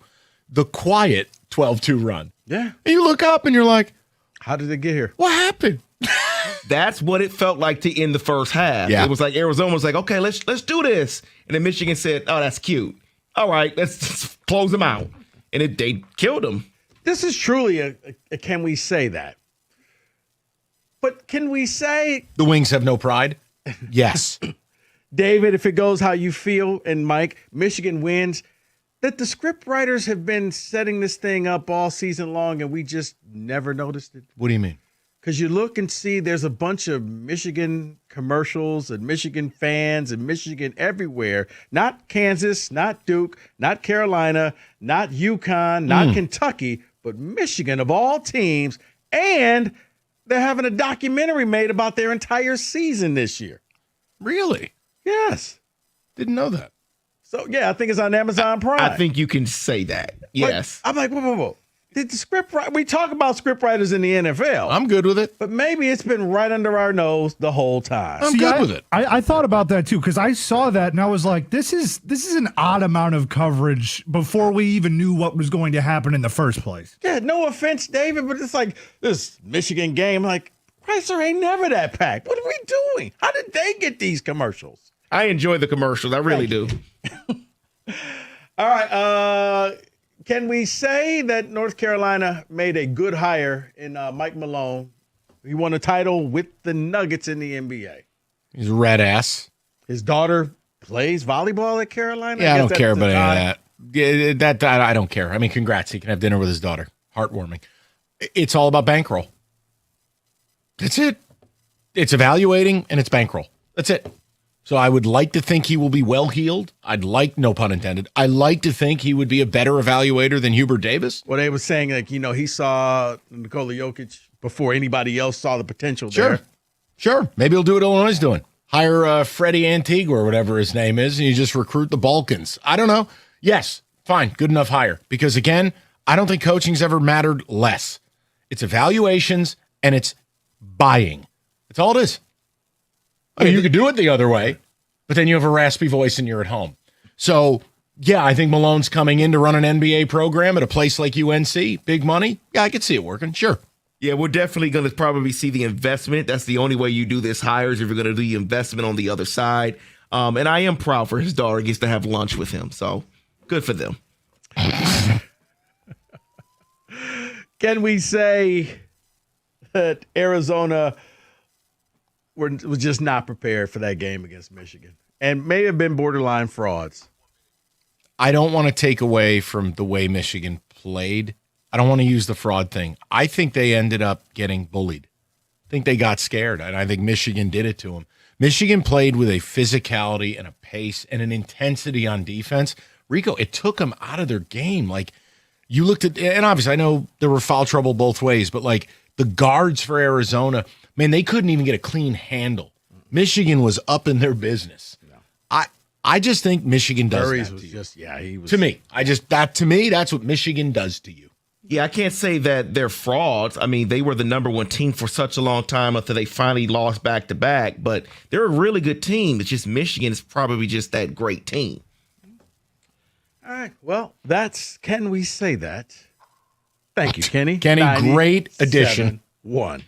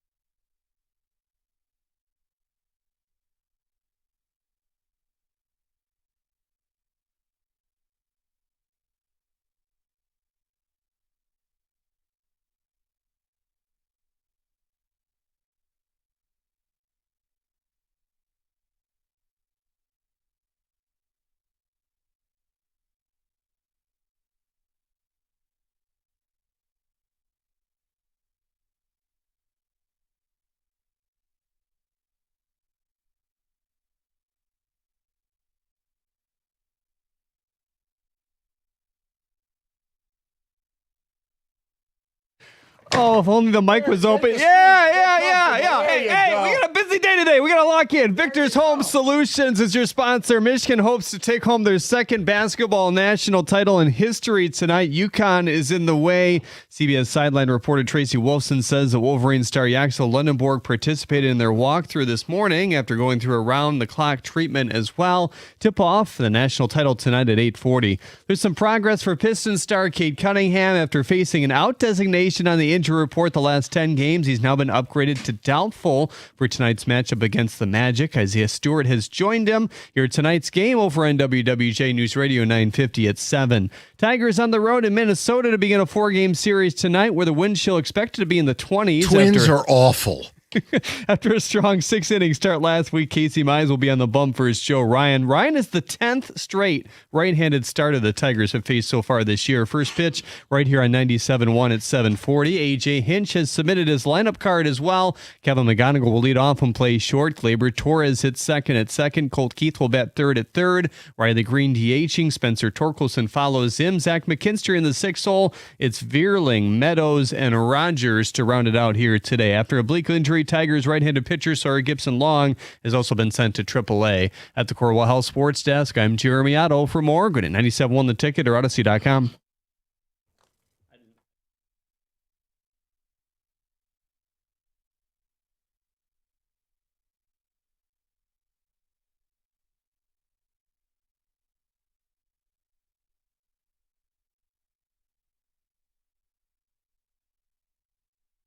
Hi, everybody. All right. If you're looking... Sorry, we were discussing something. Journalism. Oh, it's dead.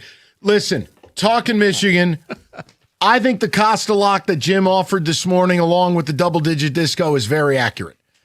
Now, it doesn't make you nervous because every time he does the Costa lock. I think this would be one of the more shocking upsets in the last 25 championship games. With this Costa lock, if it were to happen, would it rank up there with the Costa double-digit disco of Lions over Commanders? This would ban him from ever making a Costa lock again. That's what I would say. Okay. I am fully confident, 83-68 U of M. They're a monolith. And if they win tonight, I think they go down, for me, the best team I've seen in 25 years. It's the most dominant regular season. It's the most consistent bludgeoning of opponents. And nothing affects them. Lose their backup point guard, don't care. Lose Yaxel, don't care. Foul trouble, don't care. No, if you just say the last 25 years, they're in the top 3 for me. Fine enough. Carolina team in 2009 that had 10 pros. Yeah. But I'm very confident, and UConn of 24. Yeah. I think they're going to win. UConn doesn't have the shooting. They'd have to have an unnatural shooting night. The only way you're going to beat Michigan, you've got to play Missoula ball. You got to throw 33s at the rim and hope 15 of them go in. No, the only way you beat Michigan is if Michigan lets you in this game. Michigan turns the ball over 10-plus time. Michigan misses tons of free throws, especially one-on-ones, and they miss the front end. And that allows UConn extra chances at taking away and whittling down the score. But we're asking, did the Costa lock and the double-digit disco worry you? When he went disco, I'm like, okay, I got a shot here. Yeah, Jim is cyanide capsule to your hopes and dreams when he Costa locks. But we did that. If you're looking for our thoughts on the Red Wings and how a new drop was created today, Odyssey.com rewind, because we spent 2 hours on it. And yeah, pretty much. It's the whole idea of this weekend. I'm done now. Now it's spite mode. I watched every second of both games. I'm done. That's right. That's what I felt like wasting 6 hours of my life with this team who they don't want it as much as the fans do. And before you say, well, you can't say that about pros. Sure, turn on the tape. Patrick Kane took one of the worst penalties of his career, and he couldn't be bothered to even launch an F-bomb. After the comeback. They didn't even care. They played 7 minutes of good hockey. I spited that comeback. And Saturday, forget it. The Rangers have been a corp. The Rangers are the Washington Wizards. You kind of saw Saturday happening after they won the game. What was Thursday? Yeah, okay. Yeah. No. Yeah. The point I'm making is we've reached spite phase. Kenny's right. Now I hope Columbus comes in and wins tomorrow. I can't take anymore. Not that I think it's going to affect change. Not that I think anything's going to happen. But the only shot we have of something happening would be them missing the playoffs now. And they don't deserve to be in. So that's there too if you want it. But Odyssey.com Rewind, we've made Michigan the focus of the back half of the show. With that, David, anything you'd like to add, dressed as a giant ear of corn? Oh, I'll just say go blue. Ready for the game tonight. Okay. Let's go. Let's do it, shall we? We'll go to John, 97.1. Johnny, what's good, buddy? How are you today, sir? Good, John. What's on your mind, bud? I got to give Rico some credit here just for a minute because you say that it's the basketball players that make the team and everything. But if you remember 3 press conferences for him, maybe you don't, Dusty May said you ain't seen it all yet. Yeah. And every game, you've seen something. You've seen something. I don't think any other coach could take that team and do what he did. I don't think so. No, John, he's pushed all the right buttons. He's pushed all the right buttons with this team. John, the only time is when you end up playing Little Sisters of the Poor and they just look disinterested. Other than that, for every big game, their big games don't turn out to be big games. You end up destroying people outside the Duke game, which was actually a good game, even though you lost. It was if there's a such thing as a good loss, you suffered that. You did, and there was some ticky tacks there and whatever, but you eat that, you learn from it, and you move on. And just like the big man says, who cares what Costa said? I think these guys are going to come out. I think these guys are going to come out and play the game like they played like Arizona, but they just got to watch that pick. That's what everybody's scared of, that screen or the pick. Oh, I mean, UConn is going to screen the screener. They'll screen the janitor. I mean, they are going to put you through the blender defensively, but here's the good part. All year, no one has cracked the code on being able to score at the rim or being able to generate true offense close to the basket.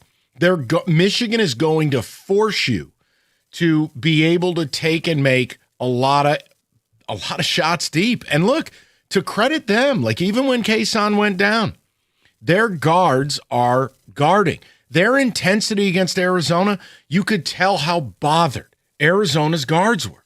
They were bouncing a ball off their sack. They had no idea what the hell they were doing. They were getting bullied. Mm-hmm.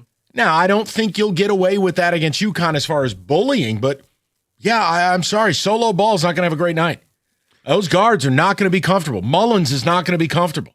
I was about to say Mullins is just he's hit that shot. He's next level. Karabon is the other one I guess you got to watch out for. He heats up. UConn has a chance. If he does nothing, Terrace Reed can't win this game for you because Michigan doesn't allow it. In the event that he gets around Johnson, there's Mara High. Well, here's the only thing. On a normal night, you would have Yaxel guard basically any 1, 2, or 3. He would be the primary on Caravan. It's just an idea of if Yaxel's lateral quickness is lessened, someone else will draw that assignment. But I still don't think in the aggregate it's gonna add up. I just don't. No one has cracked the code on this team. They had a strange loss to Wisconsin where Wisconsin went crazy from 3, and then your vision quest, because you treat this like the moon landing, how they lost to Purdue in the Big Ten tourney. Other than that, who's put anything on tape that makes you feel like you're going to beat these guys? No, it's 3-point shooting because Nebraska almost beat them, but Nebraska went nuclear from the 3-point line that day. So, yeah, that's kind of been the key element. You got to hit at least 14, 15 3-pointers, and you put yourself in the game. Even, when Howard went down like 1 at halftime, they had made 10 3-pointers in the first half. I think they finished the game with 11 total. Let's go over to Owen, 97.1. Owen, how you doing, buddy? Good, Mike. How are you guys? Good, man. What's on your mind? Dude, I got to tell you, man, this show never disappoints. I know you guys always rip on Michigan fans and talk about old Sparty radio. I feel like I'm listening to Michigan radio right now, man. This is amazing. We shoot straight. Honestly, that's it, man. You absolutely do, Mike, and you always call a spade a spade. I was listening the day that you made the bet that you said Michigan was going to win it all. And, as long as they win tonight and they pull it off, you've called this entire season. Owen, I'm going to let you finish. Come on now. Yeah. I had the odds on my side. Okay? You would have joined me in this bet, Owen. Even though you like Michigan, you would have joined me in this bet. Yeah, I don't know, man. I've been a Michigan fan my whole life, and watching in '89 and Glenn Rice and Ramil Robinson, winning it all. I mean, I feel like if Michigan wins tonight, we can put the entire conversation of the Fab Five being the best Michigan team ever. All of that stuff is just put aside. There's so much to break down with this team. I feel like it's been next man up the whole time. Even with Yaxel going down, I was nervous as hell. But I mean, honestly, this team has showed up, and every time they shoot the lights out. They maul their opponent, and I think it's going to be a huge win. So the Costa lock, forget it, man. It doesn't even faze me. If this goes sideways with the Costa lock, Jim should be fired. He is an assassin. He's an operative at that point. And Owen, I will say this: win or lose tonight, this team is already better than the Fab Five. Absolutely, brother. I couldn't agree more. And I've got a lot of respect for MSU basketball. I mean, Tom Izzo is a legend. And for me, listening to today's show and hearing you guys talking to two Michigan State fans and asking the question, if Michigan does the job tonight, they've passed you as a blue blood. I mean, that was shocking to hear. But I go right back to my point. You guys never disappoint. You call a spade a spade. Mike, Rico, I got to hand it to you. And David, go blue, baby. Let me tell you, he's excited, Owen. He's over here like a yellow highlighter. It's big time. Child number 7 on the way. David, question: if Michigan wins, if Michigan wins tonight, does little Yaxel go to the playground, or what's the story? I'm actually thinking of going to. You know what, Kenny? I may do Mara. I may do Mara there. A little Mara? Yeah, a little Mara. Okay. David, has this team, you're a Michigan fan? Yeah. Has this team surpassed the Fab Five? They got to win a championship. They didn't. That's why I say they got to win a championship. No. I'm asking David. I know you are. I wanted to talk to you about something real quick. Oh, okay. Haven't we gone a little far with the Fab Five? No. Culturally relevant, they're reunited, Mike, and the black shorts and the baggy shorts and the black shoes and the baggy shorts. That broadcast on Saturday night, 2 words for you: Al Bundy. There's a bunch of guys talking about Polk High in the city conference game. Yeah, you know what? I'm going to be real. Nope. I turned to the wrong station and nope. Oh, I agree. I was like, oh, wait. Nope, wrong one. Let me go to TBS. Let me go to regular broadcast. I can't. I left. I'm like, you know what? You got to be a Michigan fan for this because correct. I don't want to hear you guys talk about. I'd rather just watch them and what they're doing. I'm not trying to be disrespectful. We could have did it better. Yeah, I don't want to hear about guys who played almost 40 years ago. It's a long time ago, yes. My God. Well, that's why I asked you, could I include the UNLV running Rebels in there? You can do whatever you want, champ. Just was asking, is that fair, or has basketball changed since then? Because that, to me, what they did was just like, I still have never seen what this is close, but I've never seen what they did. Because they beat you, and then they scored like 120 points on you. Who are we talking about? I got lost. I'm talking about UNLV. Gotcha. Oh, Stacey Augmon. Yeah. 2485. Man. Every guy on that team, while they didn't get a degree, they did get a welding certificate. Class was not featured at UNLV. All right. The weather. Hot tubbing. The weather sucks. What do you want me to say? Mastercraft Heating, Cooling, Plumbing, Electrical. Buy a new furnace or AC, get half off the installation. The guys at Mastercraft, they're there 24/7 for emergency service, and they back their work with a 5-year warranty. Yes, they have financing. Call Mastercraft today.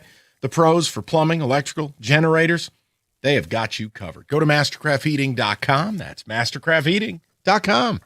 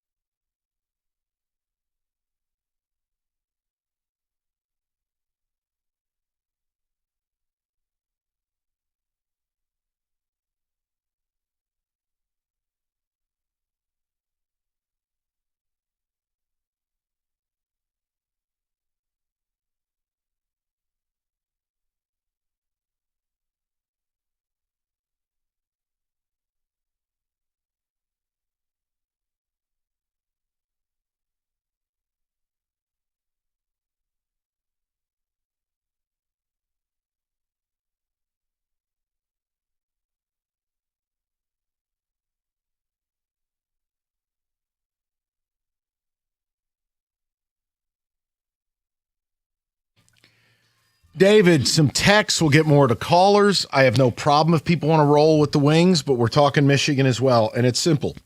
I'm not afraid of the Costa lock. I mean, I've been backing this pony since January. I can't change now. So yeah, Jim Costa locked it in double-digit discoed, but I do. See that's where I started feeling a lot better, because when he is super confident that he says it will be a double-digit type of thing, that's where he normally goes too far. David. Text communication says, I was convinced Michigan would win by double digits until Costa opened his mouth. Shout out to the divisional round versus Washington.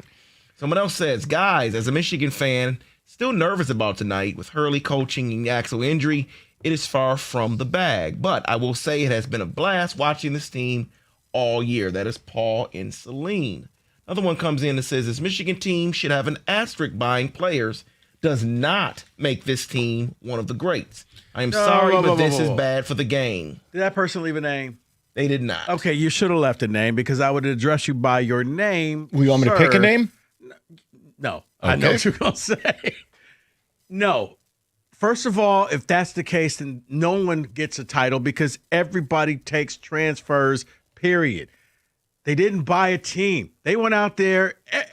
They spent money. Yes, so does everybody else. Dusty just put together a good team. He's building a good program. And so long as he's there, he's going to be a force to be reckoned with. So there is no asterisk. They didn't cheat. They didn't do any of that stuff. No, they did that on the football field. This is different. Right. They didn't do anything that no one else is doing. This is all above ground. They just did it better. So, no, you can't have an asterisk next to their name.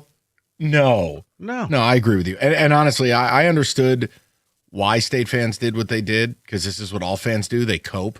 Built versus bought. Okay, you know what? Whatever makes you lay on your pillow and be more comfortable at night, it's idiocy. All right, but here's the thing. Like everybody, like State bought their players, if you want to say. They just had to retain their own, but they still paid money to make sure that Cohen Carr was flight 55 for you and he kept dunking the ball.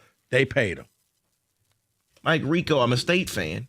Michigan passed us years ago. It's LOL. But Michigan winning might just wake us up to be serious again, or Michigan may beat us for the coming years. Well, I told Mike that in the break, David, that every time Michigan has that rise up, it seems to be the kick in the pants that Izzo takes it to another level. When Beline made it to the title games, and then all of a sudden Izzo ramped up his recruiting, went out there, got some guys, they started winning again.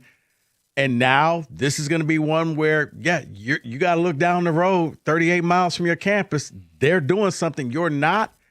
It's got to eat at them. You know that. So maybe this will be something that gets him back in the game. As Ryan Day said, old Cocoa Bean number 5.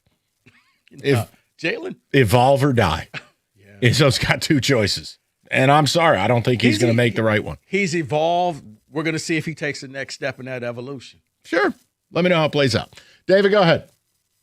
Someone says, ooh, I'm dying. I can't breathe. Penis activities? I'm crying right now. Just that weekend of hockey was an embarrassment. It's an embarrassment to the uniform. It's an embarrassment. We talked about this earlier. Certain organizations, when you play for them, it's different. The standard's different. The logo matters, whether it's Yankees, Lakers, Celtics. Hell, I'll give the Pistons credit. These players have tapped into it. They embrace the bad boys. I don't love everything has to go back to the bad boys, but you know what I do like? They value the jersey. They value the history of the franchise, and they play, right? Well, even the bad boys, even the going to work Pistons, we're going to win it tough. People may not like how we win, but we don't care. So long as we get the W, Detroit won again. But instead, here's what the Wings do. They're gutless. The winged wheel is supposed to matter. And at one point, it did matter. Yeah, you almost want former Wings just to walk into the locker room and be like, seriously, what are y'all doing? You know what? Go dress over there. Get out of our locker room. You do. You have one in the front office. Hello. You've got multiple. Yes. You have Chris Draper. Oh, you know what? I stand corrected. No, you're fine. Right. It's not about that. No. It's but just you would think I know that those guys, hey, you know what? Just a private meeting. Only former Wings are allowed into here. Okay. I ain't Stevie, this guy. I'm former Wing player. But it seems as if that's already kind of happened, whether it's McClellan or whether it's Larkin. I feel like those meetings have taken place and nothing has come of it. Well, but because the problem is we have questions about the captain. I think it's clear Patrick Kane is just not a leader. I'm sorry. What he did against Minnesota, not only the stupidity of that, but then the reaction or lack thereof to it. How is a veteran watching maybe your last chance to make the playoffs slip away because you just had a boner jam moment? How do you not snap a stick or spike a water bottle or at least breathe? You know what his reaction was? He looked like Greg Monroe. You had to put a mirror under his nose to see if he was breathing. I hate to say that one of the greatest North American players ever is just collecting a paycheck or being, quote, a guy in a jersey. As sure feels like it. Sure feels like because honestly, when the captain goes down, they're looking at you or Lucas Raymond or Mo Sider. Like, where's the leadership? Right. That locker room, it looks like they don't care. And that's what I'm saying. It's like, where is the standard? Because certain organizations, that's just you're going to put on that jersey, you're going to put on that sweater, you have to act a certain way. You have to carry yourself a certain way. And they don't. They don't. And that's why I'm like, yeah, you would just, maybe you just get all the former Wings in there and just say, guys, this is what we used to do. Yeah, we're going to play old man theater. This is how we used to do it, okay? You guys aren't living up to this. Let's go to Rich, 97.1. Richie, what's good, buddy? Oh, hey, finally. You know, you're complaining about no Michigan fans. I've been sitting here. I drove from Detroit to Ann Arbor while I'm old. Wow, Rich, I apologize. Welcome. I'm sorry. Hey, don't Forgive let it me. happen. Don't let it happen again. I won't. I'm sorry. Oh, okay. Go ahead, Rich, man. you know what? Hey, from here on out, Rich goes to the top. That's it. Hey, as far as May goes, leaving and going to the pros, as far as I'm concerned, the pinnacle of all sports titles, the hardest one to win is a college national men's basketball championship. You know, forget about the buying it. In the NBA, you can buy an NBA title, but college basketball, everything's got to come together. And the guys, he's doing something that Belichick did, which is put the right pieces in there, but be smart enough to know how to use the pieces. You know, you see it in coaching all the time where they got the pieces, but they don't know how to use them. Yeah, listen, Dusty's doing the right thing. It's just like Signetti. You don't need to leave the minute it gets good. You're making a ton of money. You have no salary cap. You have license to build the team the way you want every year, and no player is going to make more money than you. You go to the NBA, Rich. For now. The guy at the end of the bench is making double the head coach. Yeah, but I want to touch, because I really got to go here in a minute, but the Michigan fan thing, you're right about that. But see, I grew up in Ann Arbor, so I didn't go to the school. I went to Eastern, but I grew up in Ann Arbor. So back then in the late 70s, 80s, even the 90s, it was local fans, and they were ruckus at all those games.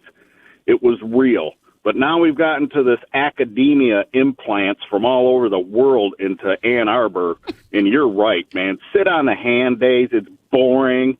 I only go to hockey games now because hockey fans still be hockey fans. Well, Rich, I will say this. I'm going to give this is me saying nice things about Michigan. Boring if they ain't scoring. No. But Chrysler Center for senior day against MSU was the loudest I have ever heard that place. It was like, wow, never seen it like this. And it was Michigan fans being loud, not the opponent. Let's go to Barry. We'll get the last word on this deal. Barry, what's the good word, bud? Michael, Rico, thanks for taking the call. Hey, yes, sir. I got a couple of points, if I could, real quick with Michigan. Michigan right now is looking like that tournament run they had out in Vegas early in the year, where they were just, everybody else looked like little kids out there. I forgot hopefully about that will continue on tonight. Good call. They beat Gonzaga by 40. They were winning every game by like 40. Now they're only winning by 30. So, but they're looking kind of like that back then. But my thing with the Wings. Enrico, I'll take exception what you just said, that we need to call old Red Wings players to come in and have a talk with these guys. If they don't already feel that way, they shouldn't be here in the first place. You shouldn't have to be told how to go out there and act as an original six thing. And Mike, I couldn't agree with you more with how frustrating it's been.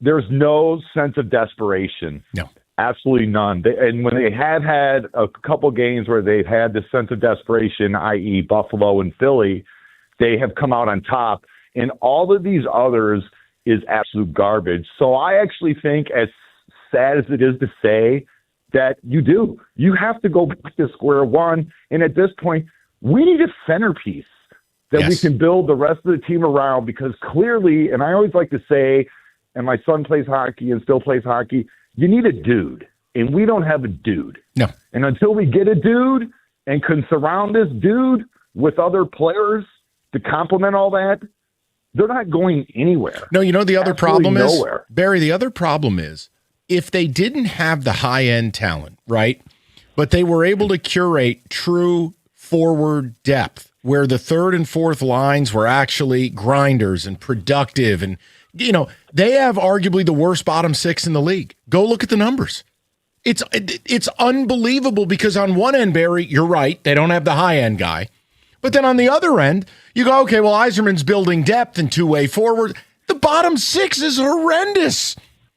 No, they're 5-on-5, so even if you can add that into the mix of the bottom six, I mean, yes, and that's what's so aggravating. But even with all that being said, when they come out and play, they compete with the best teams. I have no idea what the hell is going on. I don't either. I think there'll be an autopsy. A Buffalo game. There'll be an autopsy at some point of whatever went on in that locker room because McLennan called them out multiply, Bear. They didn't respond. They play uneven, even after a terrible loss to the Rangers. If you can't self-motivate to come out and play better against Minnesota, I can't help you. Then they put 7 minutes together where it was like furious comeback, only to do something stupid and lose the game anyways. The postseason autopsy, it's unbelievable. 97-1.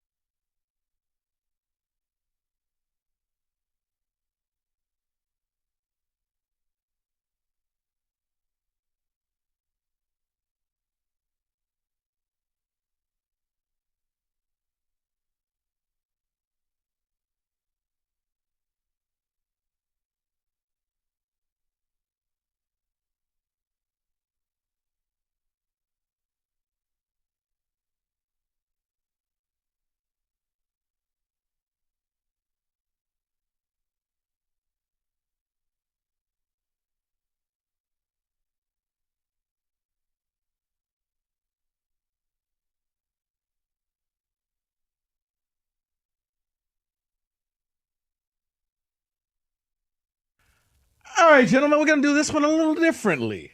I have 3 different topics, and if you want, I'm going to let you choose between college basketball, pro basketball, or NFL football. But I have a can we say that for all of them? Michael? Yeah. Dealers, go ahead. Football. Football. That was easy. It is. Mike, can we say that Dexter Lawrence is going to still be a Giant once the season starts? Because he asked for a trade. Is there anybody that's going to be a trade partner and say, yes, that's the missing piece to our team? Well, not until he weighs less than 400 pounds. He was in embarrassing physical shape last year, and he stunk since he blew his elbow out 2 years ago. He had his worst season as a pro last year. Bold strategy asking for a trade. I think this is like a lot of players who say they're not going to show up. He wants a new contract. He has 2 years left on his deal, new coaching staff. They've done a lot of losing. My view, you're entering your age 29 season, and you were basically garbage last year. You don't want to show up? Don't show up, because I'm not trading you for nothing. And I'm sure as hell not going to lace you with some 5-year deal when you haven't been the same since your elbow was on backwards. So I'm the wrong guy. Unlike Brad, I don't fall in love with my own people. Sexy Dexy can hit the bricks if that's what he's going to put on the field. So is he check mark for the Lions? No, because he requires money. Okay. They don't do such things. Gotcha. Yeah, yes, David. I was going to say you're right. Technically, his guaranteed money is over, so that's what he wants. He wants a deal. More guaranteed money. You know what I'd tell him? Show up at the table under 330. Go look at him last year. Either he's carrying triplets or he let his body completely slip away. I'm going to go with triplets. Maybe he had them already. He got his old physique back. No, you get my point. If you want the money, your body's your job. You got to be ready to roll. He was terrible last year. Yeah, how about we do a 2-for-1 with football? David, we've been saving this one just for you. Oh, go. Oh, is this a religious one? Can we just say Pittsburgh needs to just bite the bullet and tell Aaron Rodgers, thank you, please go away. Oh, boy. Yes, they do, but I'm already resigned. They're not going to do that. That's right. And it's going to be Aaron Rodgers' show or no other show. It's sad. It really is. But with Mike McCarthy hired there, they basically did the hiring for Aaron Rodgers. They didn't do it to say, oh, we need another voice, a different voice. No, they did it for Aaron Rodgers. He's the voice. Rika, ready? He's right, you know. It's sad. It's a really sad state. I feel bad for you every time I see the stories, David. I don't. Because it's like, what is so special about this man that you're willing to just bend over backwards? You're going to wait for him. You're not going to go out and try to get better at the quarterback position. Is he really going to lead you anywhere? No, he's not going to lead us anywhere. And I think because of him, you also see the rumors that they may trade DK Metcalf during the draft. You just got him. I know. It's a shame. Maybe he didn't want to do the ayahuasca visits with him. Don't know. Oh, he didn't want to bleep himself in a tent in the Amazon? Weird. You don't want to get on DK's bad side either. All right, Kenny, for you. Can we say that maybe Taylor Decker found out what his real value is? Yeah, absolutely. Because no one's picking up that phone. Yeah, it seems to be the dial tone that we play when nobody calls in for a topic when it comes to exactly with Taylor Decker. Yeah, no, I don't think you're wrong for saying that. Oh, Mike, here's a layup for you. What's that? Can we say that the Ravens should not gamble on Lamar? He restructured his contract, but basically they have an out after 2027. Should they just part ways thereafter? 100%. I said it was a layup for you. Yeah, no, listen. He's a quarterback whose legs are a lot of his game, who's about to be on the wrong side of 30. That's a losing proposition. And when you've asked him to be a real pocket passer, hey, let's check that Kenny hotline. I don't care about the past MVPs. I'm not paying you for what you've done. I'm paying you for what you're going to do. No, there's no way I'd be paying him $60 million a year into his 30s. No way, no how. And what a surprise. He never shows up for OTAs. New coach? Oh, I'm there. He showed up out of nowhere. Didn't tell the team about anything.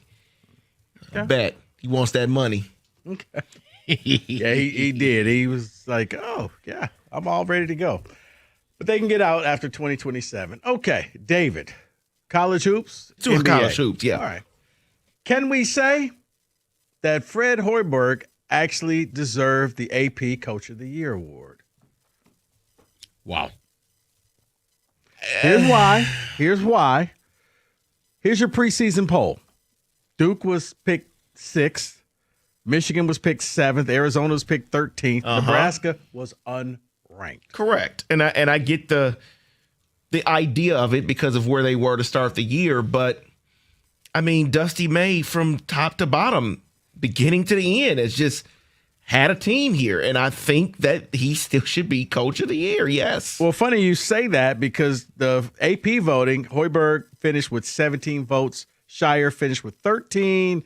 Tommy Lloyd finished with 11. Yep. Then Dusty May was tied with Travis Steele with 9 votes. I think that's ridiculous. I think it is as well. Just my opinion. I get the idea. Yes, Fred brought a team that was not thought of, and they finally won a game in the tournament for the first time ever. But the problem is Dusty May had to build the team top to bottom. Like, thank you.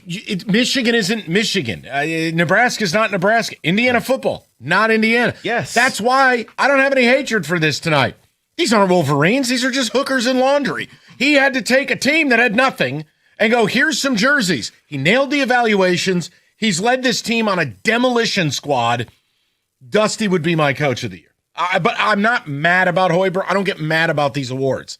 I just think it's faulty logic that any college logo matters anymore. It's a year-to-year business now. No, it is. But they said that, he finished tied for 4th. So, and then Lloyd won the Naismith Coach of the Year. Yeah, he won that one, which is, I understand he even that. said, I think you addressed this to the wrong person. It should have went to Dusty May. You sure you got the right number? Right. I can't believe I'm doing this, but can we say that maybe Auburn belonged in the NCAA tournament as they won the NIT and celebrated and cut down the net? Winning the NIT is like winning regular season NBA games in the East. It doesn't mean stop. No. I didn't even know it was over. I didn't watch 1 minute of the NIT. They beat Neither Tulsa. did America. No, they should not have made it. You know the best player in Tulsa basketball history? No. Shea Seals. Wow. Former NBA first-round draft pick. I think Tubby Smith was his coach. So you bring up Tulsa, so I'm guessing they played Tulsa? I have no clue who they played. They played Tulsa. Tulsa had the lead and lost it in like the final Also, minute. Tulsa was where Bill Self got his start. Oh, that's where he learned how to cheat and dollar bill. Make bags and learn with an oil derrick. Did they have money then? Oh, he was learning what he needed to do. We don't have it, so this is what I got to do. All right.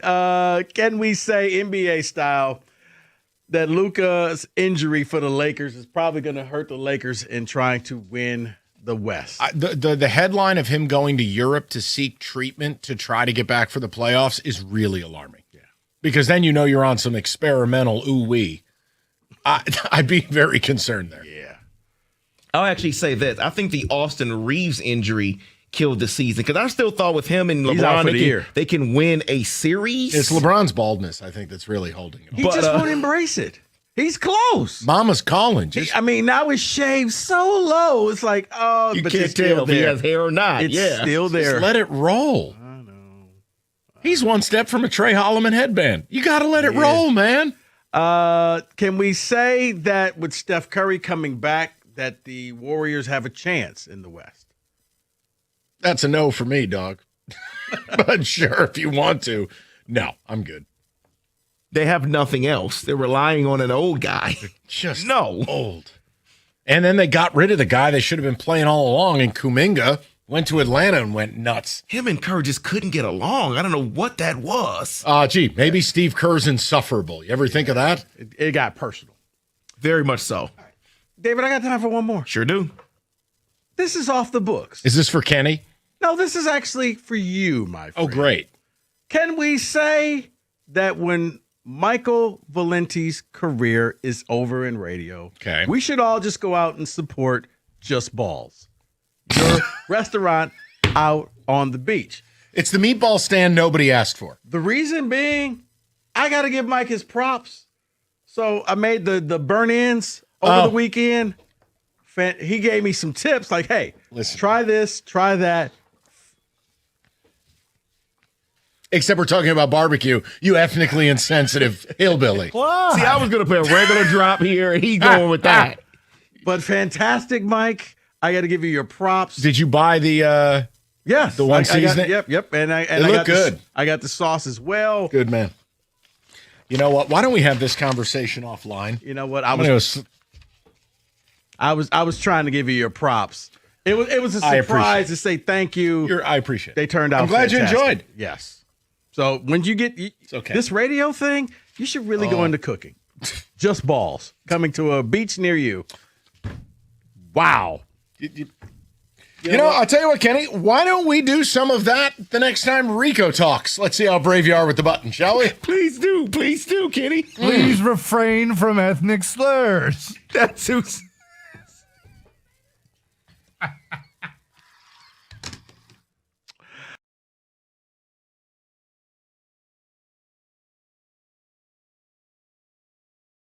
Silverado crew cab starting $199 a month, 24 months, or the 26 Equinox LT, $239 a month, 36 months. Both deals, $999 down. It's all there. Shop online anytime, moranexpress.com, or stop by on Gratiot, just north of 15 Mile in Clinton Township. It's Moran Chevrolet, where you always get the best price, period. Chevrolet. Together, let's drive.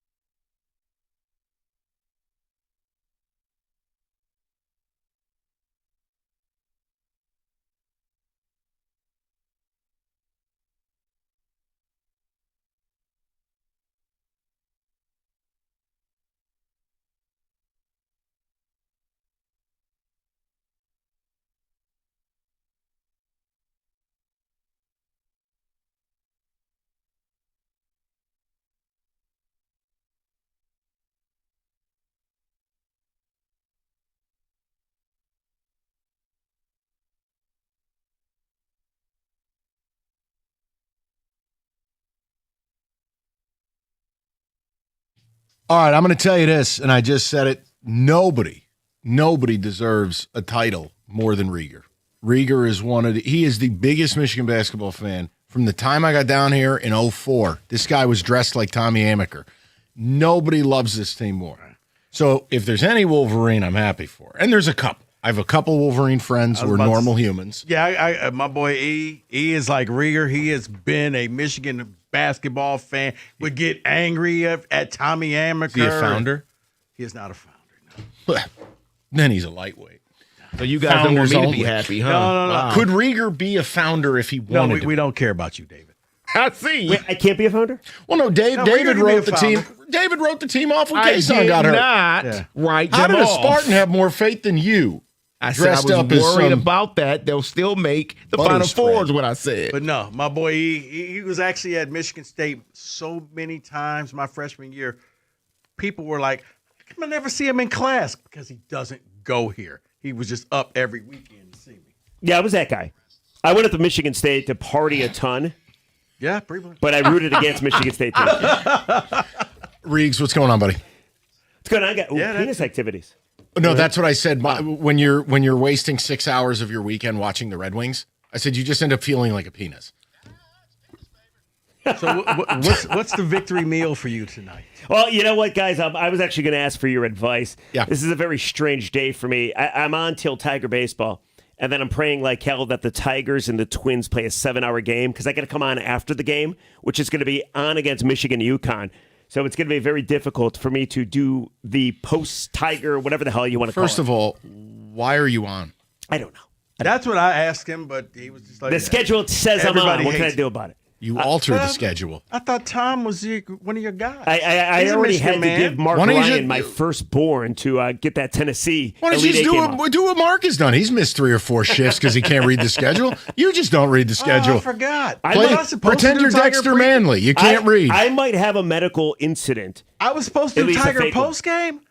Yeah. Oh, I never checked. This is totally new to me. What are you talking about? I did not oh my recall God, this city's the best. Read the schedule.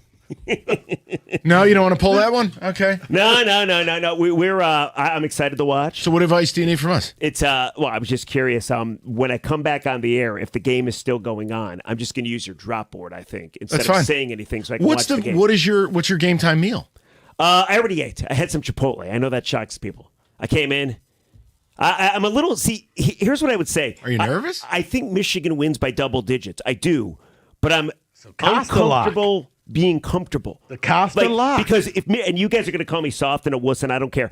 This game should be won by Michigan. Michigan has been the dominant team. Michigan's special. I agree with everything you guys said. All true. But if they happen to lose or Danny Hurley, because he's a witch, beats them, this will be the most painful loss of my lifetime. And I don't know that you ever recover from something like this. Yes, this is worse than the Lions losing to the Niners, at least for me, up 17 at the half. This is his number one team. He loves this team. So no. If you were to lose this game, it's a joke. I think they win. But if you lose somehow because, I don't know, Caravan hits 7 threes and Braylon Mullins hits another 7 and they pull a Wisconsin. If you lose a game like this, it kills me. The Terrace Reed revenge? Oh, a kid that left Michigan and then claims he wanted to stay at Michigan, but Dusty didn't want him. So that's the one thing I worry about. Yeah, there's nothing I can say to argue it.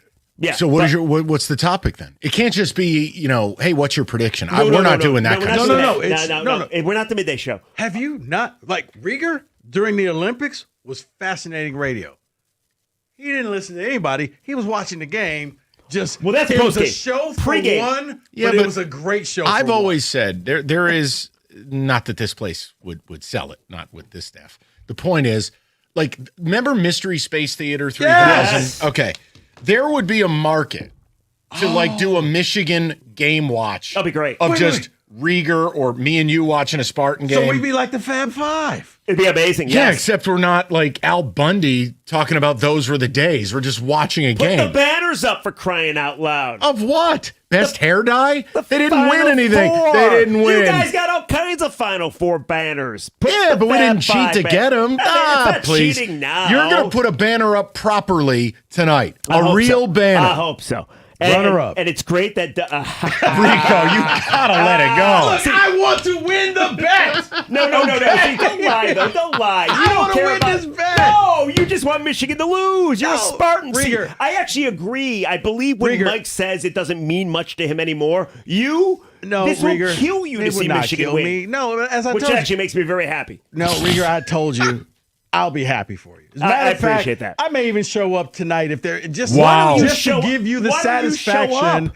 of watching you celebrate. Why don't you and me until midnight? Let's go deep into the night. Let's go to 1 a.m. Come on. Buddy, you just walked right Come into on. that. Hey, Come we're on. out of here. We can sell it. Enjoy it. Founders Club. You're going to be okay. Get him a Founders jacket. You need to do a lot I've more been than dreaming that. about something like this for a while. Let's 97.1. go.